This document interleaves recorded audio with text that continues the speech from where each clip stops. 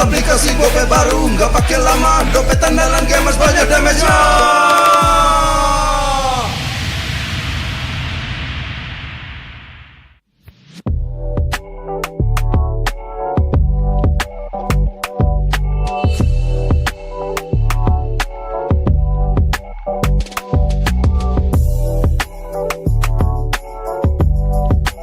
Rasa baru makin seru. Pertama di Indonesia, kopi susu rasa cookies.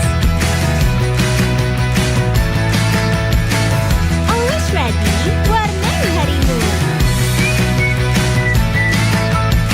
Good Day Groovy Cookies. Nikmati sensasi asyik kopi cookiesnya. Tak ada hari tanpa mabar. Main ngelek, kerap buat ku tak sabar. Gimana mau main sampai kelar?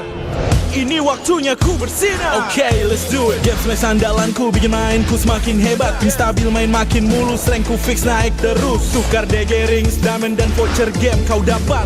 Cuma Games Max, makin no debat. Games Max Booster, kini dapat DG Rings. Beli paketnya dan aktifkan boosternya di aplikasi Dunia Games. Ladies and gentlemen, welcome to the auction of the century. I hope you brought your checkbooks and your wits tonight. Let's start the bidding! The rapid dragon in agile fashion. We jump into action, dashing. Perspectives are clashing. Oh, oh, oh, we're taking on the fight.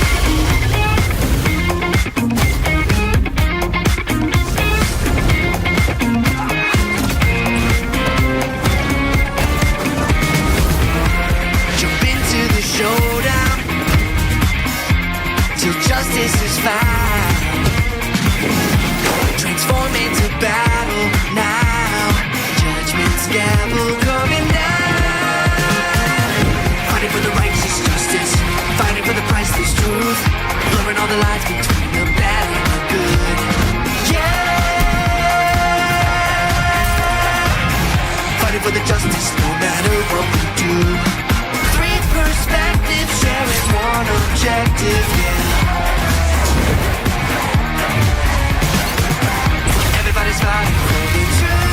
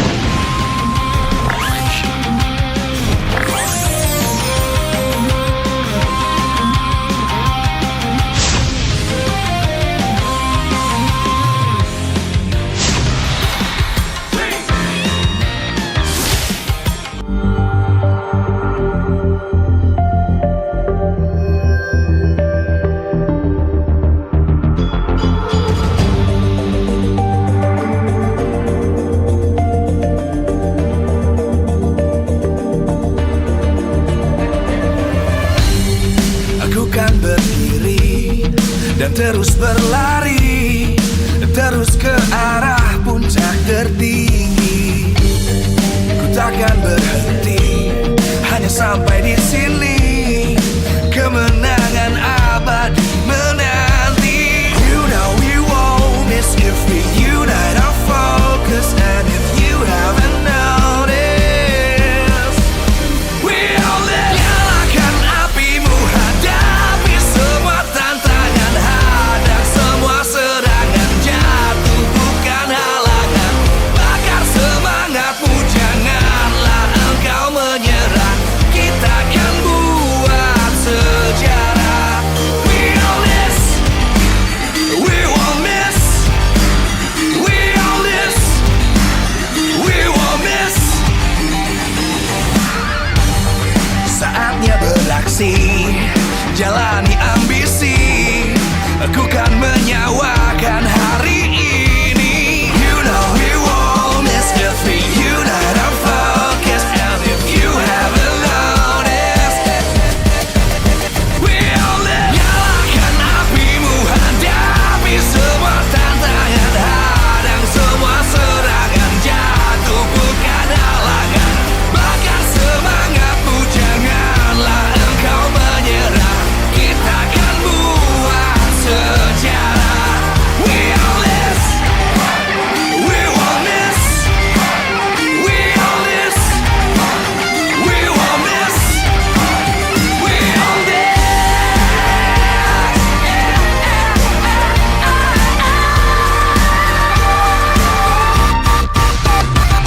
Nyalakan apimu, hadapi semua tantangan, hadang semua serangan, jatuh bukan halangan. Bakar semangatmu, janganlah engkau menyerah. Kita akan buat sejarah. We all this.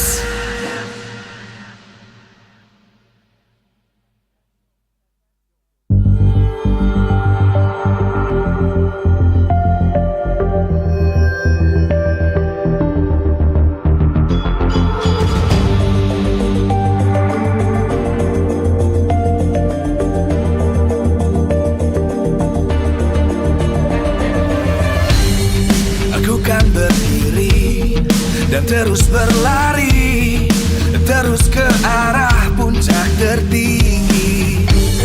Ku takkan berhenti, hanya sampai di sini. Kemenangan abadi menanti. You know we won't miss if we unite our focus. And if you haven't noticed, we all live. Nyalakan apimu, hadapi semua tantangan, hadang semua serangan, jatuh bukan halangan. Bakar semangatmu, janganlah engkau menyerah. Kita akan buat sejarah. We all this, we won't miss. We all this, we won't miss.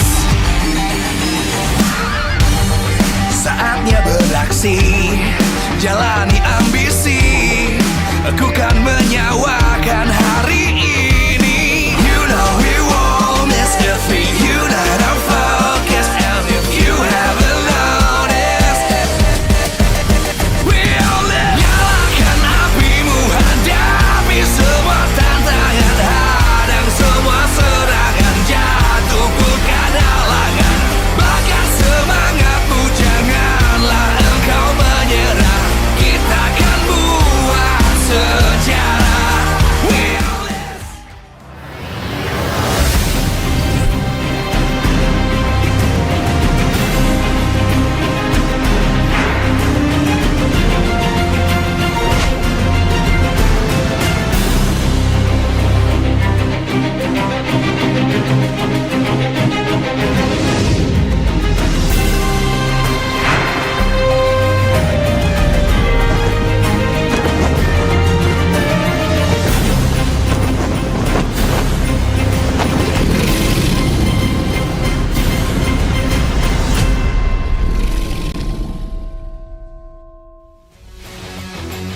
Live from MPL Arena, Jakarta. MPL Indonesia Season 15 is powered by Moonton. Supported by Esports Federation of Indonesia. Presented by official tournament smartphone Samsung Galaxy. Official e-wallet GoPay. Official sponsor Head and Shoulders. Official coffee Good Day. We own this.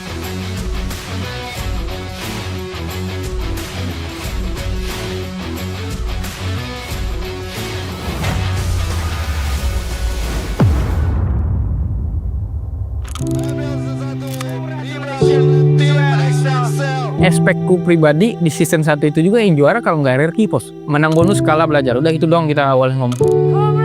Kami berlima, Ji, Billy, Rev, LG sama aku tuh nggak ada mikir sama sekali kita bakal juara. Saat itu seneng banget, Bos. Pengen nangis aku waktu itu. Kalau nggak percaya boleh tanya anak-anak. Selama ini berarti gamblingku dari kotaku sendiri ada hasilnya juga buat buktiin ke orang tua juga kan.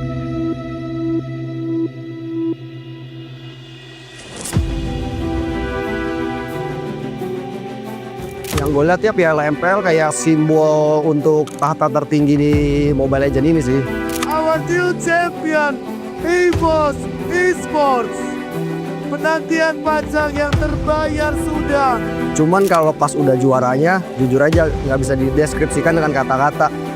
Nggak bisa diungkapkan lagi pas menang, harus rasain sendiri. EVOS Legends! Sampai alien mampu mempertahankan PSRRQ Jose. Paling memorable buat aku juga di season pertamaku bisa juara terus ya dengan final kayak gitu lumayan ada kepuasan sendiri lah. Kita lihat ini dia MPL Season Championnya adalah RRQ Jose. Kalau untuk di season 9 panas sih gara-gara dari season 8 kita gagal, dikit lagi kita bisa juara. Ya mungkin dari situ juga ada faktornya sih. Raja Galaksi kita di MPL Indonesia Season ke-9 RRQ Jose. Pertama kali lihat pengen banget angkat piala lah pasti. Lebih ke pride sih. Kayak gue bisa gitu loh. Angkat piala sama tim gue.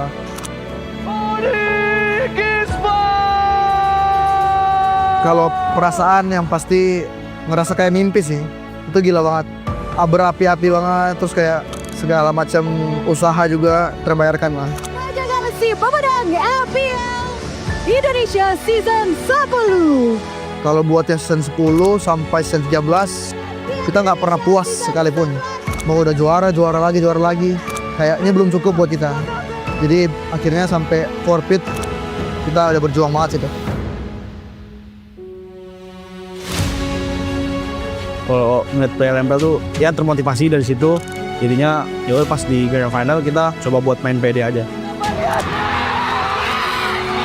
Lu baru masuk MPL, lu grand final, upper bracket, tiba-tiba juara. Itu kayak bener-bener dreams itu. Sang juara baru di MPL Indonesia Season 14. Ya, karena emang kita mau buktiin kalau emang ada juara baru aja sih. Jadi kayak nggak bosen kan lihat. Melihat piala itu sebenarnya nggak ada pikiran buat juara, Wah. Kita pengen ngasih yang terbaik aja buat satu sama lain, ngebuktiin. Gua lebih punya mimpi baru sama tujuan yang baru sih. Ya tujuan baru gua ya ini jadi coach, ngelatih anak-anak. Makanya gue masih bertahan sampai sekarang. Ya kalau aku buat Piala MPL sendiri, jadi kayak pengen banget ngangkat lagi apinya kayak terus baru terus lah. Karena kita udah persiapin segala macam, kita harus dapat lagi sih piala itu. Jadi kita bakalan berjuang lagi nah. Apalagi dengan piala baru, pastinya kita bakal membara sih. Jadi kita harus ada semangat baru juga buat dapetin piala barunya sih.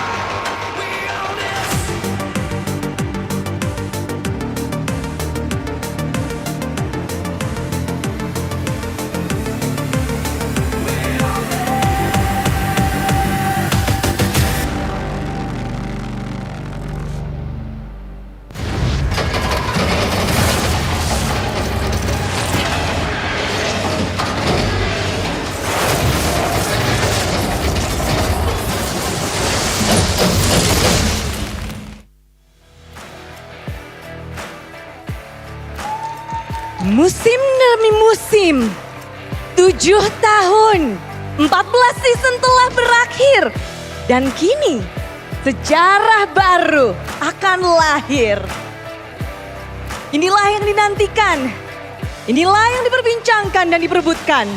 Inilah dia, trofi baru MPL Indonesia, MPL Immortal Cup. Sebuah pengingat dan alasan mengapa tim berjuang untuk menjadi kuat. Karena di ujung jalan, trofi inilah yang akan mereka angkat. Trofi ini menjadi simbol bahwa perjalanan panjang kita belum usai. Justru, era baru sudah dimulai. Meskipun terlihat naik kelas, tentunya kita tidak melupakan identitas. Masih dengan sayapnya, untuk tim-tim Indonesia bisa terbang ke atas menjadi yang terkuat dan berkompetisi menjadi yang terhebat. Dengan sayap ini, tentu menjelaskan kita dapat berkembang tanpa batasan dalam meraih kebanggaan dan juga kehormatan. Sayap juga berarti menunjukkan bahwa kita sigap dalam perubahan. Seperti halnya di Land of Dawn. Di dalam game Mobile Legends Bang Bang, di mana keputusan dalam persekian detik bisa mempengaruhi bagaimana jalannya pertandingan. Dan puncaknya, sayap ini adalah sebuah legasi dari reputasi dari liga paling prestigious dan hanya yang terbaik yang pantas mengangkatnya. Trofi baru juga memiliki bara. Api nyala yang terus menolak padam. Perjuangan yang akan terus tertanam.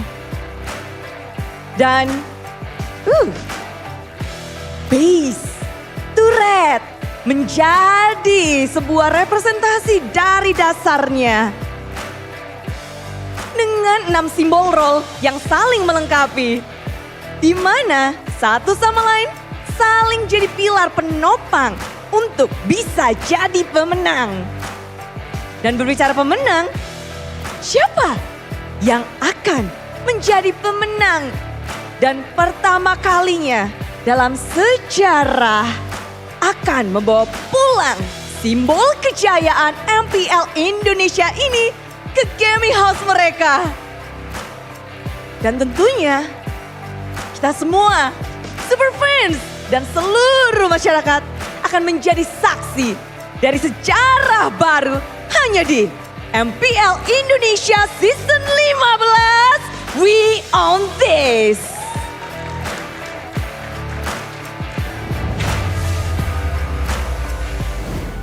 Things are getting heated, ladies and gentlemen, as we get into a new era here in MPL Indonesia Season 15, week number 6. As you saw earlier on, we have a new trophy up on stage after years and years and years. So it's going to be even more heated as we journey and as we venture into the playoffs. Who will actually be making it into the playoffs? The standings are also close, and that is why our first match, our opening match of the day, will be very telling and very heated. Alter Ego and Evos once again. This is a fierce matchup, ladies and gentlemen. Any match in the 3rd all the way to the 6th place teams, between those teams, will be very, very close. We saw Alter Ego drop all the way to 6th place and GeekFam rise from 6th to 3rd with 1 win over Alter Ego. So it's the same here. For Evos, it's kind of reclaiming that 3rd place position. For Alter Ego, it's getting out of a dangerous spot. But speaking of positions right now, of course, other than our first match of the day, we do have 2 more matches after that. And that will be the clash between TLID and Onic. And to follow things up, to close things out, it's RRQ and VTR, number 1 and number 2 on standings. It's a rematch, and it's a civil war on the English desk right here. Me and Mirko. No. But we have to wait later on. That's going to be match number 3. And with all the matches this season, it has such a big impact right here. Because if you look at the win-loss rate here, one or two games can shoot you up 2 or 3 positions up in the standings. So every single one really counts this season. Exactly. It's so close. These are the standings, ladies and gentlemen. Week 6 presented to you by the official tournament smartphone Samsung Galaxy A36 5G. And like Arashi mentioned, right? RRQ, it's not 100% that they will make it to the upper brackets. Not yet, yeah. It definitely looked that way when we first started MPL ID. They went on a 7-win streak and then they lost to actually 6-win streak. And then they lost to Bigatron Esports. They were able to crack that win streak with the red hair meta. Yeah, red hair meta. Yeah, anyways, RRQ. It's not as certain anymore. I feel like in their last few matches, they have also looked kind of shakier, right? Against EVOs, before the loss against Bigatron, we already kind of saw that EVOs almost got it done against RRQ. And then against BTR, BTR got it done, obviously. The next match, though, we saw RRQ kind of, I would say, not as strong as they were in SPS, not as strong as they were before SPS. They looking kind of shaky. That's why the story kind of lies the same, right? In our last match of the day, RRQ and BTR, it was, like you mentioned, BTR to break that win streak from RRQ. And the big question is, can Bigatron remain as consistent, or will RRQ be the win streak destroyer of BTR this time around? Because if I'm not mistaken, BTR are on a 3-time win streak? 3-match win streak, I believe? Yes, sir. Or 4, actually. 4. Yeah. 4. Well, there you go. It could be 5th. At the end of the day. But of course, ladies and gentlemen, we want to ask you guys back at home, after losing in leg number 1, can EVOs take revenge on Alter Ego and in leg number 2? Because if we recall back to leg number 1 in that match, it was a reverse sweep, I believe, by Alter Ego, where EVOs were able to take that first game in that match. I think so. It definitely was a time where Alter Ego really seemed that they were resurging back after a long, slump period. Everyone was saying that this is their time, this is their moment. But now, as with all the other teams, it really seems like teams are adapting. They are, finding holes in the game of some of these top-tier, more strong-looking teams. So today, relapse or revenge? Will it be EVO's moment to secure top 3? That is the question. And if you look at how they've been performing, I gotta say, man, EVO seems a lot more reliable in that sense. Reliable. Do you agree with this notion? Yeah, way more reliable, way more consistent as well for Alter Ego. Oh man, the amount of hate that they've gone just from one man alone, their own CEO, right? Well, not hate, but criticism. Yeah, the criticism sent their way has been very valid. Alter Ego have just looked like a shell, it's so weird. Before the break, they were looking like world beaters. They were looking top 3, very good. And then after the 3-week break, momentum definitely got hurt, and they started becoming really shaky. Like, they became a team that only relies on early game. They win early game, they'll do really good. If it's even when it's in the mid game, it's done. Like, they can't adapt, they can't improvise and make creative moves to take that even position to win. I find that quite interesting, because in the loser interview I had with Coach Nafari yesterday, he mentioned that he likes to create drafts that win them the early game. Yeah. And if that falls short, it's really difficult because of the draft. So there's been so much criticism surrounding the drafts. I think a lot of people still remember, the Moscow first pick. People still remember the CC first pick compared to many other priority heroes like the Granger, the Kalea. So we'll get to that in just a bit, because we do want to know what you guys thought back at home. It looks like 56% of you guys think that with Suelo, EVOs will win. Ooh. Interesting, because in leg number 1, it was actually Natko in the mid lane, not Suelo. And Fluffy, or Reggie now, is not in the EXP lane. Today, I believe it should be Natko in that EXP lane. So do you think just by that alone, EVO's performance could be stronger today against Alter Ego? I mean, before it happened, I think it's a bit bold to assume that one player alone is going to change everything. But with Suelo in the picture, we really see that mid lane really bloom in aggression, right? And it also allows a lot more of these unique picks that Avil has been able to use to really craft something really annoying to deal with. Because this is the team that really relies on that trio mid, right? With the roamer being Key, with the jungle being Albert, right? The addition of Suelo into that aggressive quad-pro duo mix, it really allows them to really take control of the early game. So it's the aggression, but also the options, the flexibility. I feel like that this is a pretty valid claim. So might we be seeing maybe a Zask again? As we're looking at the EVOS mid laner from era to era, as you can see, this is all the way from Season 1. You can see Ios there with G. Oh, Strategy used to be their mid laner in Season 3? I didn't know that. Mr. G showing up there. And then, of course, a familiar face, Luminaire. And then Rexy. I mean, a lot of these were before we were even active as casters. So it really is very humbling almost to see that how many generations have held the torch for EVOs. One, Cried Hijime. After one, we are just a bit more familiar. Clockun, Natko, and Suelo right now. That new era, though, is definitely the one that's kind of in the spotlight right now. And is it interesting to see the team able to kind of shift around like this, right? Have good performances, even after these sudden swaps in the roster. And really, I think it kind of shows the quality of the coaching staff as well. Because usually, you would expect a bit more of a adaptation period. But Evo seems to be taking everything in stride. And, yo, shout out to Coach G, by the way, because he's also an MPL champion, right? NXL Season 1 together with Watts, so he's been through a lot. But this is just Evos we're talking about. The mid lanes from era to era. I remember loving and hating that man in the middle in particular after winning Season 7, but then not participating at MSC 2021. Right. And it was an interesting showing there. But, you know, this is some of the highlights from them, and they've been doing pretty well, again, in the aggressive style. Although sometimes they do kind of, they tend to make some of a risky maneuver almost. Yeah. And sometimes it really comes to haunt them again, but I feel like it's just a style thing, you know? They want to take the high risk, and if it works, it works. If it's not, then the decision is wrong, but they're all committed, and that's a really good sign. Because this is a big highlight. Earlier on, we saw Alter Ego, right? Hijime is also ex-Evos. So essentially, we've been talking about generation after generation or era after era from Evos, and this is a matchup that will highlight both Hijime and Suelo being the new generation.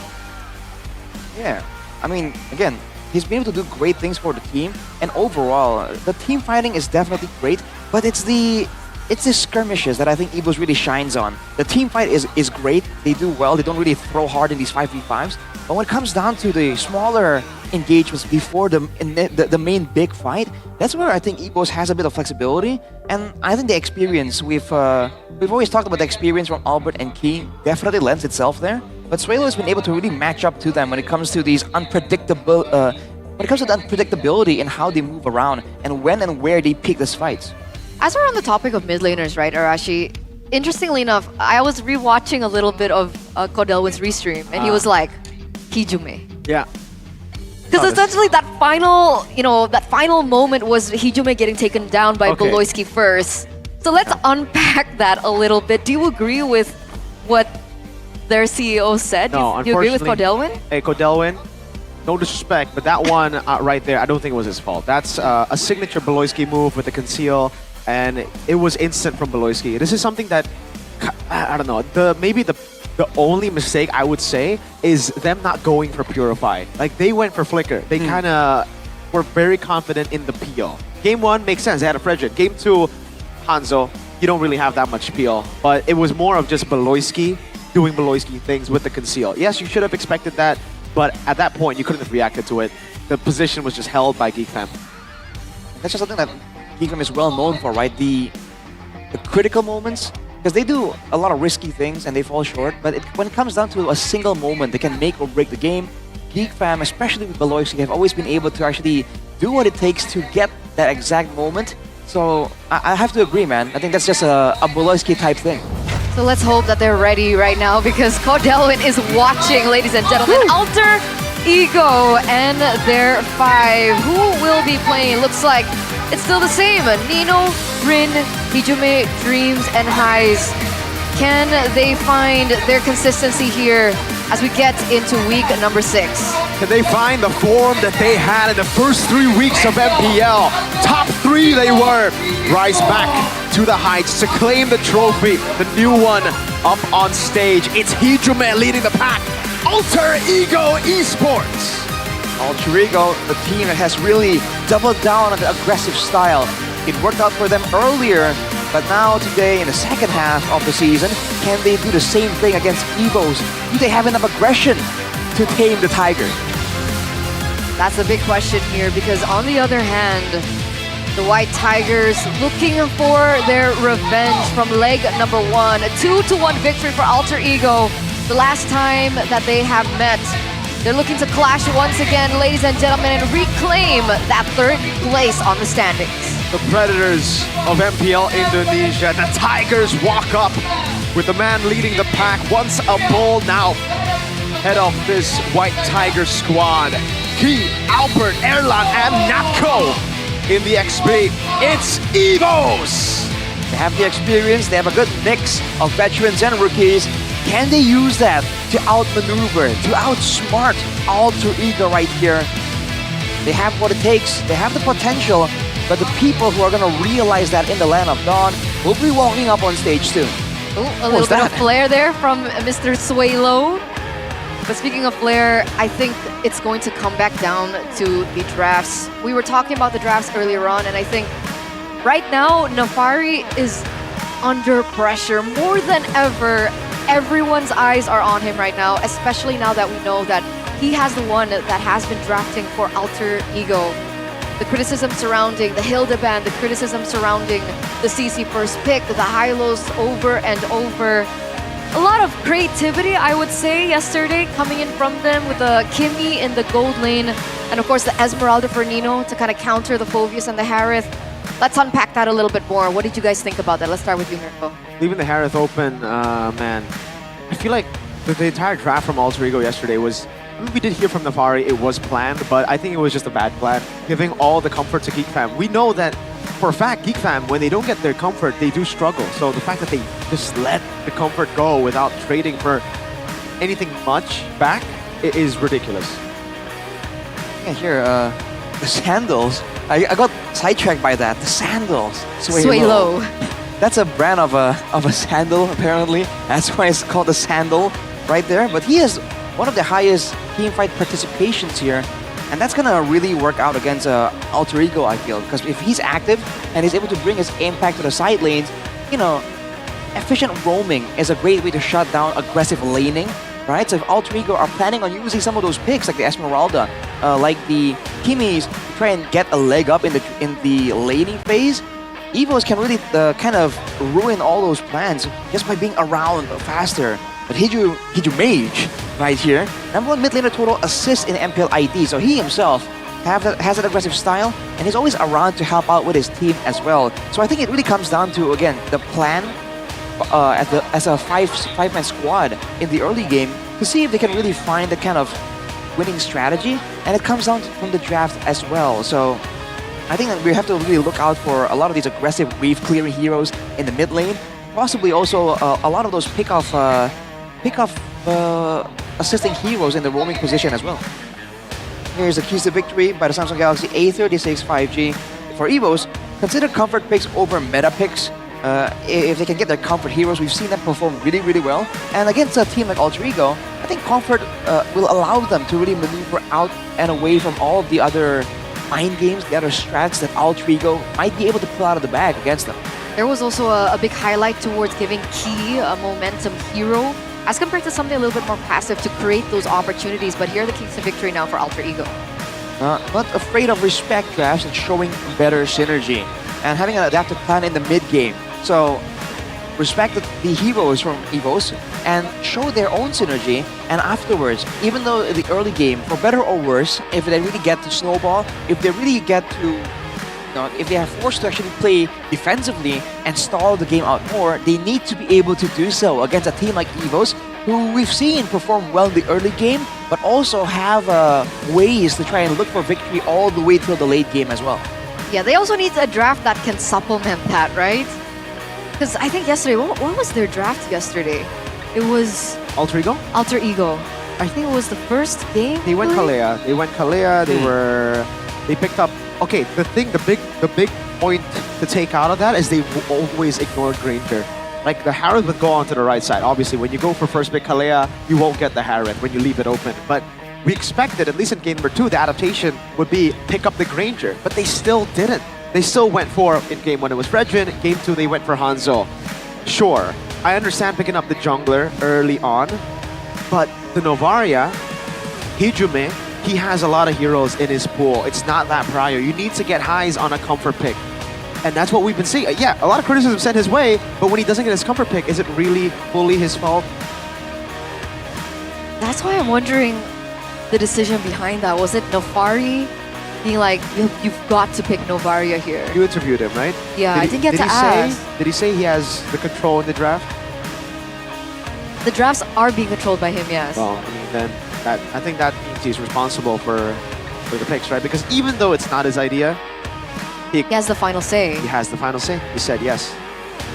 Well, we'll have to see if they want to double down on that strategy, right? Whether they want to go with something that's a bit more straightforward, a bit more meta, like we were talking about right here, or do they want to still go with this style where they want to be super aggressive, they want to take these unique picks that really haven't been tested as much. Maybe in scrims, but we've been very vocal here on the English desk that doing well in scrims doesn't always translate to doing well on stage. It's a whole different ballgame. But what picks are we talking about here? What experimental picks? Are we talking about Kimmy? Yeah, the Kimis and the Esmeraldas. I think it's safe to say that it's pretty experimental. All right, let's see. Ladies and gentlemen, drafting phase game number 1. Evos on blue side, Alter Ego on the red. It's going to be very interesting to unpack how things will be going in the drafts because the drafts have been the main focus for Alter Ego's lack of performance in the past couple of matches that they have been doing. Povius Hayabusa banned out by the White Tigers. Alter Ego banned out the Fanny. It does seem like Evos are going to take a page out of Geekfam's book, batting out the Hayabusa, and I believe the Joy will follow next, unless they decide to pick up the Joy for themselves. Obviously, that could be the case, but I think the Harith would be a bit more value to pick up in first pick. Now, okay, they actually ban out the Lo Yi here as their last ban. But this is the thing about Alter Ego. They can't play Chip, and they can't play Fanny. That's why they're always at a disadvantage in the draft as well. On blue side, these are the same two bans we see from Alter Ego. Fanny, Chip. And it might be exactly why they want to come up with some of these really unique picks. It allows them to be a bit more unpredictable in the drafting phase. Gives the coaching staff a bit more to work with. But again, while you're still having to ban the Fanny and the Chip, it's going to be so difficult for you by default. They banned the Suyo right here. Interesting. Trying to limit Evo's aggression. You know, Albert is very adept at playing the hero. Now for Evos, in theory, it should be the Harith, right? Yeah. But I think they'll be fine if they go Granger. So picking up the Joy, I think right now is a lot. There's going to be a lot of value there, even though the Fredrin can still show up. But I think for Evos, looking at the game yesterday, looking at Rin's performance yesterday, you kind of want the Fredrin to show up. I don't think it's a problem. 1-6, I believe, on the Fredrin. Yikes. Not as great of a performance, so I think the Joy would be a good pick here for the White Tigers. Joy first pick, and it's the only other really meta jungler over the Suyo. It will indeed be that Joy, so Evo is really gearing for aggressive possibilities right here. Definitely looking for some more things to build on, more setup for Key to play around with, along with Albert there. For Alter Ego though, now facing against a high mobility assassin in the jungle, do they want to get something like the Harith, of course, but along with that, it's Selena, wow. Very early Selena. Yeah, the Harith expected, but definitely didn't expect the Selena to come out this early. Evos with the Joy. I wonder what they want to go for now. I think the Granger has to come through. It's either the Granger or the Moskov, that's for sure. But then you get a pick for Key? Or do you just go Novaria? Novaria now is still a bit early. There's no guarantee on like how Alter Ego is going to be playing. For sure, they're going to be a bit divey with the Harith and the Selena, but they have ways to kind of still build on this. So I feel like the Novaria can be left until a bit later, potentially. It's going to be a Granger and Sushin, actually, so not even the Novaria. Okay. The Jushin was left open. It doesn't make sense, right? I think Evos want to look for something that could control the early game, especially in the mid lane. I think Alter Ego goes for the Selena because we have seen Alter Ego just be very aggressive, control the side lanes, objectives as well with the Selena pick. It's also very in form of their identity, but what will they close their first phase with? Are they going to go for a pick for Rin? They need to. They can't go Fredrin here. Do they go for something like the Hayabusa? Does the Hayabusa still work? The band. The only choice right now is like, okay, they go Kalea, so say goodbye to Rin's heroes. No Hanzo in the next phase for sure. Kalea is the choice. It's kind of rough, man. With the Suyo, Hayabusa already banned out. Joy picked up. I mean, yeah, I think we expected to see it earlier from Alter Ego, because now Evos are definitely going to kind of squeeze down on it. And we really heavily stated how important Rin and his performance is going to be for Alter Ego's success.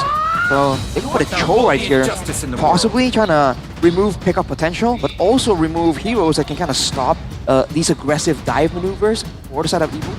It's also a big, stopper towards El Momento key, right? That was in the keys to victory as well. The Cho is a big setter, an opportunity finder for Evos. We're looking at other heroes. Do you think something like the Badong could actually work here for Evos? For Evos, I feel like going with the Badang, it can work, but I don't think it's all that necessary, unless the idea is to stop any engage potential, to counter and stop the Kalea. That may be it. But when it comes down to it, I think something that can be used in a bit more of a chase fashion or in a more spammable fashion will work better with the Tsushin. So I think that's where my assumptions are lying. But Evos has banned away the Fredrin as well. Interesting. So even though we don't really rate it that highly, they still think it's gonna be important. And again, it's a great pick against the Joy by all means, so maybe that's where their focus is on. My mission is to With the high-low ban here, yeah, the Fredrin ban now kind of removes the option of Alter Ego going for Novaria Selena, a combo that they have gone for before. That long-range artillery together with the explosiveness of the Harith with just the front line to back him up. I think there should be a Hanzo ban last. Kalea is still flex, Selena technically is still flex, so there's not going to be a lot of value in banning out the other roles.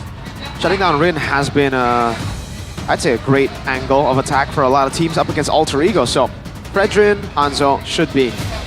So what's going to be left for Rin to play, right? Hanzo banned out, like you mentioned earlier on. So far, he's played the Lancelot and the Ling. 0% win rate. Suyo is banned. Yeah. Oh, good call, Eternal. The Ling shows up. That's dangerous, though. By all means, there are targets available in the backline. Not a lot of lockdown so far from Evos, but they can pick it up right now, right? There's still options available for a key. That's why the large hero pool really allows teams to kind of react and adapt. If Evos pick up a good lockdown hero, or at least a hero, again, with a quick, spammable crowd control tool, I mean, now the Badang just looks a bit more desirable, in my opinion. Badang, Jawhead. Yeah. Oh, the Jawhead, too. Could be Hilda Tigreal, too. Just go Hilda, punish in the back, Badang Gatot. Anything really works here. It's a 0% win rate Ling. You mentioned Ling Lancelot. Those two picks for Rin are sitting at 0%. So 2 Ls. 2 Ls, literally. Quite literally, Which is why we were wondering why not secure a hero for Rin in the first phase. Lancelot, I think, is a little more punishable by the Jushin. The Ling should be a little bit better, but it's still a 0% win rate Ling. Exactly. How do Alter Ego close this draft? I wonder if they were really just thinking that, okay, the jungler is going to find it difficult, right? There's going to be a lot of focus on shutting down the jungler. So now that we have a Selena, let's get a good roamer and allow the roam mid combo to kind of make space for the Link to just farm up, be a menace in the mid to late game. Again, it's a bold strategy, and we've seen boldness coming from Alter Ego before. Their final pick right here, though. What was that? Lucas. Lucas? Yeah. Oh boy. Interesting. I don't know, man. All this close range, scrappy kind of heroes against a Badang and Gatot, definitely looking kind of difficult. With the Chushin in the picture as well, you know, the moment Alter Ego aren't really strong enough in the early game to really decisively win these fights, once they're on the back foot, when they're escaping, it's gonna be chase game for Evos, and you know the Tigers are dangerous when they're on the hunt. Absolutely. When their fangs are out, when their claws are out as well, that's where they look for more opportunities on the board. Will this Lucas pick work? Not too sure, but we're gonna jump into the land of Dawn, ladies and gentlemen, for game number 1. Here we go, ladies and gentlemen. Relapse or revenge? Can Evos find their revenge here in leg number 2 against Alter Ego? and find that third place in the standings.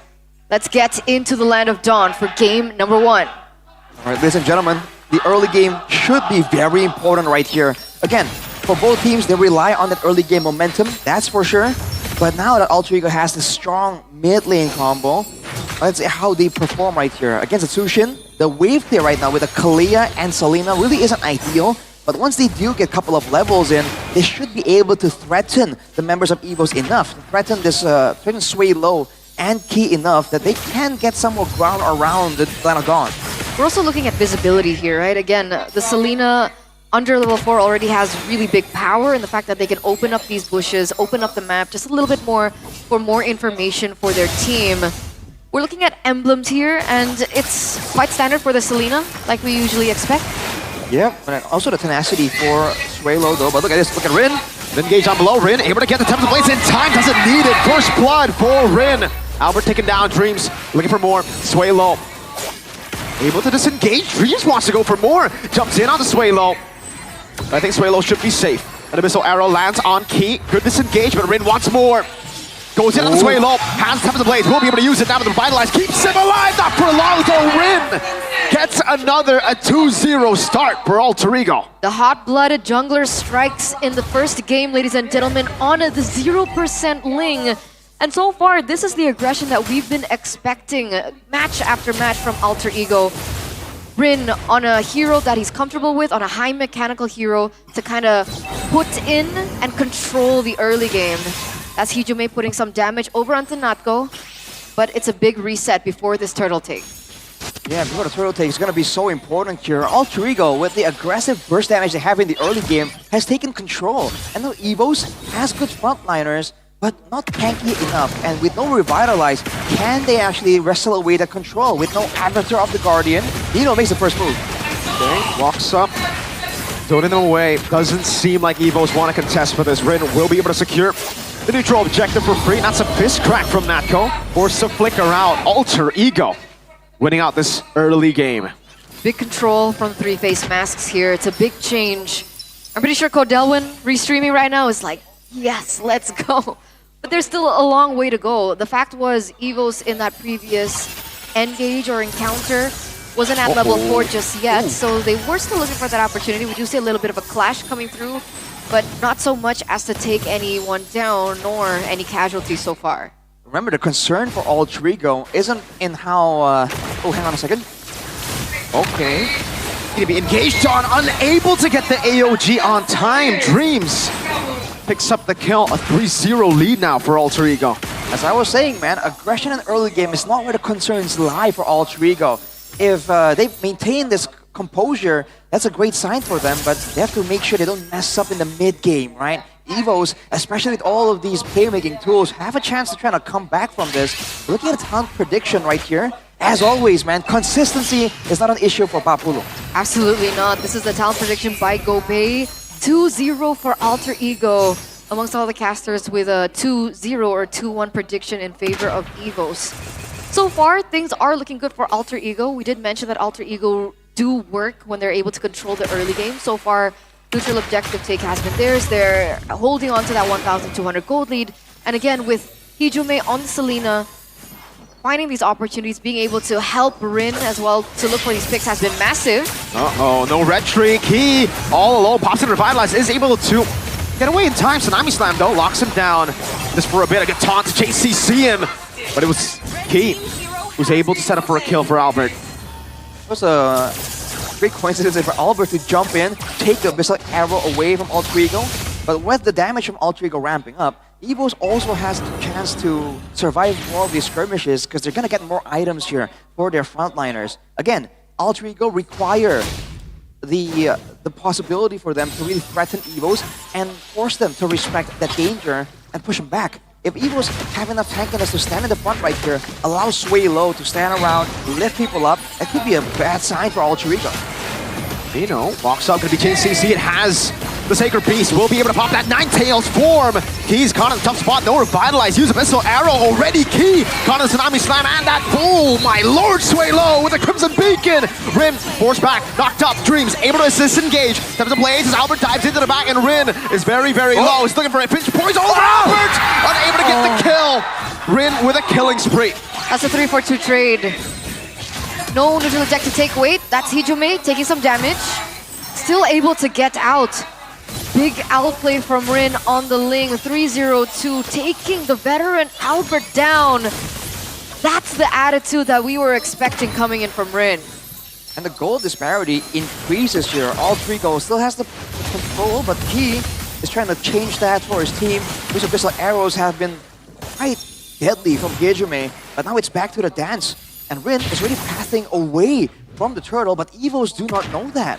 They're just trying to find some control, find ways to maybe rush down this turtle, as both junglers are off on the bottom lane. Might be wait for a 1v1, but no, Rin will be rotating away. Remember, Rin is level 10 already. It's almost a 2-level gap between both of the junglers. Yeah, it's gonna be free as Rin picks it up. Alter Ego still hovering over. That's a big lead now, big bounty on Rin. 2,800 gold lead now for Alter Ego with the second neutral objective secured. Earlier on, Nino first pick priority. Quite interesting. What do you think about this, Arashi? I think that's a Radiant first item. Yeah, it's a Radiant armor built in for Nino. Ooh, slam. This crack coming down. Natko still able to escape highs with the Zaman Force. Forcing that flicker out from Natko. Right, I think the idea is that when he's all in the front line, he's taking a lot of damage from the Gatot and from the Sushin as well as the Joy. So it's a lot of repeated magical damage coming through. He's a good way to stack it up through, especially with Sway Low picking up the Glowing On right now. But we'll see if he's tanky enough. Does look like it right now. Alter Ego. No threat. Getting killed, getting picked off, and Evos. They're really struggling in this early game now with Albert having to farm up. Remember, Ling isn't like, the other assassins that need a snowball. He's better in the mid game, but if he has a snowball, that's a big bonus. He's great in the late game as well with the maneuverability. With the Fringe Poise, he's been able to cover a lot of distance, and that is what Alter Ego are playing around. So let me slam though. With a flicker, oh, Natko still able to escape somehow. Zaman Force coming out, Rin able to get the execution. Now as Albert jumps in with electrifying beats, highs, is able to escape. Albert running away, getting chain CC by Naruto and Sakura together. Sway Low, Natko down. Albert able to escape, and Rin jumps in. AOG won't land on Rin. He's still looking for the kill. Wants to go to the Divine Blades and will be able to find it under the turret. Dreams given that safe space for Rin to escape with. 3-0 trade. Oh, Highs! Solo kill in the mid lane. Highs on the Harrot. Make it a 4-0. Ladies and gentlemen, the three-face mass looking to find their edge here in game number 1, 5,300 gold lead. And Rin is performing out of his mind on this Ling. 6-0-2. That's a free Lord in the 8th minute of the game. Alter Ego complete control. And Evos, they don't have a response right here. We thought that with the Badang, with the Gatot, then these assassins, these dive heroes are going to find it difficult. But Rin and Hijime have just been all over the place, and Nino joining in for good measure. He has even more tankiness built up right now, going with a Thunderbelt. So again, Alter Ego, if they can maintain this, as long as they are able to out-damage and out-sustain Evos in these fights, they should be doing fine. So Evos have to find ways to maybe bait out Alter Ego and punish, because their counter-engage actually isn't too bad. They just need more damage coming through from Erlan, because their mid lane isn't a big damage dealer. It's more utility more than anything. That's a magic damage placed onto Key. It's all right, all dandy. Alter Ego have been playing this quite disciplined, right? They're waiting for the objectives. They're being able to translate the kills onto something else on the map. And like you guys mentioned, right? The fact that Rin is on the Ling, more ground that can be covered, more side lane pressure as well that Evos have not been able to deal with. That's a Lord marching in the top side of the map. You see Highs opening up vision. That's not go down already. Obliterated. Not given a chance. Nino picked up under the turret now as Rin walks up as well. Gets shoved back. Good poke over to Erlan and Sway Low. They're still able to clear it out now with the help of the Holy Defense. Alter Ego though, that's an 8,000 gold lead. One that Evos might not be able to deal with. Ooh. Good dodge. Definitely a tense situation here for Evos. I think they really have to coordinate the frontline kind of backup situation. Because whenever Key gets jumped on, Natco isn't really there to back him up. And same thing can be said for Natco. When he gets jumped on, Key isn't there to kind of immediately cover. So the front lines that should be able to cover each other haven't really been allowed to do so.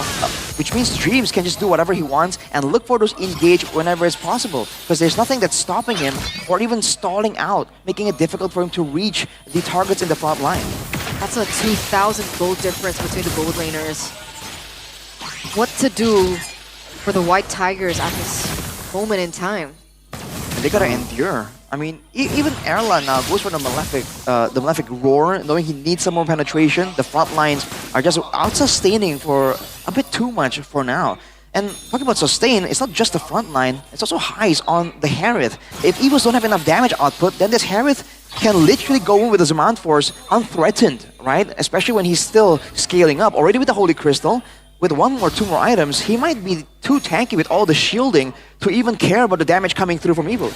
And he has the Purify as well, so how are they going to be able to pick him off at the back? I mean, technically, Evos still have that two-layer composition, right? They have Natco as well as Key, but so far, they haven't been able to find that opportunity. That's a Divine Glaive now for Highs.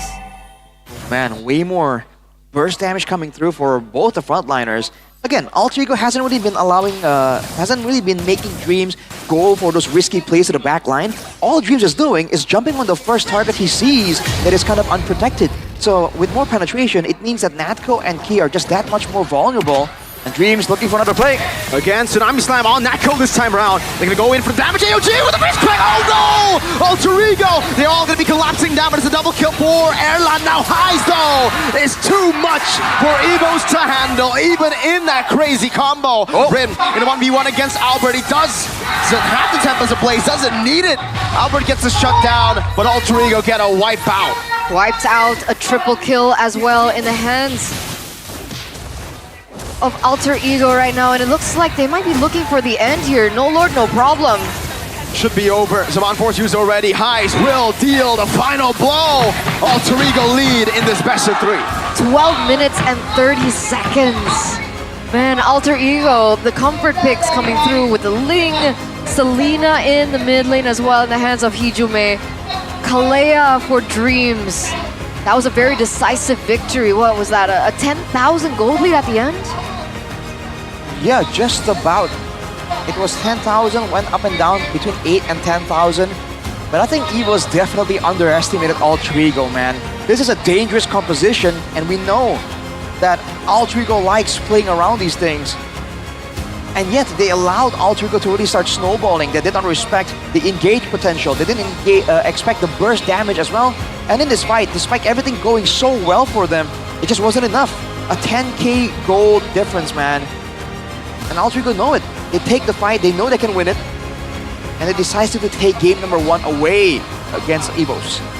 That was a problem at the end, right? That 10,000 gold diff. The fact that Evos actually found that opportunity but didn't have the damage nor the defense to kind of deal with the main cores, the main damage dealers from Alter Ego, Rin and Highs at the same time.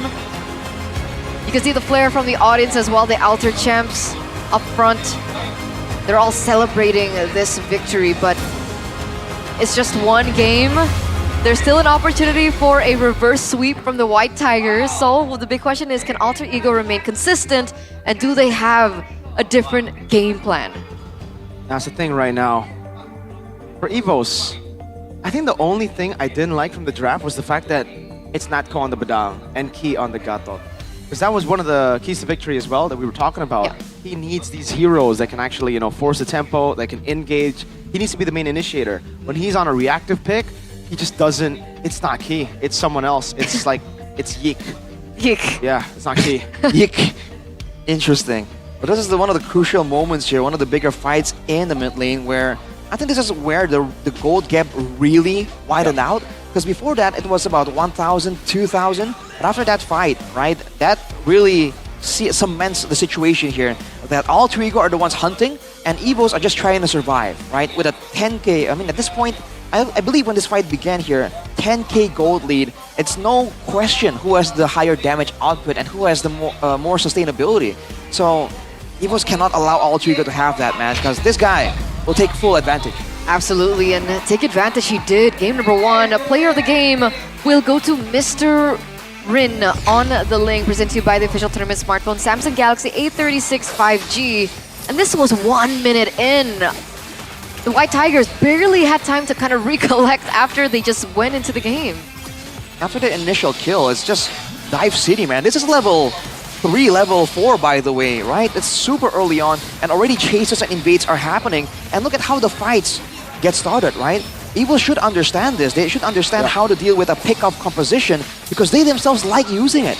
And yet, if you look at how Alter Ego were able to engage, every single time, EVOS never made it costly for Alter Ego to pile on all that damage to one of the members. They come in a bit later, they allow some space around, and when they're leaving the decisions here to Alter Ego did a great job using that maneuverability of the Fringe Poise to really put EVOS on the back foot again and again. The targeting of Albert in that turtle fight, you know, I didn't really notice it the first time around, but it's odd. You have Rin right there who's low, targeted by the other EVOS members, but Albert decides to just walk away, looking for a kill on Dreams. It was a very interesting target, like, for Mr. Albert Rabab. Right. There certainly is a bit of a disconnect, by all means. And here, I mean, this is the crucial fight by all means, but it's also too little too late, right? We wanted to see fights that are kind of more like that from EVOS earlier on when the gold was a bit more competitive. But to Alter Ego's credit, they didn't make it easy for EVOS at all. The positioning, right? Whenever they go for the fights, they're all spread out. And despite having all these AoE tools, EVOS were unable to do that. Because I feel like the early game really relied on Albert being able to snowball, being a real threat. And then in that way, Sway Low and Key can really start to look for, you know, plays around the map with Albert as the main cleanup tool. But when Albert gets pressured so much by Rin himself, but also by Hejime, also by Dreams, then that whole game plan just falls apart, and the early game was almost non-existent. And even when they do have a chance to go for the neutral objective type of playing, like you mentioned, Mirko, I really feel like there's a bit of disconnect in the communication, in the targeting, and in decisions of like, are we moving in? Are we moving out? You know, who's gonna be engaging? Who's gonna be trying to save us when things go wrong? I think it was a panic. Like, they were at panic mode at that point, right? But why, right? It's so early to panic. Exactly. And this is a team with experience. Yeah. This isn't a team full of rookies anymore. This is veteran EVOS, right? With Albert and Key no as rookie. well. Not even Erlan is a rookie. Oh, it was new. I mean, I don't remember an Erlan last season. He's newer, but it was dope. Well, 12 minutes, 12.5 minutes basically. Alter Ego again shows that when they do get that early game pressure, they know how to use it very efficiently there. So after experiencing that, EVOS, what's the idea here? I mean, I do agree that that Key being on the Garukacha is definitely something that kind of dulled their aggression in the early game. That certainly could be changed. Yeah. I think it's just about getting Key on an initiator here at this point. It just doesn't work when he's not on initiator. He just doesn't have a say in a lot of these skirmishes. But I gotta say, Albert, this was a pretty bad performance for his standards, right? The fact that he tried to fight early on the Joy, that he took so many skirmishes early, it almost seems like he's too used to playing the Suyo that he forgot that the Joy doesn't actually win out early on. You gotta wait for a few items, or at least for your team to walk in. You're kind of like a cleanup tool. You're not the type of guy that wants to start fights. Can we say the same thing about Sway Low, technically? Because we didn't see a lot of prodding, annoying maneuvers on the Sushin, because that's one of the main strengths of the Chushin, right? You can stay in the front, you can, threaten and engage with the lantern, like, hey, I'm going to lift you up, or not. And when they jump on you, you can escape with the Crimson Beacon. But in this game, if you look at it, who's always doing the prodding? So is the Gatot, so is the Badang. So is he too used to playing something like a Zask that wants to stay, further in the back, allow the Nightmare Spawn to do his thing? That's the question right here for EVOS, right? Have they kind of fit too much into the old mold that they can't really take on a new shape, a new form? Comfort over meta. Is that the solution? That was in the... Wait. Is that keys to victory for EVOS or Alter Ego? EVOS. Well, Those are the keys to victory. The keys to victory, they're never wrong. Never wrong? They're never wrong. Well, they're not wrong today just yet. But we'll have to wait and see, man. Comfort over meta. Is that really the way it goes? And if that's the case, what happens when their comfort is no longer in the meta, Geek Fam. Oh, they just won with transformed to it. Geek Fam. They won yesterday with comfort. Well, it's 1-0. We'll see the results of game number 2 because we're going to throw it over to Alyssa first.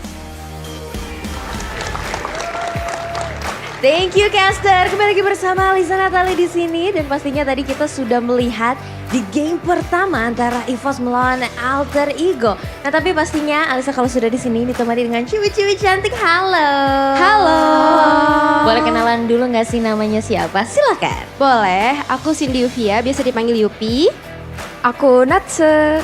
Yeay, ada Yupi dan juga Natsu di sini dari tim EVOS ya pastinya. Dengar-dengar nih katanya EVOS ada buka subscription di Instagram. Apakah betul? Yes, betul. Jadi EVOS baru aja keluarin fitur terbaru di Instagram dan itu tuh fitur subscription di Instagram itu bisa di-subscribe sama kalian semua dan bisa dapetin konten-konten menarik pastinya. Kalau gitu konten-konten atau benefit apa aja sih yang bisa didapatkan kalau kita subscribe? Nah, kebetulan benefitnya banyak banget. Bisa dapat badge eksklusif, terus juga bisa dapat behind the scene pas player ataupun brand ambassador lagi di syuting dan lain-lain. Terus bisa dapetin konten langsung yang didapetin pas player lagi di GH maupun di arena. Gitu sih, Kak. Wow, jadi banyak sekali ya yang bisa kalian dapatkan kalau kalian subscribe nih ke Instagramnya EVOS. Nah, tapi kalau ngomong-ngomong subscribe-nya ini juga bisa dapetin barang-barangnya EVOS juga nggak sih? Yes, buat yang subscriber bisa dapetin kayak merchandise eksklusif gitu dari EVOS. Wow, menarik banget ya. Tapi harga subscribe-nya mahal nggak sih? Harganya nggak mahal, cukup 9 ribuan aja. Kalian udah bisa dapetin konten-konten eksklusif dari EVOS. Mulai dari player, terus juga brand ambasadornya, terus juga talent-talentnya. Jadi bisa dapetin foto-foto kalian juga yang gemes-gemes ini ya sama di MPL Arena. Nah, pastinya buat teman-teman EVOS fans jangan lupa juga ya untuk subscribe karena very affordable dan pastinya bisa dapetin konten-konten yang kalian butuhkan untuk melihat idola kalian ya di Instagramnya ya pastinya. Dan ini juga aku pengen tanya-tanya nih kalau misalkan para super fans pengen juga untuk dapetin merchandise-nya. Bisa didapetin juga nggak sih, kalian punya merchandise apa sih yang menarik? Banyak banget ya lagi. Iya, mulai dari kayak kaos, ada hoodie, ada jaket, ada jersey, ada segala macam kayaknya banyak ya. Iya, buat lebih lengkapnya langsung aja cek di EVOS Goods. Jadi langsung aja cek di EVOS Goods buat kembaran juga sama Yupi sama Natsu ya pastinya ya. Oke, dan boleh dong satu wish dan semangatnya nih buat EVOS fans di game kedua ini pastinya biar gak kalah. Silakan. Oke, kalau dari aku sih aku harap next game bisa lebih baik lagi, bisa dapetin poin dan kalau bisa hari ini 2-1. Iya. 2-1 buat EVOS. 2-1 karena nggak bisa 2-0. 2-1 buat EVOS pastinya kita berharap yang terbaik ya Yubi dan Natsu. Betul. Thank you so much. Jangan lupa dukung terus idola kalian dan pastinya jangan lupa kita akan melihat di match yang selanjutnya ini di game kedua ini apakah EVOS akan dapat bisa mengejar dan kita akan langsung kembalikan lagi ke caster. Silakan caster, take it over.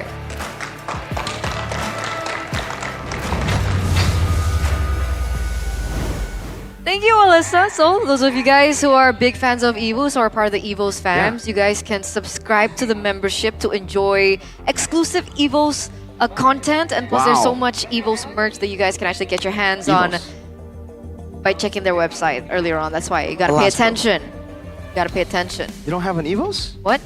Are you gonna go Alter Ego now? People say I'm anti-EVOS. Whoa! Really? Really? Why? The claims are crazy. Oh my lord. Anti-RQ, anti-EVOS. Someone said I was biased for RRQ in their match against BTR. So that's why you dyed your hair red. Yeah. That makes sense. I'm RRQ fan. Yeah, absolutely. It makes sense. Yep. It makes sense. But what doesn't make sense is how do people create or generate so much great content? Is that a rhetorical question? Maybe.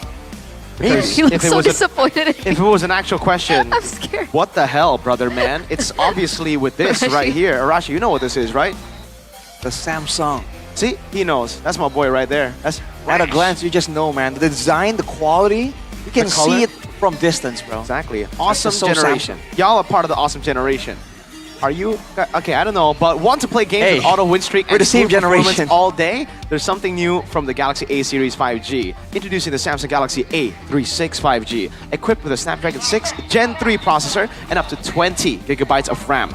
20, brother. 20. Not 8, not 12, unlike some others. With a as well, 256 gigabytes of storage and 120 Hz screen with an AMOLED display. Plus, charging used to be a problem with your other devices, your non-Samsung devices. With this 45-watt supercharged, fast charging, you get it quick, man. I think 15 minutes and then you're back to gaming. I believe the camera's amazing, right? Oh, yeah. Yeah, 50 megapixel camera with the OIS on the Galaxy A36 5G. Plus, there's this awesome intelligence My Filter feature, so you can create your own filters. Yep. You know, are you tired of looking for this filter that really works for you? Right. Yes. Make your own. Make your I know own. how to do it. Here. Take a picture of you. I'm gonna take a picture Exactly. of MPL. All right. So now we go to Arashi's picture, and I can put in the filter. It's an MPL custom filter. Look, plus, and then Okay. hey, Okay. boom, boom, bang. What? Now Arashi is custom made for MPL. This is the custom filter mode. That's pretty cool. Interesting. All right. And That's if you're not pretty good. sure, if you're not sure what you're looking at when you're using your phone, don't forget you got a circle That's true. to search feature, and the AI will just tell you exactly what it is, just like that. So don't forget to head over to Samsung.com/ID or the nearest Samsung store to get the Galaxy A36 Get it. 5G starting from around 5 million rupiah and get awesome bonuses worth over 1.1 million rupiah until April 27th, 2025. And not to mention, you guys can flex your purchases, your devices in the Team Galaxy Zone up front, right in front of the players with all the talents, the brand ambassadors. Sometimes there's even pro players up front as well. Saw that girl? Yep. I feel bad for her. Why? She rolled for Naruto yesterday, and she rolled 4,000 diamonds, Arashi. Yikes. That's a tough one. Yeah. It's pretty tough. It's pretty tough.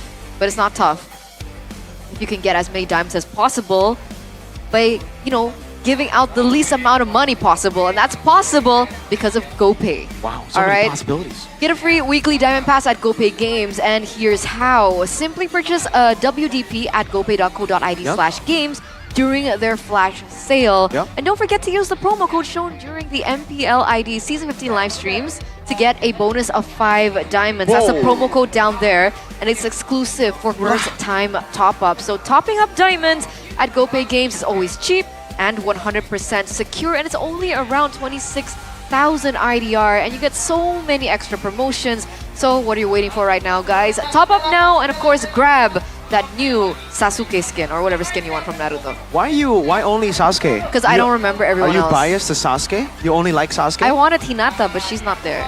That's crazy. Why would you want Hinata when you She can has get white Sasuke, eyes. Naruto, Sakura, And Kakashi, white eyes? Gaara? I'm sorry, guys. I see.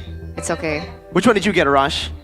I mean, I got the Sasuke one and the Kakashi one, because Kakashi is my guy. And since I was a kid, it's like, dude, this guy has crazy hair. I see. Yeah, exactly. I saw a pattern there. Sasuke, Kakashi. Oh, They got amazing eyes. Oh, yeah, hair. I mean, the hair, yes. bro. If you have hair like that, dude, you gotta move on to Head and Shoulders Whoa, and whoa. wipe out up to 100% of wet dandruff. Plus, you got the itch protection as well, man. Especially the lemon flavor right here. This one works great. But if you need something heavy duty for the hot Indonesian sun, you wanna check out the mint one, the Mia. Wait, The not the Zilong. Mia, the Zilong one. Ice Cool Menthol. It was Tigro back in the day, but now we got a new, I guess, brand ambassador, Zilong. He has, his hair is more in line with what Sasuke's vision is, I guess. I guess, yeah. There's more angulature. It's more of wavy. It's good. CRTB though. CRTB. CRTB. Mm-hmm. 2 CRTB. Head and Shoulders hair cam. Guys, we cannot stress this enough. You want long, glorious, beautiful, out of this world, gilded hair. Gilded. Head and Shoulders. Hey. I've been watching Game of Thrones recently, and all of them have long hair. If it wasn't because of Head and Shoulders, I don't know. I don't know what kept those crazy hair follicles beautiful. Me neither. I mean, look at Zephyr's hair.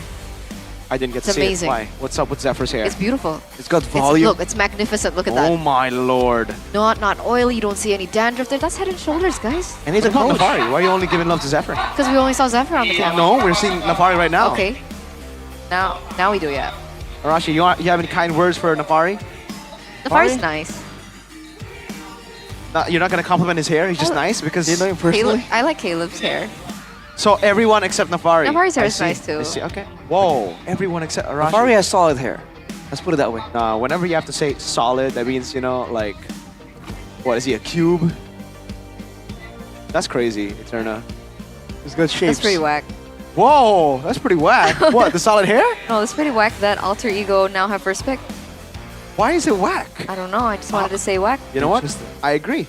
Because they have to ban Chip and Fanny. And on red side, you can get away with that. But on blue side, it's like, why? Oh, wait, because they can't play it. Interesting. See, that approach really works well for them, by all means. But yeah, I mean, looking at how Alter Ego are in shape, you know, quite literally, we were talking about cubes earlier. I think we gotta see Evos here and how they actually perform when they're on the receiving end. Because I feel like, damn, they have a better track record when they're adapting, by all means. It seems like when they tunnel too much on their initial idea, right, they find it difficult to pivot. So can they pivot? Exactly. In game number 2. Drafting phase.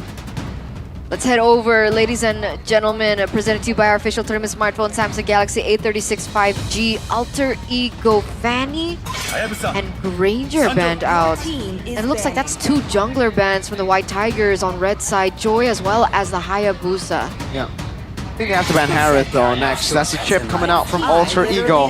This should be a Harith. Has to be a Harith, right? You saw what Alter Ego could do with the Harith yesterday. I mean, earlier on the hands of Highs. And I think Alter Ego won't go Kalea like they did yesterday and leave the Harith open. So, good Harith ban. Yeah, especially after they saw that Rin was still performing on these really off-meta heroes there, despite all of the bans targeted towards him. I feel like targeting someone else would be an idea that Evos will be willing to explore. First pick though for Alter Ego, the Suyo is open. It is. It's Sasuke gonna show up. What are the options? Kalea. Do they go Kalea first? Do they want Albert to pick the Suyo up? They don't. They banned it earlier, yeah. They kind of have to go Suyo here because we've seen if Suyo, Joy, Hayabusa gets taken away from Rin, he doesn't do too well. But the Loyi is open, by the way. Are we finally gonna see it in the Land of Dawn? Alright, against an aggressive team like Alter Ego, you know, those yin-yang effects can come in really handy. No, Tsushin still is required here for Evos, along with the Kyla this time. So they're the ones now potentially going with this aggressive pick of heavy style. It should work for them. Do you think Alter Ego wants a Luo Yi? Oh, I don't know. I don't think we've ever seen them play the Hijime Luo Yi. has picked up the Luo Yi, but I don't know if that was a win or a loss. For Hijime on the Loyi, 50% win rate. So, how many times picked up? Twice. It's like, I mean, not really the best of stats, you know, to talk about how good he is on the Loyi. I still think the Loyi could be good, especially because they have a Suyo. That's a good combo. They could also go with a Dreams Classic then if they go Suyo, if they go Luoyi, something like a Tig later on. But they will just go for the Yi to beat out the Jusin and the GK. Gatot Kacha. Alright. Gatot Kacha counter engage against this divey looking team. Now without a Valentina threat available, Evo straight up go for the Lucas. Oh my lord. And it's flex pick still. Arashi. Lucas jungle, no, for Albert? Exactly. It is the matchup. Yes, sir. It was banned all throughout yesterday. It was always just Lucas or Naruto or Suyo. It's Naruto and Sasuke. Yes, sir. This is the final battle in the show named after Lucas's skin, Naruto. Wait, what? Yeah. This is the battle, the final battle in that show. Naruto versus Sasuke. In you know, the 2 statues of Hashirama and Madara? Yes. Yeah. Oh, is it on loading screen in Mobile Legends right now? Yeah, the 2 statues. Which is very cool. Yeah. That's very pretty cool. All right. With that though, the CC, the Edith, sorry, that's not CC. Valentina and then the Edith. So Altrigo definitely concerned about the chance for them to get countered with the Suyo and Garukacha potentially going in aggressive. But for Evos here, if they get some more fighters in the picture, a lot of fighters with a Chushin in Tao can be a bit of a troublesome situation. But if they get an assassin for themselves as well, they can really find ways to jump onto this Yves and make Hijume just that less efficient. Okay. Now for Evos, the Valentina ban already. Are they gonna ban? Oh, I thought they were gonna go for the CC ban too. They just stop, all the counters, but they let it go. And you gotta remember, Alter Ego kind of love the CC, but remember also that this Lucas is going jungle, and that's why maybe they don't care about the XP matchup. Yeah. Yeah. Could be where they have their sights set on. Nice ban. Mathilda ban as well, so they're trying to remove the utility picks from Evos.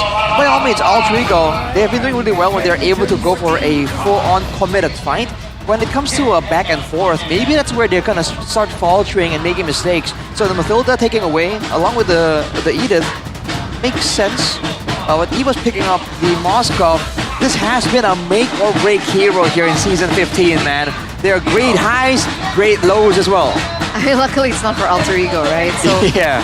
Still though, I'm concerned about him. It's for Ella though. Yeah, same highs, same Oh, lows. true. Same type of questions here. Oh posed on my both gold lord. leaders. Could be Kelran, could be Erlan. Erluz. Oh. I'm kidding. Hey, Relax, Okay. relax. I love Doma. They need a Badonkadonk, right? They need an initiator to help the Garukacha. Gold lane though. Do they go Kimmy here? I did not expect a carry.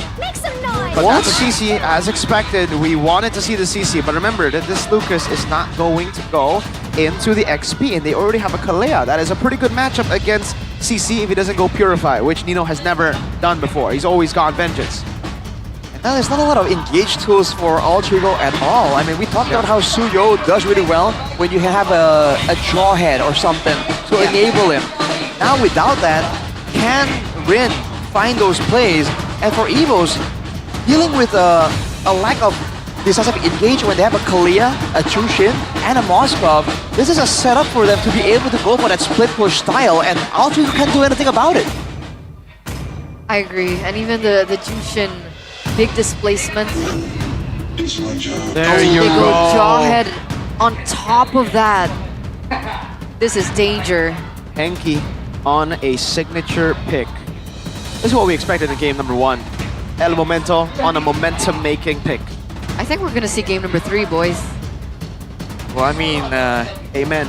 It seems interesting. It seems very, very likely, but you never know, right? In the line of dawn, anything can happen.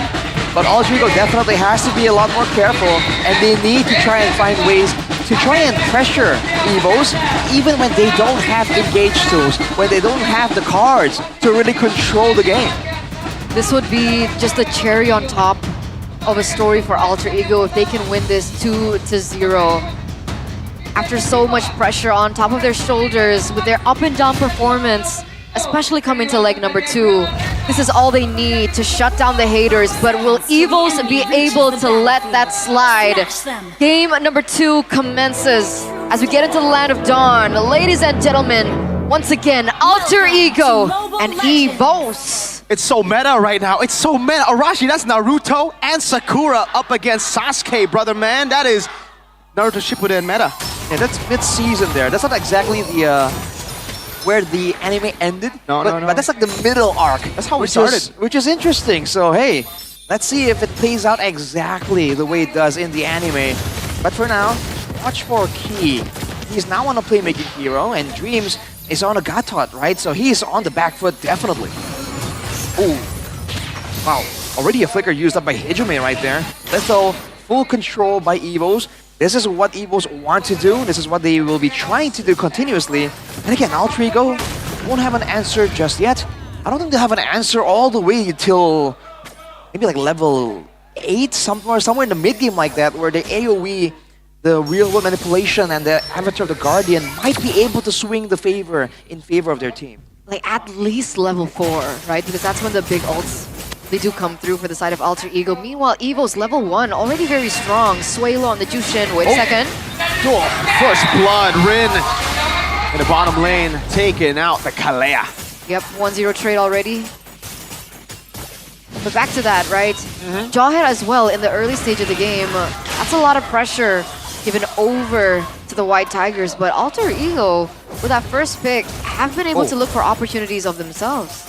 Okay, hang on a second. Couple of minions there, not being picked up by anyone from the side of Evos. That might come in important later on in the mid game. Looking at the emblems, basic emblem, Wilderness Blessing and Agility for Suelo, and also Wilderness Blessing for Natco. So Evos are really trying to double down on the rotation around the map. They've been outmaneuvered by Alter Ego in game 1. They don't want the same thing to happen in game number 2, but that means they're giving up a bit of combat prowess. We'll see if Albert can kind of equalize here, going on the turtle already. Suelo already zoning them in the back now as Nino looks for an opening. Dream's gonna be caught all alone. Ejector, locking him down. SOD will land. Retribution battle. Rin wins it out with the Sacred Beast, gets rid of Dreams. Now it's Nino caught. Tsunami slam to bring him back. Good night, Nino. Double for Albert. I believe Albert was a level above of Rin, right? Was that right? 5 to 5, I think. I guess we'll see later on. Wait, they're equal now, but Albert just leveled up. But it's the control that Alter Ego had in the Lord Pit there, because they were able to send Dreams in on a all-in mission toward the back line to sacrifice himself for the greater good. Alter Ego got the initial objective, but for 2 kills, it's somewhat equal. Another factor though, small factor, is that Erlan actually threw the SOD down there and was able to get an assist, so we'll see if that really throws some balance off in the gold lane. I mean, if we're talking about balance, Keys, again, still heavily putting some pressure onto the gold lane. Highs not in the best of positions on the carry as well. Also, earlier on in that trade, it was 2-0 for Albert on the Lucas. So, not the best of resources that Alter Ego would like to see Albert on. That snowball could be a problem later on. Yeah, especially on a Lucas, right? The issue with these fighters in the early game is that all the way until much later, they're just an absolute menace. Because they don't have the same mobility, but they have a lot of damage and they're not hard to shut down because they're sustainable. And he doesn't have, Albert doesn't have to overextend because he has Key, he has Suelo and Natco. So many playmaking tools to set him up for success. All he has to do is do damage and not get taken out. Rin now level 7, Albert as well. We're at 20 seconds approaching to the next neutral objective. Dreams may be looking for an opportunity here onto onto Erlan to try and shut him down. We're looking at only a 300 gold difference in the gold lane though. Not a massive difference for sure, but this is the second turtle, and here, if a team wants to try to snowball, wants to try and shut down the opposition, this should be the time that they can do so. They can kind of dictate what Alter Ego is gonna do, and Dreams, I don't know if he's gonna be tanky enough to do the same thing twice. Good taunt coming down with the ejector. Oh man, knocks him up. The Violet's already baited out. The AOG locking him down in the back, but no, Dreams gonna be cancelled out. Suelo still having the Crimson Beacon, can disengage that call. Jumping in, zoning them in the back as Albert goes on the turtle. Suelo regenning back up. Erlan taking a SOD. AOD locking him down in the back now, but it's Albert who wins it out. Rin gets caught. My lord! Look at that tail beast bomb. Nino shoved back by Albert, who's still alive somehow. Eyes able to rotate all around as Hijime shuts Albert down, but it's a win for Evos. Great job by Evos right there. Again, playing it patient, waiting out Dreams and his pressure, punishing him forward, and Alter Ego, they try to do the same exact thing, but Evos now has the damage and sustain to just stand there and wait it out. Now Alter Ego are on the back foot, only 800 gold by all means. But let's take a look at this replay here by the official tournament smartphone. AOG real manipulation doesn't really land on anyone. Albert wasn't really pressured, and while that is all going on, look at the members of Alter Ego here just taking damage again and again. Fortunately, Alter Ego were able to find some kills to trade back. But overall, right, that's 2 more kills in the hands of Albert. Not ideal. Yeah, he's sitting at 4-1-1 now on the Lucas. This was a signature pick from the early stage of the season. A lot of people actually respected the Lucas away from Evos every time they went against this team. And we're finally seeing it at play again. And that's the confidence that we're seeing just really protrude into the game. Highs gets a kill though, so that is something, or somewhat, of a good aspect for Alter Ego. That's a real world manipulation. Oh, and the OG, good night key. Heis gets the second kill, but Nino, down below in a 2v1. Suelo picks him up, and Albert scratching them down. Don't forget, towards the late game, EVOS has that split push angle, and if the EXP laner gets shut down here, it might be a bit difficult. Oh! Double knock up, Natko on him, Hijume low! Not a kill, Suelo with the Crimson Beacon, jumping in forward, getting the kill onto Hijume, flickering out the safety now, as Rin wants to go for Natko, but she's too slick with it. Great moves by Sakura there, being uncharacteristically agile. That's true. And look at this, now Evo is playing for the turtle, they have that split push ready. Alter Ego have to try and make the first move, try and do something, surprise Evos, they need control. Albert's a level ahead at the moment, 11 to 10. Rin needs just a little bit more to get that 11. He is on the Suyo, so there is a possibility that he can get this. Let's see the execution. Dreams taunting Key. Key's still able to escape now. Natko jumping into the back line, but Rin is able to pop it in. Rin with a red 2 win. Albert, Sacred Peace form, jumps into the back, but Hijume still there, and that's gonna be the free hit from Heis, who continues to shred. Key with the unstoppable force purified out by Heis. Albert now all alone in this jungle. At least Erlan on the other side gets 2 turrets. That's a 3-for-0 trade. A tower falls into the mid lane. So Alter Ego are picking up all they can in the 7th minute of the game. Erlan up top, down below! 2 turrets and a shutdown! And he was able to save the turret with that play as well. I believe he was trying to clear the minions partially, right? To try and save that bottom turret from being traded as part of that deal for Alter Ego. But it landed in Heis. There's a great stroke of luck there for Erlan. Might be planned as well by all means. Now Evos have some more control to work with. Can they get that mid turret at least? Trying to equalize. Unstoppable force, tsunami slam, everything and the kitchen sink thrown at Dreams. Oh, that was painful. Now Evos have the Swift Trinity to boot, so Erlan gonna be ready for more of these team fights. Look at the shred. Erlan still able to escape now in the back line. Hijume taken down by Albert. He wants to go for more, and he gets a double. Nino picked up by Suelo, and now it's a burst down from the main character of this collab. Triple kill in for the baby alien Albert on his signature hero, the Lucas. What was that damage? Heis barely walked up. That was, what, 3/4 of his health in that first hit? It's almost his whole HP bar, honestly.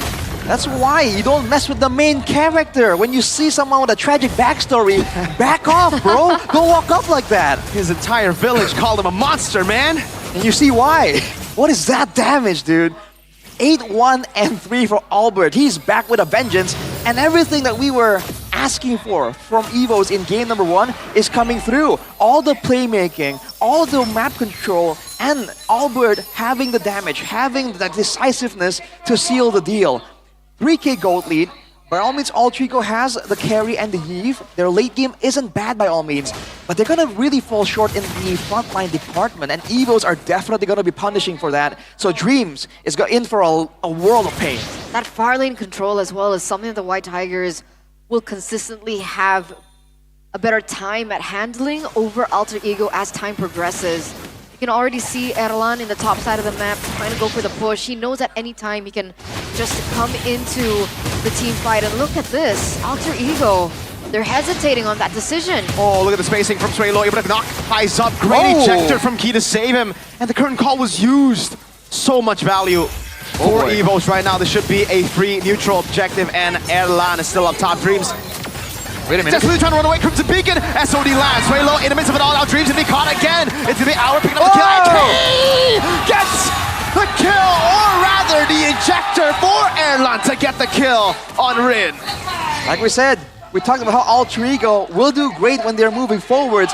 On the back foot though, you saw how Hijume used that real manipulation and was immediately forced to respect the damage and cancel it out. Evos are just brute forcing their way right through Alter Ego. But look at this, a familiar face. It's Raja Boy. Raja Boy. What is he doing? Please, is he gonna? Okay, no. What was that? Wait a minute. I have absolutely no idea, and honestly, I do not want to know. But for those of you guys back at home, you guys can watch from a different perspective. Raja Boy is restreaming back at home. And there you go. What's that? He's doing a heart now, and he's doing a dance now. Hey, Evos are winning. You can celebrate. can in XPTR, by the way. That's true. Traitor. Now with this controller Evos, how do they want to play this? They don't even have good siege, but they have multiple ways to go for an engage, and they have burst damage coming in from Albert. Might as well be an assassin, and they will get the first base turret. Altrigo forced away, respected. An awkward engage there. RWM locks him down. King will be taken out now. Dive into the back by Dreams, but will be shredded down by Airline. Suelo is still doing a good job. Zoning the moving by. Holy moly, what was that damage? Suelo almost getting shredded to a base turret in the far lane. That's a win. Hijume. All right, just zoning Evos away. But all in all, that was still Evos being able to pick up some value, right? They were able to get the inhibitor turret on the far side. Understandably so.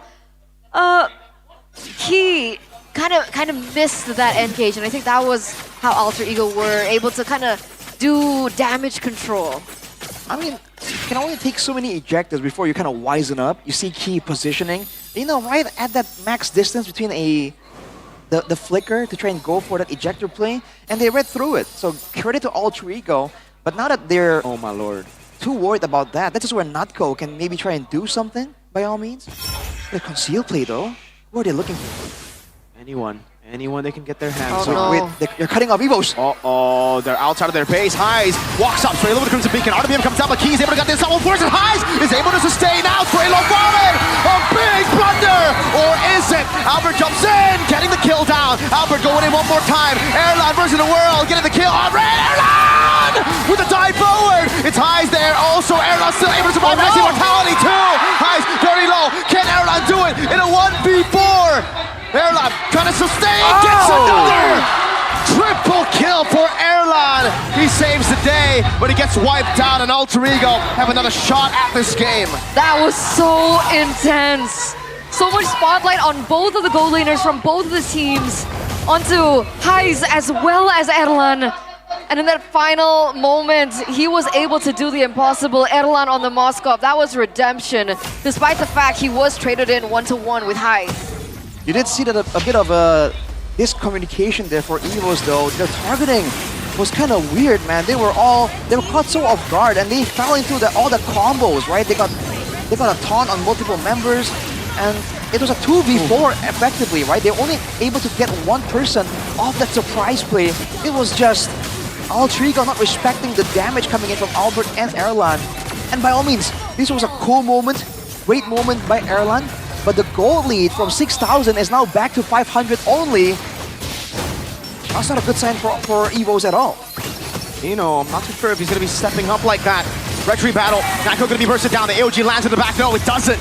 Now it's going to be the Sacred Beast. Taunted up. Albert, can he get it? Suelo able to pick up the kill. Albert with the retry battle win. But look at the members. Very low. Keeping the flicker out. Rin still looking for the play. 2 for 1. But Evos get the Lord. Man, talk about an instant swing in momentum. No way. Hijume gets the kill on Hijume! Redemption for the man who was hated by his own fans. 30 seconds until Hijume spawns back into the game. It should be enough time for the defense, but Evos again find the right moments. Erlan again on this Moskov, 7-1-8.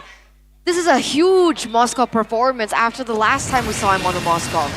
That was a bold move to get in there with the Spear of Destruction when he doesn't know where the rest of the team is. But again, there's only one real engage tool, which is the Garatkacha, and even through the taunt, Erlan should be able to sustain still through that and they use damage. That's why Alter Ego can't really threaten Erlan right now unless they use multiple members. With the Lord cleared out though, Evos want to try and do something with the empowered waves only. Won't be allowed to do so though. The gold lead widens back to almost 2k. But again, now Evos are stuck in the situation here. Highs already is on full items with a Malefic gun to boot. So earlier, they were forced to use Suelo to kind of distract Highs, zone him out. Suelo! Crimson Beacon, always the get out of jail free card. He? Oh, hold up. Tsunami Slam locking him down now. He looking for the ejector. Will be able to find it on Nino, but Nako's gonna be taken down as well. That's gonna be Airline in the back looking for the piercing damage from Dreams. Albert very low, shredded down, has that tail beast bomb. Rin jumps into the back, but Airline has the Rose Gold Meteor. Oh my lord! SOD from Airline. Does he take it? No, he won't. It's a 2-for-2 at the end of the day. Erlan though Gonna try and get some damage onto the waves. We'll be able to clear it out. And it looks like they're still looking for the siege. Albert and Suelo are still up. This is 3v3 at the moment. There's enough tankiness for Evos to try and do something here. They have one fighter. They have a mage with a lot of shielding here, so there's a chance to do something, but look at the damage, dude. Highs in the late game on the carry. Definitely a menace. Good for Evos, so they're able to get Rin out of the picture, but it's still 40 seconds to go before the next neutral objective. So effectively, that fight was just to kind of show everyone who's boss almost. It's an ego play between the goal laners. For sure. It's a good time to pull out those battle emotes, Arash. Exactly. Class? There's no alter ego one, unfortunately. Yeah, and it's not even the class lineup anymore for Evo, so interesting. Oh, highs. Whoa. Could have been bad. He does have the Purify, so I guess he'll be fine, but yeah, that's a risky move.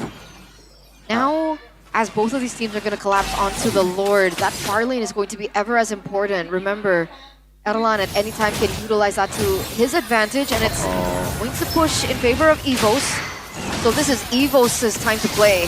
Oh, reset coming down. This is Tsunami's time to lock him down on the back line. There's going to be Rin taken very low. Still able to escape. Ijuman gets the steal. SOD to the back line. Now Erlan getting the killing spree. But Highs is still right there. Nako able to escape. Now Erlan, can he save the day? Erlan jumps in. Hijime gets a kill. Erlan very low. Hijime going to be trying to lock him down. And Dreams walks up to the taunt as well. Erlan with the life steal. Erlan trying to survive. Void blast. No, Erlan dodges away from it. Hijime needs to kill him. Erlan gets shut down by Hijime. And now it's Suelo with the Winter Crown. A desperate one, and Dada's Dreams takes him out. 5 members down, a wipeout. 15 seconds for Albert, and the Lord is marching for Alter Ego. Is it over? Is this it? Is this going to be a 2-0 victory? Alter Ego, will they find? What? It is all over. Alter Ego with 1, 2, 3 big moments. It doesn't matter how much of a lead you had, Evo's Alter Ego get a 2-0 clean sweep. Huge upset today. All the casters predicted a 2-0 for Evos, but Alter Ego say it don't matter. They take it into their own hands. No story for revenge for the White Tigers today. Another victory for the 3-face masks. Oh boy. Despite everything that, it's not even the early game and all the problems that was fixed by Evos, it wasn't enough. Alter Ego were able to find the moments here to really turn things around. The doubts were on the mid game, the doubts were in the late game, and at least against Evos, they have definitely delivered. This puts Evos in dangerous territory. Very dangerous. And now they don't even have a scapegoat because their scapegoat did good. Are they 6 now? I believe they will fall to... Yeah, it's a 2-0 win, right? Oh. We're going to have to check again. That's how volatile the standings currently are, ladies and gentlemen. That's how crucial every single, not just match, but every game win is. So let's talk to Alter Ego. Let's see how they feel after that 2-0 decisive victory against the White Tigers, Evos. Alter Champs sedang berpesta karena akhirnya yang dinantikan kemenangan dari Alter Ego. Woohoo! Menang lagi nih lawan Evos. Alhamdulillah masih bisa menang. Tapi menangnya ini nggak main-main loh, 2-0 Nino. Mungkin ngerasain sakitnya di pantai 2-0 sama Gikel ya kemarin. Jadi kayak panas gitu anak-anak. Jadi panas. Kemarin kalah 2-0 kenapa tuh? Mainnya aja sih kurang nyatu aja sih. Kayak ada yang ini gitu dah intinya. Hari ini? Hari ini connect aja. Jadi keadaan Alter Ego yang connect itulah menjadi kunci kemenangan kalian? Benar. Nge-connectin, kemarin nggak connect. Terus hari ini jadi connect. Gimana tuh caranya dengan secepat itu? Caranya ya kita ngobrol bareng-bareng aja sih di GH. Ditelepon nggak? Enggak. Semalam belum ditelepon? Tadi sih sebelum main ditelepon sama Big Boss. Ngomong apa tuh? Katanya gimana ya? Kasih tahu Katanya dong. ya main percaya diri percaya teman aja udah itu aja. pesan dari dia itu aja. Oke, nggak ada teknik ancaman nggak ada hari ini? Nggak ada. Dan ternyata kepercayaan Big Boss kalian buktikan dong. Alhamdulillah berarti masih dipercaya sama Kodelwin. Asik. Coba dong sampaikan sesuatu kemenangan kalian. Kodelwin, kita menang nih. Alhamdulillah ya kok hari ini matchnya menang. Lu nggak marah-marah lagi. Darahnya nggak tinggi? Iya, nadanya nggak tinggi. Oke. Kodelwin tarik napas, buang. Lagi senyum pastinya. Senyum pasti senyum ini. Senyum Bahagia. banget. Ya. Lanjut terus. Padahal kemarin baju gue mau dibakar kan sama dia. Nggak jadi kan? Nggak jadi, menang hari ini. Dapat baru pasti nanti. Harusnya dikasih sama Kodelwin yang baru. Asik Kodelwin. Kok? Menutup minggu ini dengan senyuman, tapi yang lebih senyum-senyum mungkin dari sini Rine ya. Rine, udah penasaran banget. Kenapa Rine kemarin kok kayaknya nggak kayak hari ini? Hari ini buset, point kill sama death-nya berbanding terbalik dibanding kemarin Rine. Kemarin kamu pakai Fredrin, kenapa Fredrin dari Rine? Itu Bude. Hah? Kenapa? Disuruh Coach Navari. Jadi gimana? Kamu nggak siap dengan Fredrinnya kemarin kah? Main aja sih, ya udah. Kalau dikasih Fredin, dikasih Layla. Jangan Lela. Jangan. Nanti pada ngetik-ngetik. Oh rame, tapi hari ini kamu link pertamamu, perdana dari Rine. Ngosak-ngasik tim EVOS hari ini. Emang ini hero signature dari Rina yang kita nggak tahu kah? Soalnya itu Hayabusanya di band udah, cuman bisa Hayabusa soalnya. Oke. Tapi sekarang nambah dong. Tambah Link bisa. Suyo bisa. Fredrin bisa nggak? Enggak. Kalau next time semua heromu di ban. Komplit tuh. Nanti Rina pakai apa? Assassin nggak ada hero. Disuruh pakai Fredrin lagi siap nggak? Aku main XP kalau gitu. Akunya jungler berarti. Akunya jungler. Gitu? Iya, kalau hero maunya di band, hero dia, akunya jungler nggak apa-apa. Itu plan Z Iya, kalian ya? itu- Ini kok Delvin dengerin loh? Kok dengerin itu pasti. Nggak apa-apa ini? Nggak apa-apa, kok gue jungler nggak apa-apa kan kok. Jangan. Rame. Tapi kamu bermain Link di hadapan Albert, salah satu player yang memang legend banget tuh pakai Linknya. Gimana kamu melihat dari permainanmu menunjukkan kebolehanmu di depan sosok Albert? Oke aja sih Bude. Aku belajar Link dari dia juga soalnya. Apa yang mungkin kamu tunjukkan hari ini kepada Albert? Hasil belajaranmu yang seperti apa sih? Cara pencet skill 2 kayak 4 pedang gitu. Set. Oh, itu belajar dari Albert. Belajarnya langsung dari Albert kemarin. Nonton dulu. Nonton dulu. Udah happy belum sama performamu hari ini Rine? Belum. Belum. Rine happy kalau apa sih? Happy kalau apa? Kalau apa ya? Nggak ada sih Bude. Ya udah main aja ya Rine ya. Oke, tapi hari ini ya Sandra yang bermain, kita lihat 2-0 juga. Hais, di gold lane banyak kejadian menarik. Solo kill demi solo kill terjadi di game 1, di game 2 dibales. Ada apa sih di gold lane Hais? Ada apa di God Lane? Nggak ada apa-apa sih. Cuman ya Toki aja mungkin solo kill pakai Harit 2 kali.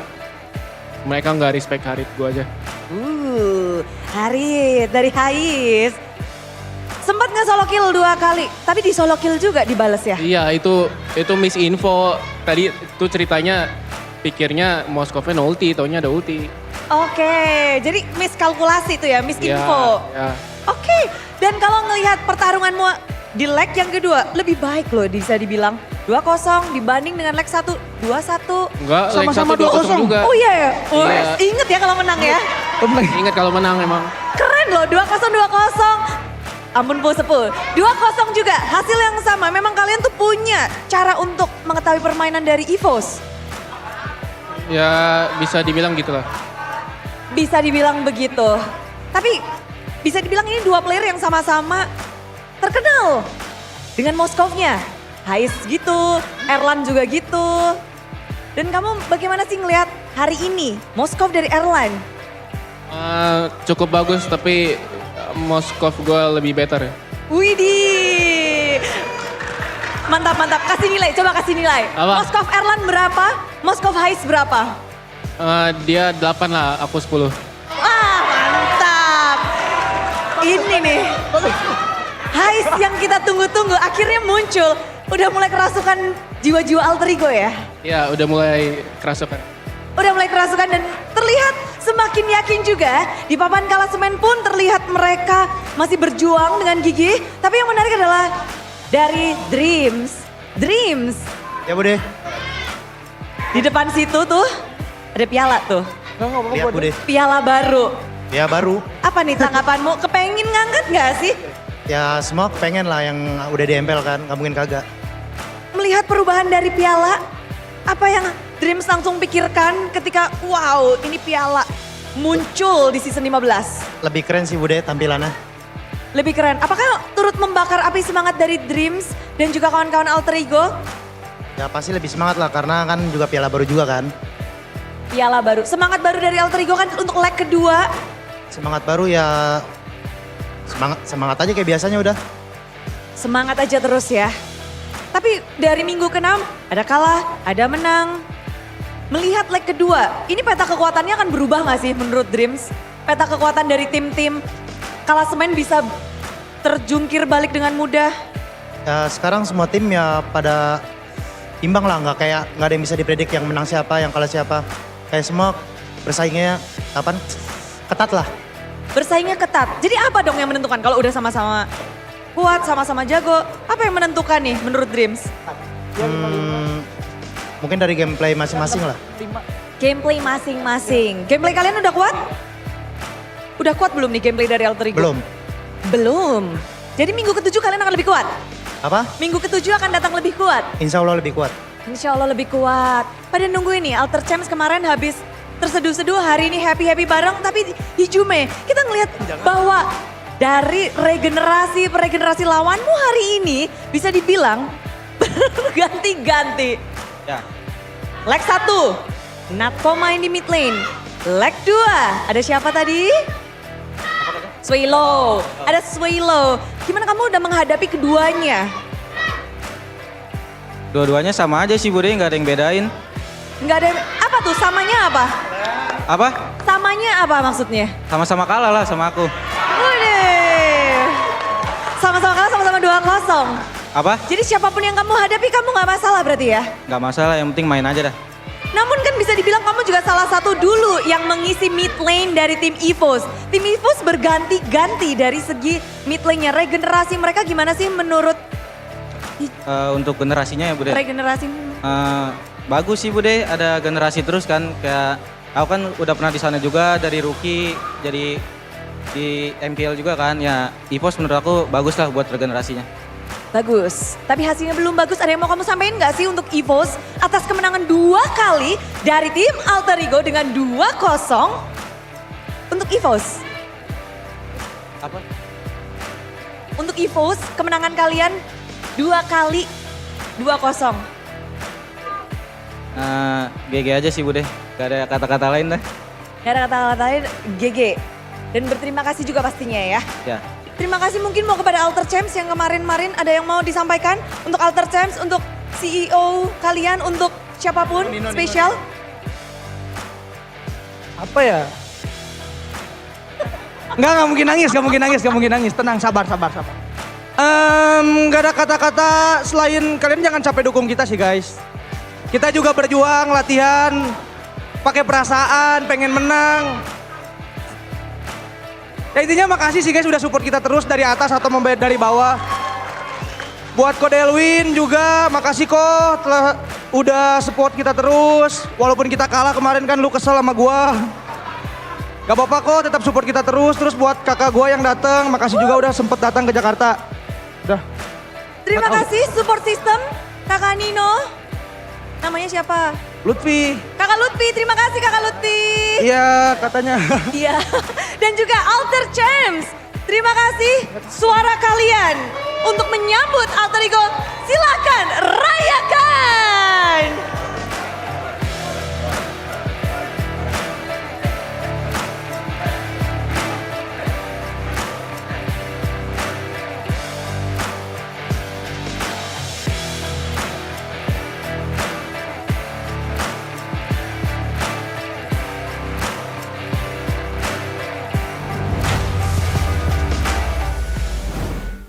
Congratulations to Alter Ego Oh for my that God, 2-0 victory. No revenge story for the White Tigers today. Apollo did it again.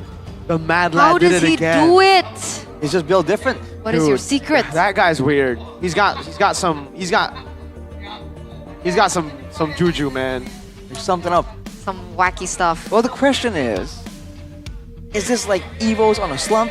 Is it Alter Ego on the rise? Or is it just a matchup issue, right? Because it's not the first time. Happens once, okay. Happens twice, what's up? What's Actually, up? what do you think? Yeah. Game 1, I think it was matchup issue. Game 2, I think it was an Evo's issue. This has happened twice now. Remember, against BTR, they were winning Game 3 up until they threw. There's some big throws here and there. And the play, you remember the purple buff play? Yep. That was one of the biggest throws I've seen in my life. Why? Lord was coming up. They had a 4,000 gold lead. Why? That was the real crucial moment for me, not this. Yeah, where they went for the conceal. Yeah. Was that not the key moment? The Was thing it a is, different moment? Conceal, sure. You look for it while the conceal period, is there. They didn't have conceal anymore. It ran out, and they were like, "Nah, let's keep on going," even though they were in the lead. It's a play that someone behind, that someone losing would make, not someone winning. Definitely interesting here. But let's take a look at the highlights of that game presented by the official tournament smartphone, the Samsung Galaxy A36 5G. And again, in the early game, it was looking so good for Evos, and they were able to play this calculative style where they stay there, they would force Dreams to go in aggressively or not go in at all with all the playmaking pressure, and because of that, they were able to get such a lead. But towards the mid-game here, they were taking these fights when it wasn't under ideal circumstances. Even here. If the idea, well, this was the big one, right? You can see, even in the targeting, it's completely disjointed. What are they going for? Erlan was behind the wall for the longest time, confused on how to actually enter the fray. And of course, afterwards, he was able to make the plays happen and kind of pull it back from the brink of defeat, sort of. But again, it was a 6k gold lead down to 0. And now this was a fight on equal grounds, and they did this creative alley-up, alley-oop kind of strategy, which is great. But overall, again, it just wasn't the kind of winning fight the way they wanted it. And then here again, it seems like they weren't really on the same page when it comes down to the targeting. Things got in the way. Are they playing for kills? Are they playing for the Lord? You can make an argument that you can make reads into their movements for all of these things. And once, again, Alter Ego on the back foot, they lose.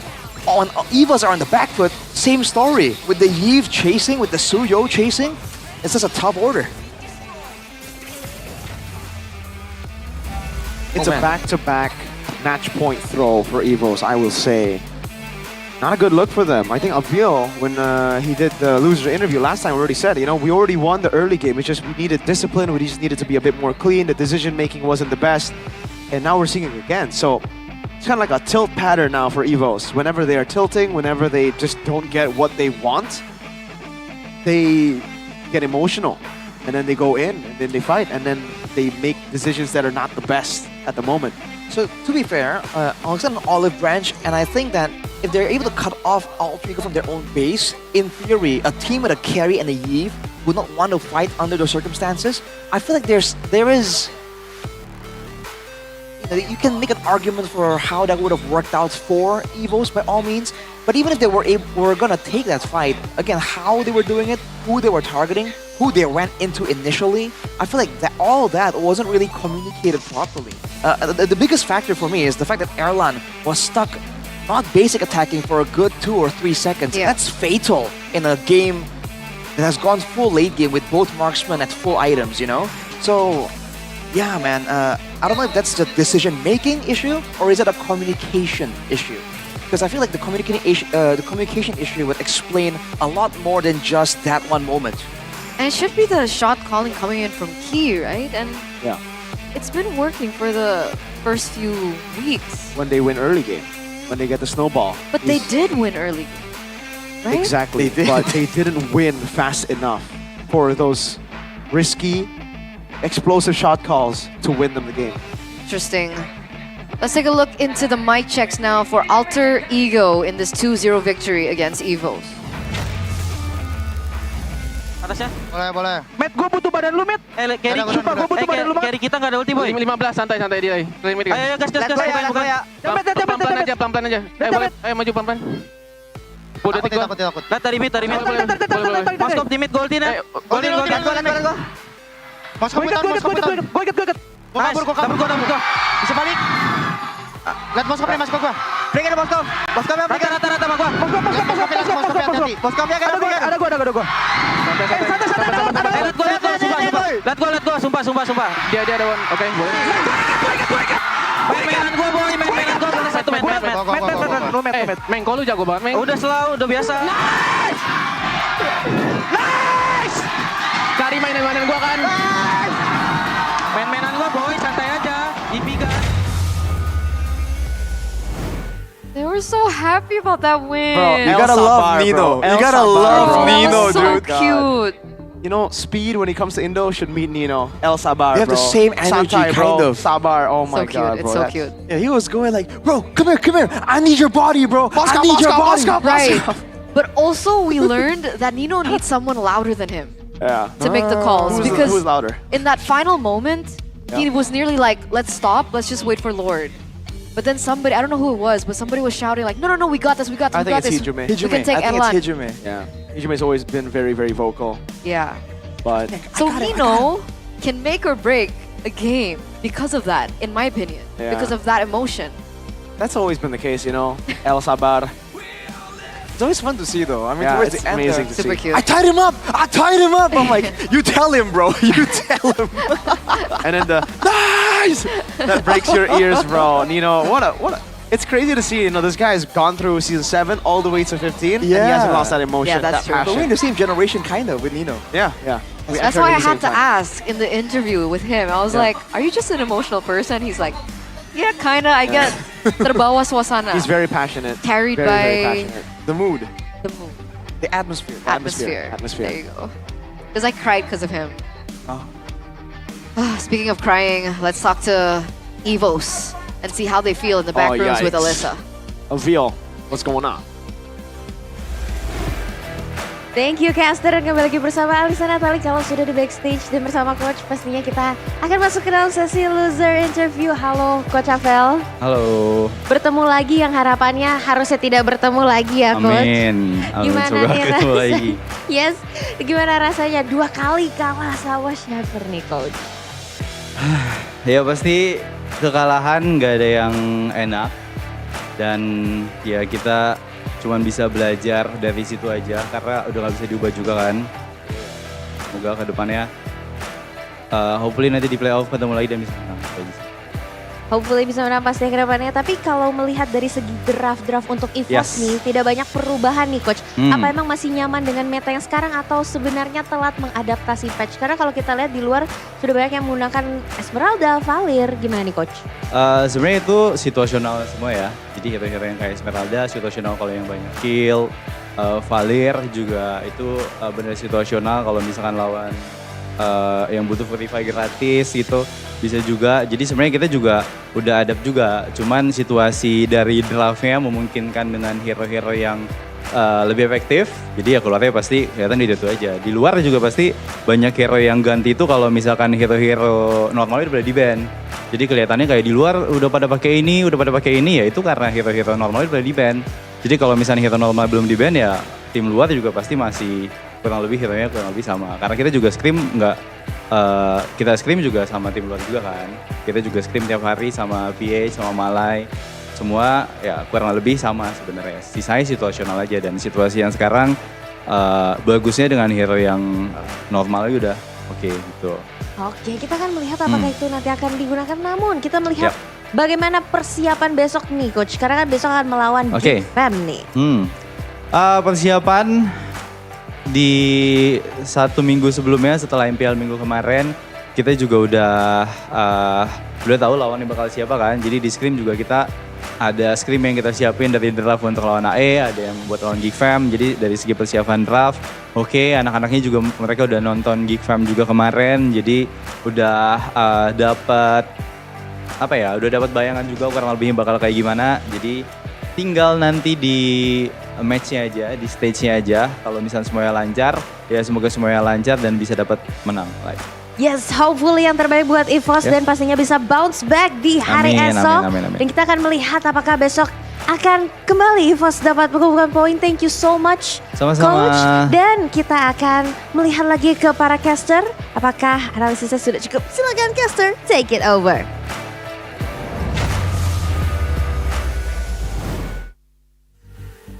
There was. I don't know if we got any information about like The loss? what happened in that loss. Yeah. No. But We got a lot of insights on the draft, which is true, by the way. And again, shout out to Avil because his interviews are the most insightful out of all the other loser interviews. But unfortunately, we just didn't get the questions for the game itself. Yeah. But he did mention about like the up and coming picks that we've been seeing a lot, right? Like the Esmeralda. We haven't seen the Valeria yet, right? Not here. In MPL ID, not no. here. But we It's saw a the PH Kimmy. But he keeps reiterating the fact that the meta picks are still the #1 prio picks. But if these picks are taken out, then there is room for these situational heroes to appear. I think what you can garner as well is that he definitely had a plan for how his team was supposed to go, and you saw some results from that plan. So it might be something that he has to kind of talk about with his team overall. Because from him, I feel like what he wanted to do was somewhat achieved personally, but team-wise, right? He needs to kind of get back to the team before he can tell us a bit more about that. So did Sasuke win or Naruto win? Yeah. Sasuke won. Sasuke won. Yeah. Multiverse. Is that weird? No, that's how it started. Naruto Shippuden, first power spike was Sasuke when he was kidnapped by Orochimaru. In Shippuden, he transformed, yo. He was full Orochimaru. The curse mark. The curse mark. He was full like The dark and mode. like he was like, oh, this is my replacement to Sai. You know that scene exactly. And then he beat those three up, yo. Team 7 didn't stand a chance. The new Team 7 in the didn't stand a chance. final fight, who came out on top? I The thought it was some final kind of fight? draw. It was kind of a The draw. final right? fight was a draw, but we all know Naruto won. Main character, yeah. Yeah. They both lost their arms, by the way. So if you guys want to lose your arms, I'm kidding. So if you guys want cool skins, Whoa. like what we just saw in game number 2 of match number 1 earlier on, guys, go ahead and spin, bro. Get your skins. Hey, I Tina. actually bought Zipper a skin, by the way. You bought Zipper a skin? What skin? What are the options? Sasuke? Not Suyo, that one. Not Kalea, that one. Not that one. Lucas? No, Hayabusa. the names. Oh, Kakashi, Sakura, Sasuke, Naruto. Oh man, I Gara. don't remember. Gara, you can't give Gara. I don't Gara's a- remember. What you can get though, Eternal, But I is gifted him is something. Hinata. Because there was a emoji there. Wait. There was Hinata, There's a Hinata emoji? So if you're looking for Hinata, you're in luck. I want Wait, what is Hinata. this? Is that a limited edition figurine? No, I legit saw it. Really? earlier. Wait, really? That's pretty cool. Well, gotta That's go pretty cool, guys. and do what the banner says now. Ladies and gentlemen, tap twice on your phone, your Samsung phone, your device, and check Do it it out. now. Do it now. But So was High's Sarp suiting? Sarp suiting, yeah, he was. He's the Sarp suitor of all time, bro. What? So High's nickname was Sharpshooter. Can we just talk last about week, this during the break? And she called Let's just talk him about a Sarp suitor. We're going to a break before match Very number Sarp. 2. So like, yeah, we'll be right back. Are you Sarp? No, Or are you a suitor? during the break. We're talking about during the break. Sarp?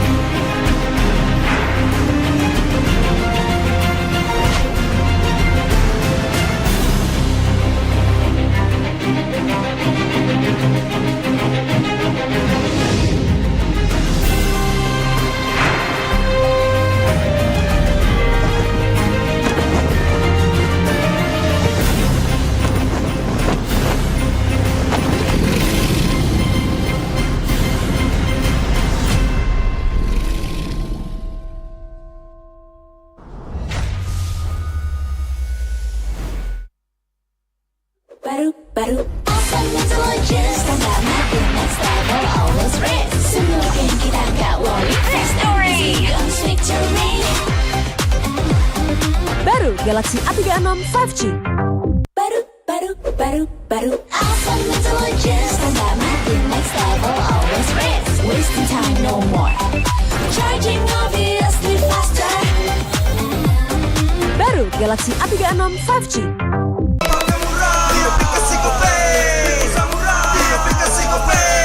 Walau yang lain terus berubah, Gope konsisten, kasihnya pasti murah.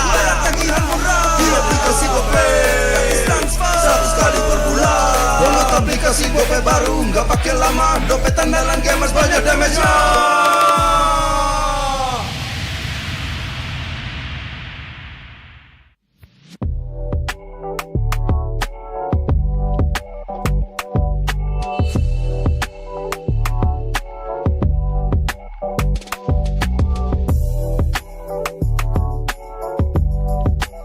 Rasa baru makin seru. Pertama di Indonesia. Kopi susu rasa cookies. Always ready, warnai harimu. Good Day Groovy Cookies. Nikmati sensasi asyik kopi cookiesnya. Tak ada hari tanpa mabar. Main ngelek, kerap buatku tak sabar. Gimana mau main sampai kelar? Ini waktunya ku bersinar. Okay, let's do it. Game smash andalanku bikin mainku semakin hebat. Ping stabil main makin mulus, rankku fix naik terus. Tukar DG rings, diamond dan voucher game kau dapat. Cuma Game Smash makin no debat. Game Smash Booster, kini dapat DG Rings. Beli paketnya dan aktifkan boosternya di aplikasi Dunia Games. Ladies and gentlemen, welcome to the auction of the century. I hope you brought your checkbooks and your wits tonight. Let's start the bidding! The rapid dragon in agile fashion. We jump into action, dashing. Perspectives are clashing. Oh, we're taking on the fight.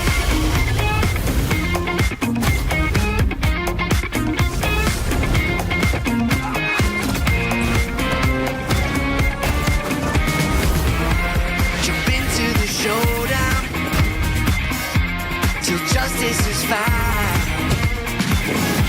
Transform into battle now. Judgment's gavel coming down. Fighting for the righteous justice, fighting for the priceless truth, blurring all the lines between the bad and the good. Yeah, fighting for the justice no matter what we do. Three perspectives sharing one objective, yeah. Everybody's fighting for the truth.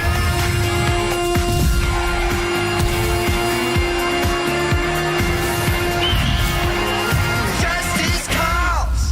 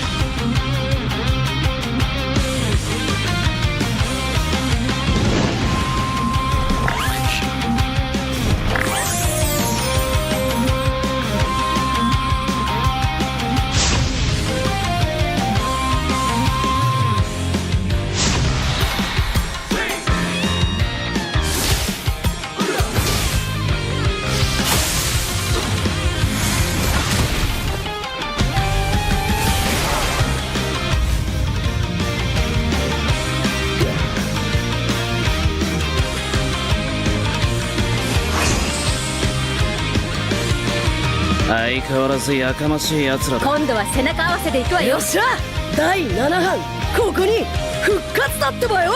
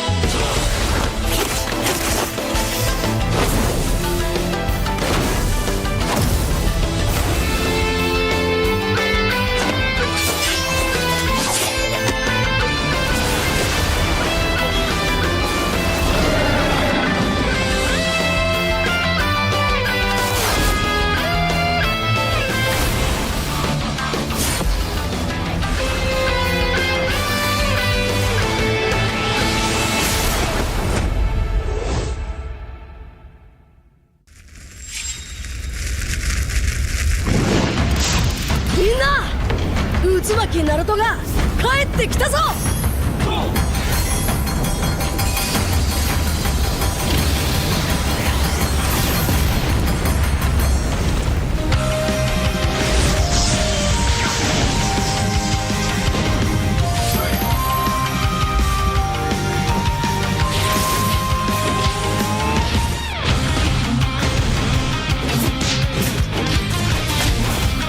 クラマ、力を貸してくれ。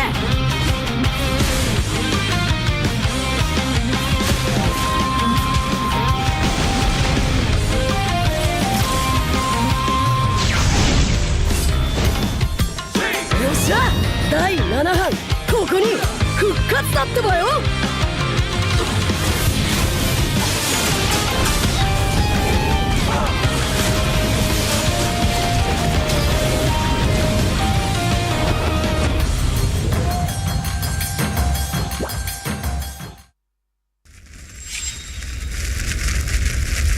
見せてやるよ、シャリンガンの本当の力をな。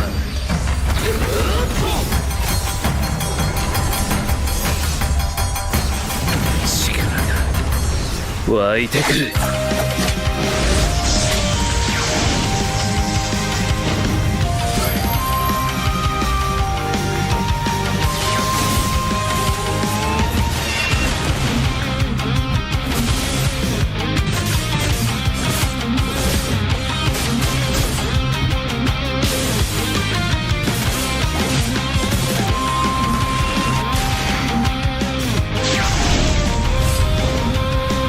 相変わらずやかましい奴らだ。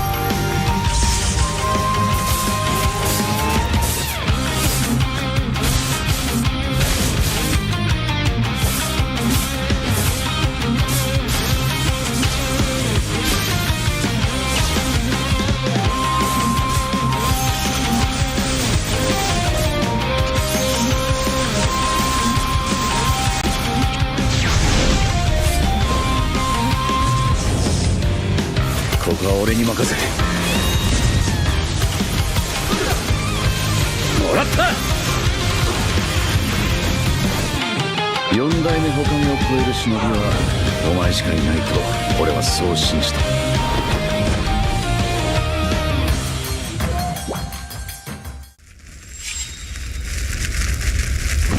んなを守るために私はもっと強くなる。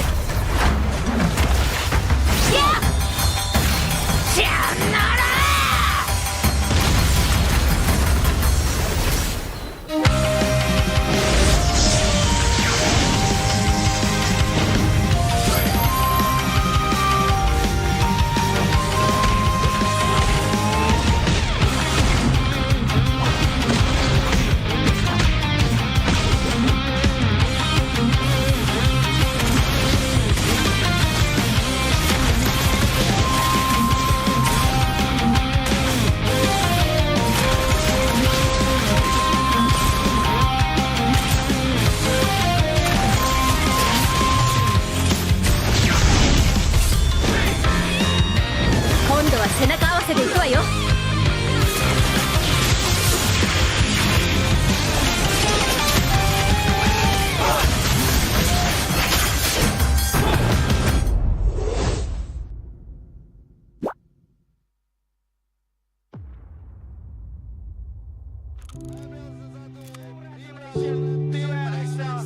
Aspekku pribadi di season 1 itu juga yang juara kalau nggak RRQ pos. Menang bonus kalah belajar. Udah itu doang kita awal ngomong.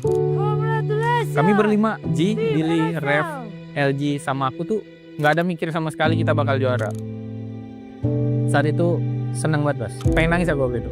Kalau nggak percaya boleh tanya anak-anak. Selama ini berarti gamblingku dari kotaku sendiri ada hasilnya juga buat buktiin ke orang tua juga kan.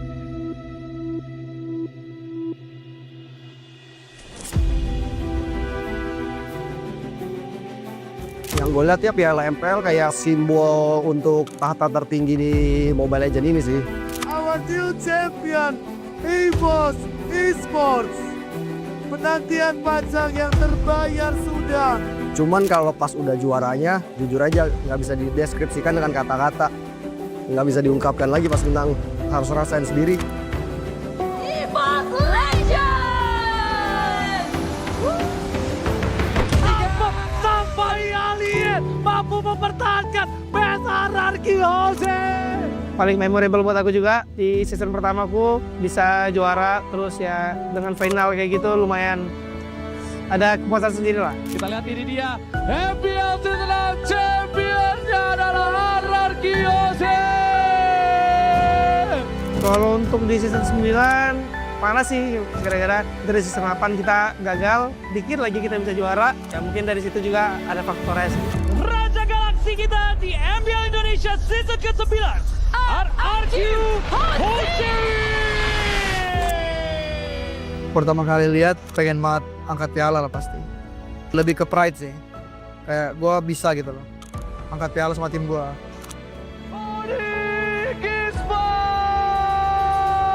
Kalau perasaan yang pasti ngerasa kayak mimpi sih. Itu gila banget. Berapi-api banget, terus kayak segala macam usaha juga terbayarkan lah. Raja Galaksi pemenang MPL Indonesia Season 10. Kalau buatnya season 10 sampai season 13, kita nggak pernah puas sekalipun. Mau udah juara lagi. Kayaknya belum cukup buat kita. Jadi akhirnya sampai forfeit, kita udah berjuang banget sih tuh. Kalau ngeliat player MPL tuh ya termotivasi dari situ. Jadinya ya pas di grand final kita coba buat main pede aja. Lu baru masuk MPL, lu grand final, upper bracket, tiba-tiba juara. Itu kayak bener-bener dreams itu. Juara baru di MPL Indonesia Season 14. Ya, karena emang kita mau buktiin kalau emang ada juara baru aja sih. Jadi kayak nggak bosen kan lihat. Melihat piala itu sebenarnya nggak ada pikiran buat juara, Wak. Kita pengen ngasih yang terbaik aja buat satu sama lain, ngebuktiin. Gua lebih punya mimpi baru sama tujuan yang baru sih. Ya tujuan baru gua ya ini jadi coach, ngelatih anak-anak. Makanya gue masih bertahan sampai sekarang. Ya kalau aku buat piala MPL sendiri, jadi kayak pengen banget ngangkat lagi apinya kayak terus baru terus lah. Karena kita udah persiapin segala macam, kita harus dapat lagi si piala itu. Jadi kita bakalan berjuang lagi nah. Apalagi dengan piala baru, pastinya kita bakal membara sih. Jadi kita harus ada semangat baru juga buat dapetin piala barunya sih.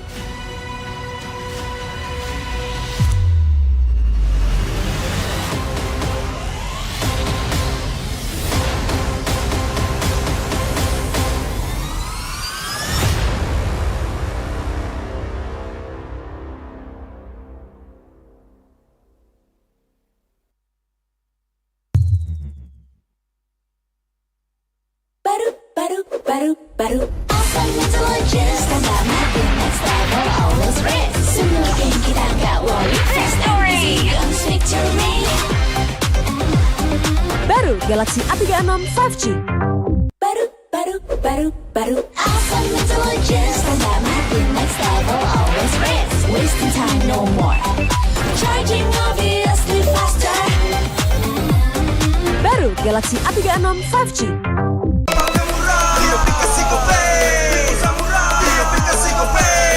Walau yang lain terus berubah Gope konsisten, kasih yang pasti murah Bayar tagihan murah Di aplikasi Gope Gratis transfer 100 kali per bulan Download aplikasi Gope baru Nggak pakai lama Dompet andalan gamers banyak damage-nya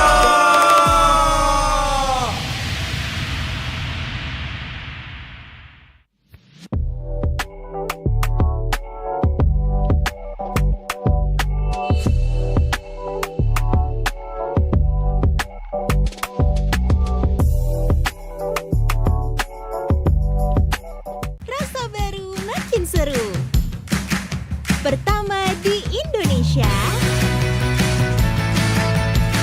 kopi susu rasa cookies. Always ready, warnai harimu. Good Day Groovy Cookies. Nikmati sensasi asyik kopi cookiesnya. Tak ada hari tanpa mabar Main nge-lag, kerap buat ku tak sabar Gimana mau main sampai kelar Ini waktunya ku bersinar Okay, let's do it Game smash andalanku bikin mainku semakin hebat Tim stabil main makin mulus Rankku fix naik terus Tukar DG rings, diamond dan voucher game kau dapat Cuma Game Smash makin-makin no debat Game Max Booster, kini dapat DG Rings. Beli paketnya dan aktifkan boosternya di aplikasi Dunia Games. Ladies and gentlemen, welcome to the auction of the century. I hope you brought your checkbooks and your wits tonight. Let's start the bidding! The rapid dragon in agile fashion. We jump into action, dashing. Perspectives are clashing. Oh, oh, oh, we're taking on the fight.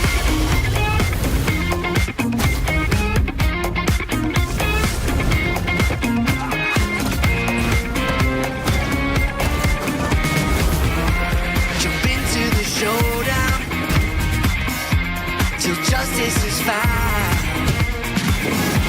Transform into battle now. Judgment's gavel coming down. Fighting for the righteous justice. Fighting for the priceless truth. Blurring all the lines between the bad and the good. Yeah. Fighting for the justice no matter what we do. Three perspectives sharing one objective, yeah. Everybody's fighting for the truth.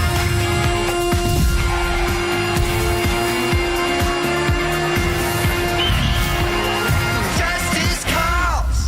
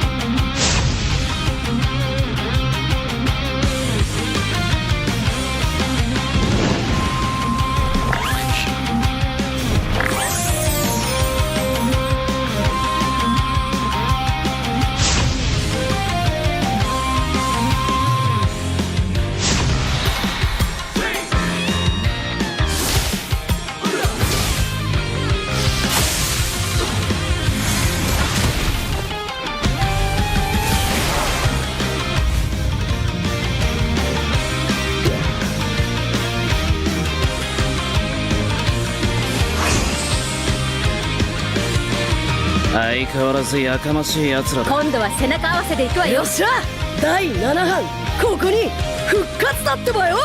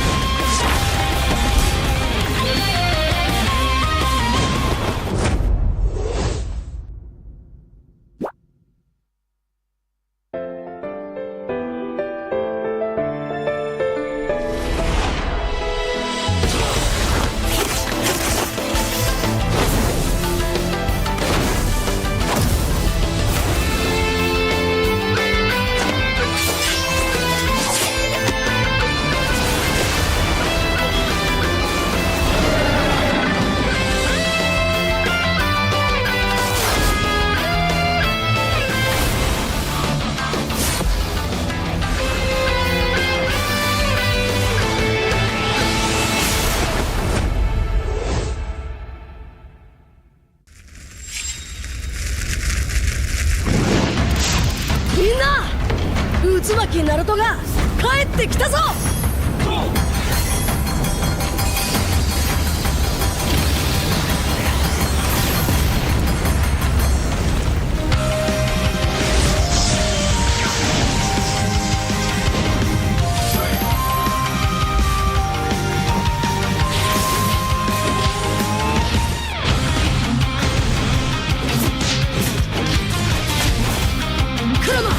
力を貸してくれ。よ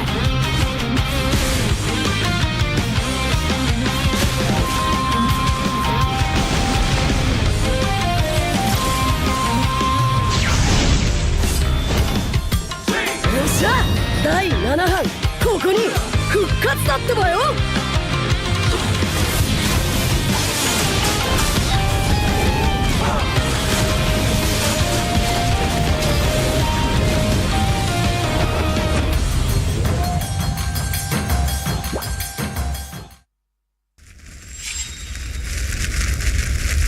見せてやるよ、シャリンガンの本当の力をな。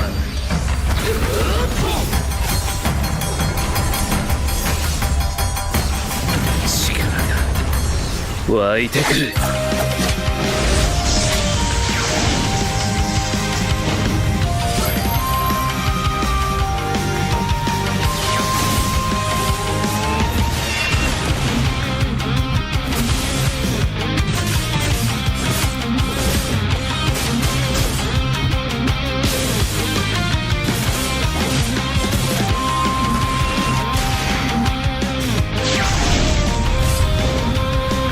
相変わらずやかましい奴らだ。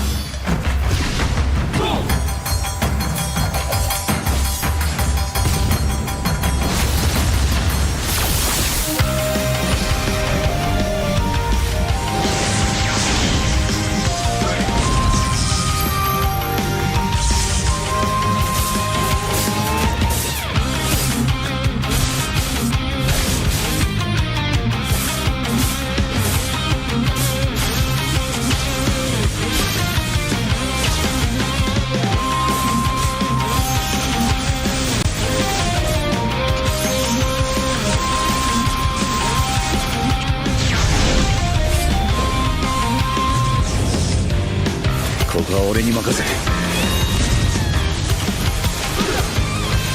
もらった。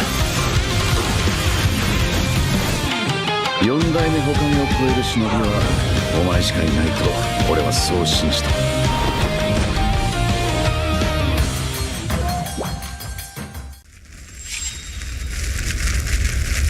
んなを守るために私はもっと強くなる。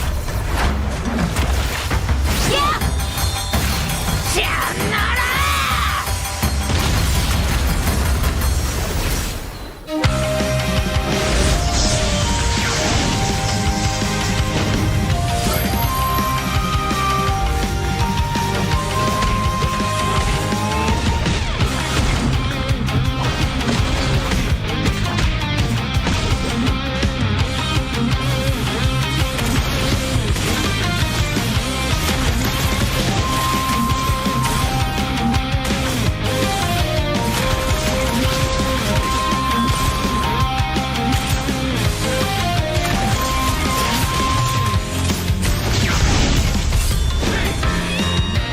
今度は背中合わせで行くわよ。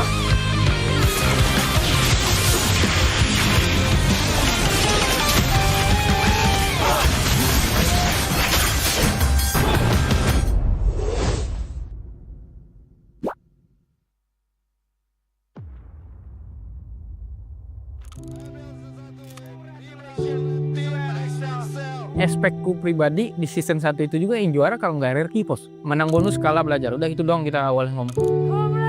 Kami berlima, G, Billy, Rev, LG, sama aku tuh nggak ada mikir sama sekali kita bakal juara. Saat itu seneng banget, Bas. Pengen nangis aku waktu itu. Kalau nggak percaya boleh tanya anak-anak. Selama ini berarti gamblingku dari kotaku sendiri ada hasilnya juga buat buktiin ke orang tua juga kan.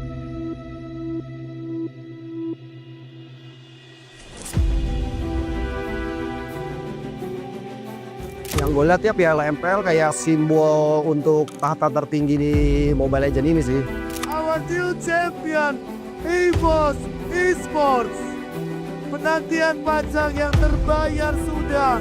Cuman kalau pas udah juaranya, jujur aja nggak bisa dideskripsikan dengan kata-kata. Nggak bisa diungkapkan lagi pas menang, harus rasain sendiri. EVOS Legends. Sampai alien mampu mempertahankan besar Arkiose.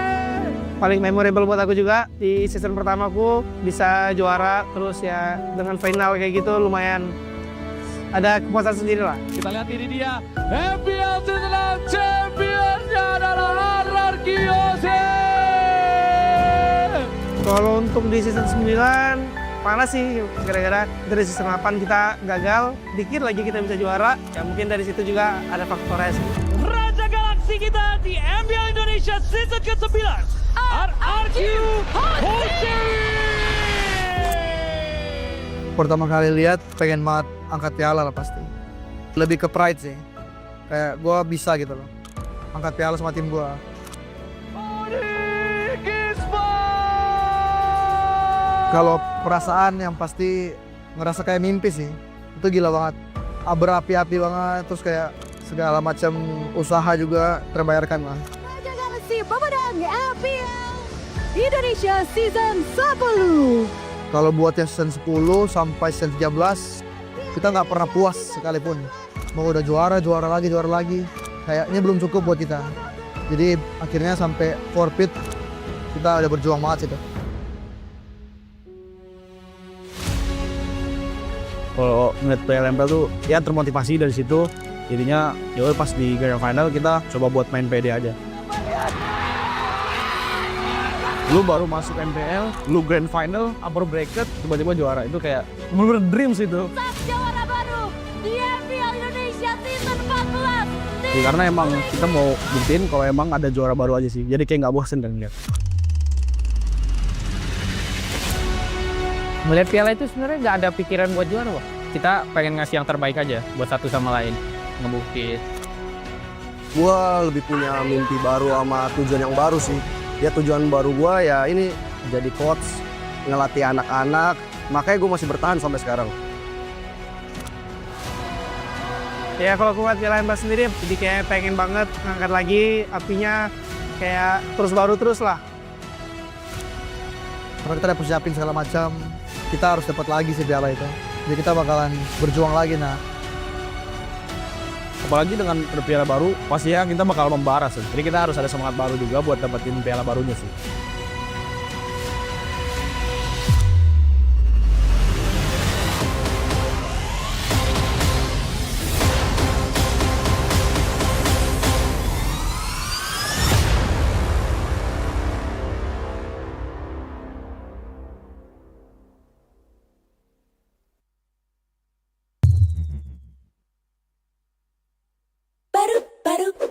baru. Awesome intelligence, tambah makin next level, always red. Semua game kita gak worry. Victory! Comes victory. Baru Galaxy A36 5G. Baru. Awesome intelligence, tambah makin next level, always red. Wasting time, no more. Charging obviously faster. Baru Galaxy A36 5G.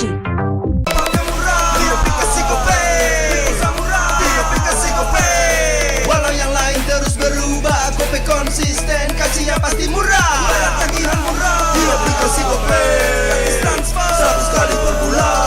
Download aplikasi Gope baru, nggak pakai lama. Dompet andalan gamers banyak damage-nya.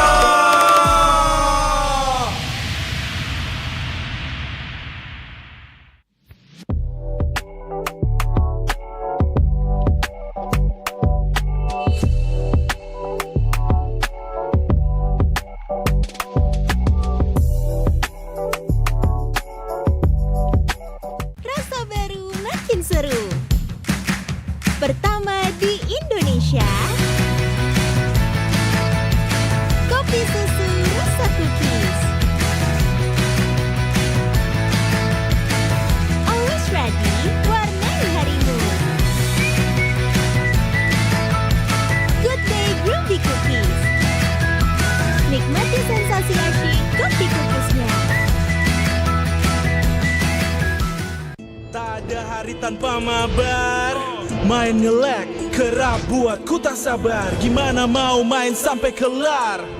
Ini waktunya ku bersinar. Okay, let's do it. Game smash andalanku bikin mainku semakin hebat. Tim stabil main makin mulus, rankku fix naik terus. Tukar DG rings, diamond dan voucher game kau dapat. Cuma Game Smash, makin no debat. Game Smash Booster, kini dapat DG rings. Beli paketnya dan aktifkan boosternya di aplikasi Dunia Games. Ladies and gentlemen, welcome to the auction of the century. I hope you brought your checkbooks and your wits tonight. Let's start the bidding! The rapid dragon in agile fashion. We jump into action, dashing. Perspectives are clashing. Oh, we're taking on the fight.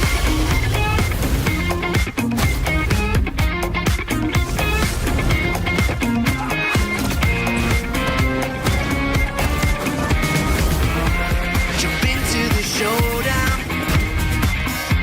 till justice is found.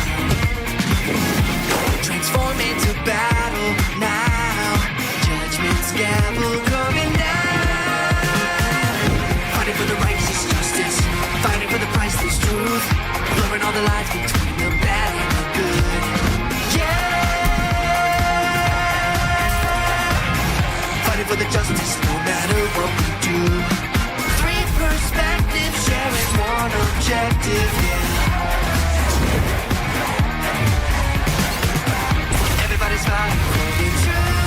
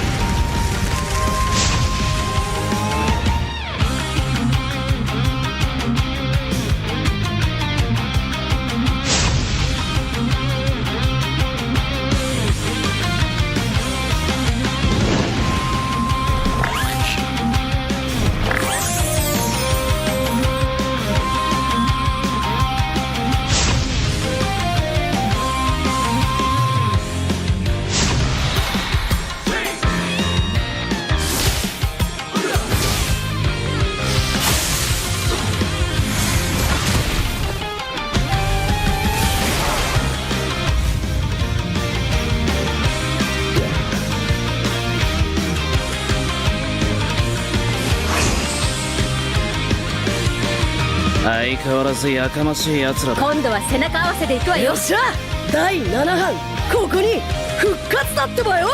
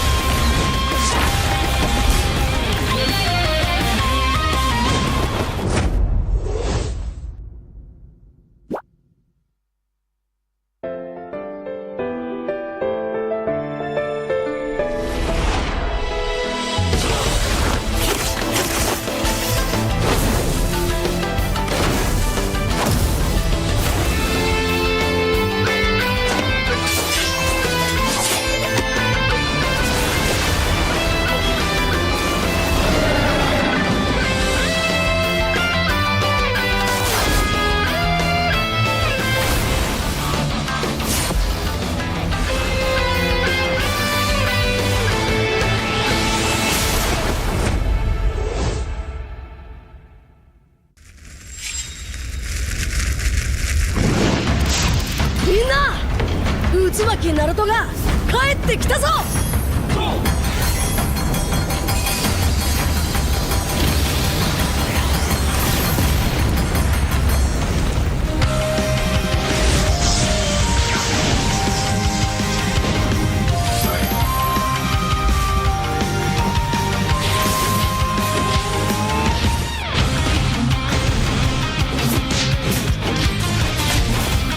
クラマ、力を貸してくれ。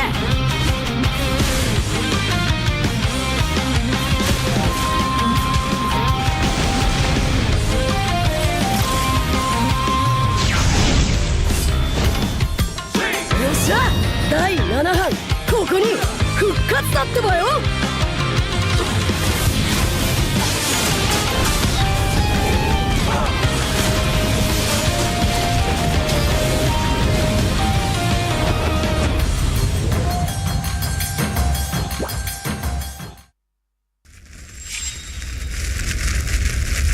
見せてやるよ、シャリンガンの本当の力をな。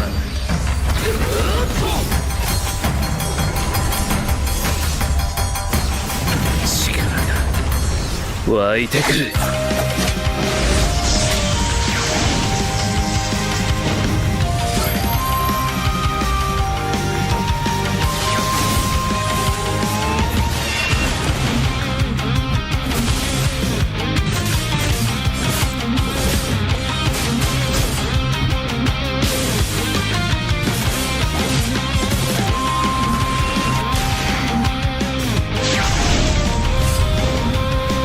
相変わらずやかましい奴らだ。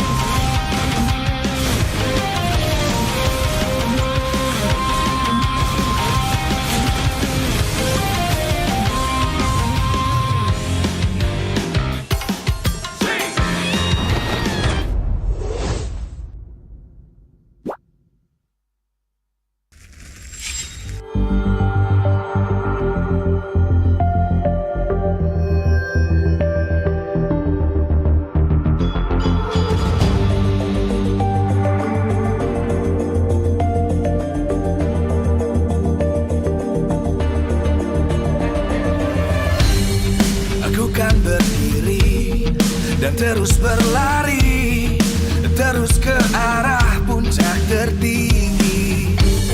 Ku takkan berhenti, hanya sampai di sini.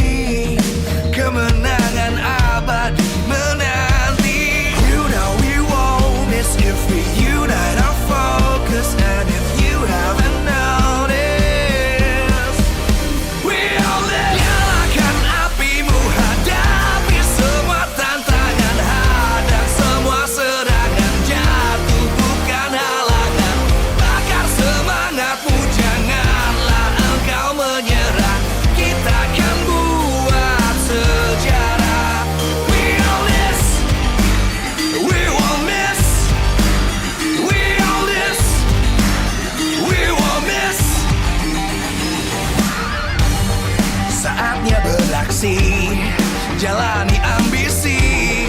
Aku kan menyawakan hari ini. You know we won't miss if we unite our focus. And if you haven't noticed, we all live. Nyalakan apimu, hadapi semua tantangan, hadang semua serangan, jatuh bukan halangan.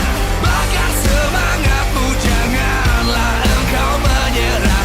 Kita akan buat sejarah. We all this, we won't miss. We all this, we won't miss. We all this.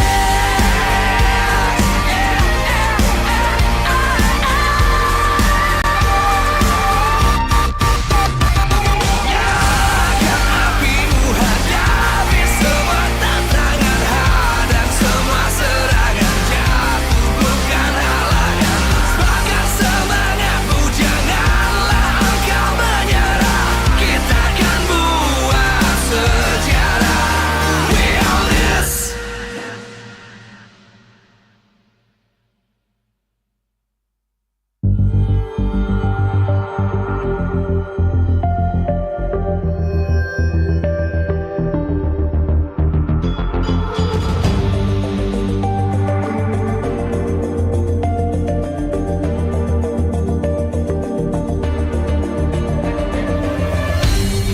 Aku kan berdiri dan terus berlari, terus ke arah puncak tertinggi. Ku takkan berhenti, hanya sampai di sini. Kemenangan abadi menanti. You know we won't miss if we unite our focus. And if you haven't noticed, we all live. Nyalakan apimu, hadapi semua tantangan, hadang semua serangan, jatuh bukan halangan. Bakar semangatmu, janganlah engkau menyerah. Kita akan buat sejarah. We all this, we won't miss. We all this, we won't miss. Saatnya beraksi, jalani ambisi. Aku kan menyawakan hari ini. You know we won't miss if we unite our focus. And if you haven't noticed, we all live. Nyalakan apimu, hadapi semua tantangan, hadang semua serangan, jatuh bukan halangan. Bakar semangatmu, janganlah engkau menyerah. Kita akan buat sejarah. We all this, we won't miss.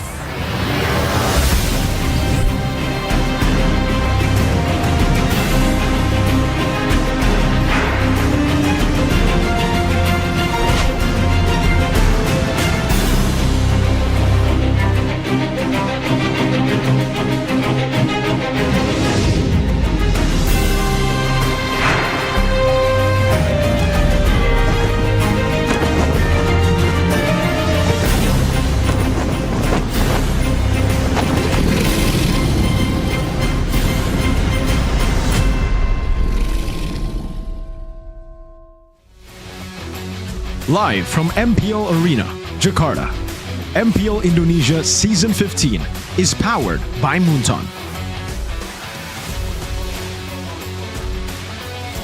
Supported by Esports Federation of Indonesia.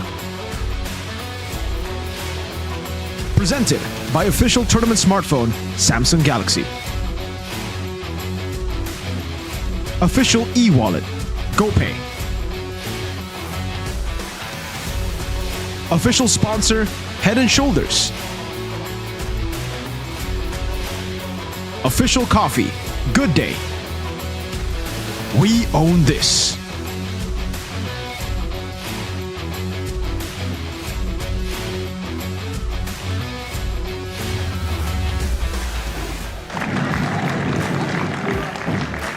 Yeay, memasuki match kedua di hari kedua minggu ke-6. Kali ini kita punya Onyx akan melawan tim Liquid Indonesia. Dan sudah bersama Lisa di sini. Sonic, mana suaranya? Yes, semangatnya luar biasa. Boleh dong perkenalan dulu nih, namanya siapa? Silakan. Boleh. Halo, namaku Cornella. Aku Tere. Nama aku Feli. Ya, Cornella, Tere, Feli dan juga silakan. Halo, nama saya Joe. Joe. Halo, nama saya Anggi. Anggi dan? Halo, nama saya Umar. Oke, Umar, tahan dulu mic-nya di kamu. Aku mau tanya buat kamu nih. Fanny untuk Favian, pick atau ban? Ban. Kenapa di ban? Kenapa tuh? Karena jago. Karena jago, karena yakin ya bisa mengalahkan. Ya ini kalau kamu gimana? Pick atau ban nih Fanny untuk Faviannya? Di band. Di ban, oke. Kamu? Di band sih, karena Fania Favian lincah banget kayak Spiderman.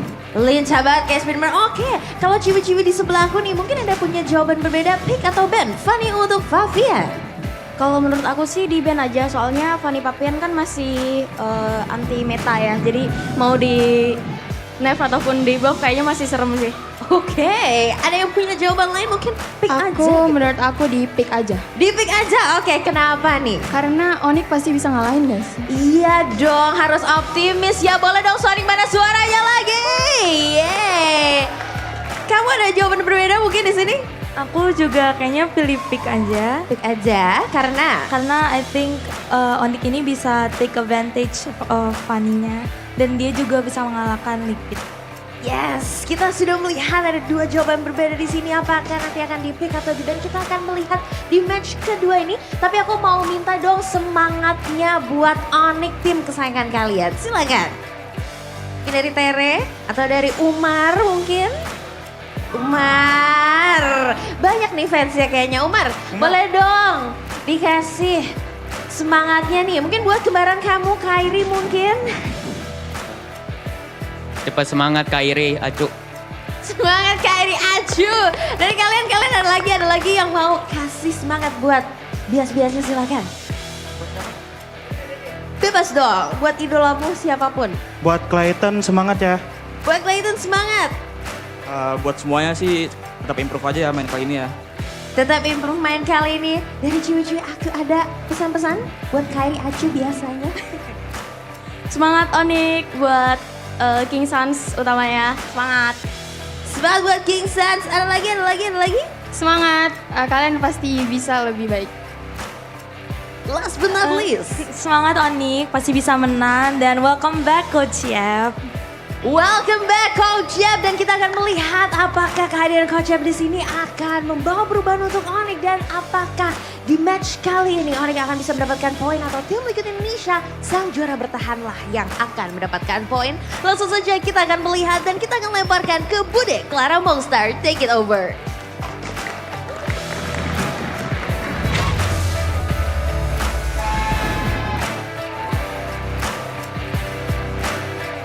Dan pada akhirnya, siapakah akan berjuang untuk mengangkat kembali piala yang trofinya sudah bukan selayaknya season-season lalu. Trofi baru menjadi semangat baru, di mana kedua tim ini punya histori yang sama-sama menggelegar. Di mana tim Liquid ID, mereka adalah sang juara bertahan yang sedang menunjukkan konsistensi, mencoba membuktikan kekonsistensian mereka. Ditambah yang sekarang harus mereka lawan adalah The 4P Champions. tim Onyx. Keduanya akan berhadapan satu sama lain di leg yang kedua. Namun kalau kita lihat di leg yang pertama, memang match berjalan begitu ketat. Dimenangkan oleh tim TLID, namun bagaimana halnya dengan leg yang kedua? Kita akan melihat seperti apa, akankah ada Fanny yang muncul? Atau malah Fanny menjadi hero yang akan di-ban? Semuanya itu bakal kita jawab langsung karena semua super fans juga dari tadi kayaknya udah pada penasaran akankah Fanny dimainkan atau di-ban. Jadi langsung aja kita akan menjawab bersama-sama, kita ngobrol-ngobrol kepada sang pelaku. Di Land of Down yang akan muncul bersama-sama jungler dari kedua tim. Beri tepuk tangan untuk Fabian dan Kairi.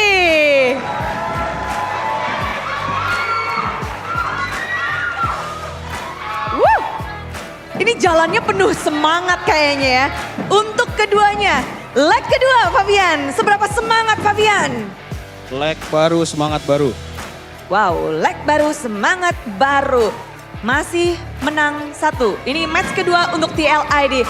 How about from Onyx? From you Kairi, leg kedua. Hari ini seberapa semangat Kairi? Semangat banget kena lawan Fabian. Langsung nih, langsung ya. Tapi memang lucu mereka berhadapan satu sama lain belum lama di week 4. Hasilnya juga bikin Fabian tuh gemes. Kita bakal lihat bersama-sama ya. Fabian muncul di interview dan dia mengatakan sesuatu. Langsung aja karena kita akan merecall bersama-sama apa yang Fabian katakan. Fabian masih ingat gak waktu itu interview ngomong apa? Udah lupa sih Bude. Lupa, Bude ingetin langsung. Belum muncul nih, biar inget bareng-bareng. Fabian tuh bilang kalau dia pengen dilepas Fanny-nya karena mengingat Kairi boleh pakai Fanny waktu melawan Fabian. Dan posternya itu dia nih, sah. Tantangan dari Fabian untuk seluruh tim MPL Indonesia. Kamu langsung surat terbuka. Ya. Masih nggak? Masih. Masih pengen? Masih pengen. Karena emang belum dapat kan. Belum dapat. Padahal kamu udah kasih ya waktu ngelawan tim Onyx, ngasih ke Kairi. Ya nih Kairi lepas dong Fanny gua. Ngomongin Coach Chef, jangan ke gua. Oke, ngomongnya ke Coach Chef, tapi dari Kairi sendiri kamu kan sempat bermain Fanny langsung ketika melawan TLID. Itu memang harapan dari Kairi kah? Iya sama Coach Adi juga. Oke, tapi kalau dari Onyx dan Kairi sendiri, mungkin nggak sih ngelepas Fanny untuk Fabian? Nggak tahu sih, tapi sebenarnya gue mau lihat si Fabian pakai Fanny. Cuman bukan lawan kita. Jadi jangan. Dia takut lawan Fanny ku katanya. Kenapa? Serem Fanny-nya Fabian. Serem sih, ngeri. Ngeri. Jadi dari Kairi nggak pengen ngelawan Fanny-nya Fabian? Pengen juga sih, pengen. Pengen tapi jangan, tapi pengen. Inilah kegalauan sedikit ya. Tapi ngomong-ngomong tentang Fanny, who do you think the best player? Fanny. Di dunia? Di dunia? Pasti Fabian. Wis. Bohong dia Bude, bohong. Serius Fabian? Enggak bohong. Nomor 1 Fabian, nomor 2? King Kong. Ya. Nomor 3? Nomor 3, kayaknya yang di Malai, Uni namanya. Uni. Oh, ya. Uni. Kairi nomor berapa? 10 kayaknya, 10. 10. Oke, nomor 10. Kalau buat Fabian sendiri? Player Fanny terbaik di dunia. Dari pertama nih ya. Iya. 1 King Kong. 2 Kairi. 2 Kairi. 3 Sekis. Fabian nomor berapa? Sama nomor 11 kayaknya. Dia kan nomor 10 kan tadi, tapi aku kayaknya nomor 11 sih. Persaingannya di bawah kayak gitu ya. Oke, memang ngelihat kedua ini sama-sama jago, tapi ini adalah yang kalian bahas. Nama-namanya pun mereka memberikan pendapat tentang jungler player Fanny terbaik saat ini. Kalau dari King Kong, Fabian dan Kairi. Kalau harus pilih satu, pilihnya Fabian. Soalnya kamu pernah ngapain King Kong? King Kong sampai pilihnya kamu loh. Gak tahu, belum pernah lawan Onyx juga kan di turnamen lawan Fanny, pakai Fanny. Paling di scrim mungkin ya. Jadi ya. Dia sudah bisa menilai dari scrim. Ya, dia nilai dari scrim mungkin. Oke, tapi juga dari Sekis Fabian. Fabian lagi nih. Kabelnya. Kairi juga turut di sini memberikan quotes King Kong dan Fabian karena Fanny mereka sulit dikalahkan. Fanny mereka seperti Spider-Man. Kalau King Kong emang Spider-Man, cuma kalau Fabian nggak tahu nih, Kairi bohong. Masa? Bohong. Nggak bohong loh. Tuh, nggak bohong loh. Jujur di sini. Tapi Fabian banyak banget yang nge-respect kamu bahkan dari Filipina, Malaysia, Indonesia juga. Kamu ngapain? Kamu pernah menunjukkan di mana sih? Apa nih momen di mana Fanny Fabian menjadi sosok yang disegani? Ya, mungkin yang tadi tuh yang gara-gara di scream kali ya. Karena di Fanny King Kong sama Sekes, jadi dia bilang Fanny ku paling keren. Dari scream? Ya dari scream. Wow, kalau Kairi kenapa sebut Fabian? Dan Ya King Kong? karena dia emang jago kalau gue liat di turnamen sama kalau nabrak juga di rank game, emang jago Fanny dia. Dilihat dari rank, dilihat dari oke, banyak banget ternyata Fabian ngeri. Tapi belum pernah muncul di MPL. Dan kita akan ngebahas lagi-lagi tentang Fanny. Fanny itu satu hero yang bikin Mobile Legends jadi benar-benar sulit. Sesuai kita bisa lihat di sini. Banyak banget player-player di MPL Indonesia yang menggunakan Fanny. Dan Kairi menjadi top player Fanny dari bahkan dari season 10 sampai 15, hanya 5 season aja kamu udah jadi nomor 1 Kairi. Sesuka itu kamu sama Fanny? Iya. Ya, why you love Fanny so much? Ya karena hero-nya emang bagus. Hero-nya memang bagus. Di season 1 ada Aura, lalu ada berbagai macam player yang sudah memainkan Fanny. Dan Fabian belum ada nih. Belum muncul Fabian. Pengen gak sih muncul di sini? Mau dibilang pengen sih pasti pengen, cuma kan kalau emang gak dikasih ya udahlah, main yang ada aja lah. Pasrah aja ya? Pasrah aja lah, cuma bisa pasrah. Cuma bisa pasrah, tapi Kairi, season ke season, emang Fanny memang sebagus itu ya dari season-season keadaan dari Fanny masih bisa dimainkan. Kenapa? Nggak ngerti sih. So, Nggak dengar. ya, apakah Fanny memang cocok untuk berbagai season? Kita ngeliat dari season 1 nih sampai season 15, sempat hilang cuma 3 season. Ya, emang OP sih Fanny, hero-nya emang OP. Tapi tergantung usernya juga. Tergantung user. Nah, ngomong tentang user nih, dari season 1 sampai season 15, siapa player yang paling menarik perhatian kalian saat bermain Fanny? Ada nggak? Name a player. Or around the season? Sans. Yeah. Oke, mid lanernya sendiri ya, dulu player Fanny. Sans pernah ngasih tips bermain Fanny nggak? Give you advice about Fanny? Pede aja itu. Ya dia bilang pede aja kalau main Fanny. Pede aja, itu kuncinya. Kalau Fabian siapa? Ada player yang menarik perhatian Fabian dari zaman bahela yang nggak ada di sini? Kayaknya ada semua ya? Itu si Kabuki dah. Wih, Kabuki? Karena unik sih dia, kan dia bot lane kan, cuma pakai Fanny itu unik sih. Jadi suka aja sama dia.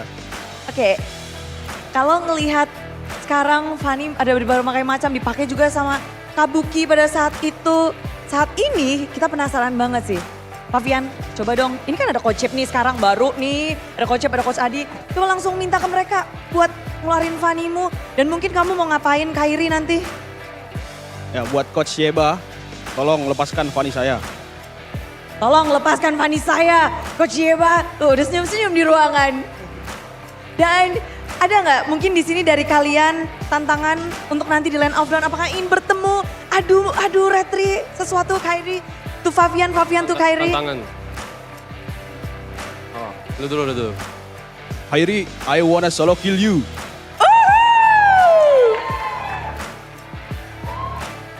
Kairi, tuh Fabian.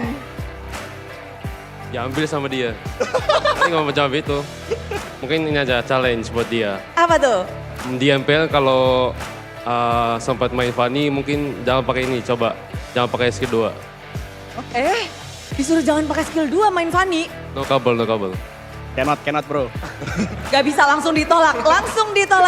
But do you have any message for the last, before you guys meet in the Land of Dawn? buat dia kan. Last word. Good luck, have fun, terus ya kita pasti buka Fanny buat lu. Wih. Fabian? First. Apa ya? Ya good luck Evan juga lah, sama lah sama kayak Kairi Acu. Kairi Acu dan Fabian Acu. Boleh dong kita kasih tepuk tangan dan semangat untuk Fabian Acu dan juga Kairi Acu. Thank you dan good luck untuk match ini. Akankah ada pembalasan dendam atau akan ada sebuah pembuktian di mana The 4P Champion akan melawan The Defender Champion? Menariknya, memang Fanny akan menjadi salah satu hero yang banyak diperbincangkan dan diharapkan pula oleh semua super fans. Kita melihat bahwa posisi mereka bukan ada posisi yang baik. Posisi yang begitu dekat, hanya berbeda satu saja, posisi 6 dan 7 atau 5 dan 6, hanya berbeda satu match kemenangan.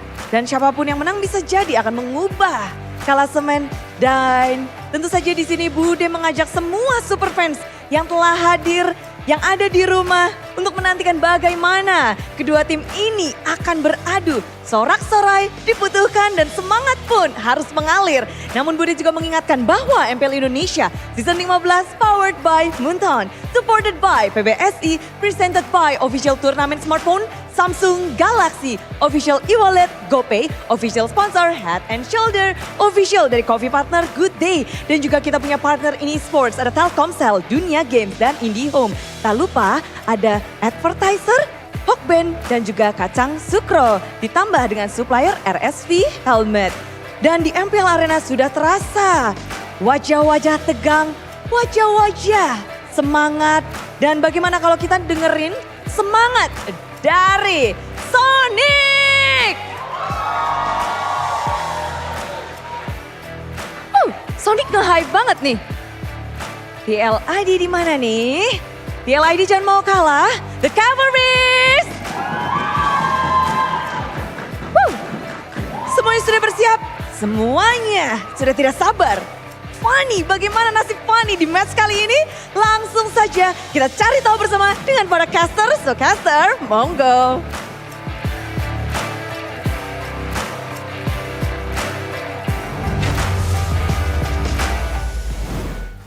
Will the sleeping giants continue on their trajectory to reawakening, or will the defending champions stop them in their tracks? Ladies and gentlemen, as we get into match number 2 of MPL ID Season 15, Week 6, Day number 2 here on the English desk.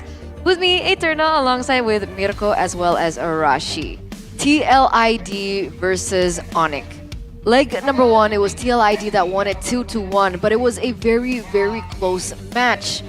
Looking at the performances of both of these teams so far, I would expect the same kind of storyline to happen again. Yeah, I mean, looking at their form currently, it does seem like Onyx's form has been quite off. They've been on a downward trajectory. Meanwhile, for Liquid, it does seem like they're just inconsistent. They have really high highs, really low lows, both of them having kind of same problems. But for Onyx, a lot more criticism sent towards a particular man in the drafts. But on the drafts, it looks like a certain person is back. So will that be the game-changing thing to happen for the Sky Kings? As we ask you guys back at home, with the rise of the Sky Kings, will Onyx stop TLID's 3-win streak? Do you think A, the Sky King era is over, B, TLID's win streak continues, or C, it will be an intense match either way? I feel like it's gonna be an intense match regardless, right? With what's at stake, with the reputation that both these teams has. I mean, they both have great junglers. They both have really good roamers as well. There's a lot we can mirror between these two teams, and they're both teams that are really, really good, that are on a downward slope. So it's kind of funny how they're kind of like so similar at the same time. So if you look at their consistency here versus the Sky Kings Awakening, if you look at the performance, I mean, what do you think, Eterna? It's been consistent. Consistently mid. Oh, all right, 5-6, 5-6, and now we're up 4. But that's why things are shaping up to look like the Sky Kings Awakening, right? Because regardless of their past performance from seasons ago, this season in particular, they started off so terribly. Number 9. Imagine that. Sure, they're still in the red zone right now, but with Yeb stepping back in, you mentioned as well, Mirko, about the criticism surrounding the drafts. This could be the moment where we could be looking at a trajectory that goes up for the Sky Kings. Yeah, again for TLID, it looked kind of mid because they were still trying to find their jam, finding their best lineup possible. Now it does seem like Hyo is going to be the main man for TLID, but for Onyx, they started off already very, very shaky because two of their main members couldn't play. Savero, Lutpi, two boys that were in for the first part of SBS before Mobile Masters, made it to the grand finals but couldn't play in MPL, having to use CW, Rez, and then swapping them later on, and then there's also Ryota who stepped in, Savero again, and then again now it's Lutpi, and then now it's Yeb. So a lot more changing for Onyx. A lot of crazy dynamics that gotta work. They're still looking for that formula, right? They're still looking for that main five. Understandably so. You guys thought 47% it will be an intense match. Yeah. 38%. Sky King era is over. Okay. This is It's quite high for an opinion that strong. I think the Sky King era is over. It has been over for a while. Right. We're not in the Sky King era anymore. Yeah. There's a chance that they might, still perform well. They might somehow make it back, climb back on top. But at that point, the era resumes. It's stopped at this point. Yeah. We're not in it right now. It's a different Onyx. It was the Sky King era when they won for Pete back to back to back to back. I would say only the Golden Road. Only that year where they almost made it to Golden Road. Because after that, yes, they still won. But they got grouped at MSC. It's way different after that, for sure. It's hard to see things differently. Like, we've been so used to Onyx being up top. And now number 7, imagine that. I don't think anyone really expected that. But coming into this matchup, we have to talk about the Fanny. So far, every team that goes against Favian or TLID has banned out the Fanny. So will it be a consideration to let go amongst these two? Because we saw up on stage with their interview that both of these players highly respect each other's Fanny. And with Yeb in the picture, it's hard to believe he would take such a risk unless there's a really good reason to. Yeah. But then again, it's Yeb. Sometimes we've seen Yeb do something that really, at first glance, looks so questionable, but somehow knows the inner workings on how it would actually work for his team. Now, the concern here is that he is coming back into the team. Does he have the same kind of control, the same kind of understanding of the team when he's taken a step back for quite a while now? Coming back in, I believe, my assumption is that the draft is going to be a bit more textbook, a bit more standard, just because he doesn't have the leeway to really wiggle around and use some of these crazy picks, considering the context. Yeah. I don't know. If you guys read through Mas Ade's statement there, I agree. When I saw Favian's Fanny for the first time, it was up against Evo's, I believe. That was the first time ever that I saw it last season. We were in Morocco casting a different event, but when I saw it, I was like, damn, this guy's got crazy skills. That was the game that he lost. He's played it twice. This is the second time up against Alter Ego. And yeah, no wonder Kyrie actually put him at number 1 in his best Fanny over King Kong. That's crazy. The world. It was quite surprising, honestly, but at some point you do know that with the highlights that we're seeing right now, you can see just how effective this Fanny is. It's not just for Favian, but also for Kyrie. I think we've drawn comparisons that Favian is a lot more dynamic, a lot more surprising and aggressive, whereas Kyrie is also aggressive, as an assassin should be, but also a bit more calculated. He kind of predicts, kind of plans a bit more towards the future, whereas Favian is like, I'm here right now. Right? What can I do right now at this moment? He lives in the now.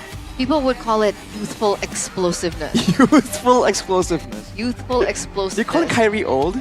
No, because what Kyrie brings to the table is that veterancy, right? You saw in the post earlier on, 20 times picked.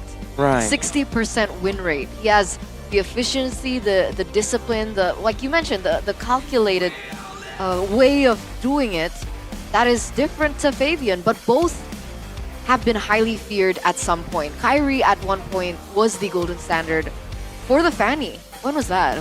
Dude, he was a god in the jungle. Yeah. He wasn't just a standard, right? Like this guy, who was him? He won 2023, by the way, was the year. There you go. He won MSC Grand Finals with the Fanny too. It was like Fanny 3 times picked up, destroyed Owl. I think Owl still has flashbacks every time he sees a Fanny on the other team, especially when he's on 1-1, he's oh my god.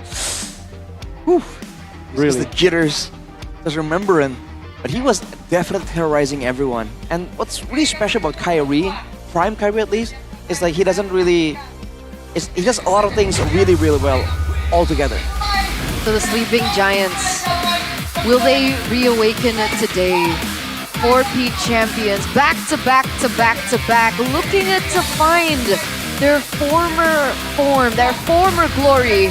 The question is, will that journey begin today?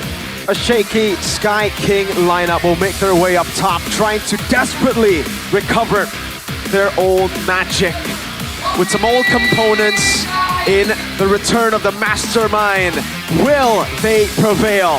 Welcome, Onyx!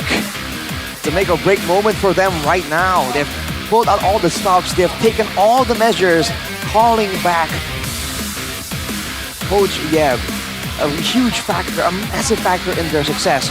That shows their desperation, but it shows that they have hopes right now. Speaking of desperation, and speaking of past eras, TLID. Whoa. Wait a second, is that's Aaron Shiki back into the gold lane, no Kyo today. I wonder what the idea behind this decision is. Back to their old ways. We thought Kyo was going to be the main man for TLID. We thought they had formed their formula to go and get top 2, maybe go back to back, but they're back to basics now. Aaron Shiki is back for the cavalry.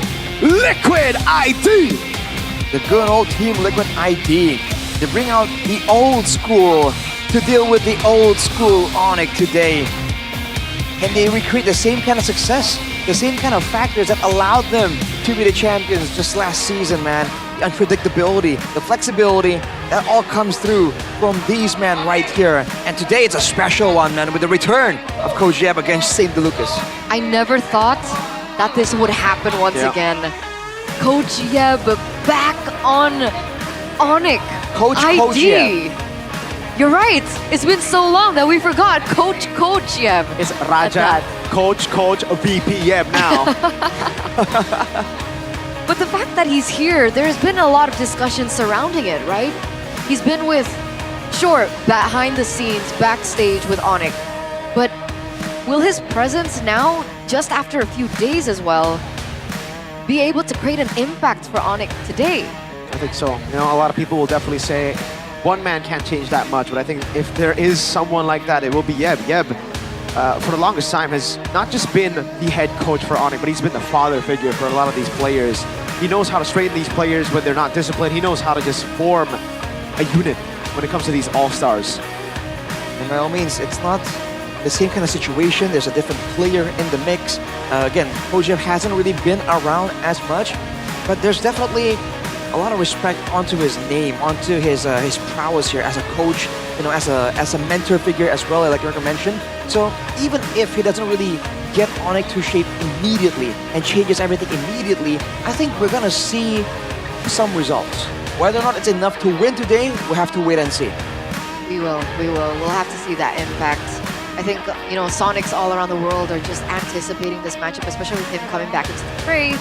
And we've heard a lot of discussions about what's been going on internally with Onyx. They seem, well, that's what we've been hearing anyway. Don't know if it's true or not, but we've been hearing that Onyx aren't the same Onyx that we used to know, right? They're not as close anymore.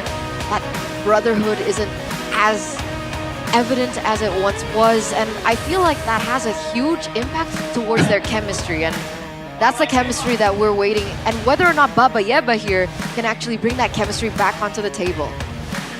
Baba Yeba. I mean, look at the accolades, dude. This man is no pushover whatsoever. One of the more well-known figures in the whole scene. Again, since he's also a mentor figure, it's not only about the drafts, it's also about the synergy. Yep. He might be able to fix that. He definitely has his ways. We've seen the results of it in the past, which is exactly why today the expectations are so high for Onyx. Let's take a look at the keys to victory here by the Samsung Galaxy A36 5G for Team Liquid ID. Let Aaron Shiki play really like last season.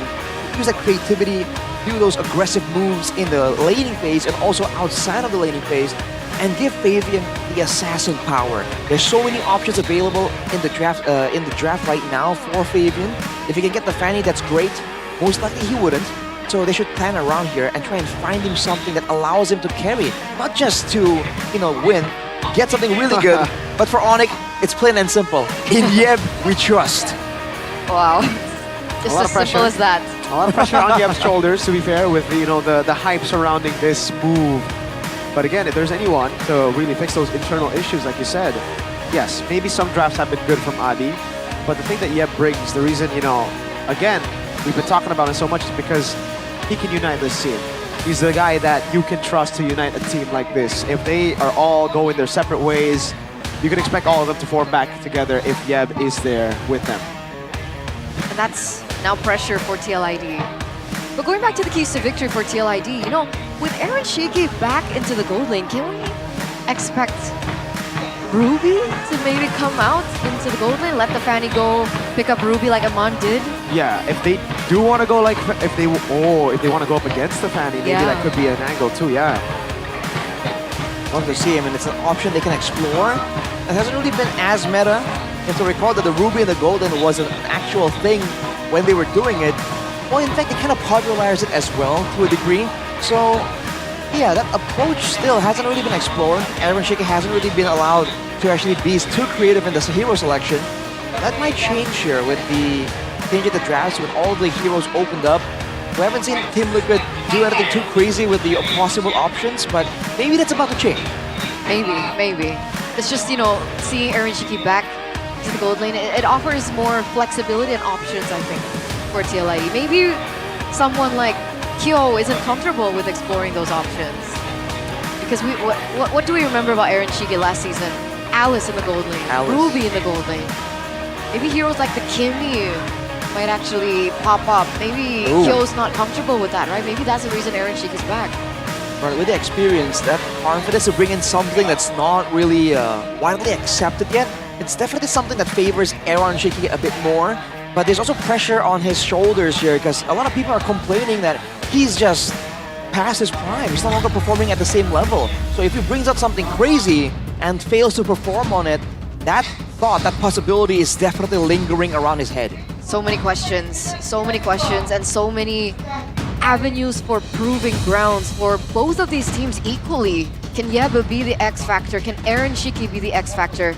As we get into the drafts for game number 1, presented to you by the official tournament smartphone Samsung Galaxy A36 5G. Onyx on blue side. Kalea, Hilda up front, banned out. Jushin also taken off the board. Like we've been seeing time after time, the Hilda is always respected away from TLID, but so is the Fanny. Yeah, it was Fabian's request, but he's not gonna leave the Fanny open for Kyrie. He wants it for himself. Remember, can't really be giving Kyrie the Fanny, especially when Yeb has already set up for a Fanny game. Jusin, Hilda, Kalea ban. But the chip is open. By the way, we've talked about how effective it has been, and some teams have found ways to counter it by all means. But Onyx, is that a play they want to make right now? They go for the joy. Team Liquid ID, we've seen them play around that chip. They want to try and do that against Onyx. Oh, they do. Yeah, chip for Witty, huge problem. Harith for Aaron Shiki, also a huge problem. But if we're talking about problems, this is like a similar situation that maybe Alter Ego is in as well. Yep. Can Fabian pick up the Fredrin? I think he can, but yeah, it's definitely not as good as he is on the Assassin. So we might have to see just, he technically doesn't need to go Fredrin with the chip. He can still go for like aggressive picks and then they'll just, outgun the Joy. I think in the first pick department, Liquid have gotten more value. They got Chip and the Harriet, so now let's see what Onyx, will be cooking. Valen, but down. Interesting. Good crowd control, good cat potential. And the Valentina though, I think the big assumption is for it to actually be used against the chip, allow for Onyx themselves to try and do some kind of global maneuver. That's going to be a Hayabusa for Fabian though. Very aggressive pick right here.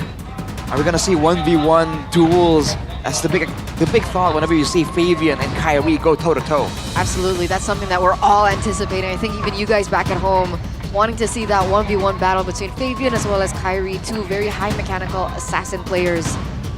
I think the Valentina, do you think it was also an option for them to kind of drive TLID away from a Lucas potential pickup?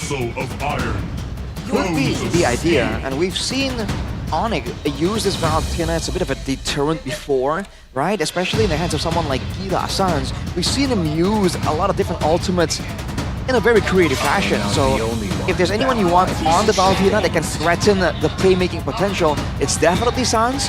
At least it used to be. Now though, with the Gut and Phoveus, it seems like both teams are trying to limit the catch potential, the big AoE catch potential. And for Team Liquid ID, it makes sense, right? They're going to be funneling through from the shortcut. But for Onyx, they themselves ran away this Phoveus, so I think they want to try and dive themselves when they do get a catch, and the last thing they want is someone that can kind of stop the whole charge immediately. With the Phoveus and the Gata Kacha ban, now just, I think, a lot more XP lane bans for Onyx. They know that Aran has been, you know, a crucial part of Team Liquid's success, especially how they've been able to enable Hayabusa on Fabian. So again, what Liquid are doing here is going to hurt the XP even more. For Onyx, they have a flex pick in the down. They can go roam, they can go XP, but for TLID, the XP is very vulnerable. So taking away the God and Hylos could actually hurt themselves, right? And then obviously we already have the Phoveus, we have 2 technical XP bans with the Hilda and Kalia.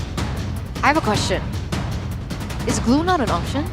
Yeah, the glue... Is it still global ban? No, it's not. It's been left open, that's why. We haven't been seeing glue at all. I haven't been struggling against the glue in ranked games, to be honest with you, but I thought with the changes that we would see more glue. Oh! And I guess, right on cue, we will be getting a glue ban. Alright, so the glue gets taken out. The Valentina pickup also denies the Edith pick. Farsa on Yehezkiel's signature pick. So who will Aram be playing? Yeah, it's quite interesting here, because again, the options are definitely dwindling down for Team Liquid ID. Do they go Akai, Aran? Do they have something that's out of the box here, something that's not meta, not comfort, we haven't seen before? Because otherwise, I don't see why they will be so desperate to hide it all the way till the final pick.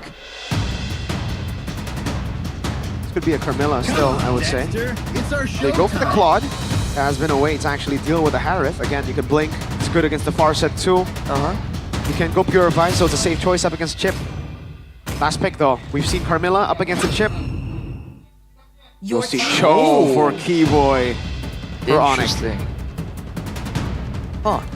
So the Cho definitely wasn't expected.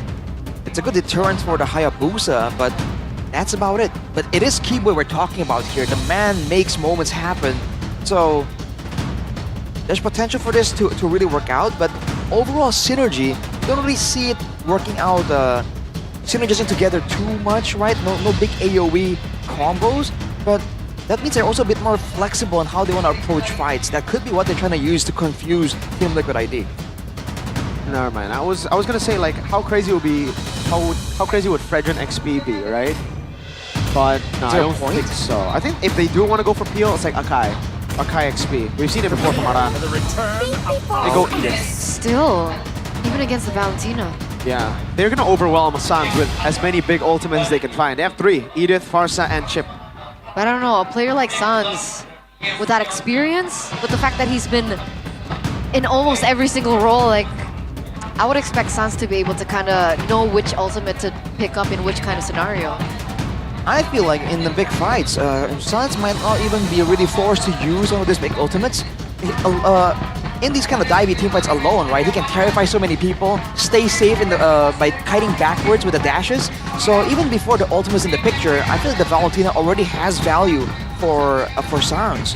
What can they do after though, and how can they deal with this Chip? That's the big problem. I guess we'll have to see, Arashi, as we're heading straight into game number 1. Proving grounds for both of these teams. Once holding a certain layer, a certain era as well. Can the Sky Kings come back on top? Can they crawl out of the red zone? Or will it be the defending champions to stop them in their tracks? Ladies and gentlemen, game number 1, here we go. All right. Put your eyes on the roamers, man, because I think Weedy definitely wants to be a bit more aggressive. And whenever you're on a Chip, you have this benefit of having built-in sustain, so you can see Weedy immediately go into dangerous territory. And as long as he doesn't get fully picked off, which in the early game, Onyx can't really do just yet, I feel like he's doing just fine. But later on, Onyx will have to use that burst damage, that crowd control to really threaten Witty. Otherwise, they're going to lose out in the information department. But looking at the emblems here by IndieHome, you can see the Wodanos Blessing for Chip and the Farsa, his skill and Witty. So they're going to be trying to roam around as much as possible. Same thing for Onyx. So roaming is the big idea. And once the roaming is done, I think it just comes down to the clearing and how fast these mid laners can really assist and help with the small skirmishes around the contestable objectives, like the Litho, like the small jungle camps that are a bit closer, more available to steal away. Arashi, interesting choice of emblem for Sans on the Valentina. That's not something that we see too often. The Quantum Charge? So potentially, right? That could be because he knows there's an Edith there, and so if he steals a Primal Wrath, he can use that as extra kite ability. And no, he usually goes for a Brave Smite, I would say. The Quantum Charge allows him to get some sustain as well still, so it's a bit of an adjustment that still allows him to have the benefit of the sustain that you usually get with that Brave Smite.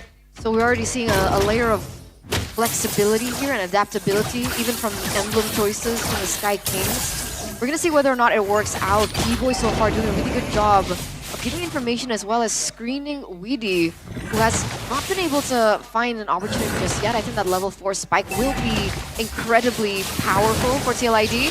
Let's see this turtle take. No watch out already. Shadow Kill gonna be used up. Baby wins out that retreat. Will be able to get there first. Arando gonna be chased. CC pops in the Primal Wrath, but gets taken down. Kai now on Witty.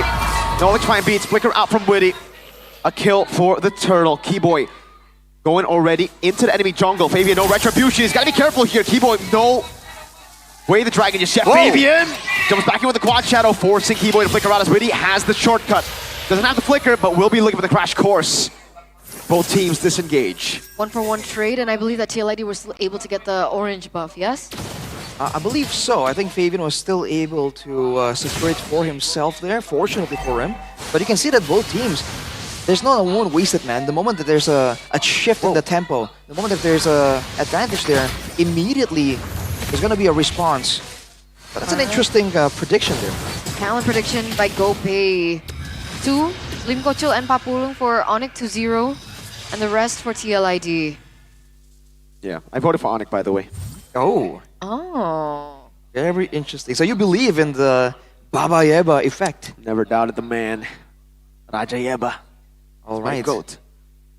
Let's see how that plays out here in the mid game. This is where the synergy is going to be a bit more important. Way the dragon over to Witty. The fuel lockdown. Not even giving him a chance to shortcut. Feathered airstrike to Zonia. Hezkiel away from the minions. 2-0 start for Onyx. Yeah, level 4 don't matter if the chip is taken off the board completely. Not given any room to look for that opportunity. We do see some rotations coming through from both Aran as well as Fabian, looking to take that jungle creep away from Kyrie, but he's still able to take it out. There's a lot of zoning coming from Lutpi as well. So far, things are quite passive. Pretty passive until it's not, right? I think, again, it all depends on the roamer. Because I don't think you're going to see the EXP laners like do a lot of moments to really engage a big fight. All these fights are taking place near the objectives because both teams have a composition that plays around that, right? So I think look between Witty and Keyboy to get the ball rolling, and from there it becomes a bit of a chess match here, a bit of a prediction duel almost. Both teams are trying to see into what the other team is trying to do. Keyboy though, already spotting Witty out, and he has the advantage here of being able to escape from danger a lot more reliably compared to that chip. So let's see the setup now for TLID, because technically they do have a little bit more power in the early game, especially with the Hayabusa, considering Kyrie on the Joy needs to wait for that power spike to hit. They're not forcing any fights, not like Evos did in match number 1. We do see them starting. Savero's in vicinity. Look at Keyboy. Crash course. Keyboy with the dragon there, for the airstrike going to be coming in with a shortcut too, but Witty's going to be bursted down as the red tree will be used to get the turtle. Aaron Shiki gets one, it's Keyboy down. No trades on the board for Onyx, that's a blazing duet over to Aaron Shiki. Someone's able to go in, that's a great escape from Aaron. Aran taken down by Sans. Witty crash course again, but it's to his demise. Shadow kill transferred over to Sans and Savero. Fabian pinned down to the wall, has the quad shadow. Oh, wow! What an escape, but Fabian walks back up Sans! How has he done that? A 1 HP escape and kill. 1-for-3 trade at the very end of it, despite TLID picking up that turtle, but those are a lot of kills and a lot of resources given over. Further airstrike opened up to zone Kyrie away. Still going to be able to get the clear so that turret does not fall in favor of the Sky Kings. Both these teams, man, they're playing with razor-thin margins. You're seeing players survive on a sliver of HP, and even when they're low, when they're at a quarter, they still keep moving back and forth here. So the willingness to try and attempt an outplay is very visible from how both teams are playing. But so far, you can see that in the golden, at least, there's an advantage for Aaron right there. But the fact that they have 2 turtles, Team Liquid ID, and they're still gold, they're still below on gold by about 500 here. That's showing Onyx having a bit more pressure, a bit more control that's allowing them to farm in a more dangerous area. I mean, look at Sans, right? 500 gold lead at 2-0-3. You did mention Sans on the Valentina, I think in the drafts earlier, and we're seeing that. Kyrie, 1v1. Not gonna commit to that. That's the pair-up that we were waiting for. Now it's back to the waiting game. And watch for dive potentially, because so far, Witty hasn't really been able to set up for any real impactful pickoffs. And usually you would see that shortcut being used to try to orchestrate some kind of dive, but Onyx hasn't really allowed that to happen at all. They've been able to match the damage in the early game with these early game picks like the Valentina, like the Badang and the Cho. And technically they have more damage and crowd control for now. So Team Liquid ID are the ones just trying to get an advantage here, because your roamer can make a global play, but individually, Keyboy, Crash Course cancel and conceal. Witty can be targeted. Terrify, a bit of poke. Witty again pops into Crash Course, not using the shortcut just yet as Fabian holds the turtle. Aran trying to zone away, Keyboy. Jikundo coming down as well. The shadow kill will be there. Fabian with retribution. Shortcut to the back line. Witty gonna be taken very low. Feather airstrike coming down, but it's the pin down from Lupe over to Fabian. Aaron pops him on for blazing duet from Savero. Aaron still dishing out so much damage. Savero taken down by Aaron. Sansing with the kill on Aran. Very low, and he won't be able to get the kill here. Aaron leaving one more shot over to Suns. Won't be able to get it. 2-4-3. TLID with a winning team fight. Kai ready with the electrifying beats. Will pop it to escape as Aaron pops the Zaman Force. Alright, both teams again clashing there in the turtle, but now it favors Team Liquid ID. They're able to get the turtle first, and afterwards, they were able to just withstand from all the damage coming through from Onyx, despite the fact that Sans was free hitting with the Primal Wrath, and Savero had a full channeled blazing duet right there. There's just not enough damage just yet to really swing the fight fully in favor of Onyx. But they gotta wait and make more of those individual Keyboy pickoff plays, because they've just seen from that fight alone, 5v5 all in, Team Liquid ID still has an advantage because they do have a Harith, and you can see the value there. The sustainability and burst damage, but also DPS. That's what the Harith brings to the table that Savero can't really do just now, and he's 2 levels down. Yeah, not just yet. Savero's also on his second item, so that Trinity hasn't been formed. But the same can also be said for Aaron Shiki. He's sitting at 202. Oh, wait, that's so much damage on Sans Fabian! That's the reason we call him the Usurper. Shortcut to Witty! Finding the catch on Savero. We were just talking about the man, and he gets instantly taken out. Savero punished. Kyrie looking for the electrifying beats. Aaron Shiki with his Zaman Force now. The quad shot on that landing. Kyrie still able to escape. Now regen gets out. That's huge. Sans taken out, 2-1-5 now. Savero also, that Trinity is going to hit a little bit later perhaps, as Aaron Shiki doing work against Savero earlier on. That's the damage without the Holy Crystal. Onyx are trying to scramble to try and get that Lord, but Team Liquid ID burst it down immediately. Can Onyx find something? Lutfi tries to try and get a catch here, Keyboy. Keyboy with the kick, but it's only onto the tank right now as the Feather airstrike knocks him down. Great Earth Shatter from Aran. Oh boy, man. Team Liquid ID now are getting the full control. Earlier, the balance was swinging back and forth between both teams, but now Team Liquid ID have a very clear lead now. Onyx definitely on the back foot. They have tools, though, to try and make some plays happen, but they gotta wait.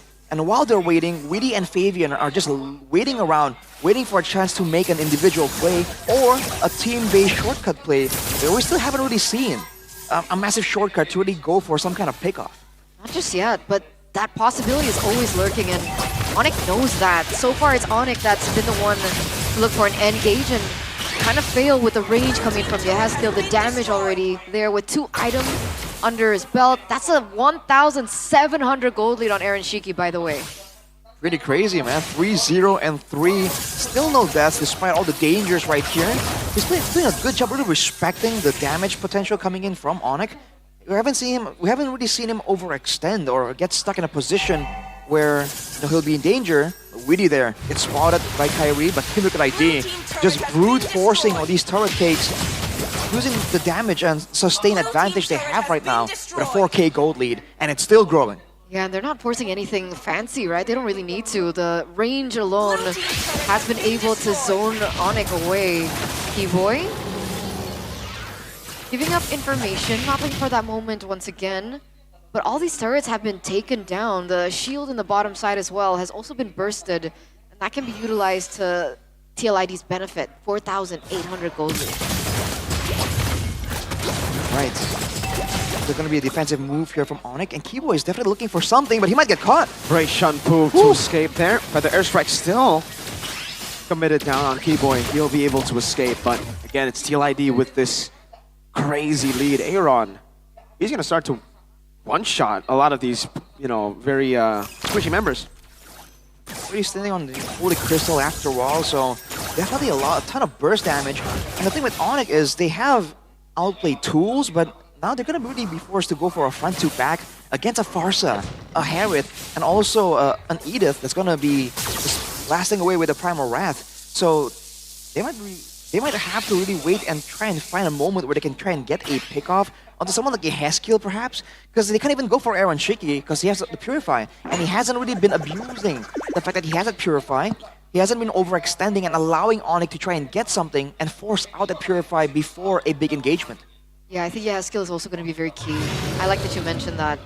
So far, Yehezkiel has been very patient in opening up the Feather Airstrike, but his positioning in future endeavors will be very important.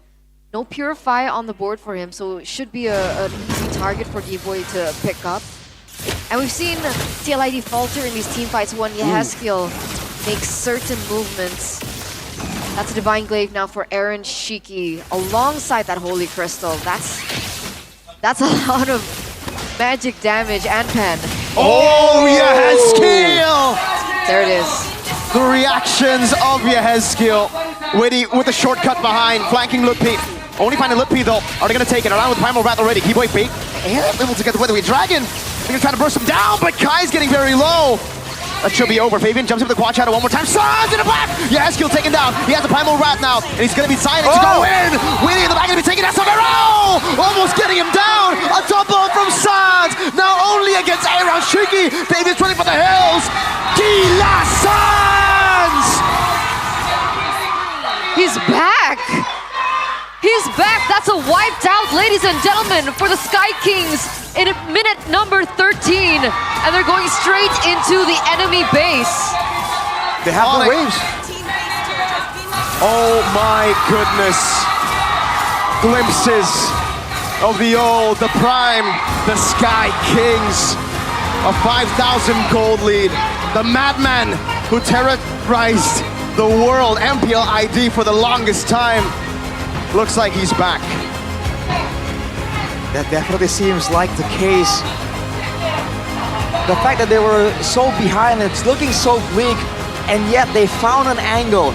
They found a moment created by the individual performance of Sans, of Kyrie, of Keyboy.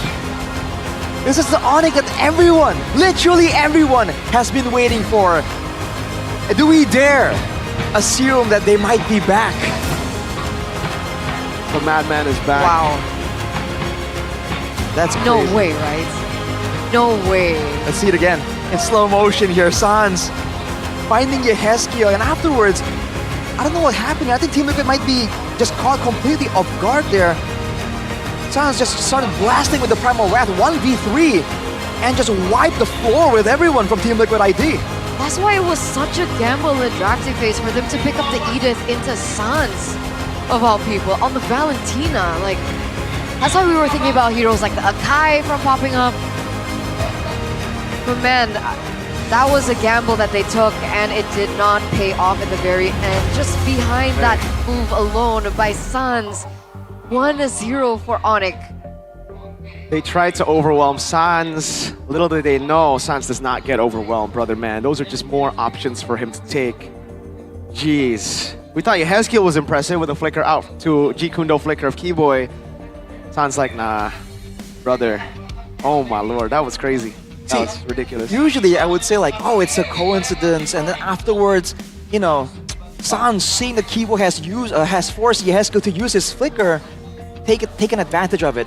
But with how clean that was, I'm starting to wonder, was the whole thing planned? Because we were talking about the win conditions, potentially going for some kind of pickup only onto Yehezkiel, because everyone just wasn't a valid target. Was it the idea? Use Keyboy, force the flicker out, and then Sans can just get in there, get it done? This is the Onyx effect from way back. When something looks so coincidental, you're like, hang on a second. Was that the idea? Was that intentional? Oh boy. I guess only they know at this point. We're looking at the crucial moment from earlier, 5 minutes in. Jeez. Wow. That's Fabian trying to go for outplay there.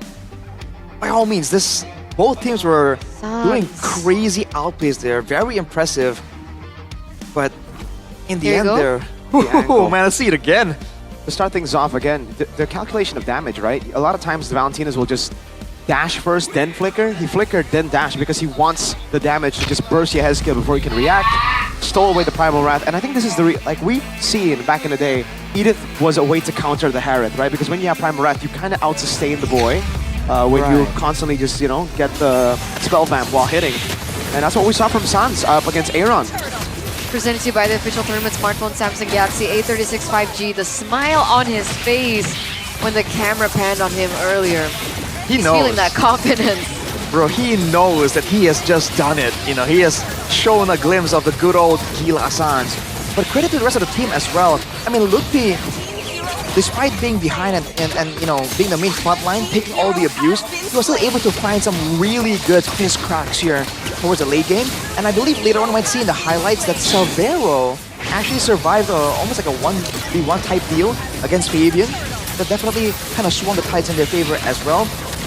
But yeah, whenever Team Liquid ID were the ones who were able to play their game to try and get their damage, you know, onto the right members, Onyx was definitely struggling. And Fabian, oh boy, when he was on that Hayabusa, on curve with the items, definitely an absolute menace. But despite dealing with a chip, Onyx seemed to struggle initially and they got punished for it. But in the end here, they found a way to kind of bait Team Liquid ID. They'll escape with a sliver HP, and then unexpectedly they make the play happen right here. Severo there went for the duel with Fabian, able to dodge out from that shadow kill, I think, with the battle mirror image. That kind of extended the fight in all directions, but still, the highlight is Sans. Basically 1v3, right? 1v3 plus Lord. That was kind of ridiculous. And against, you know, Aaron Shiki of all people, right? On the Harith as well. Interesting choice. That's why he went so aggressive when it comes down to his item choices, right? Divine Glaive. You see the Lightning Truncheon as well on the Valentina. Yeah, he wants that burst damage. He understands that, you know, he can go for more sustained damage, but at that point, it won't really help him out. He can go for more sustain with the Blood Wings. That's an option we see Valentinas go, but he shouldn't really be in the front in the first place anyhow. Because usually Moreno on the Valentina picks up something like the Starlium Scythe when he wants to play like that. I think it's for like the prolonged fights, so you can get in and there, weave in some true damage with the basic attacks. That's something that we have seen before. But I think he recognizes that sustain and DPS isn't gonna help him here. He needs burst damage to make that surprising play. Whether it's with the the Primal Wrath, whether it's with a Feathered Airstrike, he needs to nuke someone down. And he did it. Yep. Great itemization, man. I think the Lightning Truncheon is an amazing item. Again, the adaptations after the patch. You gotta remember the Lightning Truncheon now is so much value. And Sans picked it up. You saw the burst. It zaps everyone. Yeah. That's why he flickered before he used the skill. He flickered and then used the skill twice. You know, dash, and then skill couldn't react. He reacted to the play earlier from Keyboy with a flicker. It's, again, the layering of CC, the layering of plays from Onyx, the ones we saw back in their prime.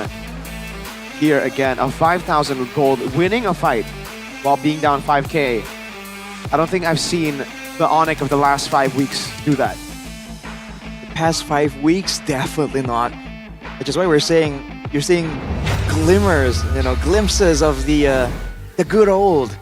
But they have to kind of maintain this, that's one time, and now Team Liquid ID are definitely on their guard. They have to guard up for the next game. And they continue and do the same thing, make it a clean 2-0. I mean, Eterna, how do you feel, man? Well, I know Codelwin's on my side, so... Codelwin? Yeah. Codelwin said in his restream yesterday, Okay. he's like, now all I need to do is just pray TLID wins against Onyx. Because if Onyx wins this 2-0, there is still a chance that Alter Ego could drop to the red zone because they're the guardians of the galaxy of the red zone right now. I think that's if Alter Ego lost to EVOS. Yeah, so I don't think it's possible now. Still. Right. I still feel like he's on my side. Either way. But I'll be on your side. But what side are you guys on? Don't forget to vote for your champion, ladies and gentlemen, by heading over to the application or the website gopi.co.id/games and win guaranteed rewards. Because for your first vote, you'll definitely get 3 diamonds and 1 token. Now, with the token that you guys can get, you can use that to spin for prizes in the gift arena, where you guys can get GoPay coins, MLBB skins, smartphones, and even an electric motorbike. Amazing. 15 electric motorbikes. As in, like, we get 15 or Yes. like... No, they're giving away 15 spread out. Oh, okay. But if you win that many times and you get lucky 15 times in a row, technically those are all yours, right? And it's very easy. Go to gopay.co.id/games or scan the QR code that you on there. Just type it in. You know what? Take the hard way. Or open the GoPay app. Select the top-up game icon. Click the trophy icon in the top right corner. Click vote now to get a token. Click vote for your champion and enter the winning team and final match score. Collect as many tokens as possible by playing, vote your champion, and spin wheels in the gift arena to win your dream prizes. There you go. Don't take the portal. Just recall. Just... No. He said the hard way. Right. Well, yeah, but if you do the hard way, then you need a good day, is what I was trying to say. And today, us two for cookie you. people, Here, it's cookie time, bro. you gotta drink both. It's a groovy cookie. Chefin drank, chugged one whole good day coffee. But why? Now it's your turn. But why? He needed the energy. He needed the energy boost. Did you not see the matches yesterday, Rashi? You know what? So I'm pumped. gonna say that the matches today have been energizing enough. What so I'll the leave heck? it for later. Well, I see, because Liquid can lose, and technically it'll be a bad day for her. Yeah. This is gonna be the backup. If TLID do lose, you might have to get good day. Yeah. So I see. Their day becomes Okay. good. So I'll save it. I'll save it. I'll save it. It is nice though. Don't forget our favorite snack in the building, sucro. Not a hand and shoulders. I was concerned for a second. No one would like. You think this is Mia not is to looking like a consume, snack? this is to use. Don't forget our favorite snack in the building. You can search it up on your Samsung phone. It's sucro. It's sucro, guys. You can eat it with rice. You can eat it with noodles. You can eat it alone. Alone. With people. On Wait, its own. people? You eat people with? That's crazy. No, I meant like. I mean, it's like in the this guy. presence of It's people. the sucro Oh. guy. She wants to eat the sucro guy. Dude, that's crazy, man. Like, I don't. That's a big sucro. I wouldn't mind eating that. That's the spirit of #Gasla, bro. Actually, I'm Just do confused it, now. man. Is he a human or is he? We need Sucro Man lore. We do. We do. Sucro Man Need an lore. explanation Maybe he's a here. Kribo, man. Like the Kribo flavor. Maybe. Kribo is Gasa. better. Kribo is better. Kribo is Is that better. a preference? Yeah. Interesting. You don't like original barbecue? You. Kribo number one fan of Kribo. Wow, she doesn't like you barbecues and you originals. You originals. Only the Kribos. Only the Kribos. I mean, it's you're free to have that opinion. No Thank problem. you. Thank you. That's crazy. The free That's country. offensive to all the originals. And The barbecues. originals. It's preference. It's preference. It's like saying I don't like people who play mages. You know, it's what if they like playing mages? That's preference. That's Yeah. crazy. You just hurt Arashi without knowing. I'm a mage So you don't like player. yourself? I mean, You just want to make sure that you can play mage when we're playing. That's why you don't like me around. is there a break? If you play. What? When you play. If you play. Isn't there supposed to be a Because break? If not now, when? Zipper, not- save me. You? Who? Oh, we see If someone. not now, when? See some fan interaction, by the way, from behind the turner. Who's going to Sarp Suit?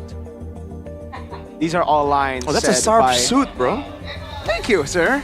This is a sharp shoot, not Sarp Suit is the. Alyssa doesn't have anything planned for us, no? No, No I don't zipper? think side reported it today. I don't think so. Eterna. These are all the things, by the way, if you guys didn't know, these are all the things that Eterna has said live on broadcast. Sarp Suit, Sarp Suitor, right now. That was Gani. Yeah, but sometimes you do it too. No, I don't. Yeah. I do it ironically. Sure. I couldn't. You believe me, right? I'll reserve judgment until I see it for myself, you know. Gotta see it with my own eyes, like with Onyx. You know, everyone has been saying that Yeb is back, it's gonna be way different. But deep down, I voted for Team Liquid ID That's there crazy, because, you know, is it possible that just one man can make a big difference? But already, they just don't seem like the same team anymore, and you just have to question, like, what was he able to do? What is the secret? The Hey. special sauce? We've seen matches go completely in a certain way for match number 1 and then get reverse swept. True. No. All right. First game was a sweep. First match was a sweep. Eterna. It was. Yeah, I know Yeah. that. Okay. But there's still a possibility. Do you?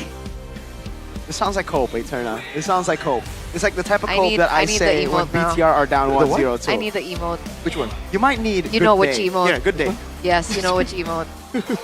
Why don't you? Oh no! Oh wow, I got saved. Wow, you go off cam as you use the emote. The Thank you, timing Zipper. on that. Thank you, Zipper. Oh boy. Oh Okay. boy. The timing.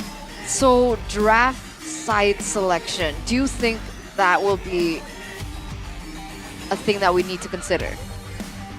Draft site selection? See, the crazy thing is, if we assume that this Onyx is anywhere near the prime Onyx because of Yeb, then the site selection hasn't really been detrimental, hasn't been fatal to their success rate. In a sense that, okay, they'll be playing things differently, and Team Liquid ID will get something, you know, out of it, but Onyx themselves will have known their way around it for sure. So, with the current patch and so many like prior heroes, I feel like Team Liquid ID might benefit from first pick by all means. But again, it depends on whether or not they can kind of like read into what Onyx wants to do. And there's an argument to be made still that, hey, the draft was actually fine from Team Liquid ID. They're able to play that macro game with the chip. They're able to punish Onyx for overextending and trying to beat them in the early game. But yeah, so it might be only in the execution, and if that's the case, then pick order becomes less of a factor. What the coaching staff tells the players of Team Liquid ID in the back rooms is what's gonna matter even more.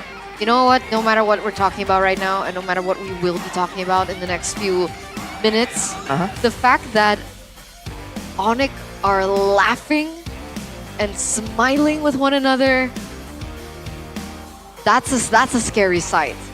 Because we haven't seen that in so long. Every time they're up on stage, they're usually like hard focus. Okay, now we're seeing keyboard like hard focus, but earlier on he was like laughing with Adi.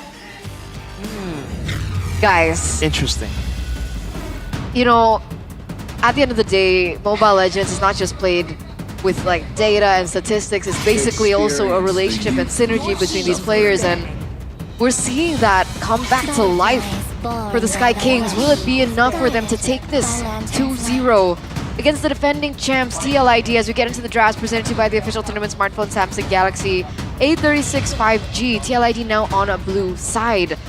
Back in the day, Yeba always loved to draft from red side. So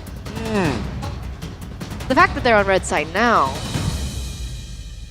I think it just really shows that it's not a surefire advantage for Team Liquid ID, even when they have the first pick here. They have benefited low Yi, so in theory they can force Onyx to try and respect the chip. But after that performance, I don't know if Onyx feels that threatened by the chip at all. CC is the final ban, but for Onyx, will it be the chip or is it gonna be something else here? because technically the chip wasn't a problem, right? Yeah. I would say, again, I didn't like that Edith pick into the Valentina, and at the very end, it was the Valentina Edith pick that really threatened them in that one moment when Sans made that crazy outplay. Time to drop the beat of the flash. We're actually going to ban out the Joy. So TLID making them choose between the Harith or the Chip. With the CC being banned, is that a Lucas pick though? I think it. I don't think they want to go Lucas. I think it's just because they want to go with their old style, the Hylos Gatot, Badang Gatot, you know, Witty back on those kind of picks over the chip. And so far it's looking like that. The Harriet's still going to be the choice for TLID. Remember that Team Liquid ID has found a lot of success off the back of Witty and his pick-off style. So the fact that Onyx are kind of essentially forcing Team Liquid ID to respect the chip, right? It's also kind of removing the hard pick-off possibilities from the hands of Witty. And I wonder if that's like a 2000 IQ mind game angle from Coach Yeb. Now, Suyo chip. Finally, Team Liquid ID is gonna try and double down on it. Yeah. Speaking of mind games, right? They opened up the Hilda in the second game, but they were able to take it for themselves. Also, doubling down on denying TLID maybe a potential assassin pick, right? But the Suyo comes through. Yeah. And with the chip and the Harith, it's looking like a strong composition. This kind of has to be a Hayabusa, no, for Onyx? Like the Suyo's already taken. There's not a lot of junglers left. Hanzo? No way. Against nah, chip? Right. Not against this comp, I feel. Especially against the chip, dude. You have just no idea. Not Kyrie's comfort. Last time he picked it, it was pretty off, man. He won on it, right? No, he lost. The last one? The last time?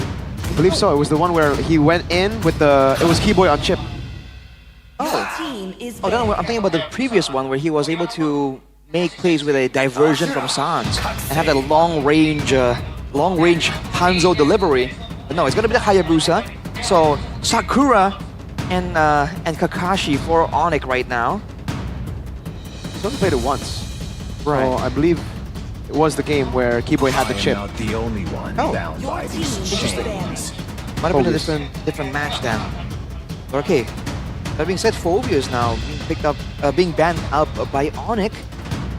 You're seeing a more proper, like, I don't know, both teams actually don't have a lot of good frontline.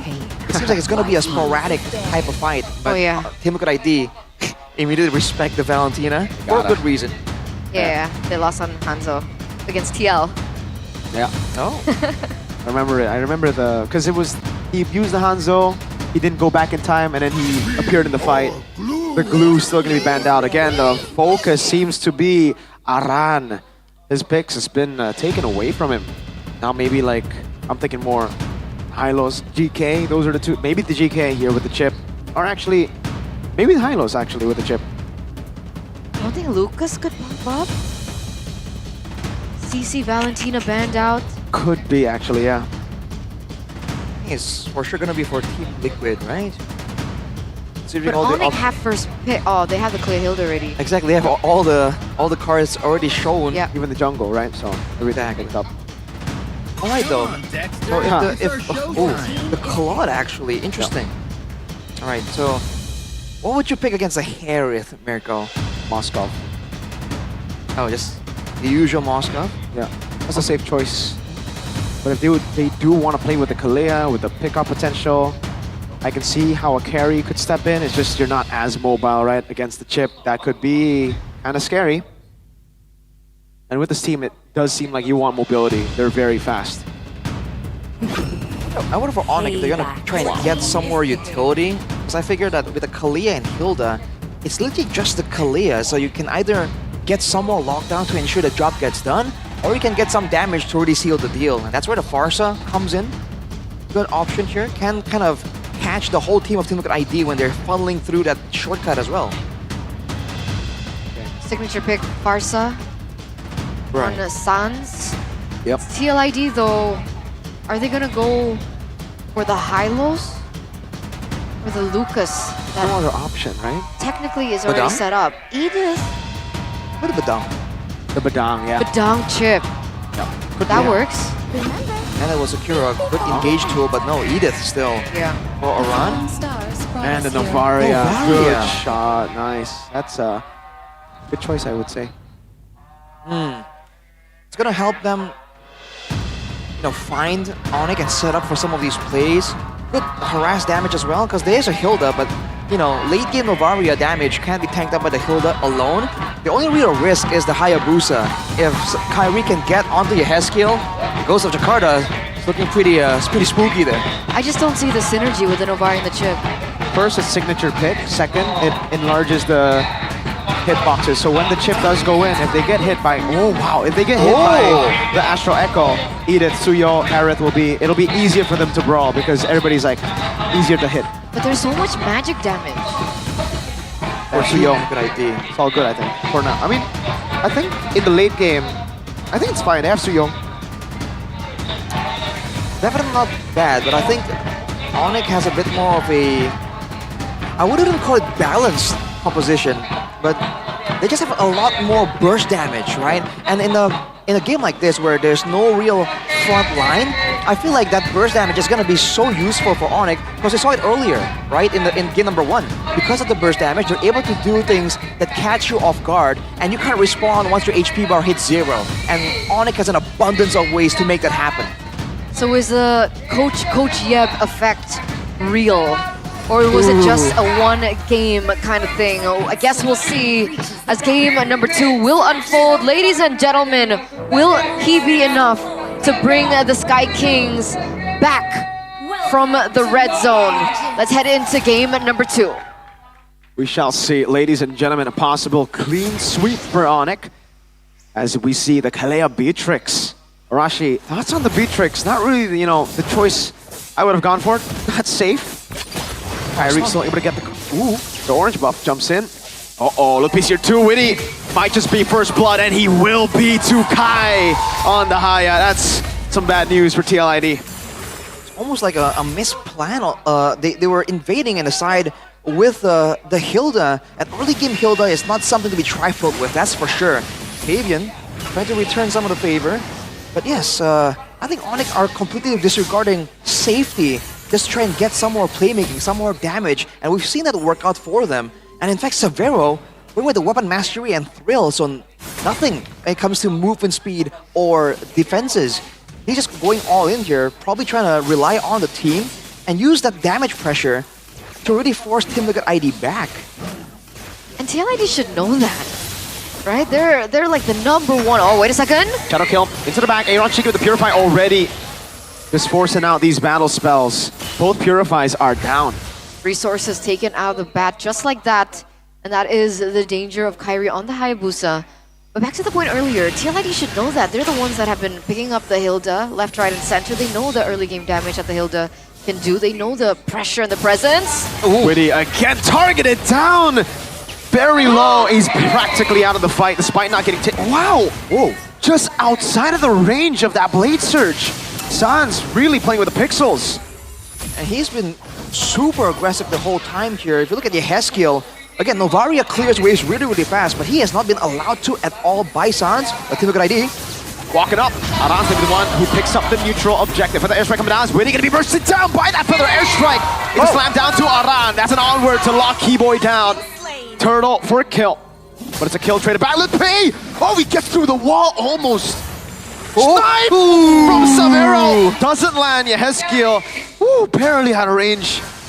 Almost. 1-for-1 trade, but TLID still pick up the turtle. Was it a worth it trade? For Team Liquid ID, I feel like it's still within what they want. That's how I would categorize it. It's definitely not ideal for Onyx. Against this chip, all they want to do is maintain that control, right? So as long as they don't fall back when it comes to the damage output and the sustainability, I feel like they're in a good spot. Later on, the Kalea and Hilda technically have good sustain built in with the Kalea healing and the Hilda, bush shielding and healing as well. So when it comes down to it, Onyx are gonna be able to out-sustain Team Liquid ID. And it's not like Team Liquid ID are fully geared in for some kind of harassment battle. The only long-range weapon they have is that Star Shatter, and they're trying to use that against a Feather Airstrike and a Renner's Apathy. So they're definitely outgunned, quite literally. Yeah, that's definitely what we're expecting when they come down to those 5v5 team fights. Which is why we're wondering, what's the idea for TLID? Because if the idea usually is with the Novaria, you try to go for range, you go for poke, but like you mentioned, there's so many sustain tools that they have. Do they go for pickoffs? If they go for pickoffs, who's supposed to burst them down? Are they expecting Aaron Shiki, the only person to be able to follow up on that kind of pickoff with Weedy? It's definitely more of a pick-off angle. If they can get to Sans or Savero, then immediately one of the bigger damage-dealing tools of the whole team gets negated, right? But we've seen Onyx play so well to really shut Witty down. And even now, Kibo is doing a great job spotting him out again and again. And Lutpi can do the exact same thing, but he gets jumped on. Blade Surge, the Onward, and the Earth Shatter, but Lutpi is able to dodge away from that Earth Shatter. Witty now with the Crash Course. Does get on Lutpi. Oh! Wow! Tsunami Slam to the back with the Feather Airstrike as well. Good Blade Surge out. Aeron Shield is on force now as Kyrie jumps back and forth with the Quad Shatter, but Lutpi in the back is right there. Fabian very low. Lutpi getting away with the Primal Rat on Aran. Onyx looking for it. Kai, this now will be the one winning it out.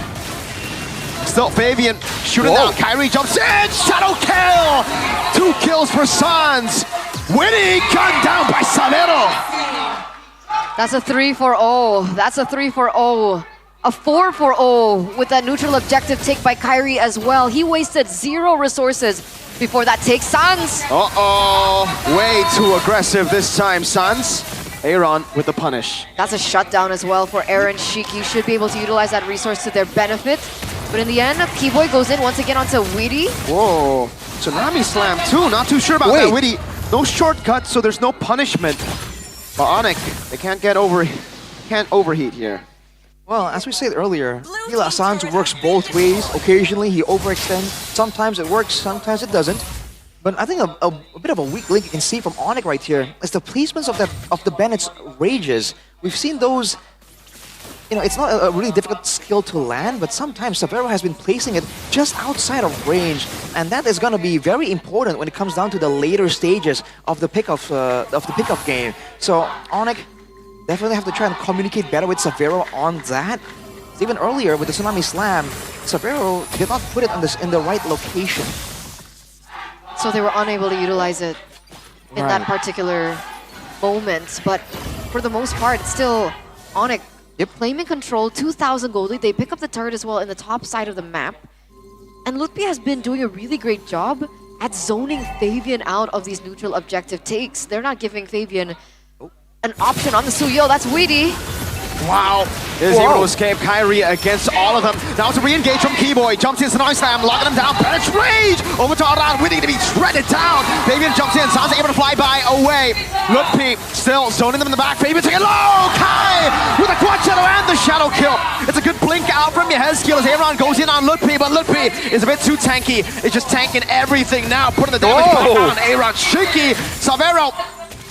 With a shot on Aeron. Lutpi sandwiched under the turret. Sans in the mid lane still. Zaman Force used up by Aeron as he tries to recall. Keyboy cancels that recall. Savero with the orange buff take a turtle for Kai. The Sleeping Giants are slowly reawakening in the 7th minute. Game number 1 was brutal. Game number 2, it's looking like the same. Cut from the similar cloth. Onyx, 4,000 gold lead. Arashi, what's going on?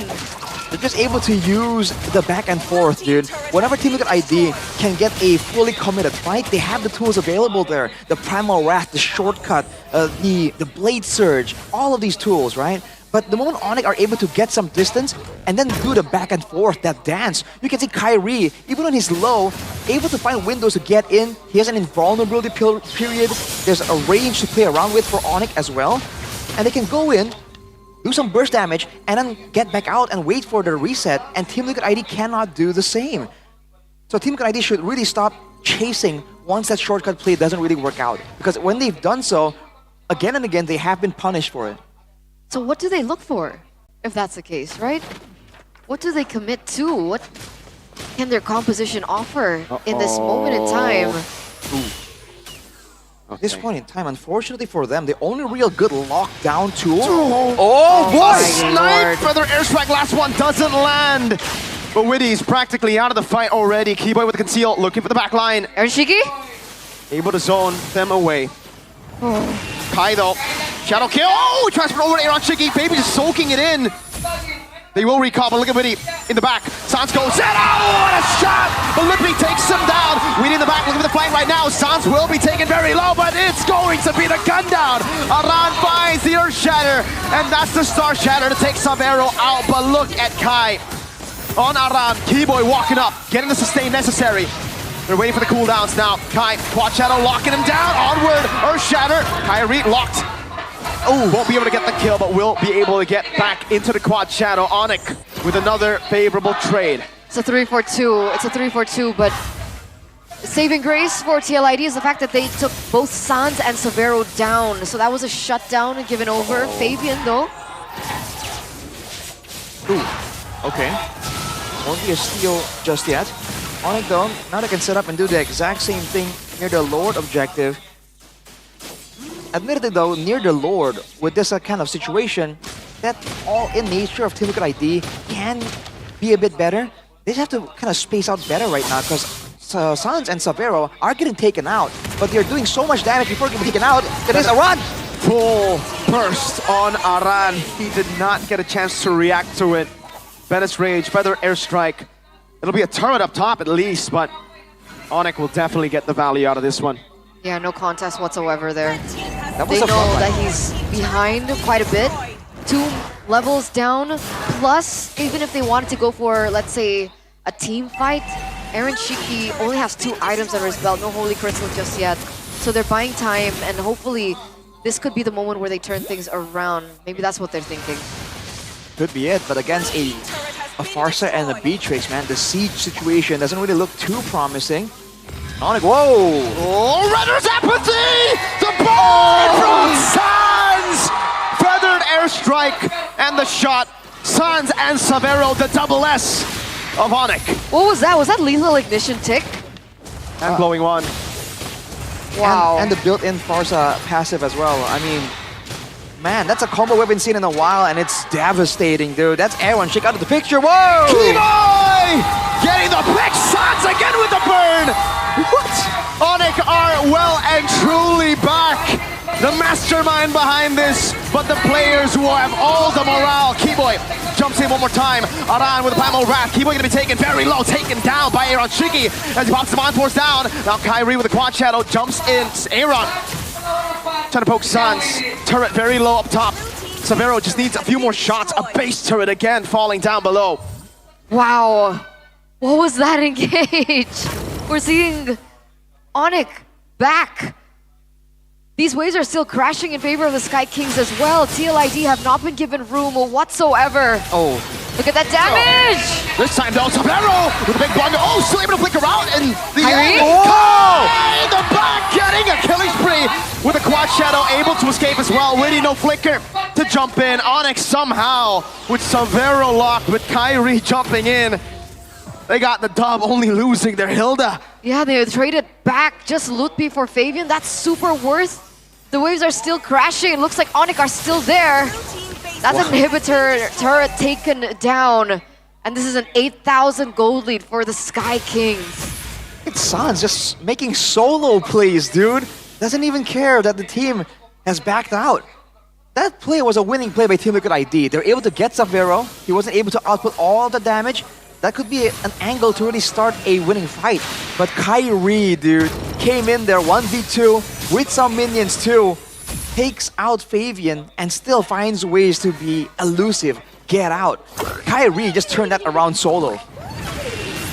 So much centering and surrounding the Sans Kiboy duo that a lot of people have been saying has not worked lately. And just that slam into the Feather Airstrike alone, it feels like that chemistry is back. We're looking at the real-time stats here, comparing both of the mid laners, and you can see just a glaring difference. Sans is so far ahead. On top of all the damage that he's been able to do, he now has the Divine Glaive, so even if there's magic defense, that's gonna be a problem. Uh-oh. The conceal's canceled by Kiboy. Red out like a book. Despite the fact that the chip should be a bit more difficult to track down, Onyx are doing a great job spotting him at every single turn. The SK has the Wishing Lantern, he can do a bit more damage, but Whitney gonna be frontlining. Is that a wise choice? Slammy Slam, locking him down again with a Bennett. There's no way you can survive that Aaron Chiquito with the Mind Force now, locking him down. Look, he's still able to survive, gets into the bush with the regen of Sans, just scouts in the back. Kyrie pops in a shadow kill. The chain CC getting him down. Kai's still able to survive somehow. Kiboy, how has he survived? Now it's Severo with a question mark to Aaron. It's Onyx with a declaration of war. Back to MPL ID. The mastermind is back. Onyx are back. Who's next? Who is next, indeed? That is a question that will echo through the minds of the next teams that will have to face the Sky Kings on their journey to reawakening in the red zone. By this match result alone, 2-0 TLID. This should put them out. It should bring them out of what seemed to be a bad season for Onyx. After falling all the way down to the last spot in the standings here, Onyx with a bold move, a crazy play, an insane play, and it just worked out, man. Immediate improvement already, and this was on a shorter notice. I bet the fans are already imagining what could be possible here if Yeb sticks around. We were talking about proving grounds today. We were wondering whether or not just a few days, just because of one man alone, things could change for Onyx. Yes, the answer is yes. The answer is yes. Never doubt Raja Yeba. Never doubt him. Let's talk to Onyx. Let's see how they feel. Let's see the changes. Bude Clara, take it away. Dan 2-0 disapu bersih pembalasan dendam yang manis dari tim Onyx. Minggu ini minggu pembalasan dendam yang sepertinya dinantikan oleh Sonic. Dan langsung aja Kairi, no funny in this match. Only Hayabusa, you play Hayabusa, and then Fabian juga main Hayabusa. Ini malah Hayabusa ya? Kenapa? Malah mainnya Hayabusa, nggak ada Fanny, Iya, saling ngeband. Ya karena Fanny Fabian emang sengeri itu, jadi kita nggak buka. Oh, jadi kamu udah diskusi sama coach, dan pada akhirnya udah nggak usah gitu aja? Kenapa? Nggak dengar? Jadi udah diskusi sama coach dan udah jangan-jangan kayak gitu? Ya, tadi gua udah bilang nggak usah buka Fanny. Loh, jangan bukan Fanny, tapi Hayabusa. Game 1 Hayabusa dan game kedua pun kamu menggunakan Hayabusa. Gimana ngelihat Hayabusamu dan Fabian beradu di game 1 dan game kedua? What's the difference between your Hayabusa and Fabian Hayabusa? Apa ya? Nggak tahu. Nggak tahu sih. Oke. Mungkin kita cuma mau tes skin Naruto. Oh. Emang kepengen skinnya ya. Dan bermain melawan Fabian.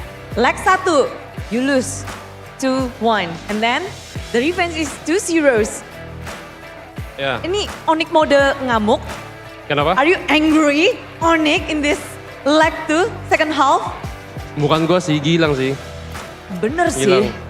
Bener Kayak tadi ya? kan game 1 dia ada momen kan. Dia ada, wah gila Sans. Gila Sans.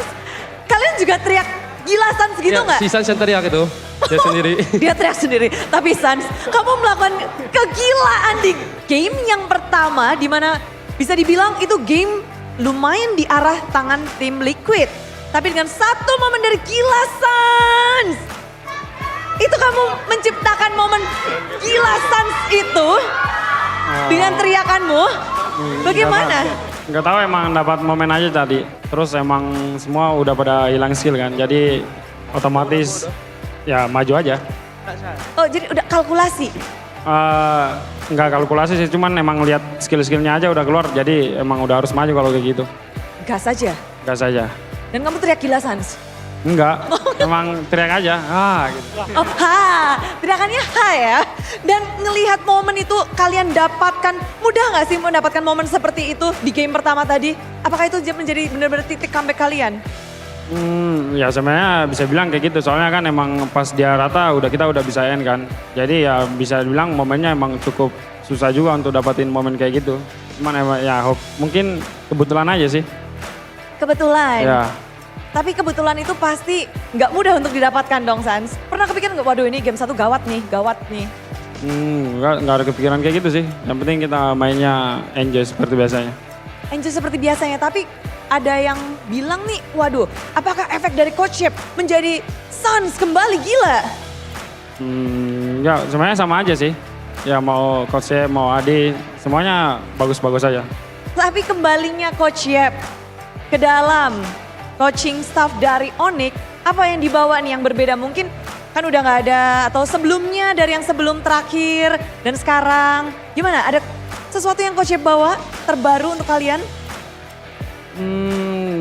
Yang baru sebenarnya kalau dibilang perbedaannya dulu sebenarnya masih sama aja sih. Nggak ada perbedaan, masih sama aja. Coach Yep yang dulu dan sekarang masih sama? Ya masih sama. Masih sama Coach Yep, langsung angguk dia. Tapi dengan hasil kemenangan balas dendam ini Coach Yep pada ngomong sesuatu gak sih? Misalnya kayak, ayo guys kita bisa balas dendam guys. Ya pasti kita lebih disemangatin lah. Kayak kita harus balikin apinya gimana biar bisa main enjoy, main seperti biasanya. Jadi ya pasti disemangatin juga lah. Disemangatin juga. Ya. Tapi yang paling penasaran pastinya dari Boy. Momen di mana kita melihat Onyx mengganas di leg yang kedua. Pada saat Coach Yep datang, apa yang Coach Yep bilang? Waduh guys, keadaan kalian, adakah sesuatu yang Coach Yep katakan ketika masuk ke dalam minggu ini, melihat keadaan tim Onyx yang sebelumnya? Nggak ada sih, paling kita balik lagi ke konsep awal, bersatu. Bersatu. Jadi Coach Yep nggak ada komentar apa-apa nih tentang performa ataupun hasil kalian? Dari hasil kalian, dari klasemen kalian, Coach Yep ada komentar sesuatu nggak pas pertama kali datang kembali ke dalam Onyx? Yang pasti banyak lah, banyak hal yang Coach Yep bawa juga buat kita. Terus banyak sih, cuma nggak bisa dibilang semua. Ada lah pokoknya. Ya paling yang tahu itu Clayton sih. Oke. Iya. Jadi kayak gitu ya? Udah pegang mic padahal. Tapi hasil hari ini 2-0 pembalasan dendam yang kedua. Kemarin Geek Fam berhasil. Hari ini berhasil juga melawan MPL ID. Dari Boy sendiri, bagaimana kamu akhirnya bisa membalaskan kepada tim Liquid ID? Apa tadi udah? Bisa balas dendam nih. Kalah 2-1, sekarang 2-0. Kalian begitu cepat mempelajari TL ID kah? Iya, karena udah sering ketemu mereka juga sih. Jadi kita juga belajar banyak lah dari mereka. Cara ngalahinnya gimana. Kata Clayton, apa Ton? Cara ngalahin TL ID lu. Kasih tahu dong. Ayo dong, Savero kasih tahu. Apa ini? Gara-gara Gilang aja. Jadi kunci kemenangannya gila. Di leg kedua ini bisa menang 2-0. Kunci kemenangannya? Apa? Kunci kemenangannya apa? Hah? Selain Gilang ya, selain Gilang nih. Kalau dari Savero sendiri gimana? Mempelajari kan baru banget kan di week 4 kalian kalah. Sekarang week 6 kalian bisa menang 2-0. Bersatu. Oke. Tapi kamu melawan player yang berbeda nih di gold lane. Savero kali ini melawan Aaron Shiki. Sebelumnya melawan Q. Pasti tahu dong, ada bedanya dong. Gimana kamu melihat dua player dari TL ID gold lanernya? Kata Ryota, Iron Dark System. Kata Ryota, Iron Dark System. Dan bener ya, dibales nih. Sama-sama membalas. Tapi gimana nih tanggapan dari kalian ketika Ryota dibilang Dark System? Emang Dark System. Oh emang Dark System. Upi, gimana nih Upi? Kawan, satu lane, satu role. Buat yang bilang kayak gitu sebenarnya enggak sih, dia jago lah, banyak kasih tahu aku juga di pas main gitu-gitu. Banyak kasih masukan lah. Sebenarnya yang dibilang Dark System tuh enggak lah, jago dia. Wih, kalau untuk match kali ini apa yang udah dibisikin nih? Mungkin tadi Ryota sempat bilang kan buat nyampein ke Iron. Ini Ryota yang bilang, katanya apa nih? Iron Dark System katanya gitu. Disuruh bilang. Oh pesannya gitu ya? Iya dibilang gitu tadi di belakang. Oke, pesan sudah disampaikan dan sama-sama kita belum melihat bagaimana mereka akan bertemu nih ya di Land of Dawn. Karena sudah selesai, balas dendam sudah berhasil. Upi bermain dan kamu bisa lagi ngedapetin kemenangan dan 2-0 Upi. Ya alhamdulillah aja, alhamdulillah. Alhamdulillah, jadi 2 sudah. Besok, wow, akan menjadi tantangan besar untuk tim Onyx. Karena tim yang mengalahkan Onyx pula harus kalian lawan di minggu ini. Tim RRQ yang ada di pucuk atas. Upi ngeliat ini gimana sih untuk besok? Ya semoga menang dan kita pasti kasih yang terbaik lah buat besok gitu. Kasih terbaik untuk besok. Ya. Oke, untuk dari Sans. Gila Sans, kata-kata untuk besok dong. Kasih yang terbaik dan tetap bersatu. Kasih yang terbaik dan tetap bersatu. Ya. Untuk Sonic, besok harus datang dong. Ya, pastinya berterima kasih juga yang buat Sonic karena sudah menyempatkan waktunya untuk datang nonton di stage. Kita ya semoga besok dukungannya makin lebih dan kita bisa lebih semangat. Terus ya kita bakal kasih yang terbaik buat besok. Memberikan yang terbaik kali ini, Onyx berhasil membalaskan dendamnya lagi dengan 2-0. Mari Sonic sambutlah kemenangan dari tim Onyx.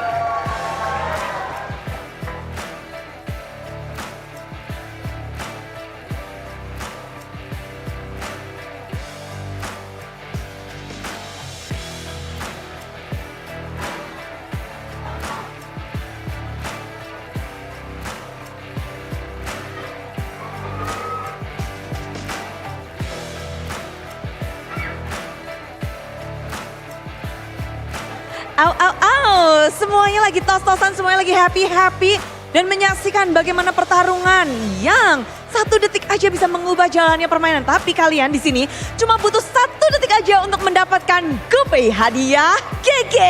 GoPay Coin secara gratis bisa masuk ke dalam akun kalian dengan mudah. Caranya gimana? Bude akan kasih tahu. Yang penting kalian sudah punya aplikasi GoPay. Yang belum punya, download sekarang juga. Tapi Bude yakin yang ada di sini udah punya semua dan siapkan device kalian. Karena cara mendapatkan GoPay Coin secara gratis akan Bude bacakan sekarang. Dan kalau ngebahas tentang GoPay, pastinya di sini udah pada apal karena setiap harinya kita membagikan GoPay Coin secara cuma-cuma. Caranya gimana? Bude akan ingetin lagi. Pertama-tama pastikan kalian punya aplikasi GoPay, download sekarang juga aplikasi GoPay. Lalu buka kamera pada smartphone untuk scan QR Code yang nanti tuh di putih-putih akan muncul QR Code-nya. Lalu setelah scan, klik buka hadiah untuk terima GoPay hadiah. Dan pada akhirnya GoPay Coin akan otomatis masuk ke dalam akun kalian. Nah, udah pada siap? Wah, sudah pada tinggi-tinggi sekali mengangkat device-nya, smartphone-nya. Mantap semuanya. Sudah siap?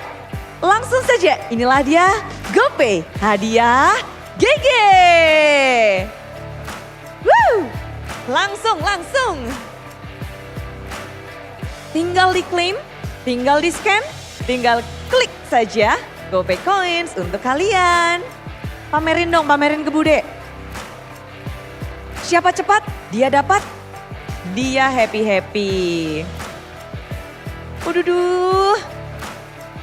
Dari Sonic, The Cavalry, lalu Super Fans, semuanya boleh ya, semuanya bisa. Pada tulisan-tulisannya ada yang oke, mendukung. Mantap, ada yang mendukung Onyx, ada yang mendukung TLID juga. Banyak banget dukungan dari Sabang sampai Merauke. Semuanya sudah hadir di sini. Mereka juga sudah melihat bagaimana perjalanan dari tiap tim, tiap match-nya mereka berubah. Seakan-akan berevolusi. Dan bagaimana tim Onyx berhasil membalaskan dendam di leg yang pertama. Kita penasaran, jadi langsung saja semuanya akan dijelaskan oleh para caster. So caster, break it down.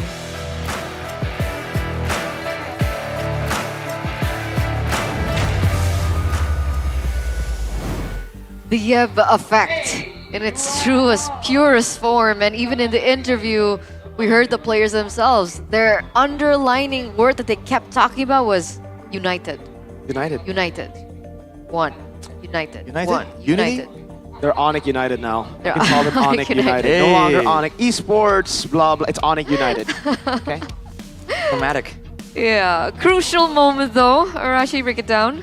The final fight right there where Kyrie was jumped on, the Team Liquid ID were unable to get the pickup onto him. And because of that, everyone funnels through. Sans goes for the 1v1, takes the hair scale out just to prove a point to a degree. So, yeah.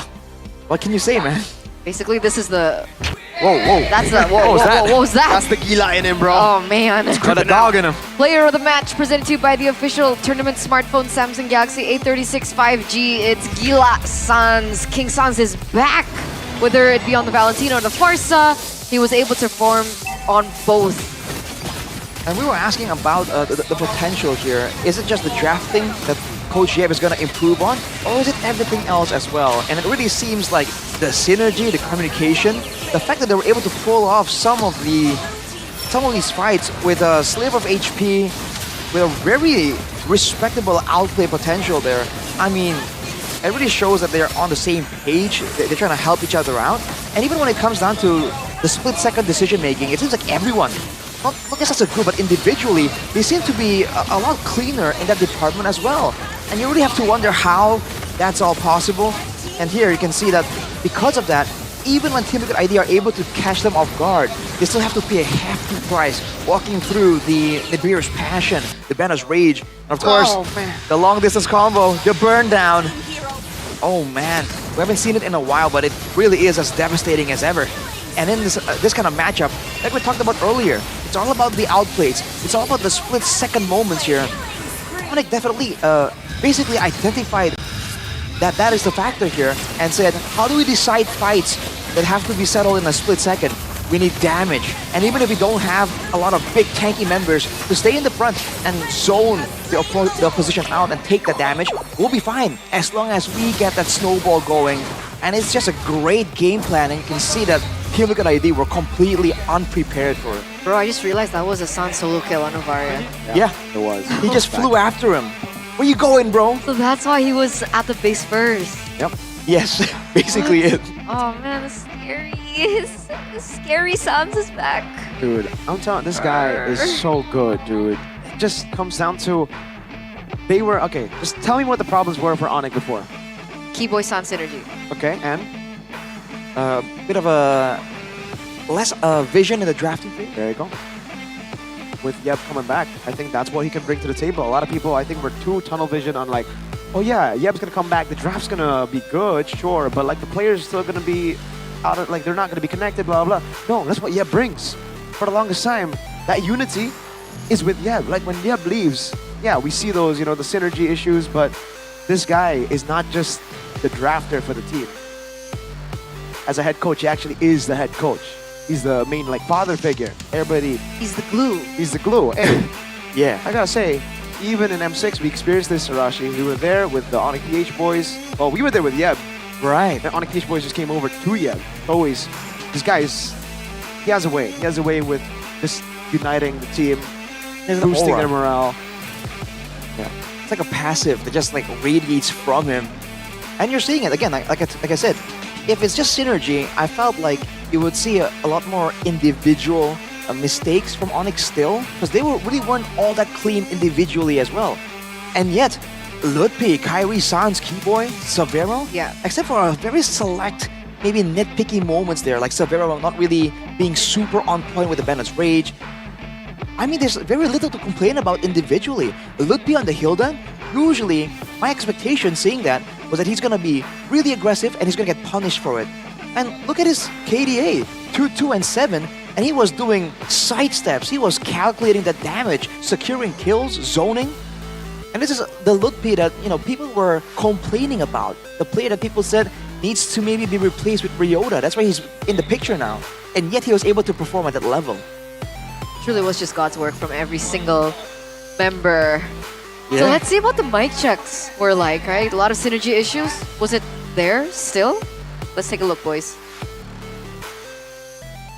Mau buka? Ayo. Kalau nggak edit atau nggak Parsha ya? Ya. Lihat Keyboy ya guys kalau dapat ya. Lagi sagabe. Parsha guys. Pikir ya. Speaker ya. Balik aja. Bawa lagi. Bawa lagi. Ayo bisa apa? Mau buka aja nggak guys? Dia mau masuk itu, dia mau masuk. Gua chip. Chip guys. Kiting ya. Coba cover. Udah miss ya. Gua mau guys, balikin guys. Ayo tuh. Hai Nasado yang. Balik guys hayanya. Harit guys. Belakang ya guys. Di gua hayanya. Low banget Harit. Harit lo. Haya guys, haya. Terus lang. Nice long. Mati. Tolong. Gak ada kai. Nice long. Gila, kok bisa lang? Siapa aja? Sabro ada combo lain nggak? Ada. Coba ganti Sabro. Nih. Gue TP Torio. Mau perang ya dia ya? Mau perang guys. Gue TP.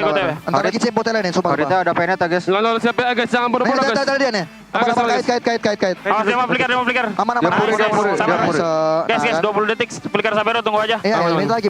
Sambil lihat gua ya. Ini chip nggak ada apa-apa, lihat edit guys. Yoi, itu tuh. Itu masuk dia depan. Gue coba bukain. Gue ready. Udah, dia mau masuk. Orangnya. Edit guys. Sisi ya. Mati dia. Gue coba aman. Gue belakang Harit, kaiting. Gue masih. Sabar.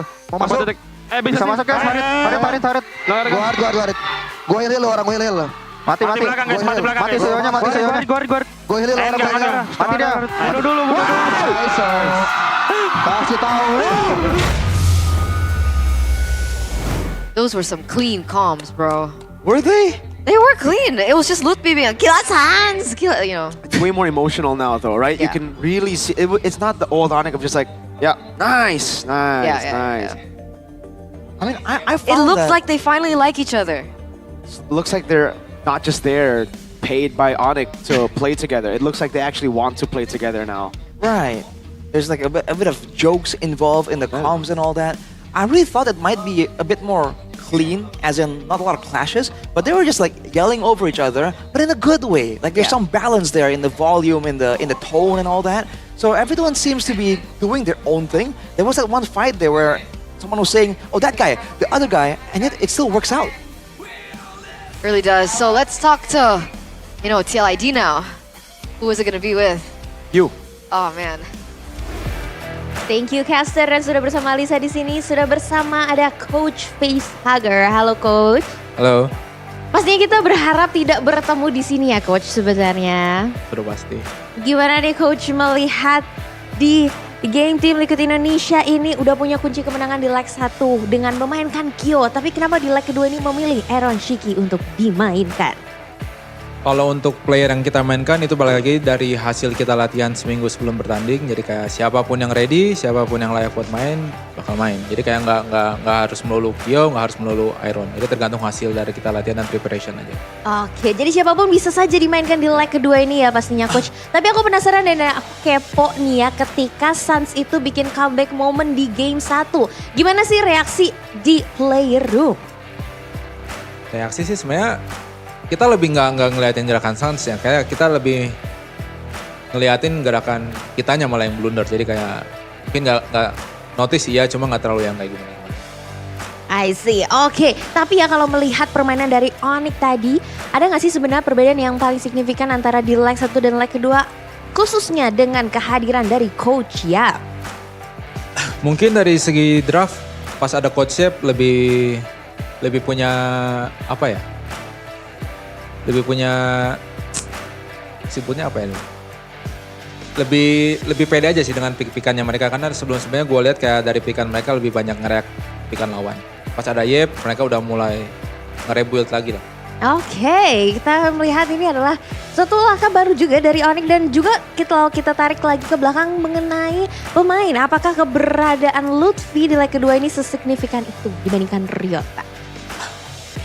Sepertinya dilihat emang signifikan sih, karena kalau bisa dilihat Lutfi ini lebih satu chemistry lah, karena mereka udah lama dari season sebelumnya. Kalau sama Ryota mungkin karena masih baru, jadi kayak masih banyak bolong.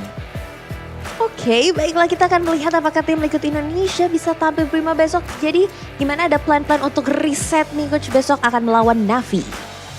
Udah pasti harus reset sih. Pasti reset, dan kita akan melihat ya Coach. Dan hope for the best, besok kita nggak bisa ketemu lagi di ruangan ini ya pastinya. Amin.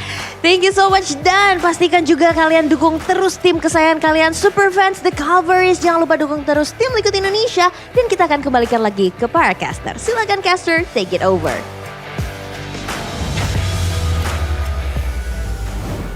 Thank you, Facehugger. Thank you, Alyssa, for Mr. FH. What? FH. What were you gonna say? Facehugger. What? Facehugger. Facehugger. Facehugger. Okay. He hugs faces. Like that. That's why his name is Facehugger. grabs your face. No, that's violent. face grabber. Grab your face. Just a- Hugs your Hey. face. Yeah, face hugger. Takes your head down. Very maternal. No, that's face puller. Face. I don't Is there gonna be different versions of face hugger? there has to be in a parallel universe, in a different universe, a face puller, a face grabber, a face. Maybe it's not face. Maybe it's a shoulder. Maybe it's like hugger. Maybe it's a liquid hugger. Like head hugger. Don't worry, Eterna. In another universe, you'll be instead of that, well, you'll be pointing up a. Wait, But that Emote. can definitely still be true what? because they slept through that. Hey, That's bad. honestly, they didn't. You know, it's not like they did horrible. No, they it's more didn't. Onyx were just Really good. what the heck? It was Just woke up. They woke up. They woke up. They actually did. That's an Onyx. You gotta feel, bro. You gotta feel for Eterna though. Yeah. Sky King Reawakening. Why does it have to be against PLID? Exactly. Of all I do. teams. I do feel for always you. against BTR usually, so don't you dare complain. It's always against BTR. And I actually got the truth from Yev at M6. He told me, yeah, because you support BTR. That's why we always focus against BTR. Are you serious? Yeah. And I was like, you. Face hugger. There's a lot Man, of what did things. you do to Yev? Yeah, a lot of things But hey, I can't hate them. I really like them. And, yeah. Yeah. How do you feel about RQ? Huh? They have my goat. It's cute, but 5 goats versus 2 goats. BTR, baby. Oh, we'll So see. 2-0? Let's see. this hair, After the baby. break, ladies and gentlemen, we'll see you after.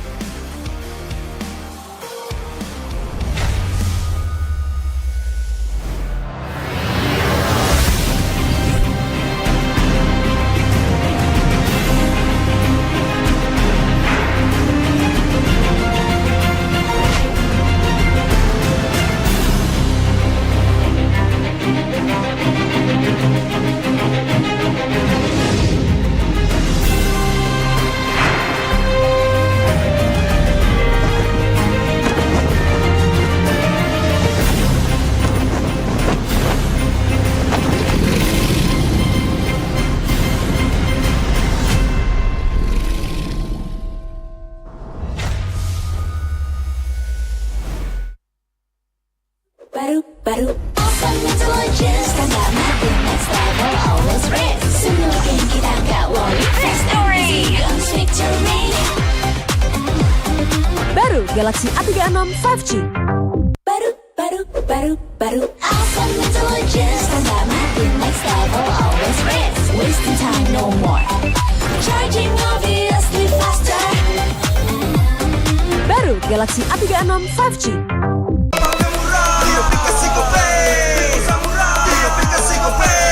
Walau yang lain terus berubah, Gope konsisten, kasihnya pasti murah. Tagihan murah di aplikasi Gope. Transfer 100 kali per bulan. Download aplikasi Gope baru, nggak pakai lama. Dompet andalan gamers banyak damage-nya.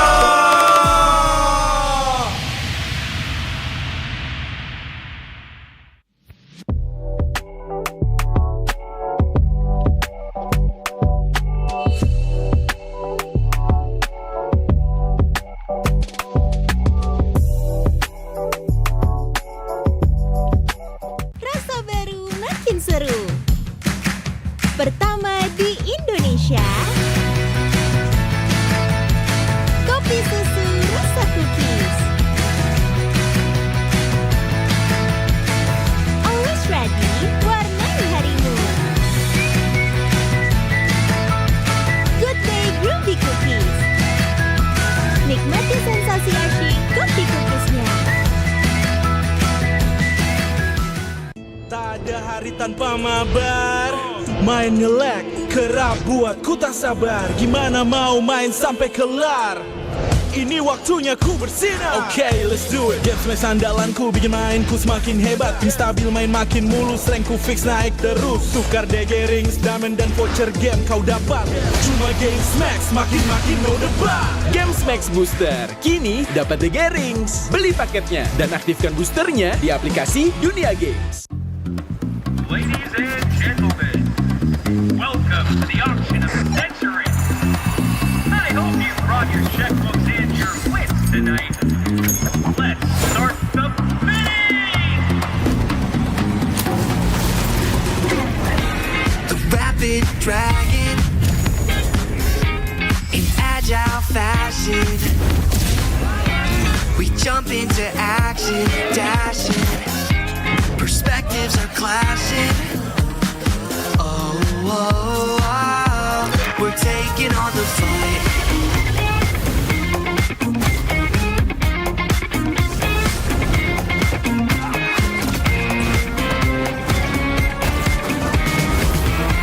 Jump into the showdown till justice is found. Transform into battle now. Judgment's gavel coming down.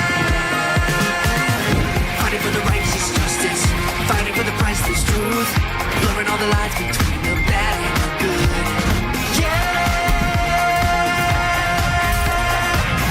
fighting for the justice no matter what we do. Three perspectives sharing one objective. Yeah, everybody's fighting for the truth.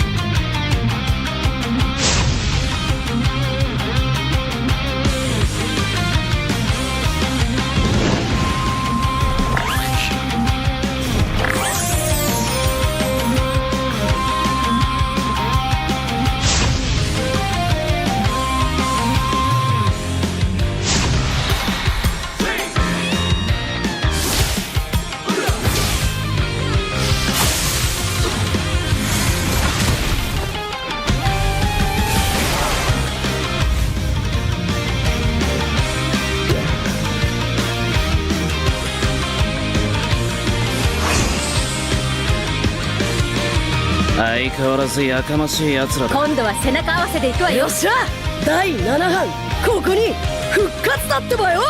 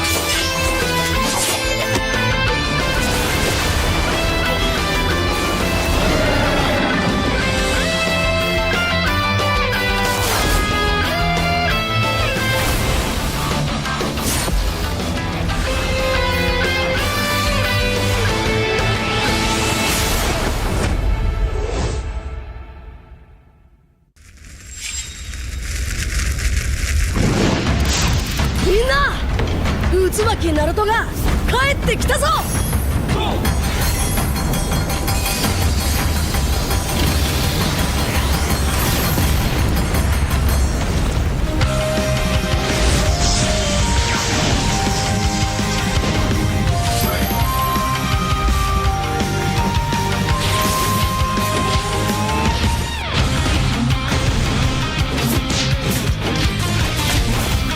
クラマ、力を貸してくれ。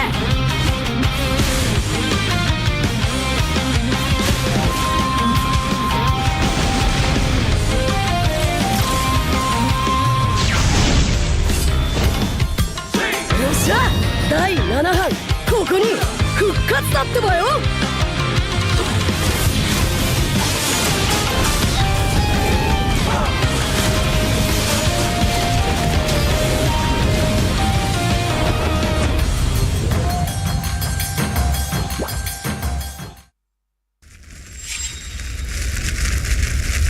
見せてやるよ、シャリンガンの本当の力をな。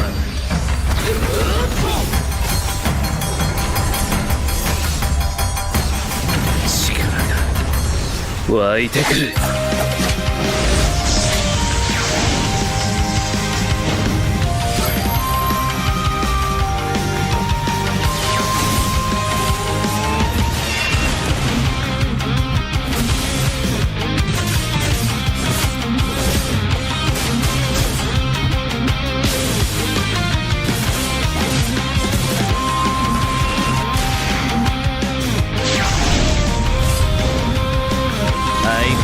やかましい奴らだ。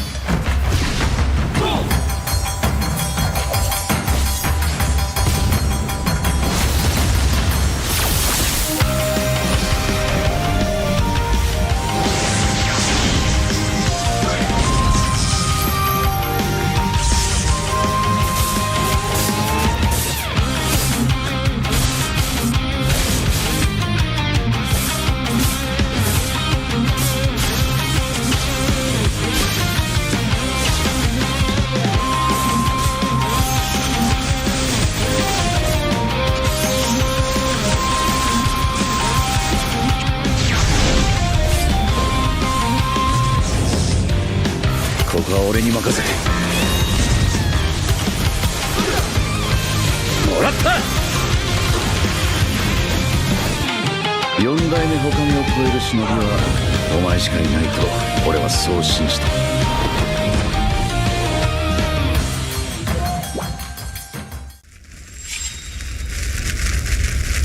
みんなを守るために私はもっと強くなる。シャンナラ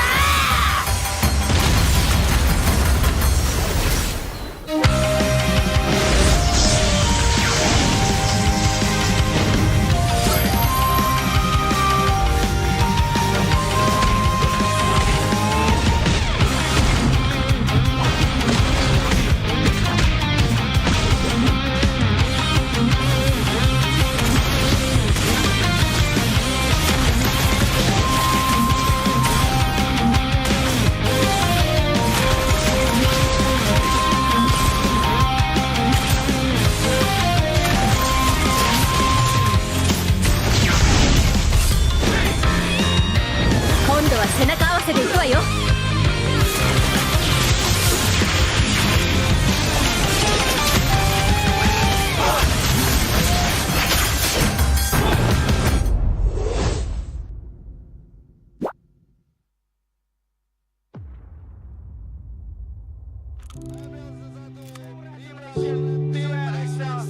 Aspekku pribadi di season 1 itu juga yang juara kalau nggak RRQ pos. Menang bonus kalah belajar. Udah itu doang kita awal ngomong. Kami berlima, G, Billy, Rev, LG sama aku tuh nggak ada mikir sama sekali kita bakal juara. Saat itu seneng banget bos. Pengen nangis aku waktu itu. Kalau nggak percaya boleh tanya anak-anak.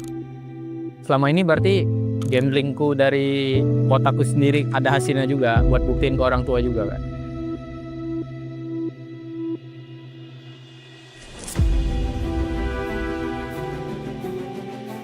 Yang gue lihat ya piala MPL kayak simbol untuk tahta tertinggi di Mobile Legends ini sih. Our new champion, EVOS Esports. Penantian panjang yang terbayar sudah. Cuman kalau pas udah juaranya, jujur aja nggak bisa dideskripsikan dengan kata-kata. Nggak bisa diungkapkan lagi pas menang, harus rasain sendiri. EVOS Legends! Sampai alien mampu mempertahankan PSRR Jose. Paling memorable buat aku juga di season pertamaku bisa juara, terus ya dengan final kayak gitu lumayan ada kepuasan sendiri lah. Kita lihat ini dia MPL Season 6 championnya adalah RRQ Jose. Kalau untuk di season 9 panas sih, gara-gara dari season 8 kita gagal, dikit lagi kita bisa juara. Ya mungkin dari situ juga ada faktornya sih. Raja Galaksi kita di MPL Indonesia Season ke-9 RRQ Jose. Pertama kali lihat pengen banget angkat piala lah pasti. Lebih ke pride sih. Kayak gue bisa gitu loh. Angkat piala sama tim gue.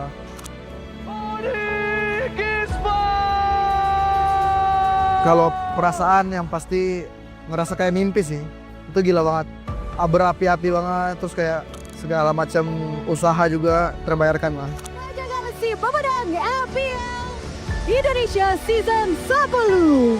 Kalau buat yang season 10 sampai season 13, kita nggak pernah puas sekalipun. Mau udah juara lagi. Kayaknya belum cukup buat kita. Jadi akhirnya sampai forfeit, kita udah berjuang banget sih tuh. Kalau ngeliat player MPL tuh ya termotivasi dari situ, jadinya ya pas di grand final kita coba buat main pede aja. Lu baru masuk MPL, lu grand final, upper bracket, tiba-tiba juara, itu kayak bener-bener dreams itu.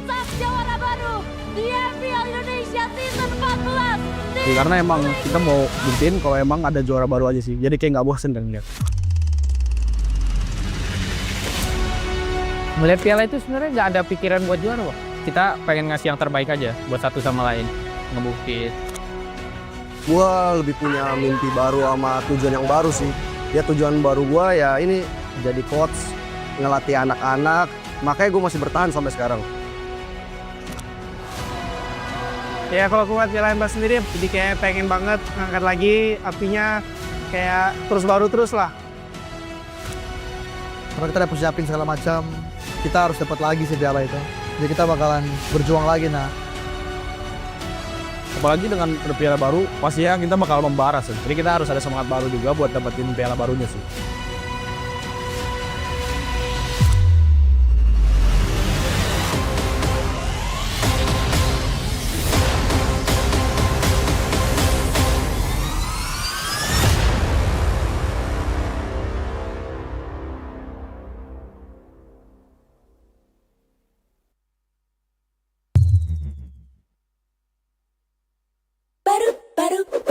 baru Awesome intelligence, stand out makin next level, always risk. Semua game kita gak worry, next story comes victory. Baru Galaxy A36 5G. Baru Awesome intelligence, stand out makin next level, always risk. Wasting time no more, charging obviously faster. Baru Galaxy A36 5G.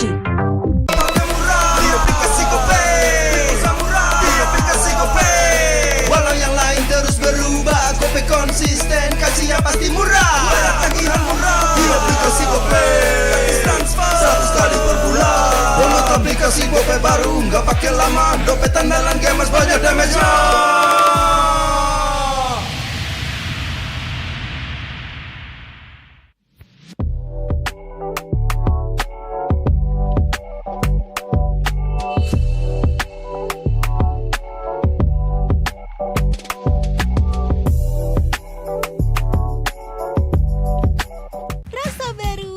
Seru. Pertama di Indonesia, kopi susu rasa cookies. Always ready, warnai harimu. Good day Groovy Cookies. Nikmati sensasi asyik kopi cookiesnya. Tak ada hari tanpa mabar, main ngelek, kerap buatku tak sabar. Gimana mau main sampai kelar? Ini waktunya ku bersinar. Okay, let's do it. Game smash andalanku bikin mainku semakin hebat. Tim stabil main makin mulus, rankku fix naik terus. Tukar DG rings, diamond dan voucher game kau dapat. Cuma Game Smash makin no debat. Game Max Booster, kini dapat DG Rings. Beli paketnya dan aktifkan boosternya di aplikasi Dunia Games. Ladies and gentlemen, welcome to the auction of the century. I hope you brought your checkbooks and your wits tonight. Let's start the bidding! The rapid dragon in agile fashion. We jump into action, dashing. Perspectives are clashing. Oh, oh, oh, we're taking on the fight.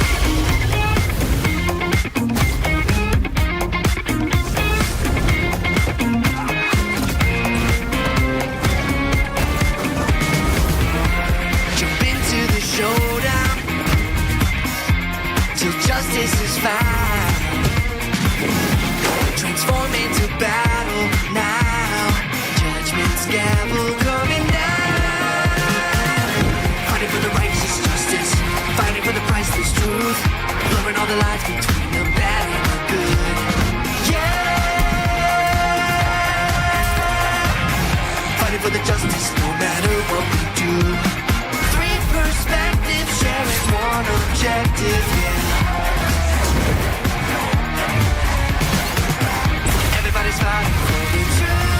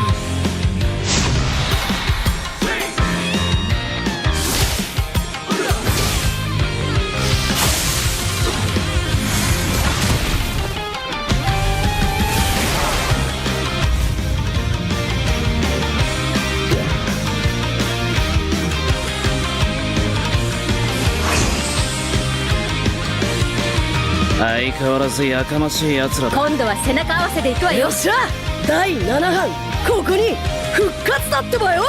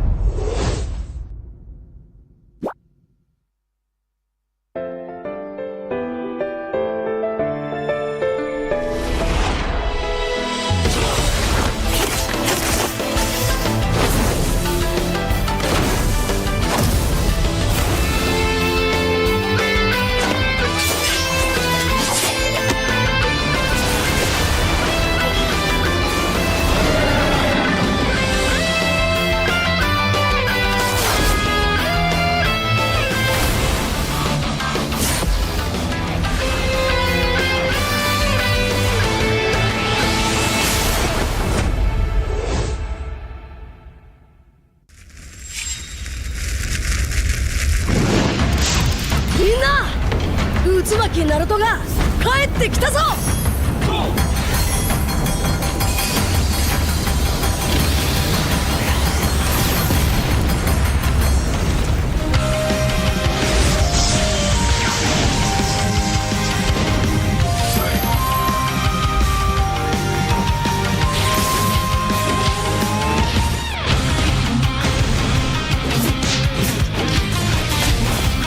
クロノ、力を貸してくれ。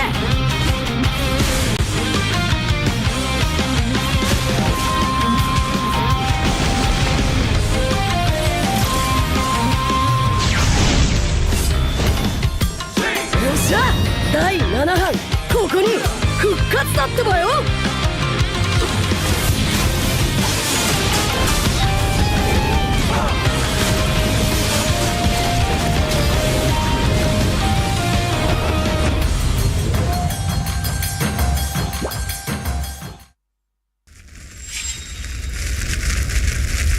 見せてやるよ、シャリンガンの本当の力をな。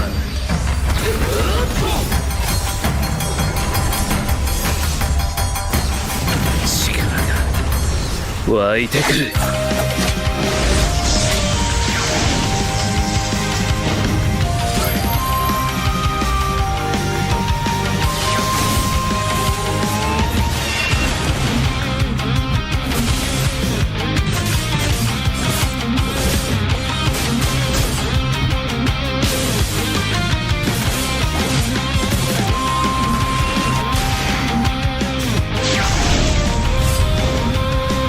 相変わらずやかましい奴らだ。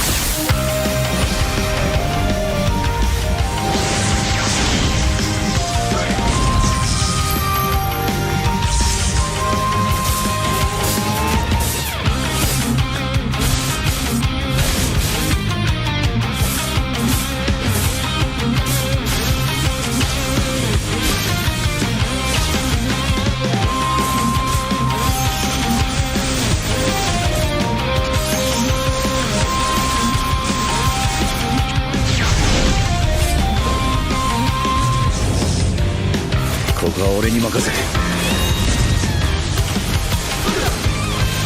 もらった4代目他にを超える忍びはお前しかいないと俺はそう信じた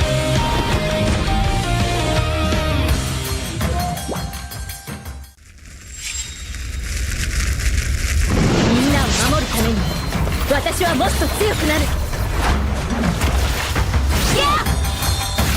じゃあなら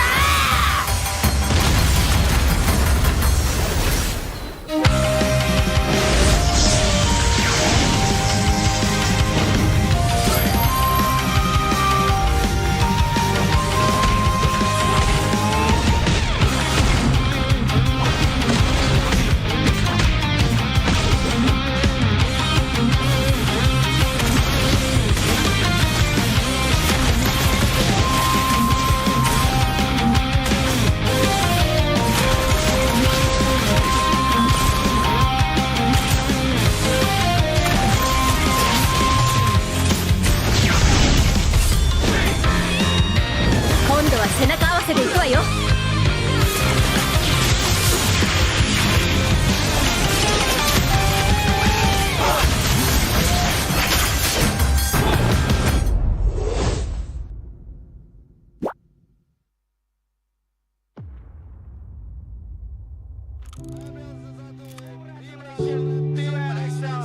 Aspekku pribadi di season 1 itu juga yang juara kalau nggak RRQ pos. Menang bonus kalah belajar. Udah itu doang kita awal ngomong.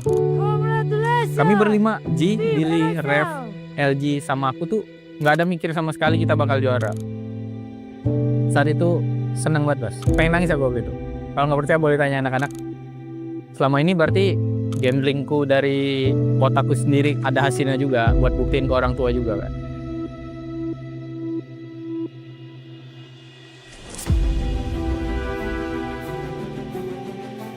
Yang gue lihat ya piala MPL kayak simbol untuk tahta tertinggi di Mobile Legends ini sih.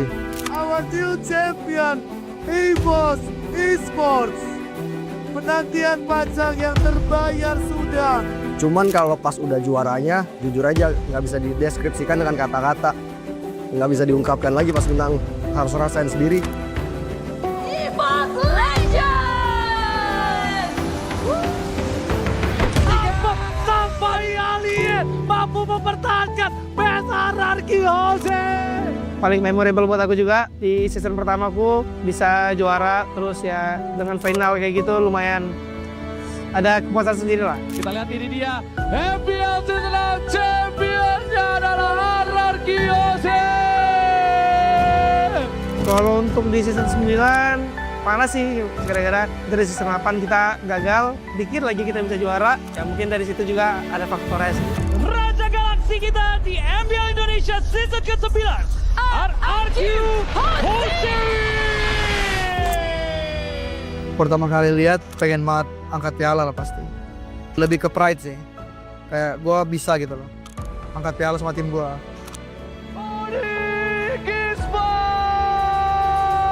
Kalau perasaan yang pasti ngerasa kayak mimpi sih. Itu gila banget. Berapi-api banget, terus kayak segala macam usaha juga terbayarkan lah. Raja Galaksi pemenang MPL Indonesia Season 10. Kalau buatnya season 10 sampai season 13, kita nggak pernah puas sekalipun. Mau udah juara lagi. Kayaknya belum cukup buat kita. Jadi akhirnya sampai forfeit, kita udah berjuang banget sih. Kalau ngeliat player MPL tuh ya termotivasi dari situ, jadinya ya pas di grand final kita coba buat main pede aja.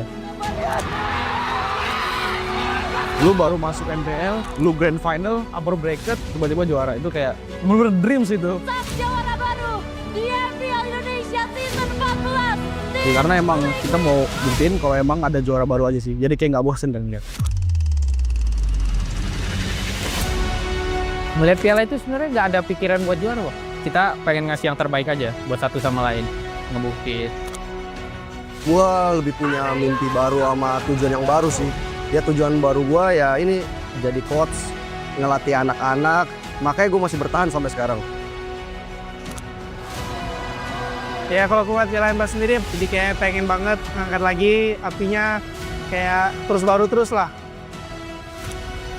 Karena kita udah persiapin segala macam, kita harus dapat lagi si piala itu. Jadi kita bakalan berjuang lagi nah. Apalagi dengan ada piala baru, pastinya kita bakal membara sih. Jadi kita harus ada semangat baru juga buat dapetin piala barunya sih.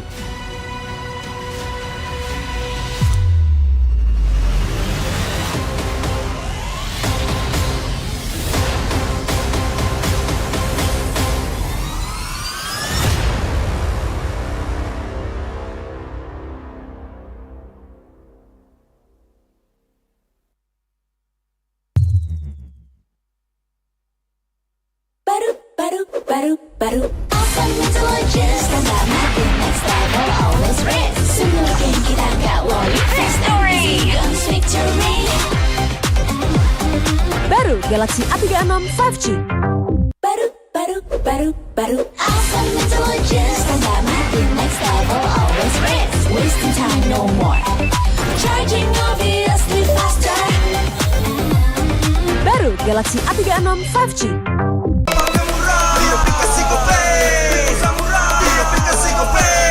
Walau yang lain terus berubah, Gope konsisten, kasihnya pasti murah. Bayar tagihan murah di aplikasi Gope, transfer 100 kali per bulan. Download aplikasi Gope baru, nggak pakai lama. Dompet andalan gamers banyak damage-nya.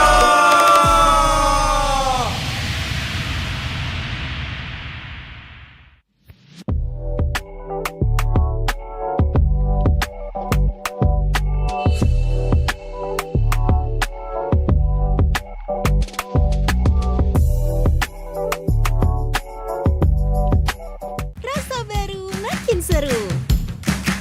Pertama di Indonesia, kopi susu rasa cookies. Always ready, warnai harimu. Good day Groovy Cookies. Nikmati sensasi asyik kopi cookiesnya. Tak ada hari tanpa mabar. Main ngelek, kerap buat ku tak sabar. Gimana mau main sampai kelar? Ini waktunya ku bersinar. Okay, let's do it. Games main sandalanku bikin mainku semakin hebat. Tim stabil main makin mulus, rankku fix naik terus. Tukar DG rings, diamond dan voucher game kau dapat. Cuma Games Max, makin-makin no debat. Games Max Booster, kini dapat DG rings. Beli paketnya dan aktifkan boosternya di aplikasi Dunia Games. Ladies and gentlemen, welcome to the auction of the century. I hope you brought your checkbooks and your wits tonight. Let's start the bidding! The rapid dragon in agile fashion. We jump into action, dashing. Perspectives are clashing. Oh, we're taking on the fight.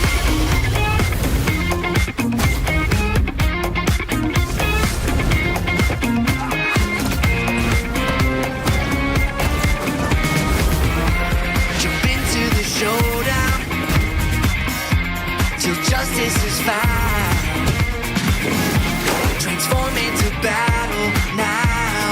Judgment's gavel coming down.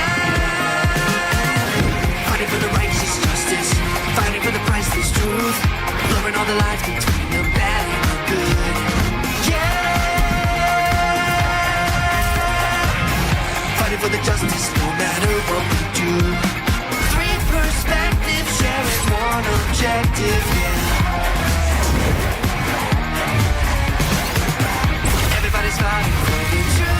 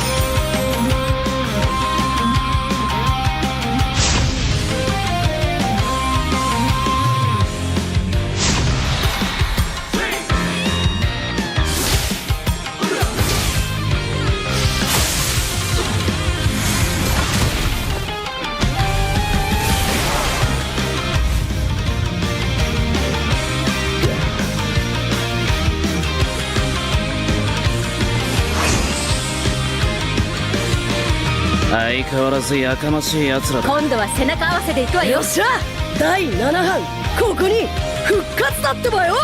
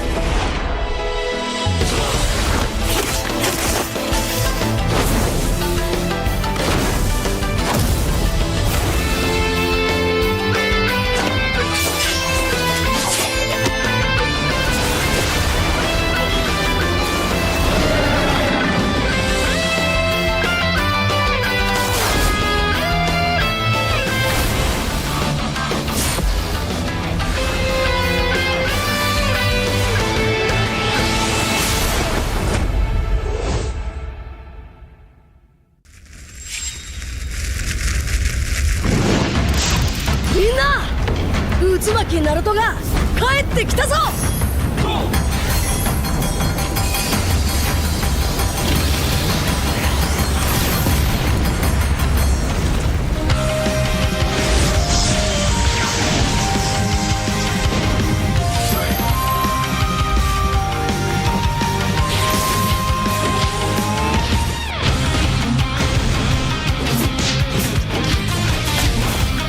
クラマ、力を貸してくれ。よ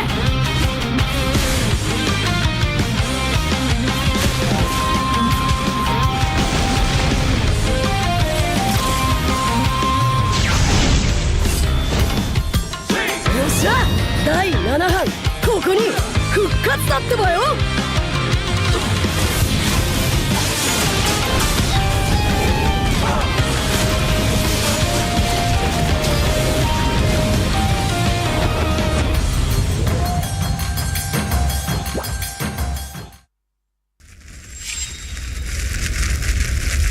見せてやるよ、シャリンガンの本当の力をな。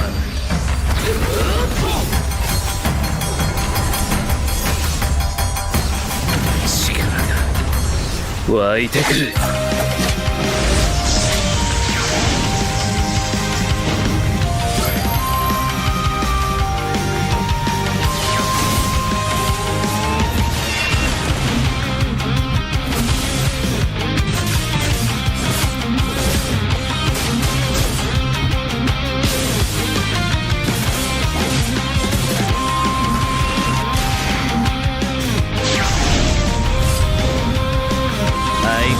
やかましい奴らだ。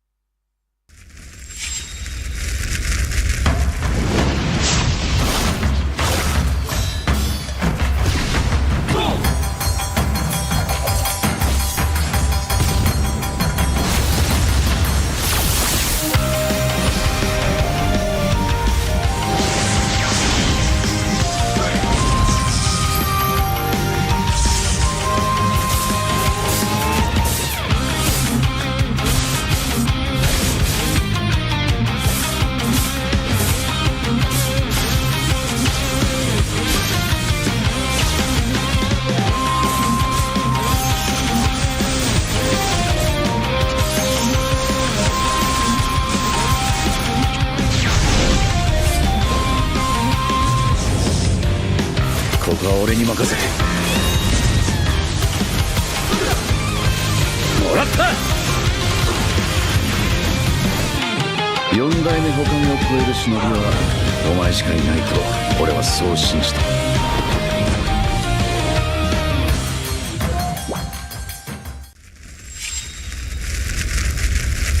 みんなを守るために私はもっと強くなる。シャンナラ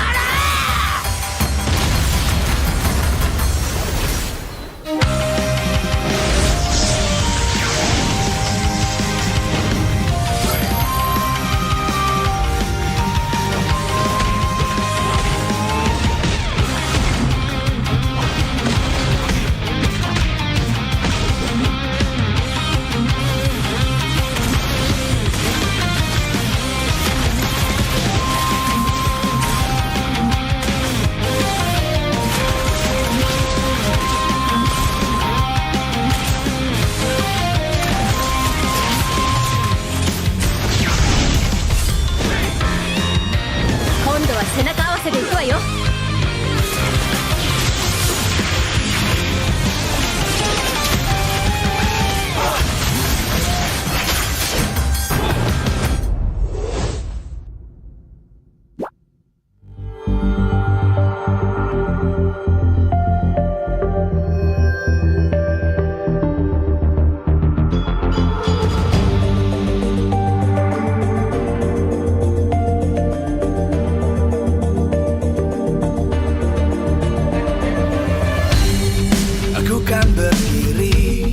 Dan terus berlari, terus ke arah puncak tertinggi. Ku takkan berhenti, hanya sampai di sini. Kemenangan abadi menanti. You know we won't miss if we unite our focus. And if you haven't noticed, we'll nyalakan apimu, hadapi semua tantangan, hadang semua serangan, jatuh bukan halangan, bakar semangatmu, janganlah engkau menyerah, kita akan buat sejarah. We all this, we won't miss, we all this, we won't miss. Saatnya beraksi, jalani ambisi, aku kan menyawakan hari ini. You know we won't miss if we unite our focus. And if you haven't noticed, we'll nyalakan apimu, hadapi semua tantangan, hadang semua serangan, jatuh bukan halangan, bakar semangatmu, janganlah engkau menyerah, kita akan buat sejarah. We all this, we won't miss, we all this, we won't miss, we all this.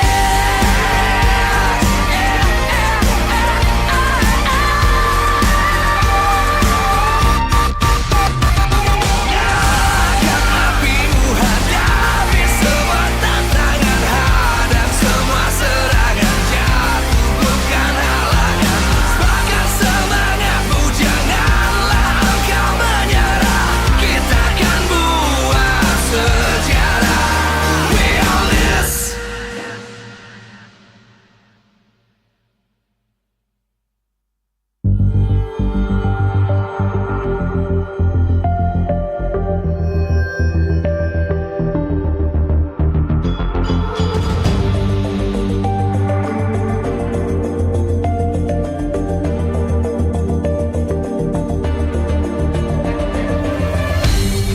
Aku kan berdiri dan terus berlari, terus ke arah puncak tertinggi. Ku takkan berhenti, hanya sampai di sini. Kemenangan abadi menanti. You know we won't miss if we unite our focus. And if you haven't noticed, we'll nyalakan apimu, hadapi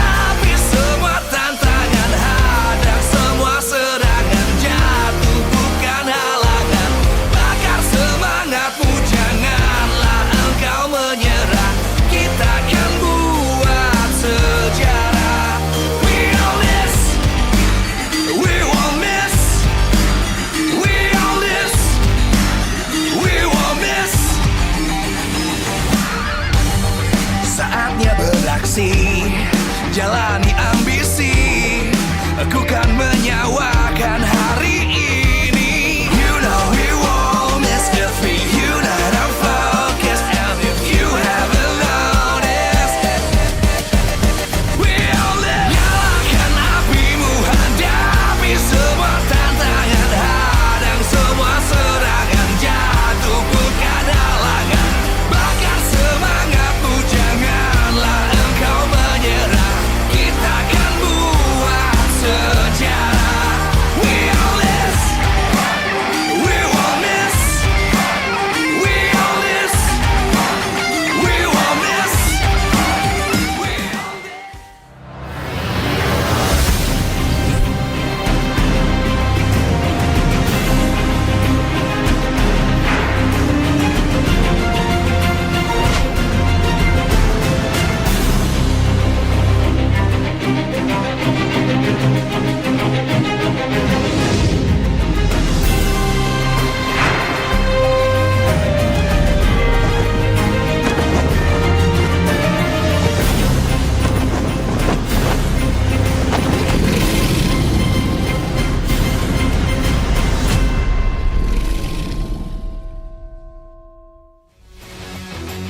Live from MPL Arena, Jakarta, MPL Indonesia Season 15 is powered by Moonton.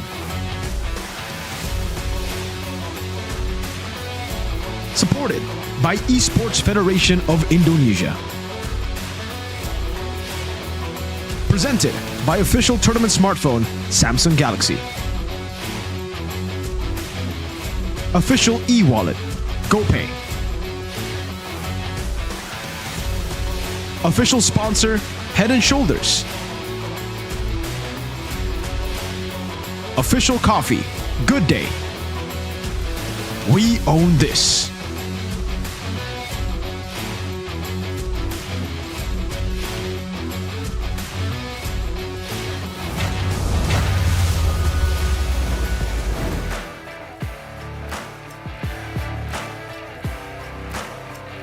Dan pada akhirnya sampailah kita di match yang ditunggu di malam minggu ini, di mana dua tim papan atas, dua tim yang sedang menduduki posisi top 2 di klasemen MPL Indonesia Season 15 akan bertemu. Tim RRQ, mereka berada di posisi pucuk dan kita bisa melihat bahwa mereka memberikan dan menunjukkan kualitas yang luar biasa. Menjadi whole season champion. Namun sayangnya win streak mereka dipecahkan satu kali di leg yang pertama. Tidak lain tidak bukan adalah lawan mereka kali ini.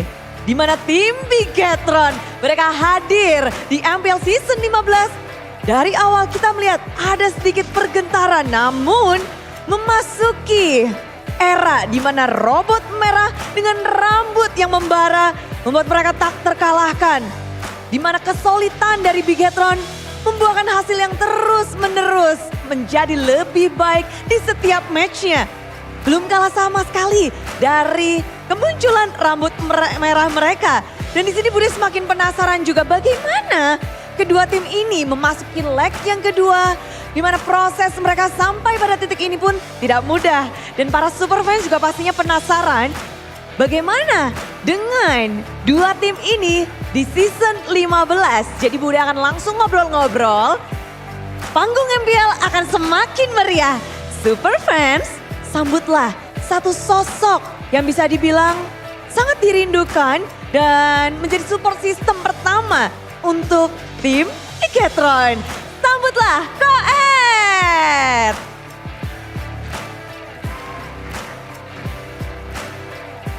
Ya, ada Koet. Koet belum merah rambutnya ya. Koet rambutnya belum merah nih kok. Belum. Belum? Belum. Tapi akan gak sih kok? Kalau juara. Wah, kalau juara. Mirko rambutnya udah merah. Katanya, aduh ini Koet baru pakai filter, ditungguin. Kalau juara katanya Mirko, dijempolin. Oke, tapi ngelihat perjalanan kita hari ini, sampai hari ini, Koet tuh gak pernah absen ya kok? Belum pernah sih season ini. Selalu datang? Selalu. Kenapa nih kok, ada alasan tertentu kah? Perlu diawasin anak-anaknya. Oke. setelah melihat secara langsung di season 15, apa nih kok yang membuat mungkin beda di season ini dan season-season sebelumnya? Ada nggak kok? Bedanya ada pesulap merah season ini. Pesulap merah, itu ide dari Koet? Iya. Oh, ide dari Koet? Tapi bukan paksa. Bukan? Bukan paksa. Mereka sebenarnya... Kasih ide, tapi mereka yang jalanin. Jadi anak-anak mereka tersenyum, cuma ide dari Koet dan bukan paksaan. Dan pada akhirnya malah membuahkan hasil yang baik ya kok? Ya amin, syukur, puji Tuhan. Hasil baik lah di belakang 3 tandingan ini. Terlihat keren dan terlihat solid, berada di posisi kedua dan mengikuti di belakang persis dari tim RRQ. Dan kayaknya kita bakal makin seru nih di panggung MPL karena akan hadir pula di tengah-tengah MPL Arena sosok yang terus mendukung dari tim RRQ pula. Langsung saja sambutlah Pak Ape. Halo Pak Ape. Halo Clara. Pak Ape lagi di mana nih Pak Ape? Saya lagi di Yogyakarta, Clara. Wah, lagi di Yogyakarta, piye kabare? Semuanya pasti pada happy di sana. Api. Tapi Pak Ape, season 15, mantap banget ya Pak Ape ya. Nomor 1, hal season champion pula Pak Ape. Gimana nih tanggapan dari Pak Ape untuk performa tim RRQ? Ya buat saya senang ya, Clara. Senang. Meskipun memang season champion itu belum jadi apa-apa ya, karena musimnya itu kan masih berjalan. Jadi semoga timnya tetap konsisten dan semoga bisa tetap di peringkat 1 terus nanti sampai playoff. Amin. Amin, doanya terus tentunya ya. Semua mengharapkan yang terbaik, tapi season ini menarik banget di mana tim RRQ Pak Ape diisi pemain muda semua. Ada mungkinkah visi yang bisa dijelaskan kenapa Pak Ape langsung mempercayakan kepada mungkin player-player muda yang sekarang bermain di season 15? Mungkin saya ngebentuk saya udah mulai coba bentuk fondasi baru untuk RRQ 2 sampai 3 tahun yang akan datang. Jadi investasi yang saya lakukan juga bukan tanpa perhitungan yang matang ya. Jadi penuh kalkulasi, penuh persiapan, dan semoga visi misi untuk generasi muda ini bisa berjalan lancar lah sampai 2-3 tahun yang akan datang. Wow, plannya 2-3 tahun mendatang, tapi tahun awal aja kayaknya udah cukup baik ya Pak Ape ya? Amin, Clara, amin. Gak nyangka sih, gak nyangka. Gak nyangka, tapi kalau ngelihat dari RRQ juga seluruh pemainnya bintang muda di tempat 3 tahun pun demikian nih Koet. Ada Anavel dan juga Vin, 2 player yang baru. Umurnya masih muda, potensinya terlihat besar juga. Kalau dari Koet sendiri, mempercayakan kepada 2 player muda, mungkin ada visi tersendiri dari Koet? Pastinya ekspektasinya bisa juara. Kita berubah terus, anak muda diangkat terus ya, ganti pemain. Pasti dengan alasan pengen juara, rasain sekali di selama 15 season ya. Rasain sekali aja gitu. Itu tujuannya. Ya 15 season. Memang jadi dari season 1 loh kok. Iya, gak usah diingetin Bude. Oke kok, tapi kita mau nginget-nginget bersama di mana regenerasi dari kedua tim ini menarik kalau kita perbincangkan. Kalau ngelihat dari, ada posternya ya, ada posternya di mana tim RRQ dan juga Bigetron memiliki regenerasi dan gold laner ini yang menjadi perbincangan dari era ke era. Koet, mana yang paling berkesan nih Koet? Eman sih, Eman era maksudnya. Eman era. Pada saat berhadapan sama Toy berarti season ini kah? Atau ada season-season lainnya? Berarti dari 13 sampai sekarang? Full itu? Full. Kalau dari Pak Ape, ada yang paling berkesan nggak Pak Ape? Buat saya semuanya berkesan ya Clara, karena tiap masa kan ada orangnya, tiap orang pasti ada masanya. Jadi buat saya di setiap masa itu RRQ selalu melahirkan bintang-bintang baru. Jadi buat saya semua mereka semua saya respect lah. Nggak ada satu gitu Pak Ape yang paling ngena banget nih? Mungkin kalau misalnya satu, mungkin menurut saya zaman era Tuturu ya, karena mereka founder yang membentuk fondasi RRQ sampai kayak sekarang. Oke, apalagi dengan lain-lainnya ya. Ngelihat dari momen-momen yang spesial dari mungkin Pak Ape langsung bisa menjawab di mana regenerasi tuh gimana sih Pak Ape? Kita ngelihat kalau regenerasi tuh seberapa pentingnya sih untuk persiapan sebuah tim. Bukan ke jenjang MPL doang pastinya, namun untuk MSC, M-Series. Seberapa penting sih regenerasi ini Pak Ape? Buat saya penting ya, apapun pokoknya dari manapun negaranya, buat saya regenerasi itu penting. Bigetron juga bisa seperti sekarang karena mereka terus melakukan investasi dengan pemain-pemain barunya. Dan RRQ juga sama gitu loh. Kita terus investasi dengan pemain-pemain muda baru kita, dan ya puji Tuhan alhamdulillah berhasil.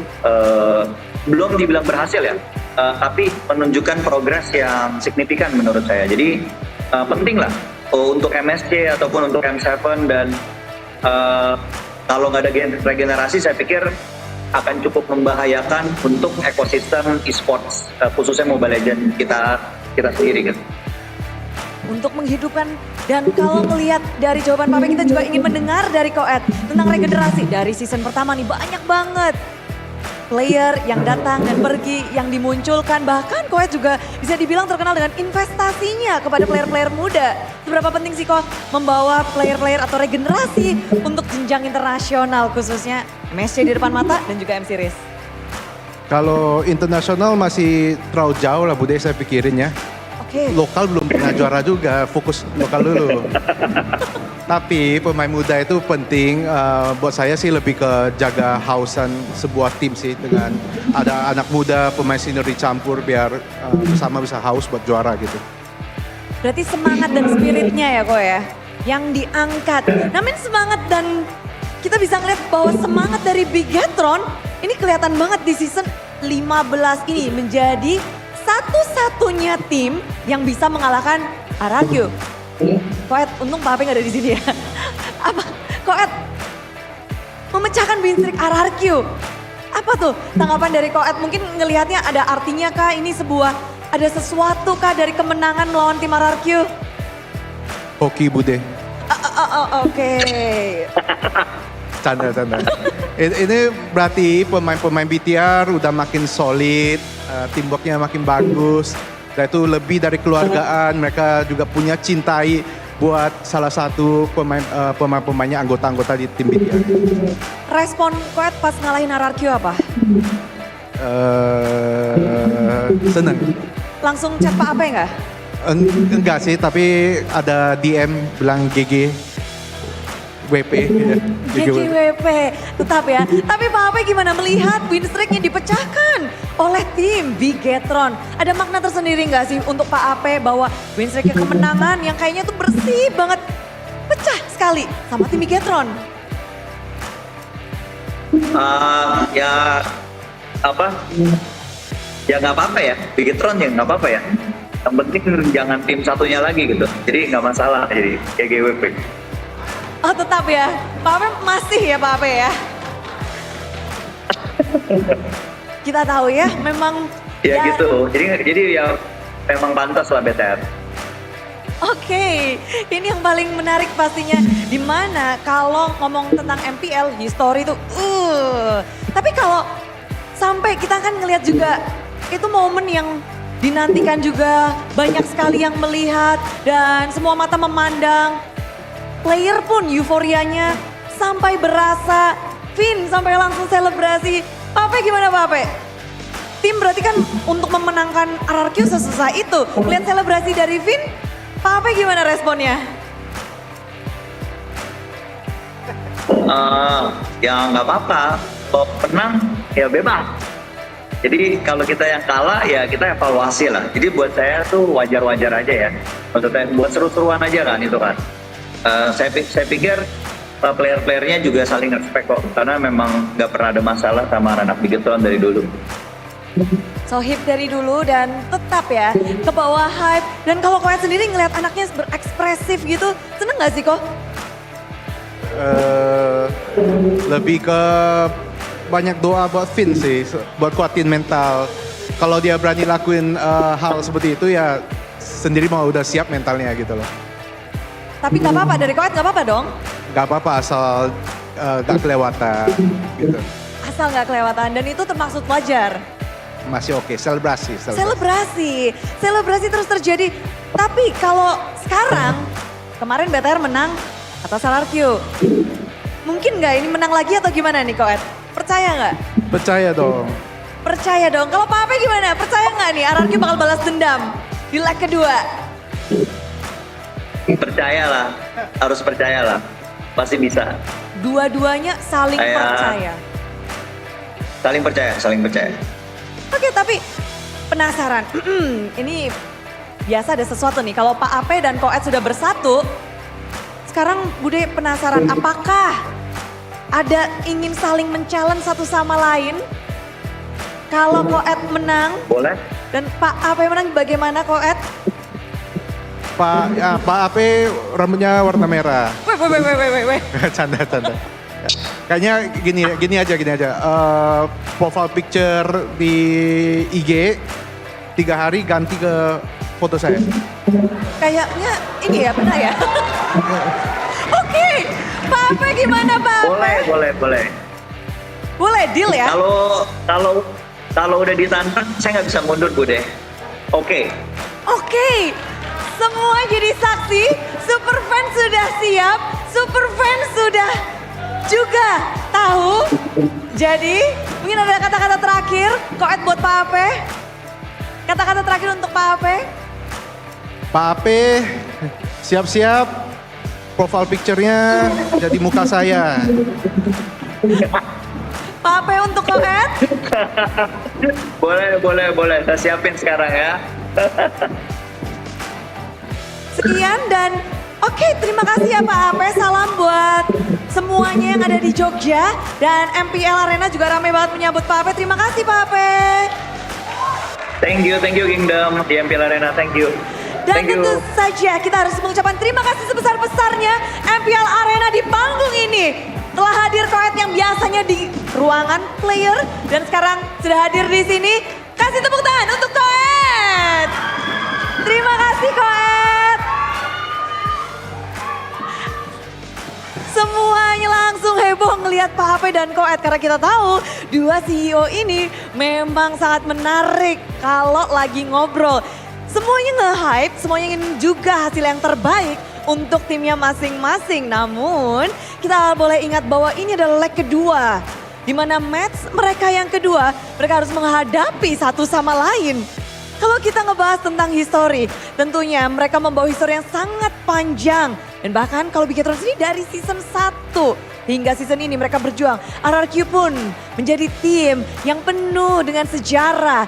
Namun di sini kita juga boleh ingatkan bahwa MPL Indonesia season 15 powered by Moonton, supported by PBSI, presented by official turnamen smartphone Samsung Galaxy. Dan kita juga punya official dari e-wallet GoPay, official sponsor Head and Shoulder, official coffee partner Good Day. Dan kita juga punya partner in esports, ada Telkomsel, Dunia Games, dan IndiHome. Dan juga kita punya advertiser Kacang Sukro dan Hawkband. Tak lupa supplier kita RSP Helmet. Semua yang telah mendukung acara hari ini pastinya juga sangat nge-hype. Ditambah lagi, di MPL Arena bendera sudah berkibar. Poster-poster sudah banyak. Namun kita boleh lihat tuh di situ. Apa tuh? Dari Kingdom punya apa tuh? Kingdom semangatnya mana? Perhatian, waspada, posko, kawasan. Wow. Kingdom sudah panas. Bagaimana nih? Sudah terasa hawa-hawa dari Biget Troopers. Oke. Di sini begitu ramai, semua superfans sudah bersiap untuk menyaksikan penutupan di hari ini. Bagaimana RRQ dan Bigetron akan berhadapan satu sama lain? Mari kita sambut, inilah dia leg kedua dari Bigetron dan juga RRQ.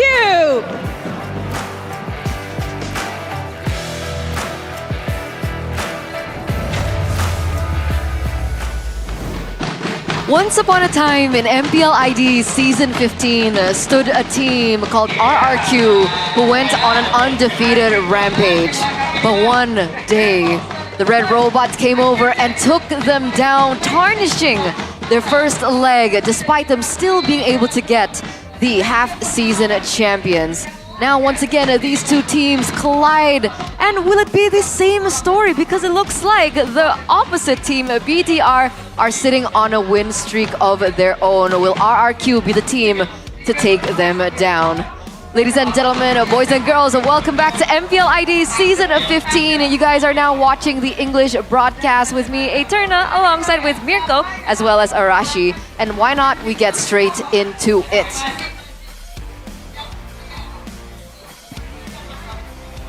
I see. Once friends, now foes for this upcoming matchup. What do you guys think back at home? Do you think it's going to be BTR to take this? Or do you think it's going to be an RRQ victory? And on that note, we do have another question for you guys as well. Can the King avenge their leg to defeat against the Robots? Because remember, it wasn't only a 2-1 victory, it was 2-0. So what do you guys think? Do you think A, BTR is the kryptonite of RRQ? Do you think B, we need more proof? Or C, RRQ will dominate in leg number 2? A. A. A? You say A too? No, I'm like A. It's C. What about you? B.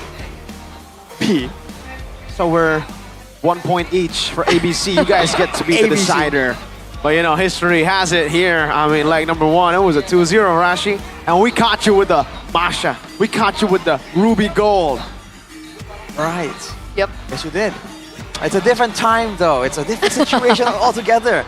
And you know, it's kind of poetic. If RRQ actually wins here, when they do win here, they're gonna end up Bigatron's own win streak. So I'm looking forward to that. That's true. That's true. BTR 3 times so far coming into leg number 2, and that was after they all dyed their hair red. Yep. But you know, this is RRQ's first game or first match as well into leg number 2. So we haven't really seen how RRQ has adapted and how they've been looking, especially coming to week number 6. But knowing RRQ, right? This is a team that so far doesn't really get loose during inactivity. So I fully expect that they're going to come in a lot more prepared than before, especially when there's, you know, a bit of history here. There's a bit of drama going on. I think this is one of the matches where we're going to see them go full blast. Oh, we gotta tell the viewers as well. All right, tell them. Just in case they don't speak Indonesian. Okay. In that previous interview with Ko Ed and Pa Ape, the CEOs of both teams, they made a... Can we say bet? Yeah. They made a bet. A wager. They made a wager. If BTR wins, Pa Ape will have to put on Ko Ed's picture as his DP on Instagram and vice versa. I'm assuming. For 3 days. 3 days. What about this, though? It's getting spicy. It's getting spicy. Oh. Let's see. Whoa. 47% Bigatron is the kryptonite of RRQ. What? 47%? Don't know, Rashi. Don't know. I mean, those are bold predictions right there. I thought at least you're going to see more on B, but I guess people are that convinced, so only time will tell, my friend. Only time will tell. But I got a good feeling about today. I mean, it does make sense, right? So far, RRQ has been looking a little shaky, you know, after their golden run, even through to SPS. There was a slight dip to their performance. And one of the reasons was starting from that loss against BTR, honestly. And I think one of the largest X factors to that was Finn in BTR replacing Light. And it seemed like he was able to have like this calm presence over the team, that leadership over the team that eventually gave them that win against RRQ. He's definitely on the watch list. He's shown that he has good awareness when it comes to maneuvers around the Line of Dawn. And I guess against RRQ, a team that really preys on your, you know, your blind spots almost, right? They look at where your weaknesses are and target it. A player like Finn would be pretty good. And we're seeing some of the highlights right here. He can actually be aggressive, he can be defensive as well, so he's shown good flexibility.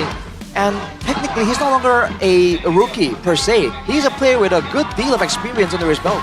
this comeback was ridiculous, right? Up against Evos during the NBA week. Really, I think a buzzer beater for sure. That the way that they were able to do it, that was a lure too. Evos really wanted to get the win, but then them just standing very calm, composed, able to make that comeback happen with Emman on the Moskov, and his signal was amazing, right? My question now is it going to be Finn all throughout MPL Indonesia Scene 15 now after Finn's performance, or will it still be a mix of Finn and Light? Will Light still show up here up against RRQ, or is it just an obvious answer now that Finn will be playing? I think it should be Finn, right? Wait, well, technically we don't know. Like maybe during practices or maybe during scrims, Light has been able to step up to that leadership, quote unquote, form. Whoa. But, Emman's just full gold now. That's not red. Hey, is that a sign? Is that a sign, bro? Is that a sign? Last time someone went from black to white, from color to white, they became the main character, yo. They were the main character, yo. That's Ken Kaneki for you, brother, man. Emman, time to crack those fingers, brother. Right, but you know, is that main character a team player though? That's the question, man. Is the red fading out? That's a big question, man. Oh, we'll see, because it looks like the red robots and the red-haired meta are ready. Whoa. That's Lights in the room. No Finn this time around. That's a huge shakeup, and that's the big change that we're going to be seeing against RRQ today. No Finn, the man that has just been, to a lot of people, the final piece of the puzzle for this all-star lineup of the red robots. But today, they deployed the man that the rest of the team will have to follow. It's Light shining bright today for Bigatron Esports. Trying to finally shut the haters down. Tell them that we are indeed gonna go on a full-on win streak. Gonna continue to be the kryptonite of one of the more dominant teams in the league. That's Bigatron, man. And they always have an aura of confidence around them. Confidence. That's what RQ needs right now, as they are now ready as well to get to their battle stations. Up on stage, that's Sutsujin in the jungle, not Hazel. And we're gonna see how exactly they're gonna pan things out. Do they have the strategies to take this team down? Last time it was Hazel. RRQ will also deploy a new member on their team. It will be La Mercenaria Sutsujin making his way up on stage to lead the kingdom. RRQ Hoshi. Cold as ice, nerves of steel. Sutsujin back at it again, trying to go with an ice-cold performance here. Gonna go for a clean execution to try and take down Bigatron. Get a W back for his team and continue that Season 15 dominance. Now walking to the stage, arguably even more important than the players, here come the coaches. The brains behind the bronze. Let's welcome Keskute as well as Coach NMM and Coach Itumax and Theo Nile. Coach Etomax. I remember calling him Mr. E2 Max at MSC 2022 when he was still coaching Smart Omega, or he was still playing, my bad, for Smart Omega. And then he was like, haha, no, it's Etomax. Oh, okay. Thank you, sir. Now he's coaching my favorite team. Oh, had great results there. You want to know who won MSC 2022, Arashi? Do I want to know who lost in the finals, Arashi? I cried. I got really sad too, to be honest. Moving on. Yes, let's move on. Let's move on to Mr. Chahyo. Chahyo? Chefin? In the building?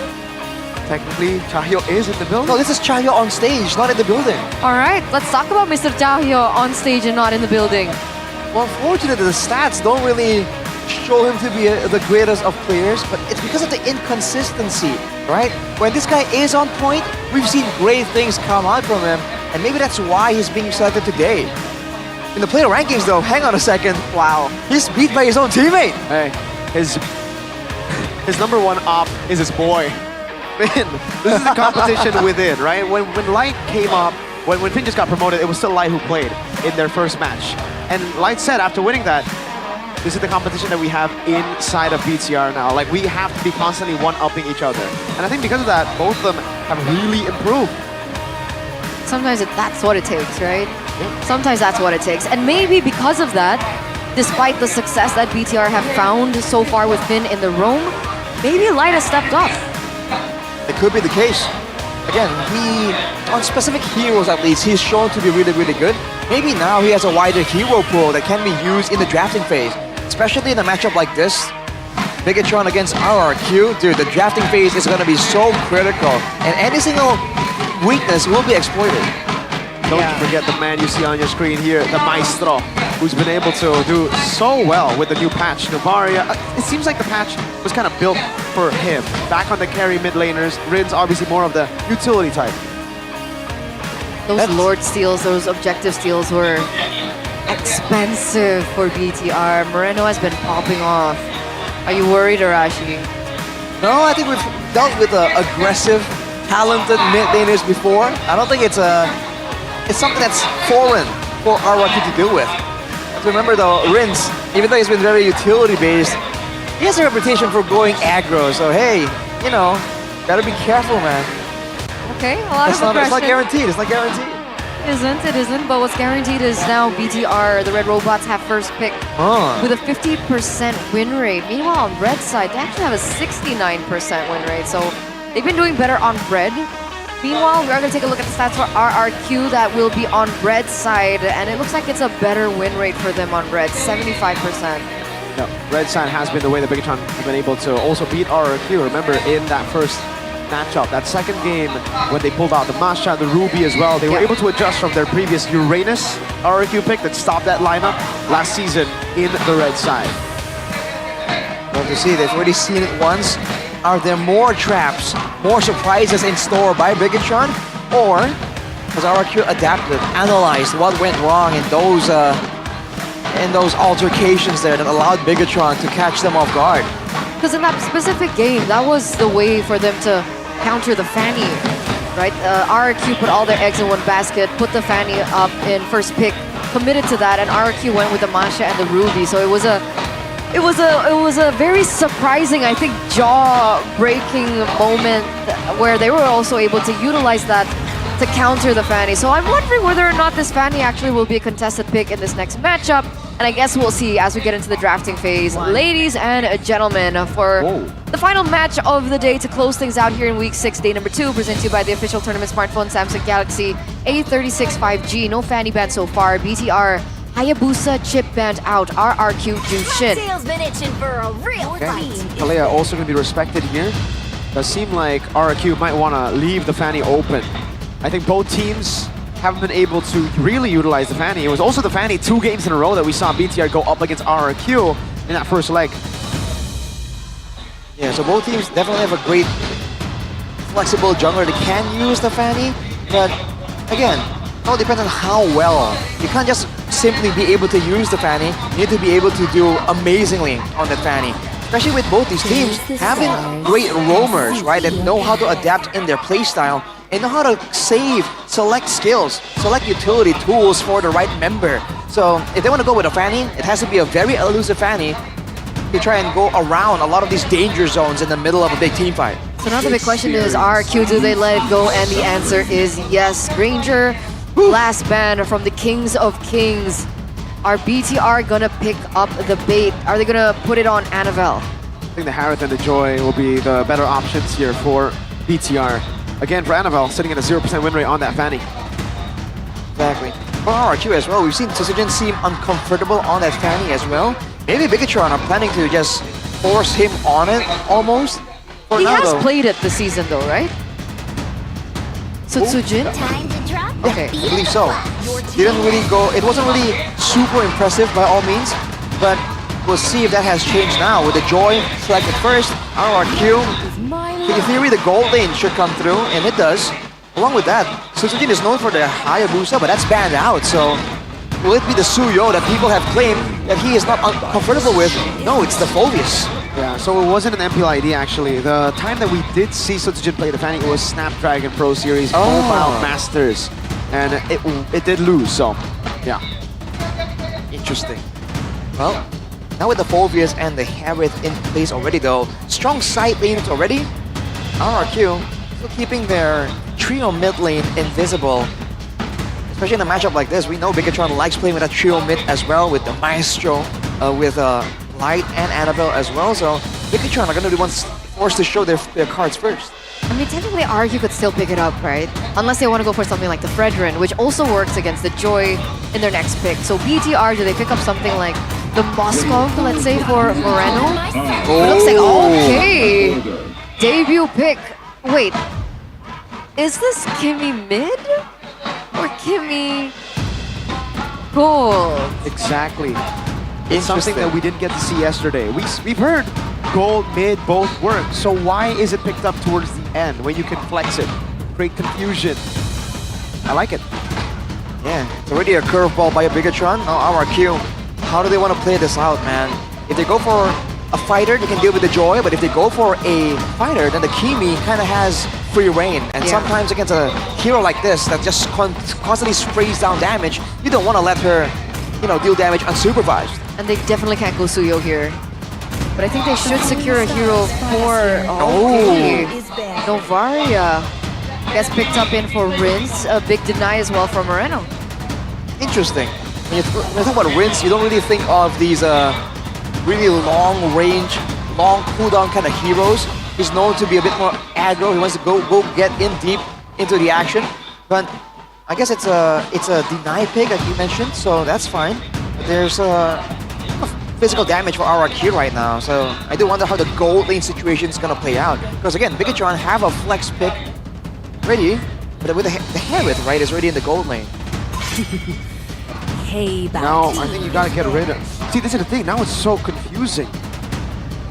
You kind of need to get rid of the marksman, but also the mid lane. You don't know where this Kimi is going, so every ban you go on mid or gold is kind of like something you throw out the window. You know, just like, all right, here are just the things that we don't want to go up against. And the Farsa has been a really good way to beat the Harith. We saw it from Ila Sans just earlier, a couple of times back as well on just the Farsa versus the Great Harith matchup. Highly outranged, big burst damage, very difficult for Harith to find a positioning in these team fights, so it does make sense. BTR though, what do they ban? At this point, right, he's gonna squeeze down on the jungle options. The Fredrin immediately gets banned out already. And again, we've talked about how there's a limited amount of heroes in the hero pool for Shutsujin, technically. But now with the Masha ban as well here, definitely a lot of respect to that surprise pick we saw before. A little PTSD, I think. Yeah, it's like, nah, no loop, stop. Okay, but with Fredrin banned out, this really starts to limit Sutsujin, honestly.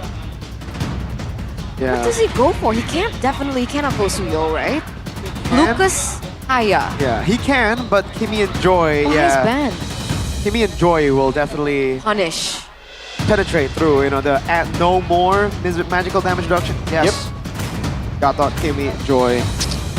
Yeah, I guess Hanzo, but I don't know if you really want to go. They're gonna ban out Edok too. They know that they've done enough in the jungle. They want to see the Suyo. And Franco Novaria is such a good combination as well. But Tigreal can serve a similar purpose. Yep. It's a good deterrent, but for the backline of Bigatron, they can still go for some Purifies right here. If it comes down to a long-range battle, yes, RRQ has a Novaria, but that's not really all that guaranteed, right? Those spells are on a long cooldown. Bigatron, they get something a bit more spammable here. They can go and play this front to back. Not too many problems. They can outrage and force some crowd control tools onto RRQ. That kind of limits the movement of the Tigreal, Fulvius, and Harith. So Lockdown is definitely going to be very valuable for their gameplay here. I agree. Lockdown is going to be important, but also physical damage. Because technically Kimi and Harith, we've seen the Kimi outrange the Harith in lane. But what happens when they don't have that physical damage? Glue, poor Gluck, by the way, gets locked in. We finally get to see the Glue at play. And there it is. They put the 1-1 in the gold lane. So it's going to be Moreno, the Maestro, on the carry. And lane for Sutsujin. A great pick against the 1-1. Technically, a great pick against the Joy. If you look at the matchup earlier, Rin able to beat Albert on the pick. So, boys, what do we feel about the drafts? I think RRQ has great potential right here. Good wave clear, good three-man roam. And again, if they get going, right, they have mobility tools, and mobility is always great in a team that likes to go for that dance, that cha-cha around the Land of Dawn. What about you, Mirko? Bigatron. That's a GG combo. Gatot Kacha glue. That's glue, brother man. That's glue. That's glue. That's a signature pick, yes.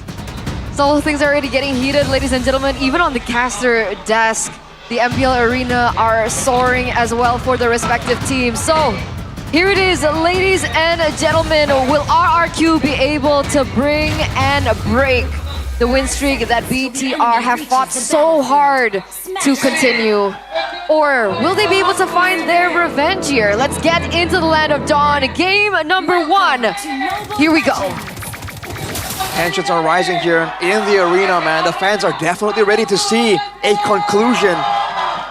Let's see, man. The mid lane, there's definitely going to be a lot of action there, but between the roamers as well, in Light and Edok, we'll have to see how the early game plays out, man, because I think both have a decent ability to really do a lot of damage, to actually be a real threat in the early game. Yep. You can see this early game, though, for the 1-1. This is what you can expect. The 1-1 will definitely have a better lane, especially level 1. Very tough for you to all-in or even trade against the 1-1. Luke in the bottom lane with the glue too. This is going to be a winning lane, so BTR... Oh! Okay, still Annabelle takes it. But BTR definitely have more pressure on all 3 lanes. At least for now. They only have all the aggressive laners, even though there's good RRQ as well. It's going to require some more levels to really excel, but look at Sutsujin. I'd get caught there. But no, flies out with the Finch Poise. Still playing very actively, Sutsujin on the map, despite, like Mirko mentioned earlier on, losing all 3 lanes. And I think they're going to put that pressure over onto Eman. Not going to be able to find it just yet. But I thought one of the main ways to kind of make sure that this lane works is to have good lanes. And if they don't, how do they utilize Sutsujin? I mean, they need good lanes, but also lanes they can kind of set up for now. Light's looking for something right here, and Tori definitely is getting bullied a bit more, but Sutsujin is back. Yeah, that's why Light is just hovering over top. He knows that there's going to be a lot of kill pressure on 1-1, especially when there's a Ling around. Yes, without winning in the lanes, if they have wave clear advantage here, which RRQ do have with the Novaria, you can see right there, there's a chance I can kind of rotate earlier and facilitate Sutsujin. But now in the first turtle, I'm not sure if RRQ wants to try and bank on this big fight right here, especially with the Ling. He's not having a lot of fighting power just yet. Well, he finally hits level 5. He's a little bit behind on Annabelle in terms of that. But you're right, Man. Whole gang to the back, and Man able to pop in the Inspire in time. Sutsujin can take a few shots, actually, of the turret, but they have denied Man of a cannon minion. Now both teams are still dancing on in the turtle pit. Seems like Bigatron are making the move first. They do get it. Pretty small win for Bigatron here in the early game. Definitely dictating what objectives, what movements are happening. RRQ, they're still in this with only they're only down by about 100, 200 gold. It's definitely still pretty much dead even. They had that information, right? That was information given as a green light for them to pick up the neutral objective. And that's what they were able to capitalize over. We're looking at talent prediction in by Go Bay. Papulong and Mr. Mirko Man here, 2-0 for the Red Robots. Apollo's right, 2 times in a row, could be 3. Oh, so you believe in patterns, is what you're saying? I believe in Mr. PP, that's my goal, Papulong. Mr. Papulong. We'll have to see, man. Will the pattern actually repeat itself? Right now, there's still a lot of tension here. I think every single player in this match right now knows what it means to give up a kill or some control. So they're all just waiting around. Ark in particular, though, I feel like they have a plan right here because Edok is playing very conservatively, and he is usually the tip of the spear, the guy setting up all of these plays. So I think it's intentional for RRQ to kind of slow this game down a little bit. Starlim Scythe now ventured in for Annabelle, picked up for Annabelle. Will be an additional utility force that he can utilize. It's 1v1. Yeah, Annabelle definitely winning out here. Sutsujin forced to recall, but I believe he did get the steal, right? He did use the Retribution. And he will be able to get an XP crab up top. Uh-oh, this might be a solo kill! Toy! Taken down, first blood to crack the action is in the gold lane. Man. That's huge. That's huge, Arash. Eman 1-0-0 on the 1-1. You can see the gold also shift a little bit more to the Red Robots. For sure, first blood is a massive thing, especially with Toy, the player that we have mentioned to have really good laning, but not so good team fighting. But now look at this, whoa, Bigatron. All in over the Dyron, mounted as well. Annabelle already back to try and beat Sutsujin. Gotta go on to Annabelle, who still has skill 2. Dyron gonna be very low. Still though, Luke will escape. Just walking away, goes back in. Onto Dyron, pops in the slam. No spread just yet. Flickers out the safety. Edok leaving to play. Oh, wow, that combo with AOG too. Two-man implosion. Moreno able to purify out of there. Luke gonna be taken down, but Edok won't be able to save Dyron. Annabelle gets 1. That's 2 with Edok taken down by Moreno. All right, so 1-for-2 trade now, and this is a green light for BTR if they want to look for the neutral objective. Looks like Annabelle's going to rotate towards the bottom side, pushing the wave first to kind of put Rins in his place. Meanwhile, we are looking at the gold lane, still going to be able to be dominated by Eman, but he doesn't go for the commit. 2,000 gold lead for the Red Robots in the first 5 minutes. Big swing for Bigatron right there. Again, they're pretty much winning on every single lane.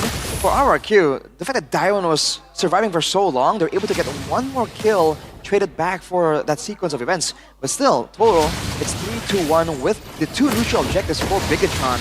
So RRQ definitely getting a bit more concerned about the situation. And they're just forced to play reactively. And it's a weird sight to see, because usually RRQ are the ones who want to dictate that tempo. So what tempo are we waiting for RRQ? Wait a second. Uh-oh. All the weakest points has been popped already, but he will not decide to use the crossbow tank just yet. Fire used in the mid lane. Slam, spread. Luke able to soak in the damage. Moreno just on him now, mounted. Dyron brought back. Luke able to escape. Star Shatter not landing up top though. Edok gonna be taken very low. Light traded back. Toy on the board. Always a long period of silence and then a big burst of action. Bigatron definitely want to respond some form, some way. Luke already rotating to the top. There might be some kind of dive angle. 1v1 in the bottom lane, though 3-level difference. Uh-oh. Sutsujin caught in a tough spot. Won't be able to get this 1v1 down. That 3-level diff a bit too big. Hurting them bad. We're looking at the items already. Only 1 item, by the way, being taken in by Annabelle, still able to win that 1v1. Well, I mean, again, with the level advantage, it's already a tough wall to get over. But with the Holy Crystal basically almost done there, you know, it's kind of deceptive to say it's only 1 item. Toy, though, close. Daring to go for some of these trades, definitely bold maneuvers. But now with the next objective coming through, with no purple buff for Sutsujin, what's RRQ's move gonna be? Now it gets really tough. No purple buff. Ow! To add on to the problems, that's a Holy Crystal already done for Annabelle. Traction Pulse as well. Look at the poke, Sutsujin. Can't threaten him up top, crossbow with Tang. And on the match point, Implosion coming down as well. Oh, Star Shatter to save Toy's life. Rins from downtown, getting that connection. Dyron now putting the stacks on light just to go for the jump. The response from BTR, Turtle down below. Sutsujin will not be able to contest this. Annabelle picks it up. Gets away up top though, Light. All right, just dashes out to safety. RRQ right now playing for the gold lane very heavily, but still, Eman is up by about 200 gold. Ooh. Again, almost another 1v1, almost a solo kill.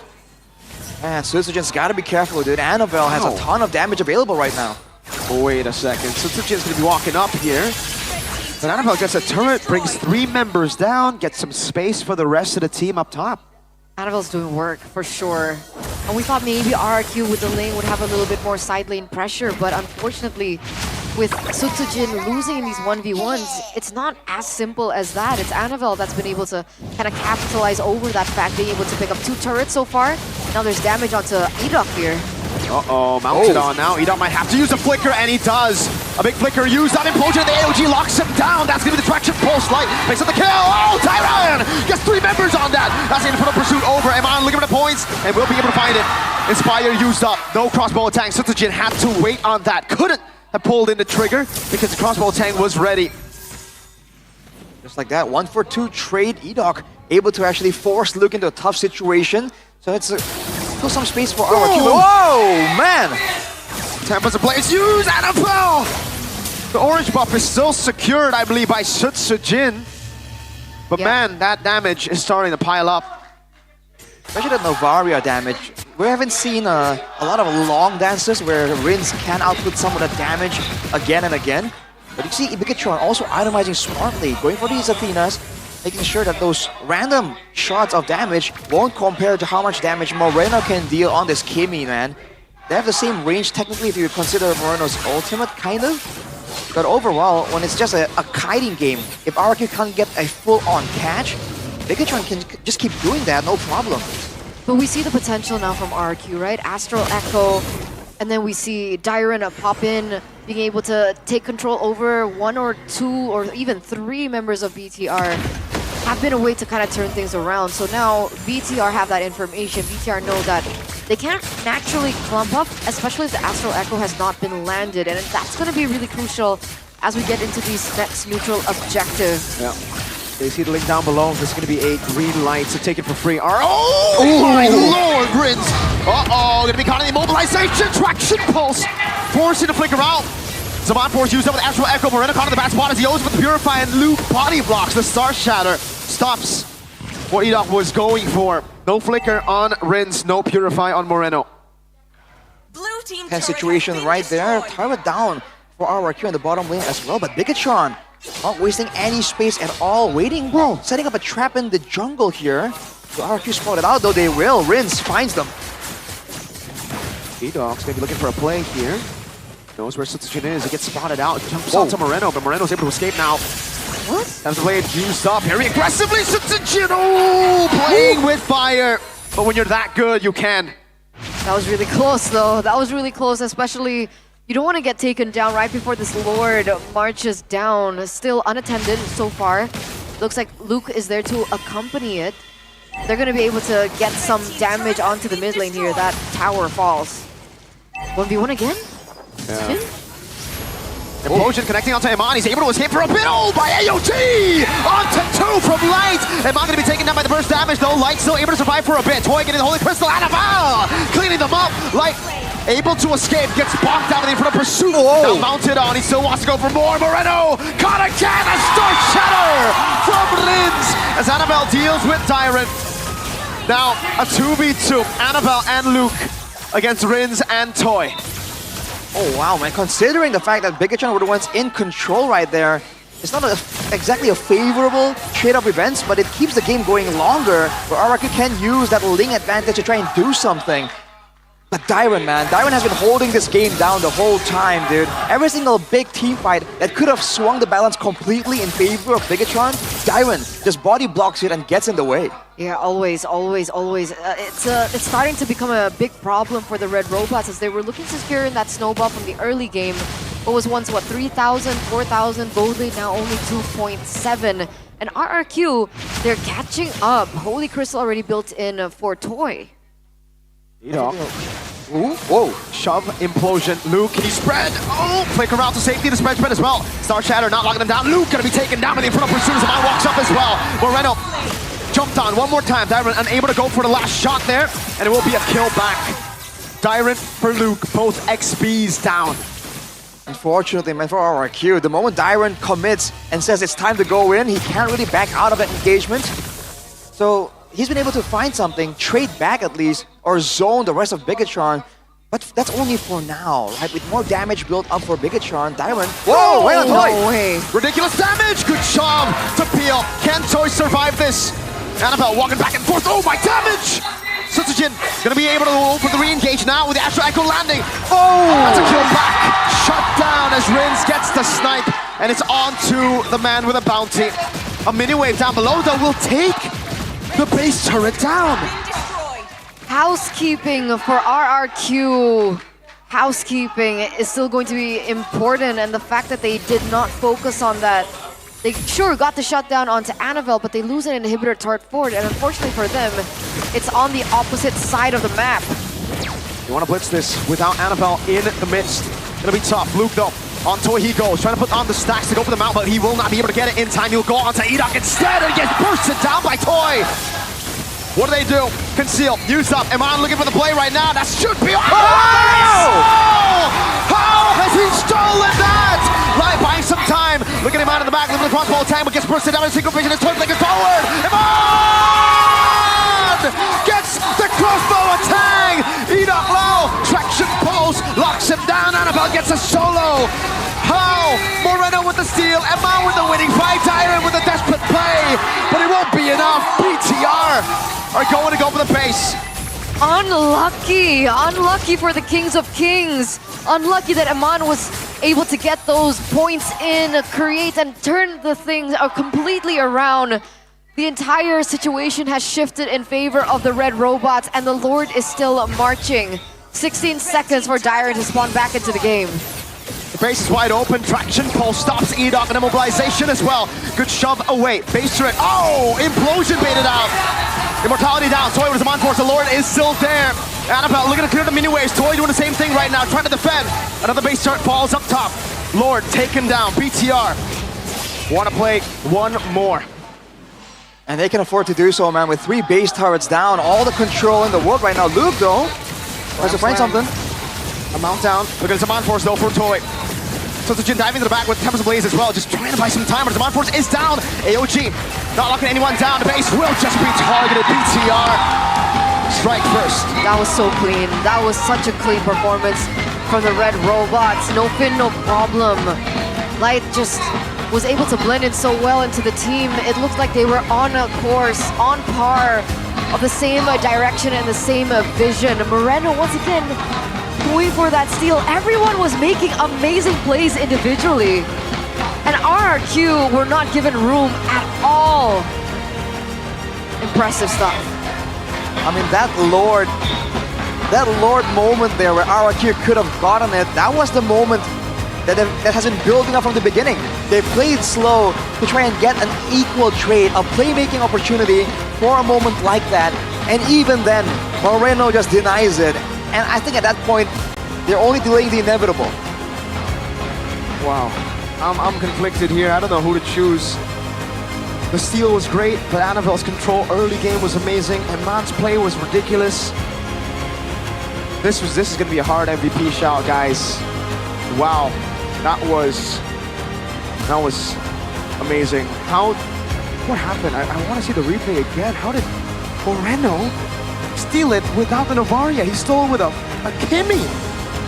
That's why. Those are like, it's not a boom, and Suzuki was in the air. He was using a Tempest of Blades, so you would think... but with the Tempest of Blade, you can still retreat. Exactly. Yeah. So like, you would think that he wouldn't be under a lot of pressure, but yet, a Kimi damage, got it. Because it was just like the basic attack from the Kimi, right? The sprays. Yeah. Was it the charged one? With was the passive I gotta on? see the replay again. There was so much I didn't pay attention on, like which was it skill 1 shots or was it just basic attack shot? I don't know. Gotta see. Oh my lord. How does he do that? How does he do that? This is his third time stealing Lord, I think. And it's also a groundbreaking steal. Yeah. It's like Novaria, sure, brother. So he said it in the interview. He's like, big damage. It's a second retreat, brother. It's not that impressive. And then he does it on Kimi. Now what's your excuse, Moreno? Explain it. That was crazy. He needs to own it, man. That was crazy. He's done it. Now he's gonna own up to it. That was a tense one, though. I think the whole game had this tone of like, they're just pressure building up, and this was that moment here. Oh my lord! It was a miscalculated retreat. That's it. It was. I thought, oh man. Oh, by the way, as a 1-1 player, beautiful stuff. I had to just Eman it out, you know. Yeah. Basically 1v3 right there. Eman showing again that mobility, right? Knowing how to position around the map. But the MVP goes to Mr. Annabelle, presented to you by the official tournament smartphone Samsung Galaxy A36 5G. But I really do agree with Miracle. It was a tough decision to vote for the MVP this time around, but that consistency, I think, just really took the pie.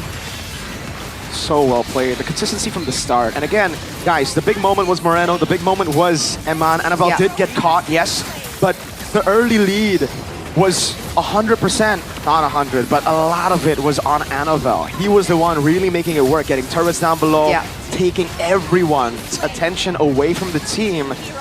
Wow. That's really good.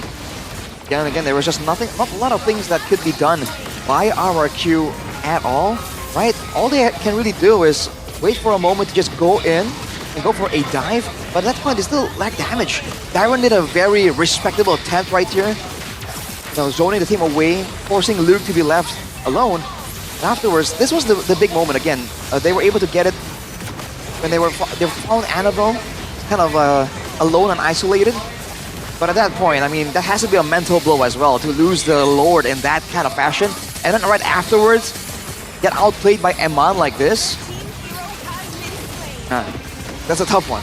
Because like they were already on the way back to the base, but they saw Eman alone. And in a 3v1 situation, you'd be like, sure, of course we can take him down before they go for the push, and that would give RQ more of time and an advantage to take the game. But Eman's outplay was really just so good.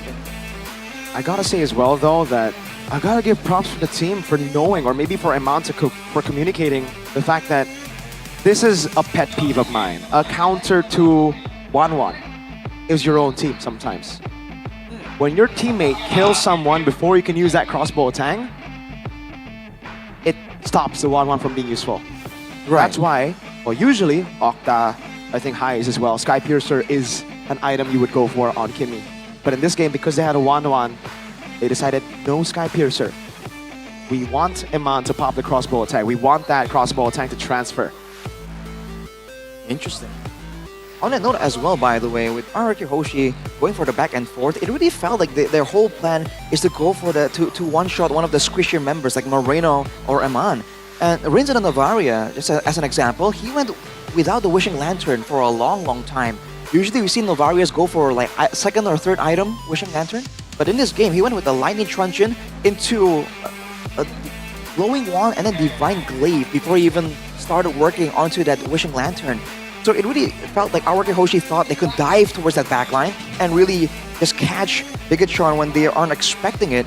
But because of the crowd control, and of course because of the damage that Bigatron Esports were able to actually get the gold advantage, it means that whenever RRQ Hoshi is moving forwards without a catch, without Edok, they're just taking free damage again and again. And they can't do that, man. It's really tough for RRQ because, like Eterna mentioned, when you have a lane, you kind of want kill pressure. You want to have winning lane so that you could get value from the lane. And I think we saw that from Alter Ego, right? I mean, let me go back and see. They had a Harith up against a Granger. So that's not like a crazy winning lane. But then I take a look at the XP lane, and it was Lucas. Yeah, Lucas against the Badang. So it was just more active, I would say. I think it was the mid lane, Kalea Selena. There you go. Kalea Selena was the pick in the mid lane to enable the Ling in game 1, match 1, Alter Ego Evos. And without that, you could see that the Ling really struggled. It was just farming and then escaping with Tempest of Blades. I wonder if they thought that they wanted to go with that aggressive side lane pressure, which is why they really started off with the Phovius and Harith, right? And in theory, those are really strong laners, but I think they probably just didn't think about these newer additions. Like the glue comes out of nowhere. We ourselves haven't seen it today as well. And the glue in the lane is pretty good. It was still a Ling last pick. Exactly. So they went very consciously and committed to the Ling last pick, despite them already seeing the lanes that BGT are already committed to as well. Probably overestimated how strong the Harith and Phobius are gonna be, and how much Dyron and Toy, two really good laners, in their own right, can do on these heroes in the early game. That's probably it, right? And turns out that the glue and the 1-1 was just too much. They weren't able to do that. They underestimated the 1-1. Because the Ling last pick was still good against 1-1. 1-1 gets obliterated by Ling early. But the fact that you gotta give props to 1-1, obviously, but light. The way he was playing, always staying up top, knowing that again, this Ling will beat the 1-1. This Ling will smack the 1-1 in the face if he can get to her. He was on babysitting duty the whole time, that's true. And maybe that's exactly why the Kimi also works in well there, because you can kind of clear quite reliably as well. You have good, now you have good mobility, you can move over walls and all that. Yeah. So that could be part of the whole game plan, which if it is, right, we're assuming here, but if it is, that's smart. There's just so much to unpack right now before we get into game number 2. But before we do that, we are going to throw it over to Alyssa. Thank you, Caster. Kembali bersama Alisa di sini dan juga ada Angel. Yeay, di sini Alisa sendiri, ada Angel di sini. Apa kabarnya nih, Angel? Puji Tuhan baik. Kalisa baik nggak? Baik dong, luar biasa. Aku lihat kamu sibuk banget nih habis roadshow keliling-keliling nih ya. Bersama Bener. Kingdom dari seluruh Indonesia nih kayaknya. Bener, karena kita ada keliling-keliling, RRQ keliling kota, samperin para Kingdom di setiap wilayah di Indonesia. Wow, seru banget. Jadi para Kingdom bisa nonton dan watch party bareng di kotanya masing-masing. Tapi ngomongin soal kegiatan dari RRQ sendiri nih ya, aku lihat-lihat di sosmed tuh rame banget konten dari backstage situationnya tim-tim dari RRQ. Bener gak sih? Bener, jadi di RRQ itu kita juga ada membership ya di YouTube. Dimana membershipnya itu murah banget teman-teman, cuman 10.000. Tapi banyak banget benefitnya. Yang terutama kan ada stiker-stiker lucu para player tuh. Terus yang kedua, nama kalian tuh bisa disebut tuh karena warna kalian kan pasti warnanya hijau. Di live waktu mereka lagi nge-live gitu kan disebut sama player-player.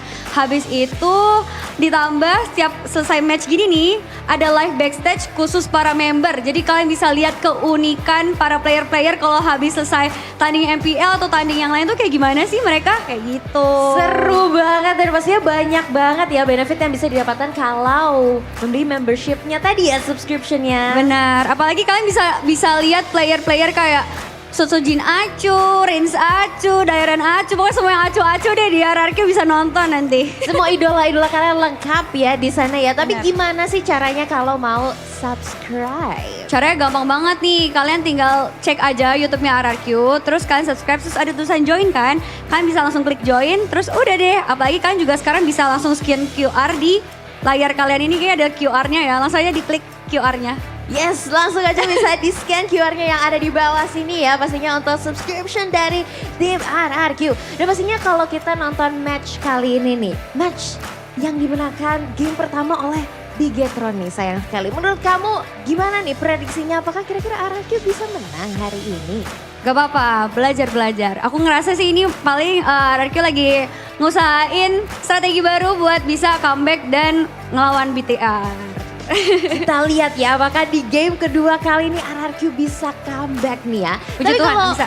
ngomongin gameplaynya RRQ ini kan begitu smooth dan win rate-nya ini salah satu yang selalu nomor satu pastinya di bracket kita nih. Menurut kamu apa sih yang menjadi kunci utamanya, kayak keren banget mereka bisa konsisten selalu nih? Kalau menurut aku mereka selalu kompak yang pertama, dan yang kedua aku seneng banget mereka bisa terus improve ya.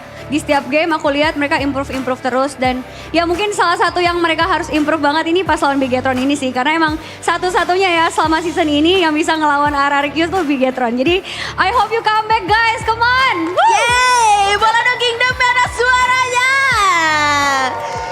Itu ya, kita butuh semangatnya itu karena pastinya Bigetron menjadi satu-satunya tim yang di season ini baru bisa mengalahkan RRQ. Tapi apakah di game kali ini masih tetap bisa mengalahkan atau sebaliknya? Kita akan melihat pastinya di game kedua kali ini. Thank you so much Angel. Thank you Kak Alisa. Dan pastinya kita akan balikan lagi ke para caster. Silakan caster, take it over. We're back for game number 2, boys and girls. For those of you guys who just tuned in, it's a 1-0 now for VTR. And today has been a day full of sweeps, 2-0s, 2-0. So will we be looking at the third one of the day to close things out? You guys don't want to answer? I mean, I don't want to jinx it, and I don't Okay. think he wants to say that BTR is going to win either, so we're just gonna let you have the... Have a stare down real quick. Okay, we'll just chill and maybe talk about Telkomsel, because don't let lag cause you to lose ranks, alright? Ew. Enjoy a seamless gaming experience with IndiHome Paket G2 One, offering fast and stable internet, and you guys can get speeds of up to 100 Mbps for just 37K IDR. That's 37K IDR, alright? So what are you waiting for? Go ahead and subscribe now via the My Telkomsel app, or you guys can check it out at tcell.id/nacional.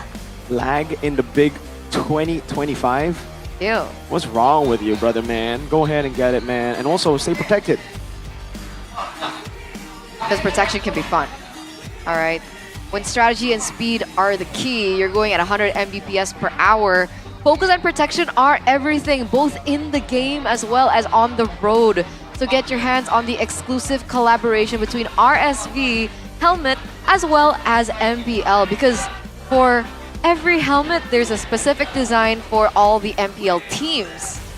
Isn't that super cool? So if you're a fan of BTR, there's an RSV BTR helmet. I actually checked. They don't have a BTR one. They don't? I was like, yo, I'm gonna buy it because I saw Beloyski post about the Geek Fam one. I was like, wait, I gotta check this out. They don't. They have an Onyx one, an Alter Ego one, a Geek Fam one. Maybe the BTR one is sold out. Who knows? Maybe. I didn't see it in the store, unfortunately. So why don't you guys check it out for yourselves, okay? Check it out on your favorite marketplace. You can get it at the RSV Helmet official marketplace. Arashi, is there an RQ one? I haven't seen it though. If there was, I wouldn't purchase it either because I don't drive a motorcycle, unfortunately. But if I did, right? Just have it. Huh? Just have it. Yeah, we should just wear it on desk, bro. Yeah. Are we allowed to? Yeah. I think so. Yeah. You don't ask for permission, Arashi. You say sorry. You apologize for doing it. You know who I learned that from? LaFell? Greatest talent. Greatest talent. Right. RRQ first pick this time though, so already a change.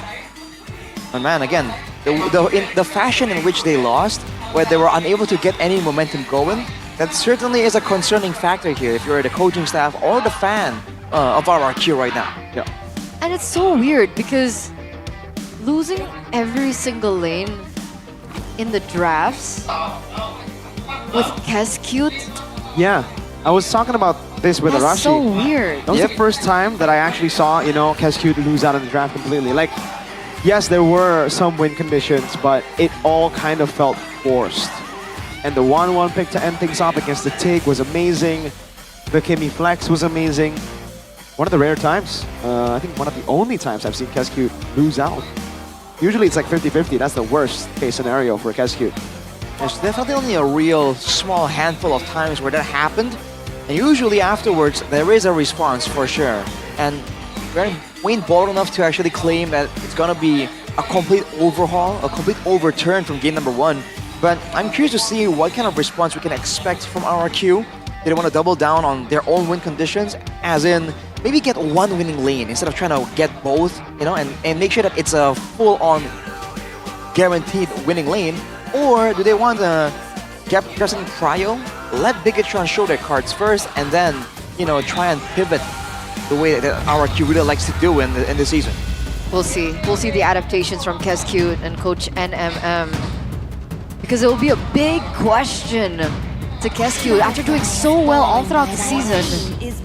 Him faltering right as we're getting into the playoffs will be a big thing. Game number 2, drafts presented to you by the official tournament smartphone Samsung Galaxy A36 5G, and on blue side RRQ have gone for the Masha ban in the first phase. Dude, the Masha is in their heads. Yeah. It's always in their heads now. I mean, seeing that they're first banning it, it definitely is. I do wonder if it's because they really want Dyrant to have a strong, dominant lane. And that's the case. I kind of feel like there are ways to deal with the Masha without banning it out. It's just such an unusual strategy to see in Season 15. I think Bigatron are the only team who has really shown it yet again after its passing a couple of months back. So definitely is quite interesting to see how Cryo it is. Maybe now it's gonna be a lot of focus and emphasis on getting something really good for Dyrant. Also, an emphasis on opening up really big prio heroes, right? Gatot and Masha. Those slots are usually for, Jushin, Kalea, Granger. We see the Hayabusa sometimes. And all of that has been left open. Yeah. So now it's kind of in BTR's court. What do they decide here? Kalea or Hayabusa at this point. I think those are the two bands that are very value. Because for the Granger Harith, I still think it can be traded out. I don't know if RQ want to go Harith or Granger if they get the option to. So far, last game it was banned out, so they could have only gone for Harith. They decided to ban out the Kalea. It has been more prio. Will RQ take the Haya or Harith? That's the question here, especially with Toy already nullified on the Harith earlier. They go for the Joy, actually. Alright, now Bigatron has the chance to have their pick from the selection. Harith first, immediately the hands of Eman. Definitely a bit of a concern there. Along with that, what do they want to show first? If they want to fight the Joy, they can still have the option to pick up the Fredrin here. And NFL plays Fredrin. I think they can save it though. There's no reason Yeah, for them for to sure. rush. So maybe a mid laner again could be. They could still go Cho. An early Cho for light has been a pretty good option in the past. But if not, maybe they just go Novaria. Do they go Kimmy? They go Glue. Go for Flex again? The Kimmy won't be Flex anymore because they already have a Harrod. Ah, They'll go Valen. The Maestro getting his hands on a pick that we've seen just Mr. Gila do really well on earlier today. Interesting to see the Valentina resurge like this. For the longest time, the Valentina is a bit more of a situational pick and afterthought. Now he's gonna back in the picture for RRQ. Go with the Hylas. Most likely for, I mean, whichever player it goes to, Darren or Edok, I think we can all agree that we are expecting something a bit more dynamic, something a bit more playmaking heavy. But it's gonna be the Hylas for them, so they have the chase potential for sure. I don't think Edok has picked up the Hylos this season. Yeah, it's been Darren. You really want Edok on a playmaker. But maybe even Gata we've seen, but there you go, that's a Farsa up against the Harith. Oh, into the Valentina. Yeah. Interesting. So, airstrikes can be taken away, so can the Glorious Pathway.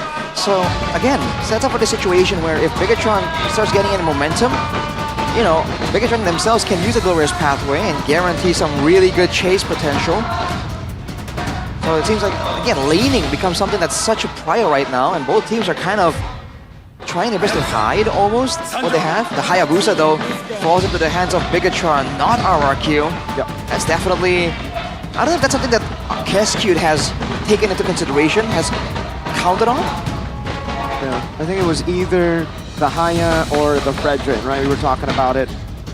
They decided to go on the Hayabusa, a bit more damage to play with, and they kind of need a physical damage hero here. If they don't pick it up, Haya's going to be banned out, maybe even the Hanzo, and then they'll be stuck on just Magical with a tank in the jungle. Not really the best against this kind of comp with the Hylos already. So now entering the second phase, it looks like BTR have opted to go to the Moskov banner, denying that away from Toy. But even when they had that macro advantage, it wasn't put to great use at game number 1 with the Ling. The Moskov maybe would have been a different thing. But right now as well, with the Moskov ban out, then RRQ has no real laner that can kind of kite back reliably and self-peel reliably against these assassins. And a lot of these gold laners can kind of dive through aggressively towards him. I think they gotta ban Glue, right? RRQ, they kind of have to ban Glue. The Glue is still a very good choice. There's no Faramis on the other side. Farce is already revealed. Yeah. And there's a Hylos. Like, Glue notoriously does amazing against the Hylos. Is there an option for RQ to pick up Franco? Franco Farsa? There definitely is, but do you want to go Franco and give away a bloody hunt to Valen when you have a Joy? Yeah, that becomes another concern of their own here. Because of the Valentina, now this Harrod and the Hayabusa can have a great time. Solid choice. Pretty good, man. They're setting up for a Tigreal last pick, I believe, here, with Valentina, the Hilda as well taken away. RRQ, they take it for themselves first, denying it away from BTR. But that'll be tough because, again, you're giving an implosion to Valentina.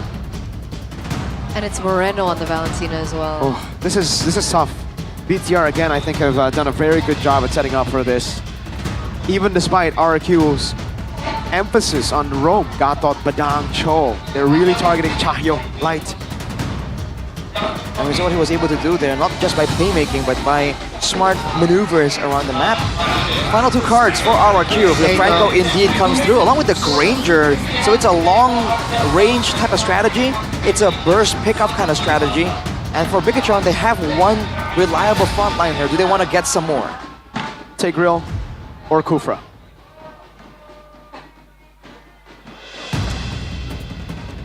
Tigreal or Kufra, huh? Those are the 2 heroes that come up to my mind, at least. I think the Kufra is a bit more dynamic here, especially with all the dashes and the especially with the long Hilda, range. right? Exactly. I can barely hear you, Mirko. Your friends are crazy. Hey, they're growing by the day, you know. They weren't here before, but now they are. Troopers. It's not just Mirko versus everyone. Not anymore. Now it's Papulong and me. Yes, back up. So, it's gonna be the Tigreal? Oh, Jawhead. Oh, I thought Tigreal or Kufra, they're thinking more just one dude. They don't want to go AoE. With the head with Valentina, I mean, there's not a burst damage with the Hilda as well. At least in the early game, that EXP roam combo is going to be dangerous. And in a 1v1 situation, if the Jawhead runs into the Franco, I'm pretty sure Franco gets beat up there. Yeah. That could be the idea. Perhaps. Yeah, and as a Franco, if you get engaged on by the Jawhead, you do not want to utilize your Bloody Hunt on the Jawhead. Right. But you can't really escape. And you have no reliable escape tools anyway, so Yeah. the scouting game is going to be quite interesting to see here.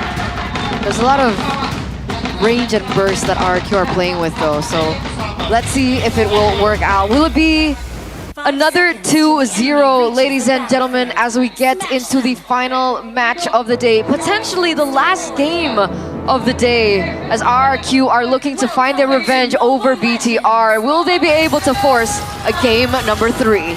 Let's see, ladies and gentlemen, possible clean sweep here. We got the Hayabusa, Kakashi, the new skin, and RRQ. Remember, they are far off from first place compared to anyone else, so losing would be pretty big for them. It's a big deal. Right now, you can already make an argument that the loss to Bigatron is already in the heads of RRQ. The last thing they want is to lose even more momentum. And looking at the emblems right here, Agility and Widow's Blessing for Edok with a common emblem. He just wants to stay on the map as long as possible, make the plays happen, exert that pressure. For Bigatron, it's a bit of the same idea. Annabelle trying to find something. And he kind of can, right? Pre-level 4, without the Bloody Hunt coming from Edok, technically, right now, they don't really have much lockdown onto Annabelle. Dyron also needs a little bit more time to get to that point, and he's not going to be participating anytime soon. Let's see whether or not they're going to be able to utilize that kind of aggression. It looks like Edok is looking for a hook.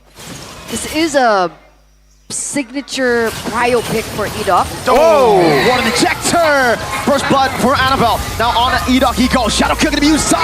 Now transferring over to Sutsujin, who has to try and beat, but gets retreat down flicker from Moreno. Trying to get the terrified Sutsujin, gonna be chased into his own jungle. Luke all the way from downtown. Having to force Rins to rotate over. BTR wanna go on Toy. Oh no. No Purify, they're just running him down. Toy taken down by Luke. Way too much damage, way too much aggression right there. Oh, Moreno. No, oh, gets hooked. Oh, but the kill goes on Edok. Not ideal.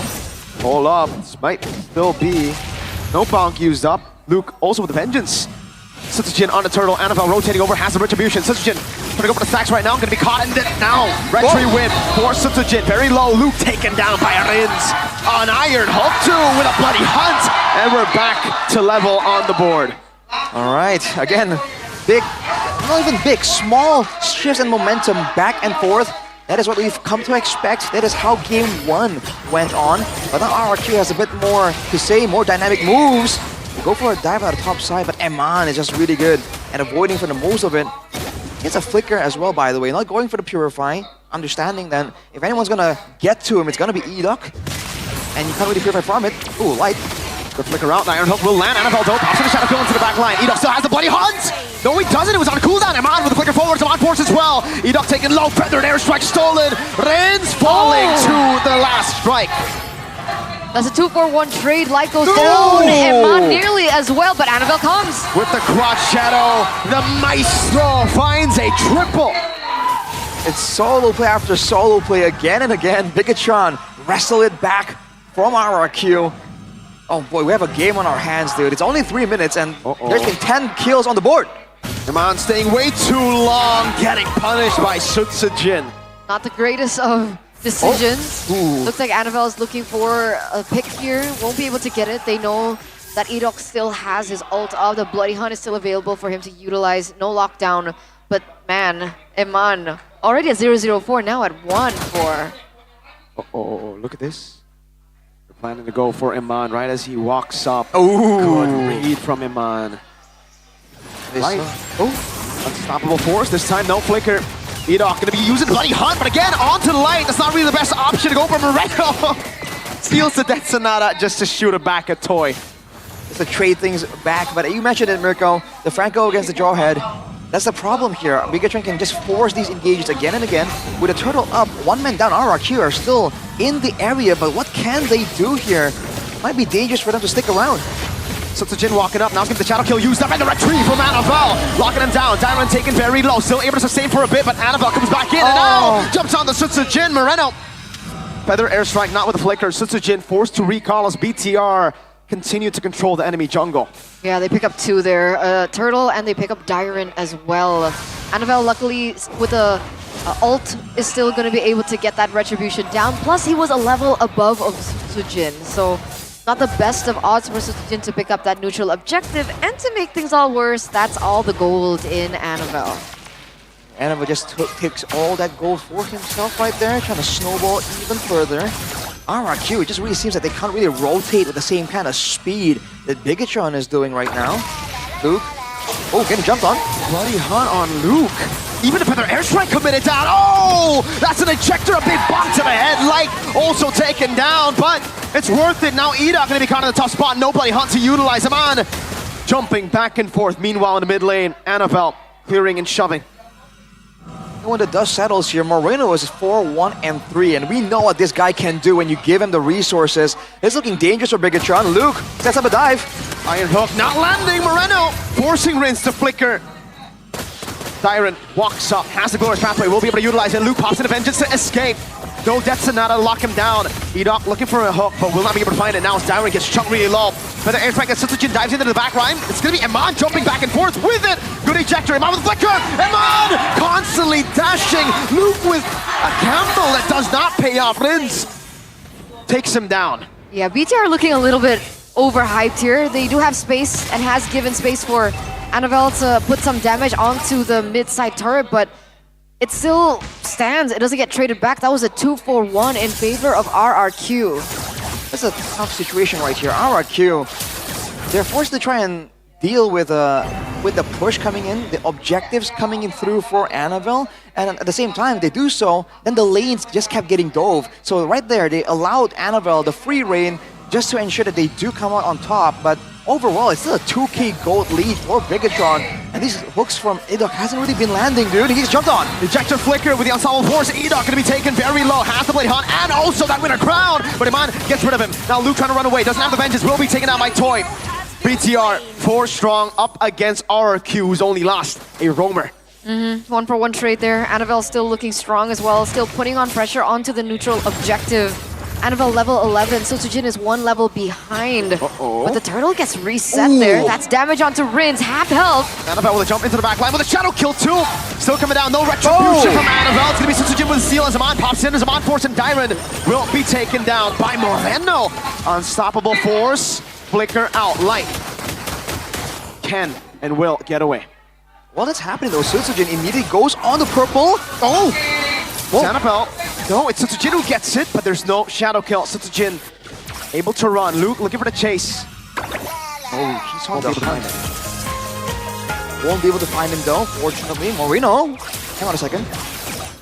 He doesn't know. I think Moreno takes it. Yeah. Oh man. Again, the control here, and despite the constant action, we're still at a 2k lead, by the way. It's been 8 minutes and there's 20 kills on the board, dude. Both teams keep trying to make the plays happen. Oh, glorious pathway. Bloody Hunt locking him down, stopping that dive from happening. Light unable to get much. No minion waves to even take the turret. Another roam down. It's Light. Luke. Whoa. With the vengeance now, going to be stunned up by Tyrant. Sutsujin would like to find peace. Not enough to take him down just yet. Now he goes in for the bonk again. Annabelle in the back line with a shadow kill. Not enough to take. Oh, just Edok. Not able to get on Rins. Iman gets another. Rins goes over the stun. Will be able to find it. Sutsujin for the dive, but Iman dives. Oh, isn't able to find the last shot even with the flicker. Moreno. Flicker. Sutsujin gets away. Electrifying beats a flicker. Wow, the turret in the mid lane actually got the turret. Just falls to the minions. Iman waiting for a chance here to do something. No Iman force now. He has it. Needs to get ejected. Rins doesn't have the feather airstrike. Iman needs to run. Oh, a flicker out from Light. Is it just me or both teams really seeming so... They seem to be making these plays so urgently. Yeah. There's no emphasis here in lane control, in setup. It's wait for I don't know, the moment of weakness, the moment of least attention, and everyone just jumps on someone here.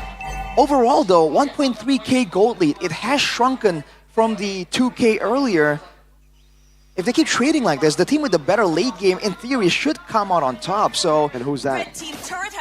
With the Granger, I feel like RRQ with the Granger Farsa might have the edge there. Bigatron wants to be winning these fights more, more decisively than just trades. Now with the Lord up here, can RRQ force Bigatron into something?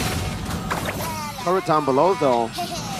It has been looking more like a brawl, but BTR, I think they've set up properly. I haven't seen it, but they have gotten all the outer turrets. They have still been able to do that despite the tempo of the game.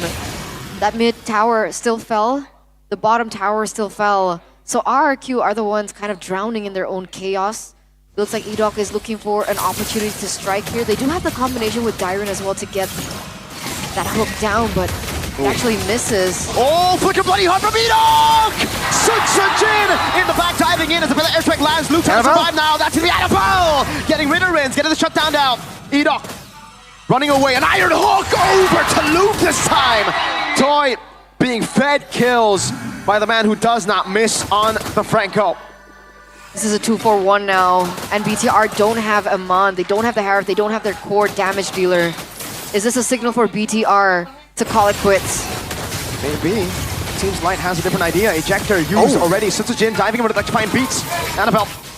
No shadow kill. A killing spree for Sutsujin. Or yes, as Annabelle won't be able to contest. Free for RRQ. All right, wow. It took a while. All the while, by the way, the lane on the top side was pushing slowly but surely for Bigatron. But because RRQ were able to find that moment there, hang on a second, the turret is still taking some damage there. Man, RRQ are really letting go of some of these waves, it seems like. It's definitely a weird sight to behold. But now they're finally at the gold advantage and they have the lore to play around with. They have the good siege with the Death Sonatas and the Feather Airstrikes. What's the move here? Do they want to catch Bigatron off guard or do they want to just play template? It's huge range. It's huge range. I think they want to feed that gold onto... Wait a second. Edok walked a bit too aggressively. Dyron, Glorious Pathway. Another Glorious Pathway from Moreno, but he still gets away. Now the Death Sonata shots down to get this turret, and it will be a tier 1 in the mid lane, a tier 2 down below. With Edok down, I don't think RQ can extract maximum pressure with this Lord push. Nope. So everything that they did leading up to this point, BTR should be able to clear this no problem. And they will indeed. That is going to be RRQ equalizing. Just about equalizing when it comes to the turrets. So they're going to have more control here to send Dyron out to scout out, for Rins to hide in bushes for the big ambush, for Edok to set up for some of these hooks. So that's going to be an interesting change right here, to say the least. 90 seconds to go before the next huge objective. You can see RRQ moving together. They don't want to fall victim to an ambush like earlier, and Bigatron are respecting it. They gotta. So much kill pressure as long as Edok doesn't get seen. Ooh, everyone gets seen right there though. Annabelle probably trying to go for... I thought I was going to go for some kind of trade. RRQ rotating to the purple buff now. Do they see it? They do. They can pressure Annabelle off this. Whoa! Oh. Iron hook. No Blade Hunt just yet. Saving it now. As Light walks up, they're going to bait it into a tough spot. Luke in a pinch point. Oh! The airstrike deals with the immortality. The Iron Hook actually does not land. Oh! Mistimed, and Luke gets away. That was close. That was super, super, super close. But with that failed attempt, it looks like RRQ are going back into their own jungle, giving BTR a little bit more space to work with. And Mon, how far is he on his item? He already has the Holy Crystal. Yep. Working on the next item after the Holy Crystal. But on the other side of the board, Toy is literally one item away from full inventory slots, and he already has the components ready up as well for the next fight. 18 seconds to go as RRQ sets up to try and push up the top side wave, playing the macro game. Bigatron, they let RRQ do this. They're the ones that are going to be forced into an interesting situation here. There you go, Rose Gold completed. Now Bigatron are losing a lot of options. It's not going to be as simple for them to take Toy down. So what will be their primary focus here? Are they going to contest this? I think they have to. There's really a rotation here from Light and Eman, waiting to see if they can punish anyone for clearing the mid lane. And look at the pathing, they're going for the down, but Luke gets jumped on. Uh-oh, Twin tough spot. Does he spot the conceal? He does. Flickers out safety. Luke's still able to escape now. The Van Strike burning him down. Able to get the kill now. Also, Rins caught in the bad spot. Moreno still able to survive somehow, some way in the mid lane together with Eman. Rins flying back to safety. Moreno low, forced to recall. Sutsujin in that bush. And BTR win it 2 for 1. Oh, they go both for the recall. Wait a second. All right, Moreno was too low. Annabelle was way too low as well. They couldn't go for the blitz onto the Lord. Eman is already catching it half health though. Rins is coming back into the fray. Oh boy. Annabelle, can he do it? Retribution, this time he will be able to find it. Light though, caught in the back pot again. Ejector over Eman. Oh, the damage down, gets stunned! Bursted by Rins! Moreno falls as well! You can have the Lord will take 4. Is this it? 28 seconds left for everyone else to spawn back. At the very least, they have all the time in the world. They're going straight for the mid lane. Sutsujin, Rins, and Dairon. It's full 5 RQ. I think it is over. They're gonna wait for the waves to disperse. But the Lord's gonna be in the mid lane, I believe. No, it's up top, perfectly calculated by RRQ. Annabelle, 7 seconds to respawn. Ladies and gentlemen, we have a game 3. We're going all the way here for our final match of the day, and what better way to see the revenge match between these two teams. Just one moment turning things around for RRQ. How are we feeling, Arash? I'm feeling nervous, man. My heart was beating throughout the whole game, all the way till the end. Game number 1 was pressure building up again and again before the final big team fight. Game number 2 was just pressure released again and again. Skirmishes left, right, and center. Might I remind you, ladies and gentlemen, that this game has almost 40 kills in it. 10 of those were at like 3 minutes, at 4 minutes. It was just a back and forth brawl. And RRQ were able to capitalize.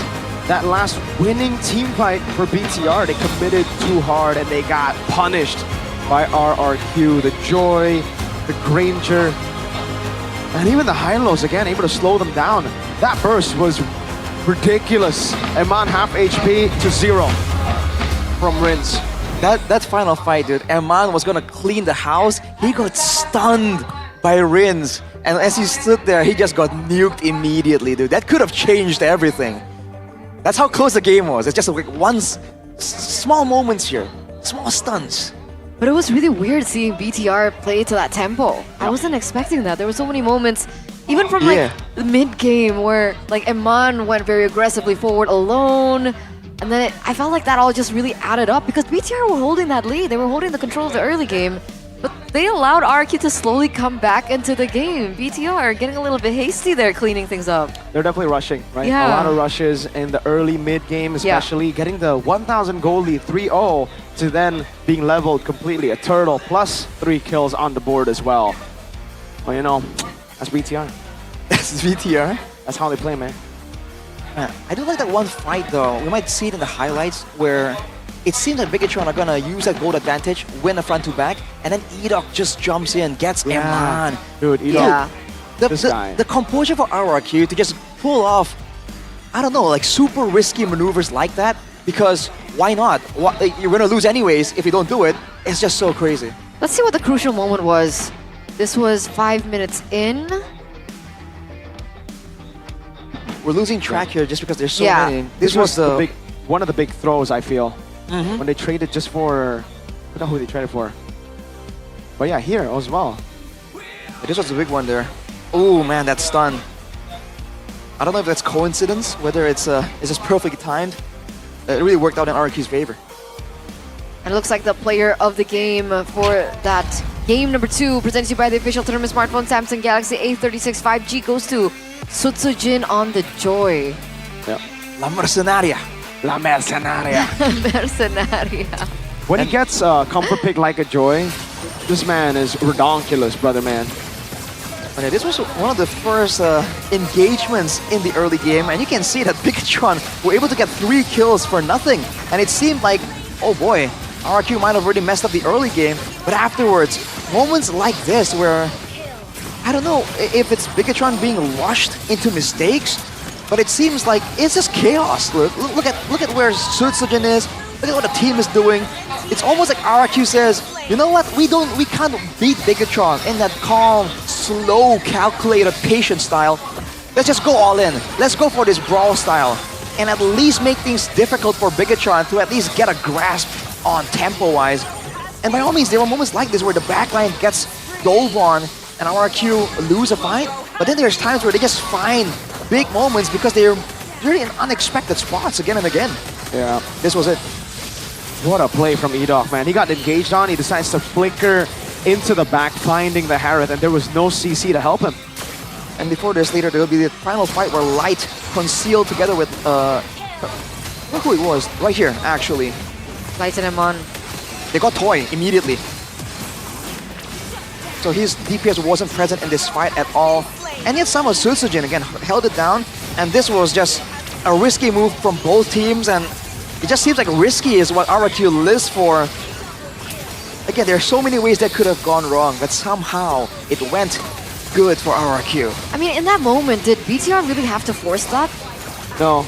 Yeah, that was just a classic BTR kind of play. That was definitely unnecessary, yeah, from Iman. For Light, I think he was kind of dead already. It was a Jawhead that has already used, most of his skills.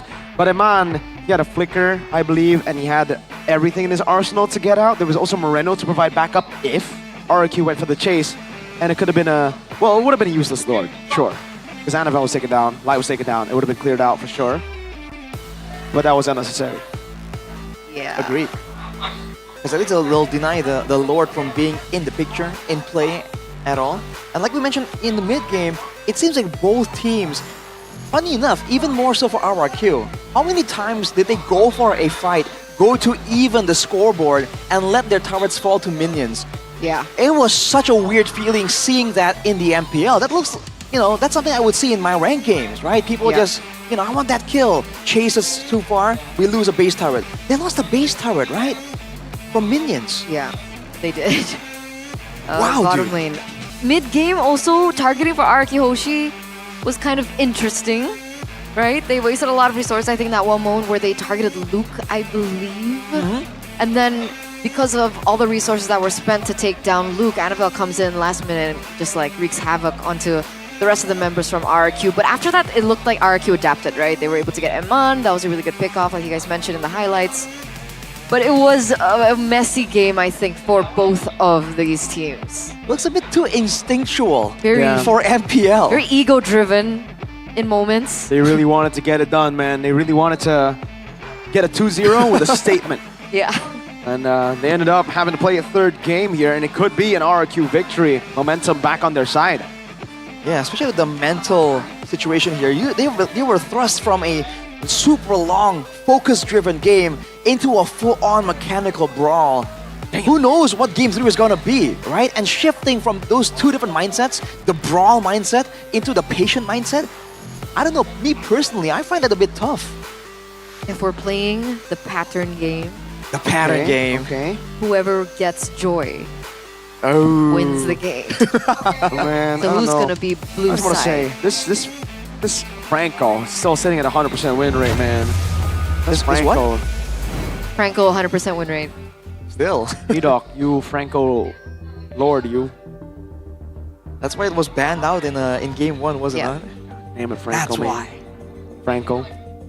This guy is half Franco. It's half Franco? Half Franco. Not this. Oh, Half I Franco. thought like top side or bottom side Franco. I don't think you want to be bottom Franco, because I mean, Tall Franco It's ain't kinda- that great either. you're right. That's kind of rude to Franco. Yeah, that's body You should shaming. go What on does a that diet, mean? bro. Bro. Yeah, Franco should go on a diet. It's okay, he's a man, you can do it. Yeah, Body he- shame. he's proud of it. Yeah. It's a Only like- manly Yeah. man. I don't know what's going on. This is social commentary. Okay. What? 1-1. Back to a best of one for Yeah, both of I'm these nervous. teams. I'm actually nervous. Still confident, boys? In your respective teams? Updated predictions? Can we update our predictions? What do you mean? What's there to update? You know what? I'll give you guys some time. All right, we're going to a break before we get into game number 3. Alyssa, take it away. Yeay, boleh dong kita minta suaranya para Kingdom. Jangan mau kalah, Big Troopers, mana suaranya? Yeay, dan pastinya di sini bersama dengan piala baru kebanggaan MPL Indonesia dan sudah bersama Alisa di sini ada teman-teman dari RRQ. Ada siapa, boleh kenalan dulu nggak sih dari yang paling ganteng nih, silakan. Perkenalkan, nama aku Maul. Maul. Oke. Nama aku Diva. Angel. Dan Angel. Dan tidak bakal kalah ada teman-teman cantik dan ganteng juga dari Bigatron. Silakan, boleh kenalan dulu. Nama aku Idrus. Idrus, wow, banyak ya Idrus Lisius di sana ya. Oke, selanjutnya Gwen. Ada Gwen, mana Gwen Lisius? Oke, terakhir Nadine Lisius, mana suaranya? Halo, aku Nadine. Yeay. Dan pastinya di sini bersama teman-teman dari Bigatrons dan juga dari RRQ kita bakal seru-seruan dan main game bareng. Kira-kira kalian udah tahu trivia seputar piala baru dari MPL ini belum? Mau kayak udah tahu banget nih ya? Ya, Mau udah tahu banget ya. Same goes to Idrus. Idrus katanya hafal banget nih tentang piala MPL ya. Hafal banget parah, kacau. Kamu harus gendong timmu ya. Orang digendong ini kita. Oh digendong. Ada Gwen juga dan ada Nadine. Kalian udah siap? Jadi aku nanti bakal lempar soal dan kalian harus rebutan di sini. Oke? Oke. Ini boleh ditentuin dulu belnya mau seperti apa nih? Mungkin dari Kingdom atau Biget Troopers mau belnya seperti apa? Bel kita apa? Bel ya? Win. Win. Oke. Kalian jangan mau kalah. Toy. Cakep. Oke. Siap ya, kita coba dulu ya untuk pertanyaan pertama ya. Oke. Siap. Kita coba dulu bel dari Bigatrons. Win. Oke, jangan bakalan tim dari RRQ. Tai. Oke, sudah siap ya untuk soal yang pertama. Siapakah yang pertama kali berhasil mengangkat piala MPL Indonesia? Oke, Toy dulu, silakan. NXL. Apakah betul Kingdom? 1 poin buat RRQ. Oke, kita lanjut ke pertanyaan kedua. Harusnya ini bisa dijawab ya. Siapakah tim yang tidak pernah tidak play off? Win. Silakan. Bigatron salah. Bigatron. Betul. Kamu Yang tidak pernah tidak play off kan? Tidak pernah tidak play off. RRQ yakin. Selalu masuk playoff. Bigatron. Betul. Satu lagi. Bigatron, RRQ. Onik. Betul. 1 poin untuk Bigatron ya. Lanjut ya untuk ke pertanyaan selanjutnya. Siapakah tim yang terbanyak memenangkan piala MPL Indonesia? Win. Onik. Berapa? 6. Season berapa aja tuh? Sabar. 3. Season 8. 10, 11, 12, 13. Betul gak Kingdom? Betul, 2 poin untuk RRQ. Masih ada kesempatan untuk mengejar poin. Kita ini best of 5 ya. Jadi masih ada 2 pertanyaan lagi, oke? Boleh gak sih sebutkan tim yang belum pernah memegang piala MPL? Yang mana penonton? Yang mana? Win. Oke. Kalau kamu bisa menjawab ini menang mutlak, silahkan. Bigatron. Oke. Navi. Oke. AE Dewa. Rebellion Navi ya? Iya, Rebellion Navi. Satu lagi. AE Dewa. Geek Fam ya. Geek Fam. Dan jawabannya betul. 1 poin lagi untuk RRQ. Dan dengan ini trivia quiz kali ini dimenangkan oleh RRQ. Gimana nih kesan-pesannya? Apakah ini mencerminkan game kali ini akan dimenangkan oleh RRQ juga? Amin. Semoga ya. Semoga ya. Kalau Bigetron gimana nih menurut kamu di game terakhir ini Bigetron bisa kembali mengalahkan RRQ nggak nih? Nah, gimana Bang? Bigetron akan ngasih yang terbaik untuk di game ini. Kalau emang rezekinya Bigetron menang, udah pasti menang. Bigetron! Bigetron jangan mau kalah Kingdom! FIFA! Wow, itu dia tadi keseruan kita di MPL Arena. Jangan lupa dukung tim kesayangan kalian dan kita akan melihat apakah di game ketiga ini Bigetron ataukah RRQ yang bisa memenangkan match malam hari ini. Dan kita akan langsung kembalikan lagi ke caster. Silakan caster, take it over.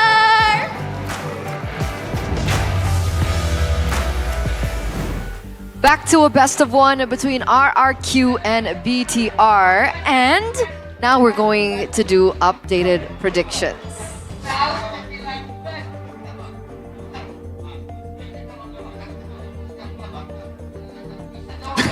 RRQ is gonna cry. The heck was that? RRQ is gonna cry and the Beats is gonna win. What's going on? RRQ is gonna win. No, no. They gonna get it. No, no. They gonna get it. No, no. Okay. It's not up for debate, bro. Here, for you, for you. No, no. No, you keep that. You're gonna need it. Nothing has changed. Navi. 09. 010. What? Slime. What did Red you zone. say? Oh man. Cry. Okay, so it looks like the boys still... I feel like it's BTR. I'm sorry. That might do it. Hey, just say this. Just say this. Say That this. might if do you it. think BTR, that means you have to do this. Yes. There Okay. you go. Oh yeah. Wow. You think RRQ is gonna win? Yeah, I guess. Oh man. GG's, I guess. I made a wager of my own. Who's gonna change the Come profile on. picture? Which CEO? Is it gonna be Mr. AP or Mr. Ed with the Mr. AP profile picture or the Mr. Ed profile picture? For 3 days. For 3 whole days. And- That's 3 days. I would consider Paape to be a man that has an ego. yeah. Alright? So Okay. the fact that he has to change his DP for 3 days to Ko-Ed, I think that's gonna be a big blow to him. It might be. He doesn't want to let He's this slide. very active on social media. That's Exactly. See, his ego is only meant for one team. It's only Evos, yo. He said it in an interview. He's That's like, true, that's if we lose to true. BTR, it's all right. As long as it's not that, That team.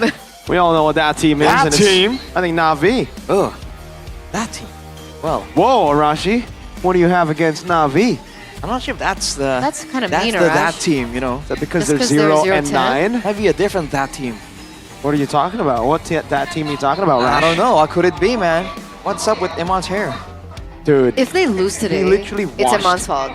he literally washed the red all away. Like, Mika, your hair's still looking really, yeah, really good. 'cause these what nerds, the heck happened these nerds, there? listen, these nerds don't actually use the real shampoo. They're just, I think they're just using not like the color-based one. You have to use these nerds, man.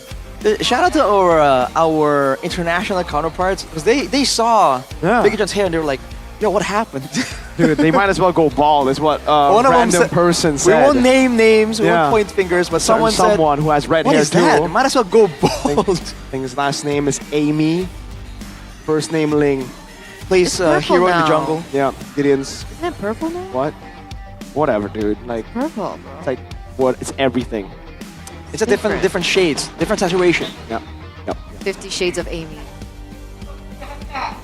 Because she's gone blue, she's gone red, she's gone Gideon purple, might enjoy that. black, dark brown. Variety. You're on your Variety. own, brothers. You're not. I'm not. I didn't say anything. Anyway, Yes. we have a match. So, you know, cast over right now. Yes, we do. Yes, we do. Alright. You want this one?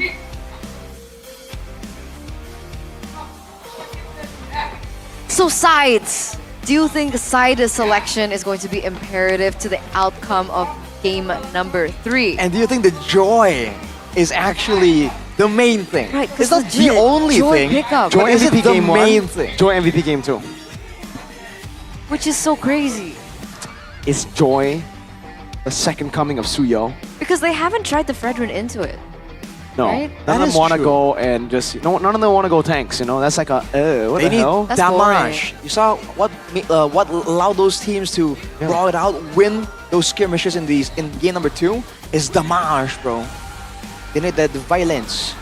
Honestly, though, I think you can beat the Joy, especially in that game. It was very, very beatable, but they just failed to execute. Right? 3-0 start, 1,000 gold lead.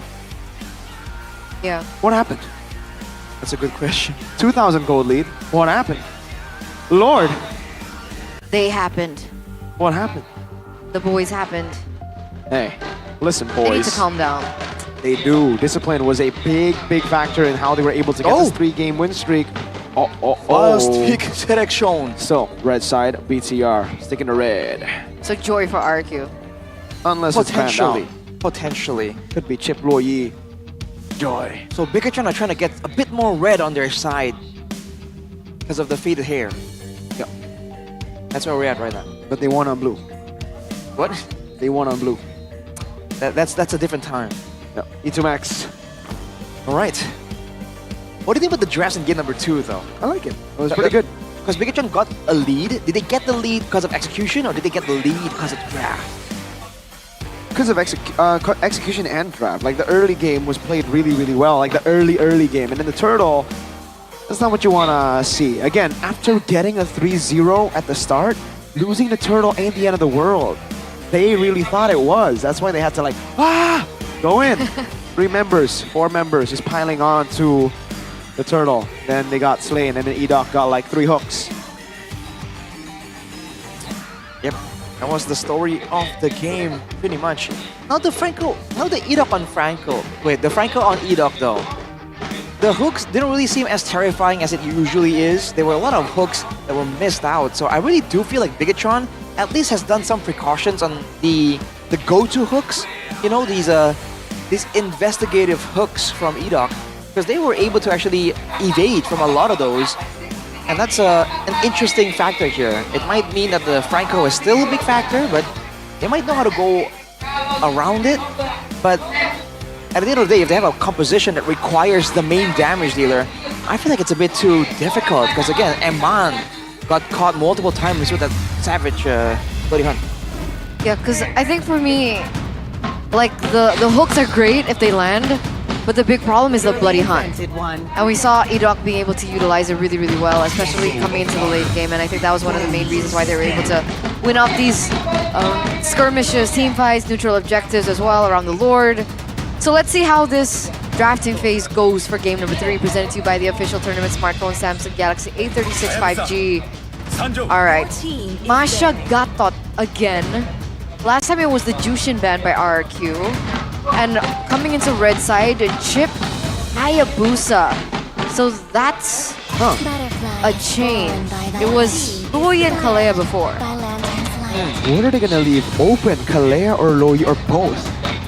Do they ban out Joy now? Because there is light. no. There Oh, they're gonna trade. You go Joy, we go Kalea. You go Kalea, we get Joy. Okay. Well, that's interesting, because again, the Kalea is good, but it really isn't as definitive as that, I would say. So if RRQ gets the Joy and Bigatron get the Kalea, there's still a bunch of picks here that can really shut down that Kalea as well. I mean, the fact is, the Kalea is a very all-in type hero, and so far, when it comes down to a full direct all-in, I think RRQ are able to be a bit more flexible, a bit more fluid, but they still need go for the Kalea, which means the Joy most likely will head over to Bigatron. Yeah. So Joy and what? Joy Harris? Double magic damage? That's the question. Do you want to go double magic damage? Because technically, if you do want to go double magic damage, Joy Harith works really well. Both of them can penetrate through whatever you want to build magic defense-wise, like especially when you get Divine Blade. That's So the they Joy. go for Joy? They go for the Joy Granger? Exactly. Right. Why don't they just go Joy Kimmy? Oh. Now this is interesting. Because the Kimmy could be a flex pick, Hilda could be as well. But this means RQ will get Harith. You get the Harith, but there's no real straightforward answer here for Sutsujin in the jungle as well, by the way. Remember, Sutsujin in the jungle is a big reason right? A big factor in deciding success for RRQ, especially if they want to brawl it out like that. He needs to get a comfort pick, like you mentioned, Mirko. The Lucas Valentina. Okay. That's the response. Something I expected in game 1 actually. Yeah. When they picked up Valen. Oh, but it's the 1-1 against the Lucas. Yeah. So technically Lucas is still flex. Yes. Yes, I do think so. Like, you know, on paper, right? There's no guarantee that RRQ will be willing to move this along. But again, with a lot of the jungle options getting taken away, it makes sense for the Lucas to go to that jungle position. Bigatron certainly feels that this Kalia is not going to be a roam Kalia, so him and the Franco never hurts to be a bit more careful. Yeah. Oh man, Franco. And I don't think BTR are in a position right now to pick up the CC, right? Because they went for the Hilda. Yeah. Hilda CC, there's no tools that can help navigate the game. I'm more concerned about what will Mr. Chahyo, Luke, will get his hands on the Hilda, but what will Mr. Chahyo go for? Is he going, because he can't go Tigreal. These big ults. That's why, again, RRQ don't care about it anymore. Like, they banned it out last game, but Cho. But if they want to ban it here, I don't know. The Badang would be still a pretty good answer, though, for BTR. But the Cho, I think the Cho will struggle against this comp. For RRQ, I feel like the immediate concern is also the mobility tools. So many dashes coming through from the Joy and the Wanwan. Especially for the Wanwan, right? If RRQ wants to play with that style and shut down Eman, gang towards that gold lane, I feel like they need something else to kind of get the lockdown in. The Lucas and Kalia is great and all, but one more would be nice. Is it going to be a full utility type pick, or is it going to be more of just a front line? Take notes, BTK. When you pick 1-1, you ban Irithel. Big notes, important notes. For RRQ though, now what? If they have their eyes set on Moreno, something survivable or something that with card control, I feel like they don't want Moreno to have the window to make the plays happen with a... Oh, never mind, not even Moreno, it's gotta be the Khalid. Yeah. Really shutting down Light now. Interesting. Cho. Yeah, I think the Cho still works well here. Oh, Bigatron is not a bad option at all. But as of right now, they don't really have a lot of burst damage to work with as well. So if they want to go for the Cho, they gotta get something real handy, real powerful for Moreno there if they want to really play pick-off. Because if they go in, they don't get the pick-off, the counter-engage from RRQ is gonna be brutal, dude. What? Where do you want to go? I'm confused now for Moreno. Because if you go Novaria, it'll be a big ult. I don't know. I don't think you want to give it over to Valentina. The power of Leo is within. That's the Badang first. All right. Something we mentioned earlier. The Badang can still work, and they will pick the Badang first, and they'll think. Is this a possible Valier? Oh, Valier? For who? BTR. For Bigatron against a team with no assassins. It's a dive comp. Depends on these next two picks, I think. I want to shout out my friend who Navi's about to take my friend's record. Shout out to Mr. Kaisam Eves. I see. I just said it because I can. That's fair. What's the next two pick? Oh my, that's really good. Oh man. Mathilda Granger. I feel like it's a lot more well-rounded compared to the previous draft, right? They can do so many different things, but they're a bit of a jack-of-all-trades, master of none right here, in my opinion. For Bigatron, though, is that gonna be a problem with the extra bit of mobility here?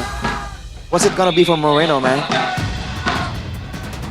Do they want to go for range? Do they go for something like the Farsa instead now at this point? Yeah, and if they do so, I feel like the Farsa can work. Good crowd control, good burst damage, but then they're giving away the Feather Airstrike still to RRQ. And a Feather Airstrike against a Join 1-1, a lot of burst damage. You look worried, Miracle. Hey man, this is a tough call. Mathilda Lucas, it's like Mathilda Alpha on steroids, bro. It's like Lucas is a better alpha. Shoutouts to Mr. MPL, Mr. Midnight, because he has been preaching about this Lucas Matilda comp. Man, RQ have the main character as well, Mirko. They have two main characters. Naruto lost today. Oh, they have Naruto and Sakura. Interesting. Arashi smiling, Mirko's frowning. I'm smiling too. That's a grimace. But at the end of the day, only the players can execute this to perfection. Ladies and gentlemen, the decider game that tells all. Will it be BTR once again being the kryptonite to RRQ? Or will RRQ find their revenge here in leg number 2? Let's head straight into game number 3 between the Red Robots and the Kings of Kings. Whoa, a pinch maneuver on Rins in the mid lane. Already winning it out, but yeah. Kalea XP, Mathilda, mid, Rome. Bit of a cheese there from Bigatron. You know, good old cheese maneuvers in the mid lane there. Look at Luke though, hang on a second. He's scouting there. He already spotted Suzujin earlier, but he's still sticking around in the jungle for a bit longer than I thought was necessary. For the Litho though, it seems like Annabelle will have the control there with Light and Moreno backing him up. So, again, a slow early game, but at any moment it can erupt into a big fight. Looking at the emblems here, no pulling stuff together for the Tyrant. EXP lane Kalias don't go for that. Gonna be a tenacity for Rins though, but oh, hang on a second. No, Suzujin already 4. Weapon mastery. Yes. Weapon mastery for Moreno there. He thinks the game might go kind of late, wants more damage. And to be fair, he's been serving well as the carry from the mid lane. Oh, look at Luke though. Hey, full lockdown, Luke popping the vengeance. Oh, able to dish out a bit more damage onto Suzujin actually, with Light punching them in the face. Good response right there, already forcing out a vengeance though. As RRQ, they double down. Uh-oh, a full all-in again. Luke, this time no vengeance. Gonna be locked down. Has the regen. Tries to survive. One last hit. Gets the shielding tool. Light able to escape, but not Luke. Yeah, in the end, it wasn't enough. That regen, that shielding. RRQ still had the damage to kind of penetrate through that, and they're gonna have the man advantage when it comes down to the neutral objective take, and they know it. Dyron and Edok looking to go for a little bit of a maneuver onto Annabelle, but it's just enough to stave him from that pressure. A steal from Rins. Annabelle's waiting in the bush though. Rins gonna be caught in the tough spot. Annabelle escaping. Electrifying beat's not gonna be used up just yet. Tsunami slam from Dyron. BTR in a tough spot. RRQ 2-0 and a turtle. That's such a cool skin. I'm sorry, had to highlight that. Guys, please get your skin now. That's such a cool skin for Suzujin.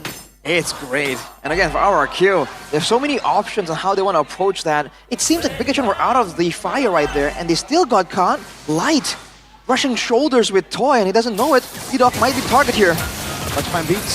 Still though, the guy to win. Oh, gonna be a constant problem for BTR. That sustain and the mobility. So despite everything we've been saying about the drafts, the Farsa has been working really well for the team, right? Moreno having the range, having the burst in this early game has been really detrimental. But RRQ have continuously been able to punish him for it. What do they look for now? Still 49 seconds for the next neutral objective to spawn. Looks like Luke is in no man's land. Uh-oh, popping the vengeance again. This time, not even a tsunami slam gonna be committed down. Just 4 members, and it's a kill for Edok. 3-0. That's 1,000 gold leader, Rush. Very important there. It's a focusing mark Mathilda as well, by the way, so it really is more aggressive than you would expect. It also gives the Mathilda more movement speed, so more playmaking tools available.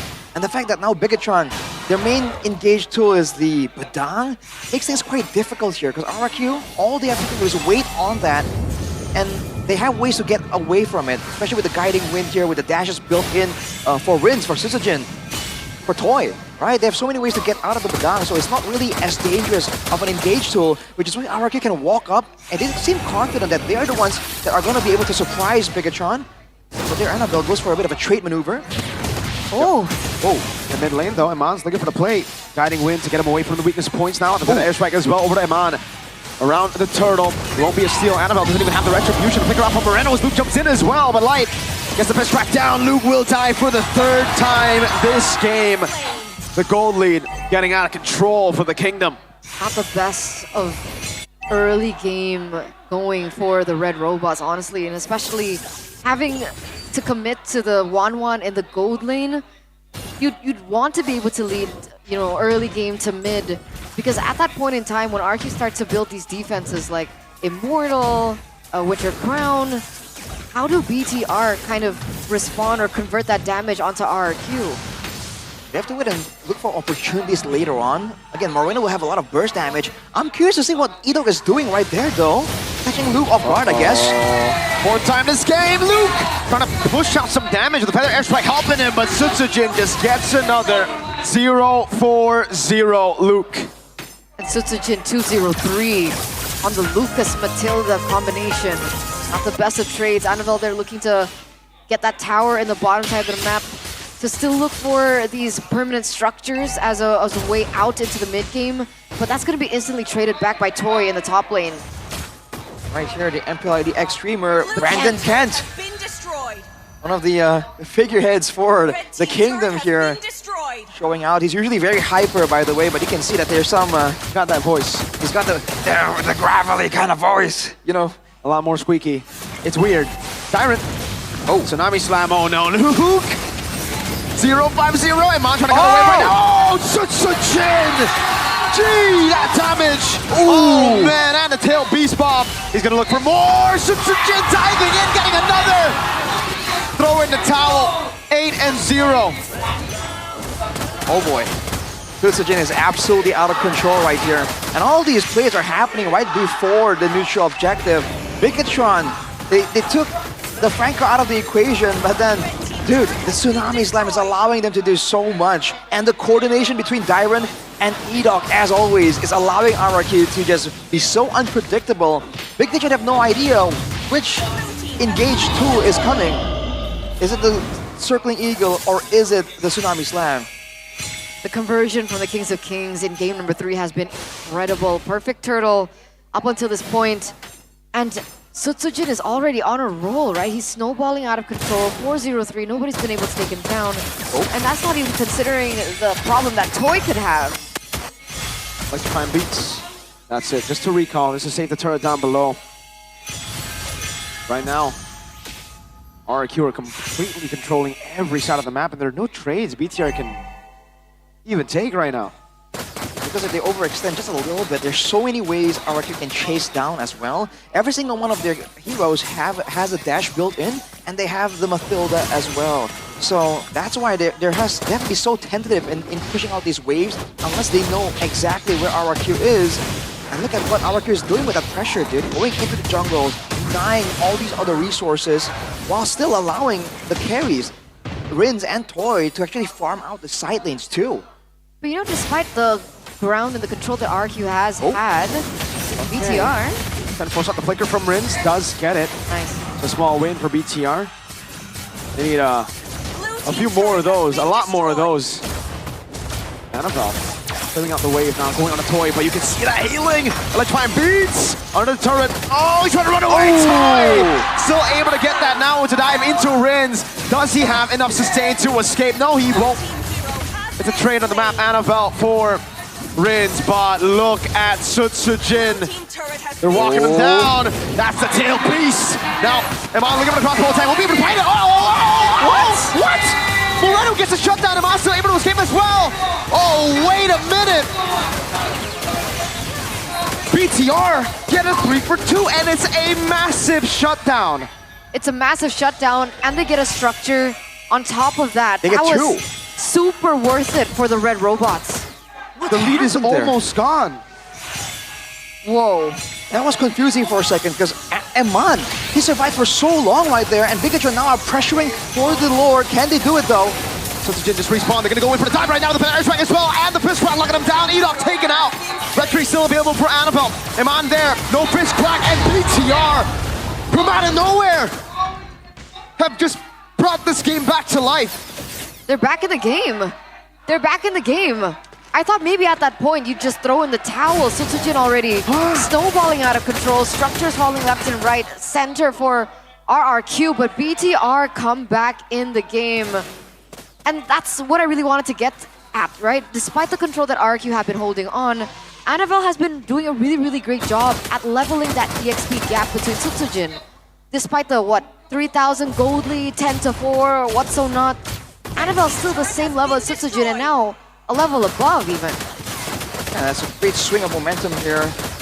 Now with that swing in gold as well, Bigatron, RRQ won't be able to actually be a bully for much, much longer when the gold lead is equalized. And on the top side here, the turret passive might already be used up before the Lord is even in the picture. Hang on a second. They won't be able to get much though. This Lord should just be cleared out, right? They're turning the wave in the bottom lane. Yeah, they won't be able to get much. I think just a tier 2 down below. Even then, I don't think they'll be able to get it. It's just an equalizer from BTR.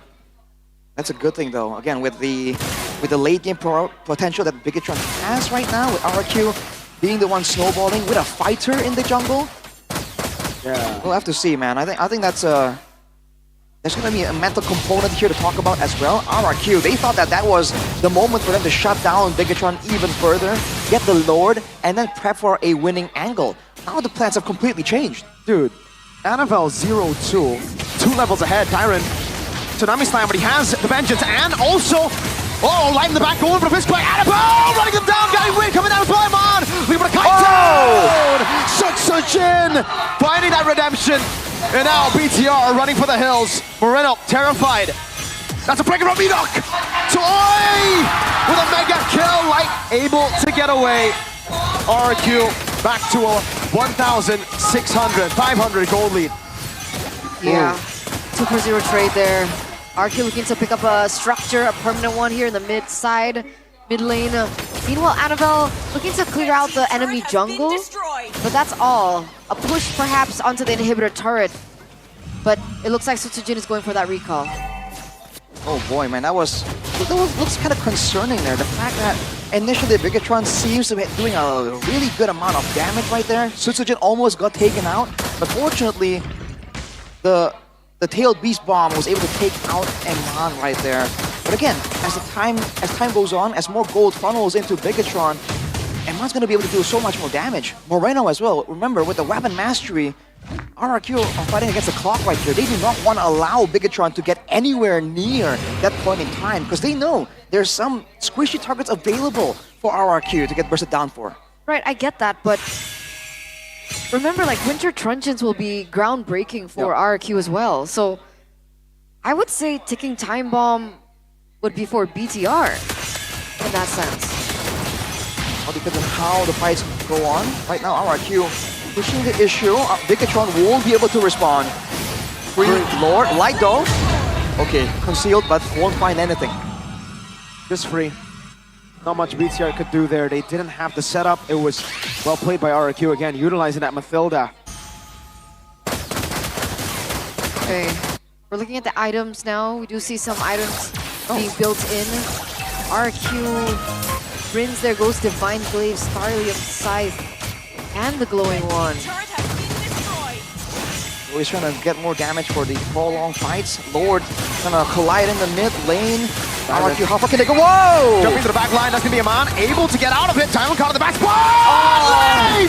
With a jump with the fist crack. Now Annabelle jumping with like 5 feet. Still the healing with the guiding win. Annabelle taken down by Toy. Look at that damage from Sutsujin. Only the Maestro and Light left to defend.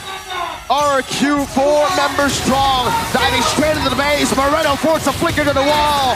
RRQ get their sweet, sweet revenge. 2-1 against the Red Robots in leg number 2. BTR have officially been marked out as the kryptonite for RRQ.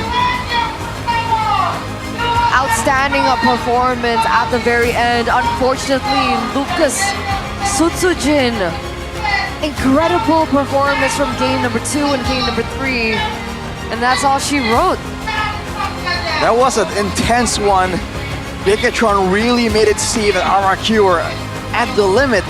But in game number 3, despite the small moments of brilliance, the potential comeback starters from Bigatron, that final fight just nailed it for RRQ. and they get their vindication. They get the revenge that they were so desperately wanted from the first leg of the tournament. All right, Coed, you better have a picture of Mr. AP.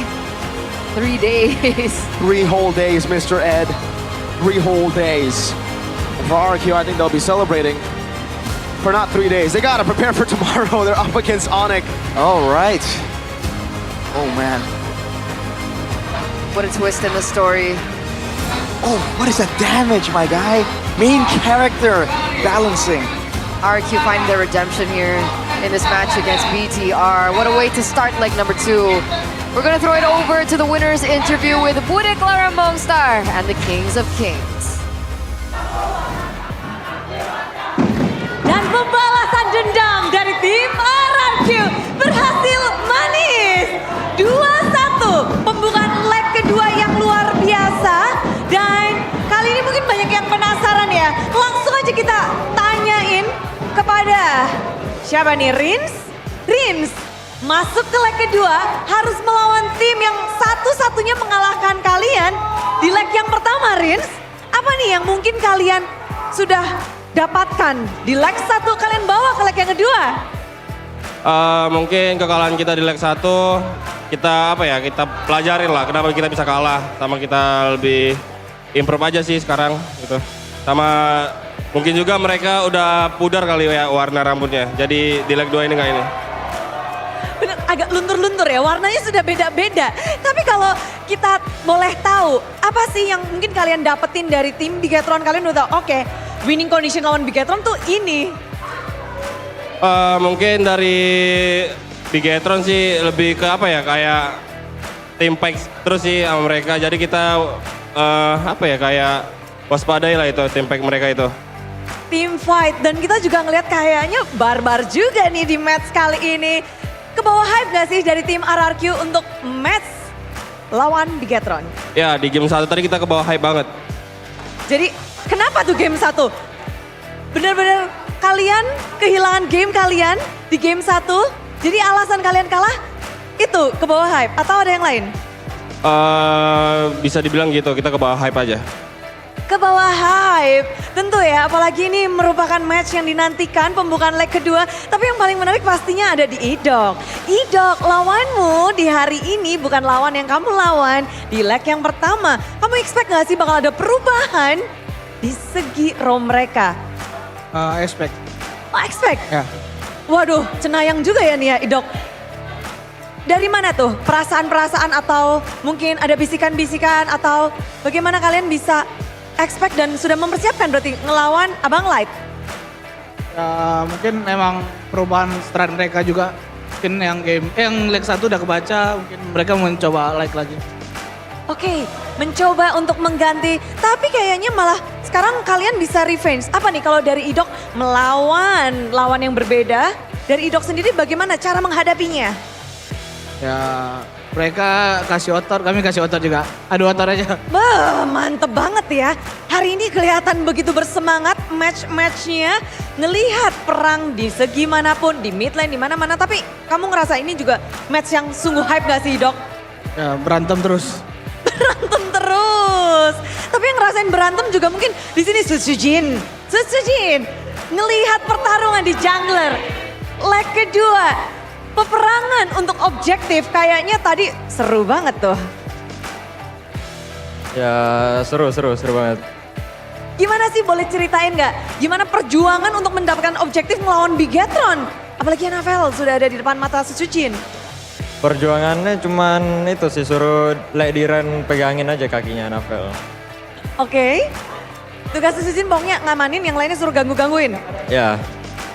Tapi yang paling memang apa yang kamu mungkin leg 1 kan Hazel yang bermain. Apa yang Hazel mungkin kasih tahu tentang Anavel atau yang paling Susujin pikirkan tentang Anavel? Apa ya? Ya jago aja sih dia. Ya, jago banget. Jago banget. Oke, kalau kita ngelihat di mana pertarungan objektif juga tadi rame banget dan Anavel dipegangin sama Darren. Ya. Dia doing good job nggak tadi megangin Anavel? Bagus banget. Apalagi kaliannya tadi kan. Dairen. Tadi kita lihat objektif war-nya seru banget, perang di mana-mana. Kalau Dairen, apa yang kamu pikirkan Dairen? Untuk bertarung melawan Bigetron, mempersiapkan war-warnya dan sebagainya. Ini aja, batek aja kita. Pokoknya gas aja terus. Iya, mereka kan barbar kan, jadi ya barbarin balik aja. Jadi bisa dibilang kalian juga terbawa permainan tim Bigetron tapi kalian berhasil menguasainya gitu dong? Ya, untungnya kita tetap ya kalem, santai gitu. Enjoy ya, enjoy. Enjoy aja, enjoy. Pembukaan leg kedua, manis banget ya buat RRQ. Untuk Dairen sendiri, melihat lawanmu hari ini, Dairen. Hari ini kamu ngelawan Glue yang akhirnya muncul di MPL Indonesia setelah revamp. Gimana sih melihat satu hero yang revamp ini?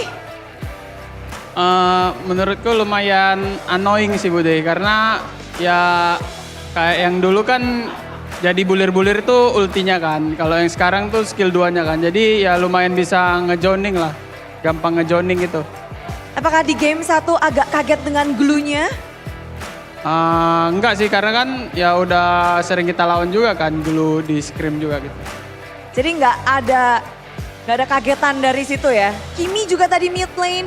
Apa reaksi Rins tadi pada saat ada Kimi mid lane yang muncul lagi untuk kali kedua di MPL Indonesia?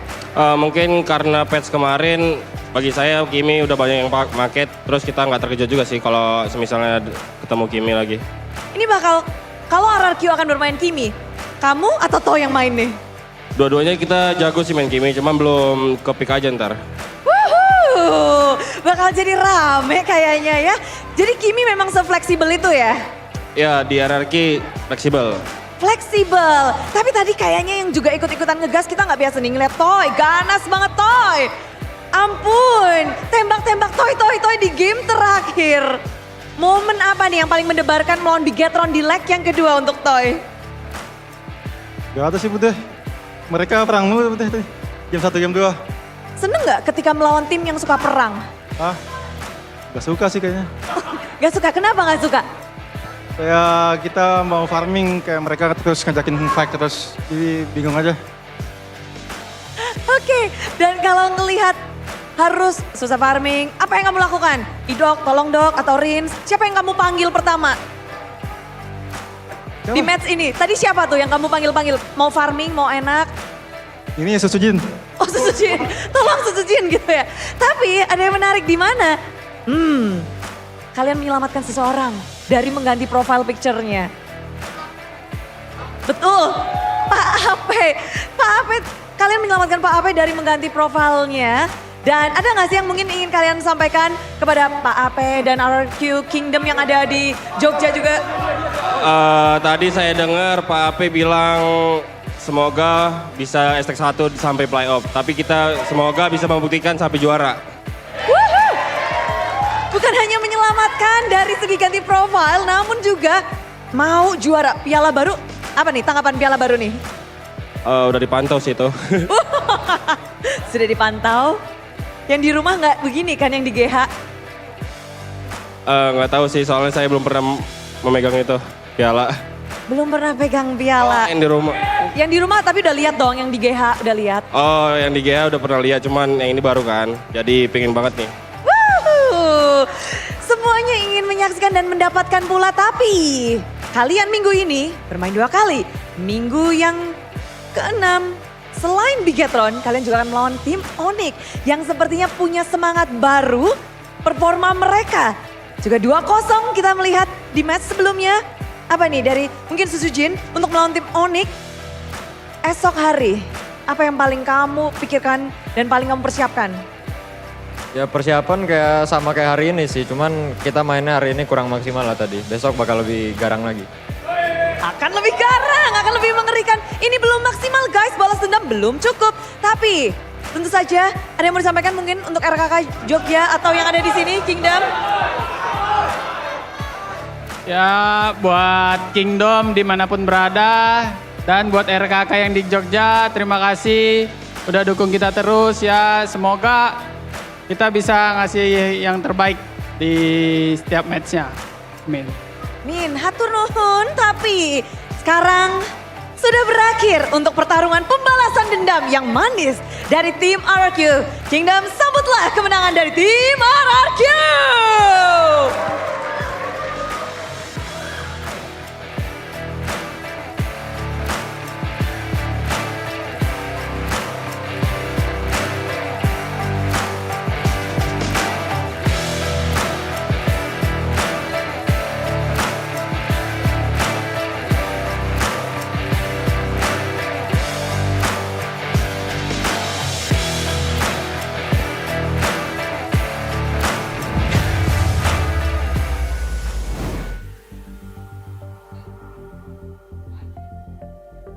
It's 1-1 now. It's True. 1-1. That's true. That's true. Get ready for playoffs, brother. I hate to say, I told you. So. that was kind of tense though. I'll admit. Get ready for playoffs. I'm ready. Can we skip? I'm looking forward to it. I'm looking forward to it. Skip the playoffs. RRQ BTR bracket. Let's go. Oh boy. Before Let's that take though, a look at the crucial moment before anything. that's Eman getting scratched out of existence there, along with the tailed beast bomb. Dude, Lucas, man, that damage is kind of crazy. This is not the first time we've seen it today, and here as well. Dude, the coverage, the movement, the kite back from RRQ was so good. Moments like that where Bigatron got their hands onto the backline, I thought that could be, you know, a comeback angle. But RRQ, they rolled with it and it recovered. They did. And on top of everything, Go. the man behind all that success is the player of the match, and that is Edok, presented to you by the official tournament smartphone Samsung Galaxy A36 5G. 100% TP. This, I'm telling you, this guy is so. God damn it, man. Edok. Oh my lord, man. Oh my god. 2-1 and 15. Arashi. They banned Franco. I don't think they should have banned Franco this game. Again, Matilda Lucas. When I saw the Matilda, I was like, okay. Yeah. I already showed my displeasure. I saw the reaction. Oh man. Miko understood what was about to go down. This is like our rank game earlier when I had Lucas and we had our friend Gio play Matilda. Wait, you're right. Easy. You're right. You're absolutely correct, actually. Oh man, there's so many things to cover as well. I can't wait to see the highlights because there were some of those fights where Eman was able to get some kind of comeback going on, some kind of outplay. But overall, there's the aggression coming in from RRQ. But I want to highlight Edok, the man on the screen right here, and his defensive maneuvers, because I feel like that really saved RRQ way more than any kind of aggression could in this game in particular.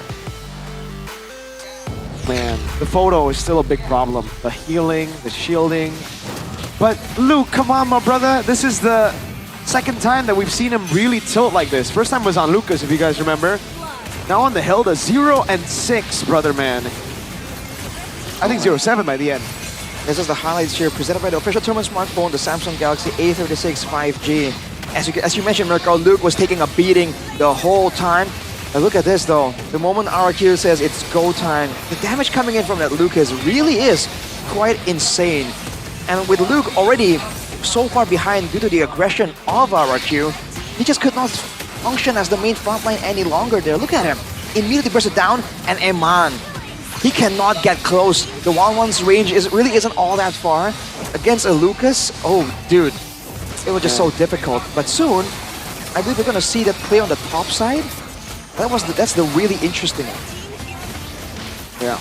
Eman pulled a Vanderlei Silva and RRQ just went full Chael Sonnen. Can't let him get close. Look at Edok there, getting Toy out of danger. Really juking the rest of the team from Bigatron, thinking he's gonna dodge upward, and he just went down with the guiding wind. That's the kind of flexibility you can expect coming in from a Matilda. And look at this here. I thought, oh, that might be it. Annabelle gets to the back, boom, knocked up, boom, bursted down. Look at that shield as well, dude. No chance, no shot. Eman just never got to fly this game. It was so sad to see, right? Can't fly when there's a big beast bomb, brother man. That's the main character. That's MC Naruto man, Sutsujin man, La Mercenaria. As a young man from the Philippines calls him, Mr. Dan. And dude, that final fight, dude, even if Annabelle wasn't knocked out, now I'm thinking about it, could he even get Toy? Did you see how big that shield was? I didn't realize it until I was rewatching it. he got the photo proc along with Yeah. the rose gold meteor. Brother, he had a full white HP bar. Dude, that's why when I saw Humongosaurus. Kalea, Lucas, Oh, Mathilda, I was like, I'm gonna shake my head, look at my You just other- developed a southern accent. Yes, sir. That was an all right right there. It was just like acceptance. After I saw that, I look at you guys. I was like, all right, Eugene. You just started to go through the 5 stages of grief immediately. Immediately. Just kickstart that process real quick, dude.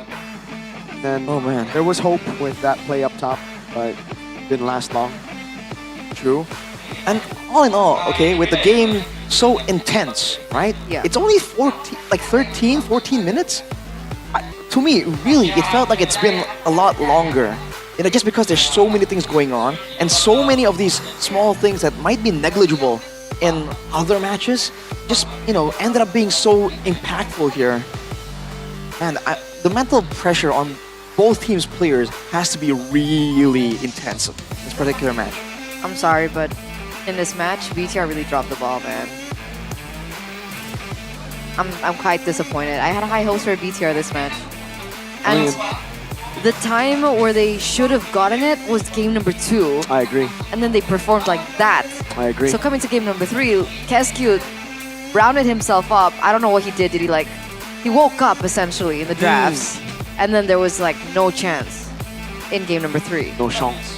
Is that a mental type deal? Bro, BTR. The fact that they didn't get it done in game number 2, now they have to grind towards it again in game number 3. I mean, it's a very demoralizing situation to be in. Like knowing that you could have, would have, should have, but you didn't. Disappointed, bro. I'm taking a screenshot of this later on, by the way. Ooh. It's 1-1 on What to aggregate. do? Technically on aggregate it's 3-2, so we're still up. Because if BTR won that against RQ, they would be equal 7 points. Yeah. Yeah. And RQ would have their second loss. But see, I would be a bit more relieved, except, you know, we have a very interesting turn of events for tomorrow as well. Onyx. And Onyx on there. Exactly, so I can't Road. rest easy just yet. With this win though, I gotta think about it. Will RQ or Onyx win? That's a good one. It's a good match. Definitely. You know what's crazy? Onyx are 7th still. And we're still thinking about who's gonna win. That's how close things are. Season 15, baby. The Onyx effect. It's just The when you're Yeb against effect, brother. Navi. The Yeb effect. I think Navi is the outlier this season. What do you mean? They're gonna about break my boys' record. They Tomorrow? have to stop. Who are they up against tomorrow? Navi's up against Navi. TLID. Please I think. win. Please win, Navi. Did TLID lose today? Yeah.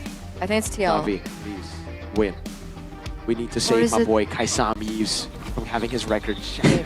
I don't remember. You're Rashi, really proud of that record, aren't you? He is too.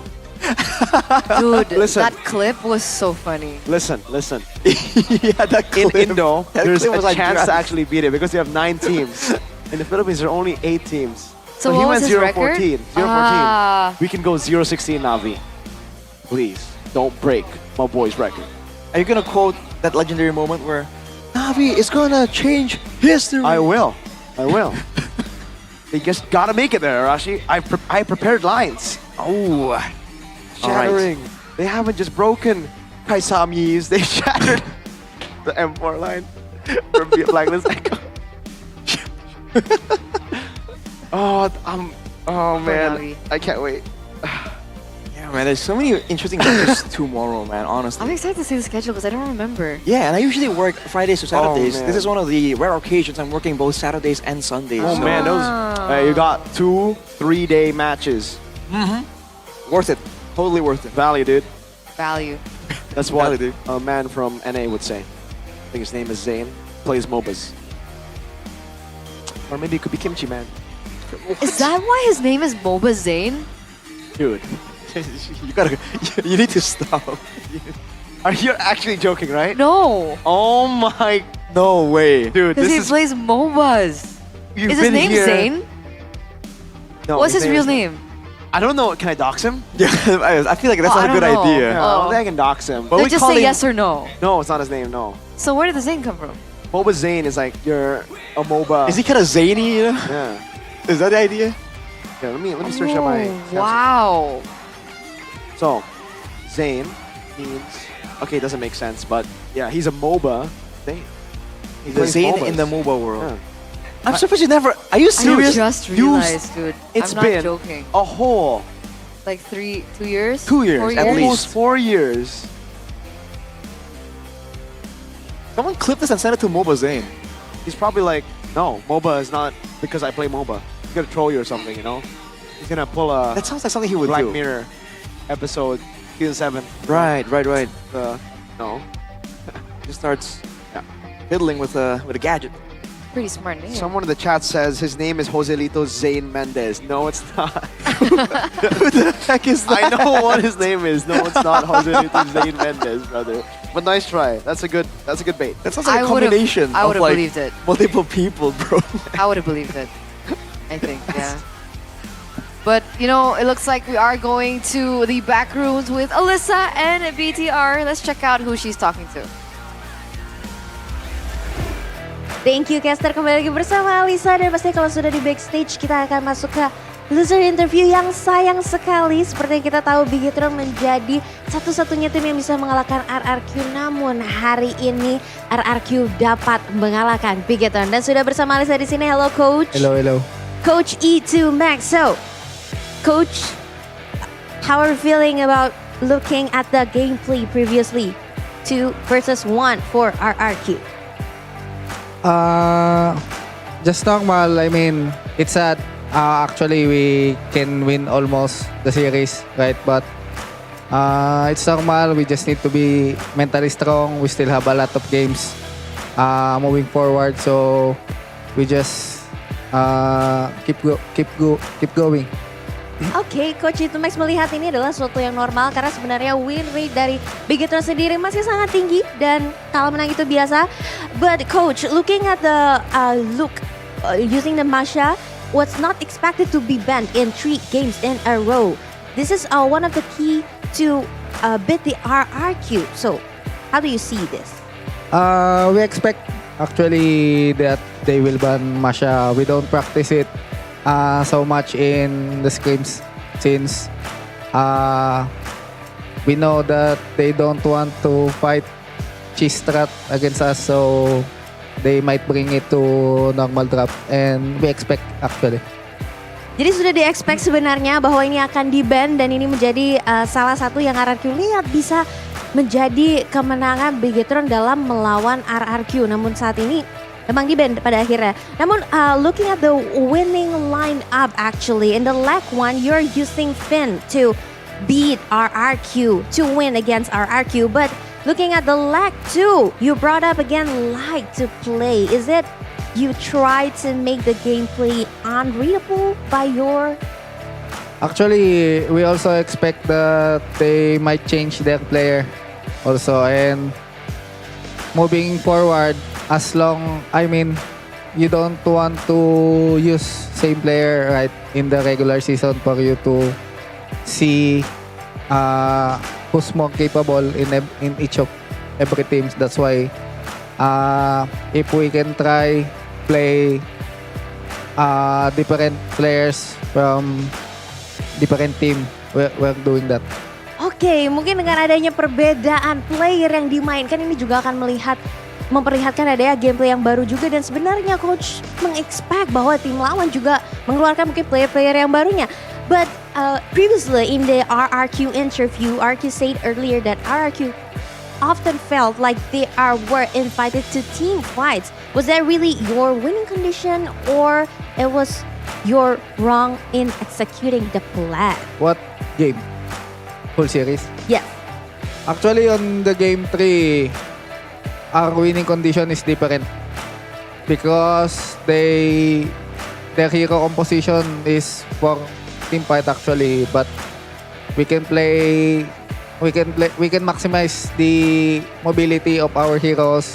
Maybe we can try not to fight them at the objective since our heroes supposed to scale at the mid and the late game. Yeah, I think we just have a mistake some of our win condition of our composition. That's why they drag the game in very fast. Oke, melihat dari komposisinya, ada kesalahan pada komposisi sehingga gameplay itu berjalan begitu cepat dan pada akhirnya dimenangkan oleh RRQ. And one last question, this is actually like not a serious question, but is the losing time in this time with Bigetron, it's because of the fading and wash away while their hair, because their hair is starting to turning white? Might be. Might be. Okay, so you should go paint again into red again. So you make sure the Bigetron will get the point, Simba. Yeah, we should do, I think, different because it's already the red hair is already maybe not work again. Okay. Maybe different. We should try different. Maybe different lucky charms, oke. Jadi saya bertanya tadi apakah karena rambutnya yang sudah menghilang warnanya jadi kemenangan dari Bigetron sendiri itu menghilang. Mungkin kita bisa coba warna lain yang akan menjadi lucky charms dari Bigetron. Thank you so much Coach Itamax. Hope for the best for the next match. Hopefully. Dan pastinya dukung terus tim kesayangan kalian untuk para Bigetroopers. Dan kita akan kembalikan lagi ke para caster. Silakan caster, take it over.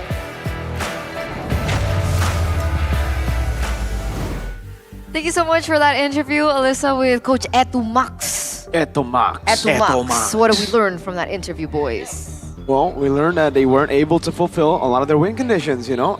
Game 3 especially, it was supposed to be a mid to late. They were supposed to utilize their mobility to get trades, to force out mid to late, but they got dragged into a very fast game by Sutsujin and Mathilda Man, Edok. Kaka. Young man from the Philippines. Yeah, but they did admit that there is a chance that, you know, the hair fading might be a factor here. They might have to re-dye, you know, Amon's hair. Maybe. Unfortunately. But let's take a look at the updated standings presented to you by the official tournament smartphone Samsung Galaxy A36 5G. Onyx and TLID have traded spots. And with that 2-0 win. They equalized with Evos as well. Dude, this is... It's so close. It's so close. I mean, obviously I'm biased to BTR. I want BTR to win, but I wanted BTR to win to also make it closer between number 1 all the way to 7. Or the way to 8, technically. Like, they were a win away from matching Evos, Onyx, Navi. Even their admin has posted, it's a dream. Not today, but someday. Someday. I mean, they're rolling with it, that's for sure. Be careful, they're coming. Let's see tomorrow, though. Let's see tomorrow's schedule, boys and girls. Oh my god. Let's go. Oh my god. Okay. Oh my god. This is a stacked day, bro. Yeah. Onyx RQ, Royal Derby time, Geek Evos, crazy matchup, TLID Navi. Again, every match counts, especially for Wolf, who's waiting desperately to see whether his record gets broken or shattered. What's his name again? Kaisam Yves. Gotta keep saying it just so you know. Kaisam Yves. I call him something different. His name is Kaisam Yves No Pueto, but I call him Kaisam Yves. I see. That's my GOAT. My favorite Filipino analyst of all time. Well, gonna be a tense night for... You might have met his shadow in Indonesia in season 12. Yeah, I might have. He might have stopped by twice. But yeah. So it's gonna be a tense night for the fans of Onyx, fans of RRQ. What are you praying for? Fans of Wolf. For a TLID win tomorrow. You gotta pray for that? M-News! Team Liquid PH secures 1 upper bracket slot in MPL PH Season 15 playoffs. What was that? At least one of my favorite boys. I just started posing. KLPH, my boys. KLPH. Yeah, what's the pose? It's a celebratory flap teasy pose. Shout out to Sanford, Sanji, Carl Teasy, and Oheb, not JP because it's his fault. Damn. Damn. It's always JP's fault, Arash. Gotcha. Okay. It's TLID win tomorrow. Please. So we asked you a question earlier on. We are going to see your results very soon. The question was, who will secure the last upper bracket spot in MPL PH? Do you think it's going to be Aurora Gaming or Onyx PH? 71% of you voted Onyx PH. I agree. Onyx Philippines. Yeah. They're looking crazy right now, bro. Kelra, I don't know if you guys have seen what he did, but this guy is not human. I'm telling you, this guy, all he does is play another game and he's this good. Imagine if he actually starts playing MLBB. He's just built different. This guy, Kelra, what the hell? You have to see what he did. You have to see what he did. You're gonna show us later? If I remember. But holy moly. If I was there casting, I would probably swear. And it would It's be that worth good. it. Yeah. It's Dang. similar to when he flickered out of Arlet Flicker in M6 on Layla. Remember? I think so, yeah. Yeah, of course. Of course, I remember. Well, you know, now that I think about it, and while I remember, I just want to remind you guys back at home, just in case you guys forget, that MPL ID Season 15 tickets are still available. So please do buy your tickets through the GoPay app or the official MPL ID website. Because if you do that, you guys have the chance, well, not the chance, you guys will get free diamonds. Free. Head over. We're Gratis. still 1 day away from the end of week 6. We still have week 7, week 8, and week 9 Yep. All 3 right. whole weeks. of fun. And usually we have the chance to playoffs segment like around week 6, but we don't. Why? Because it's so darn close. Technically, in a way, RRQ could still not make it the playoffs. Yeah. Mathematically. That's true. That's how crazy it is right now. 1 to 8. Not Very 9, close. 8. Why not 9? Tap your screen a few times. Take a good look. Take a good look. What are they now? 0-10? Why you gotta say it, man? They're 0-10. Why you gotta say it twice, man? 0-10? Oh, damn. Say it Damn, again. bro. That's crazy. We're tripling down. How But- heartless. I'm sorry. You gonna say it for one more time? 0-10. This marks the end of the day, ladies and gentlemen. We still have one more day tomorrow. Thank you so much for tuning in to week 6 of MPL ID Season 15 on the English broadcast with me, Eterna. Miracle. Rashi. We'll see you tomorrow.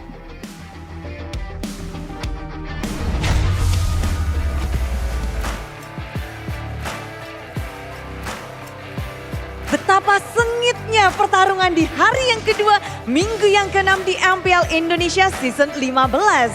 Kita sudah melihat 3 pertandingan untuk hari Sabtu, di mana hari yang begitu panjang, namun semuanya akan berlanjut untuk hari yang ketiga. Di mana esok di hari Minggu 3 match akan berlangsung. Di mana Royal Derby akan menjadi match kedua. Tapi match pembukaan dan juga match penutupan tentu akan mempengaruhi jalannya klasemen sementara. Dan boleh diingat hanya 6 tim saja yang akan berjuang di babak playoff dan memperebutkan piala trofi terbaru di MPL Indonesia. Dan di sini Bude juga ingin mengingatkan untuk kalian berkumpullah untuk menjadi saksi di hari yang ketiga. Dan tak lupa juga Bude mau ngingetin buat kalian kalau MPL Indonesia Season 15 powered by Munton, supported by PBSI, presented by official turnamen smartphone Samsung Galaxy, official dari e-wallet GoPay, official dari sponsor Head and Shoulder, official coffee partner Good Day. Kita juga punya partner ini sports, ada Telkomsel, Dunia Games dan IndiHome. Bersama dengan advertiser, ada Kacang Sukro dan Hawkband. Tak lupa supplier kita RSV Helmet. Semua yang telah mendukung acara hari ini berserta dengan Superfans, terima kasih dan jangan lelah-lelah karena kita akan menyaksikan sejarah baru yang lahir di MPL Indonesia Season 15. Hari ini kita berpisah dan sampai jumpa di hari ketiga MPL Indonesia Season 15. We on this.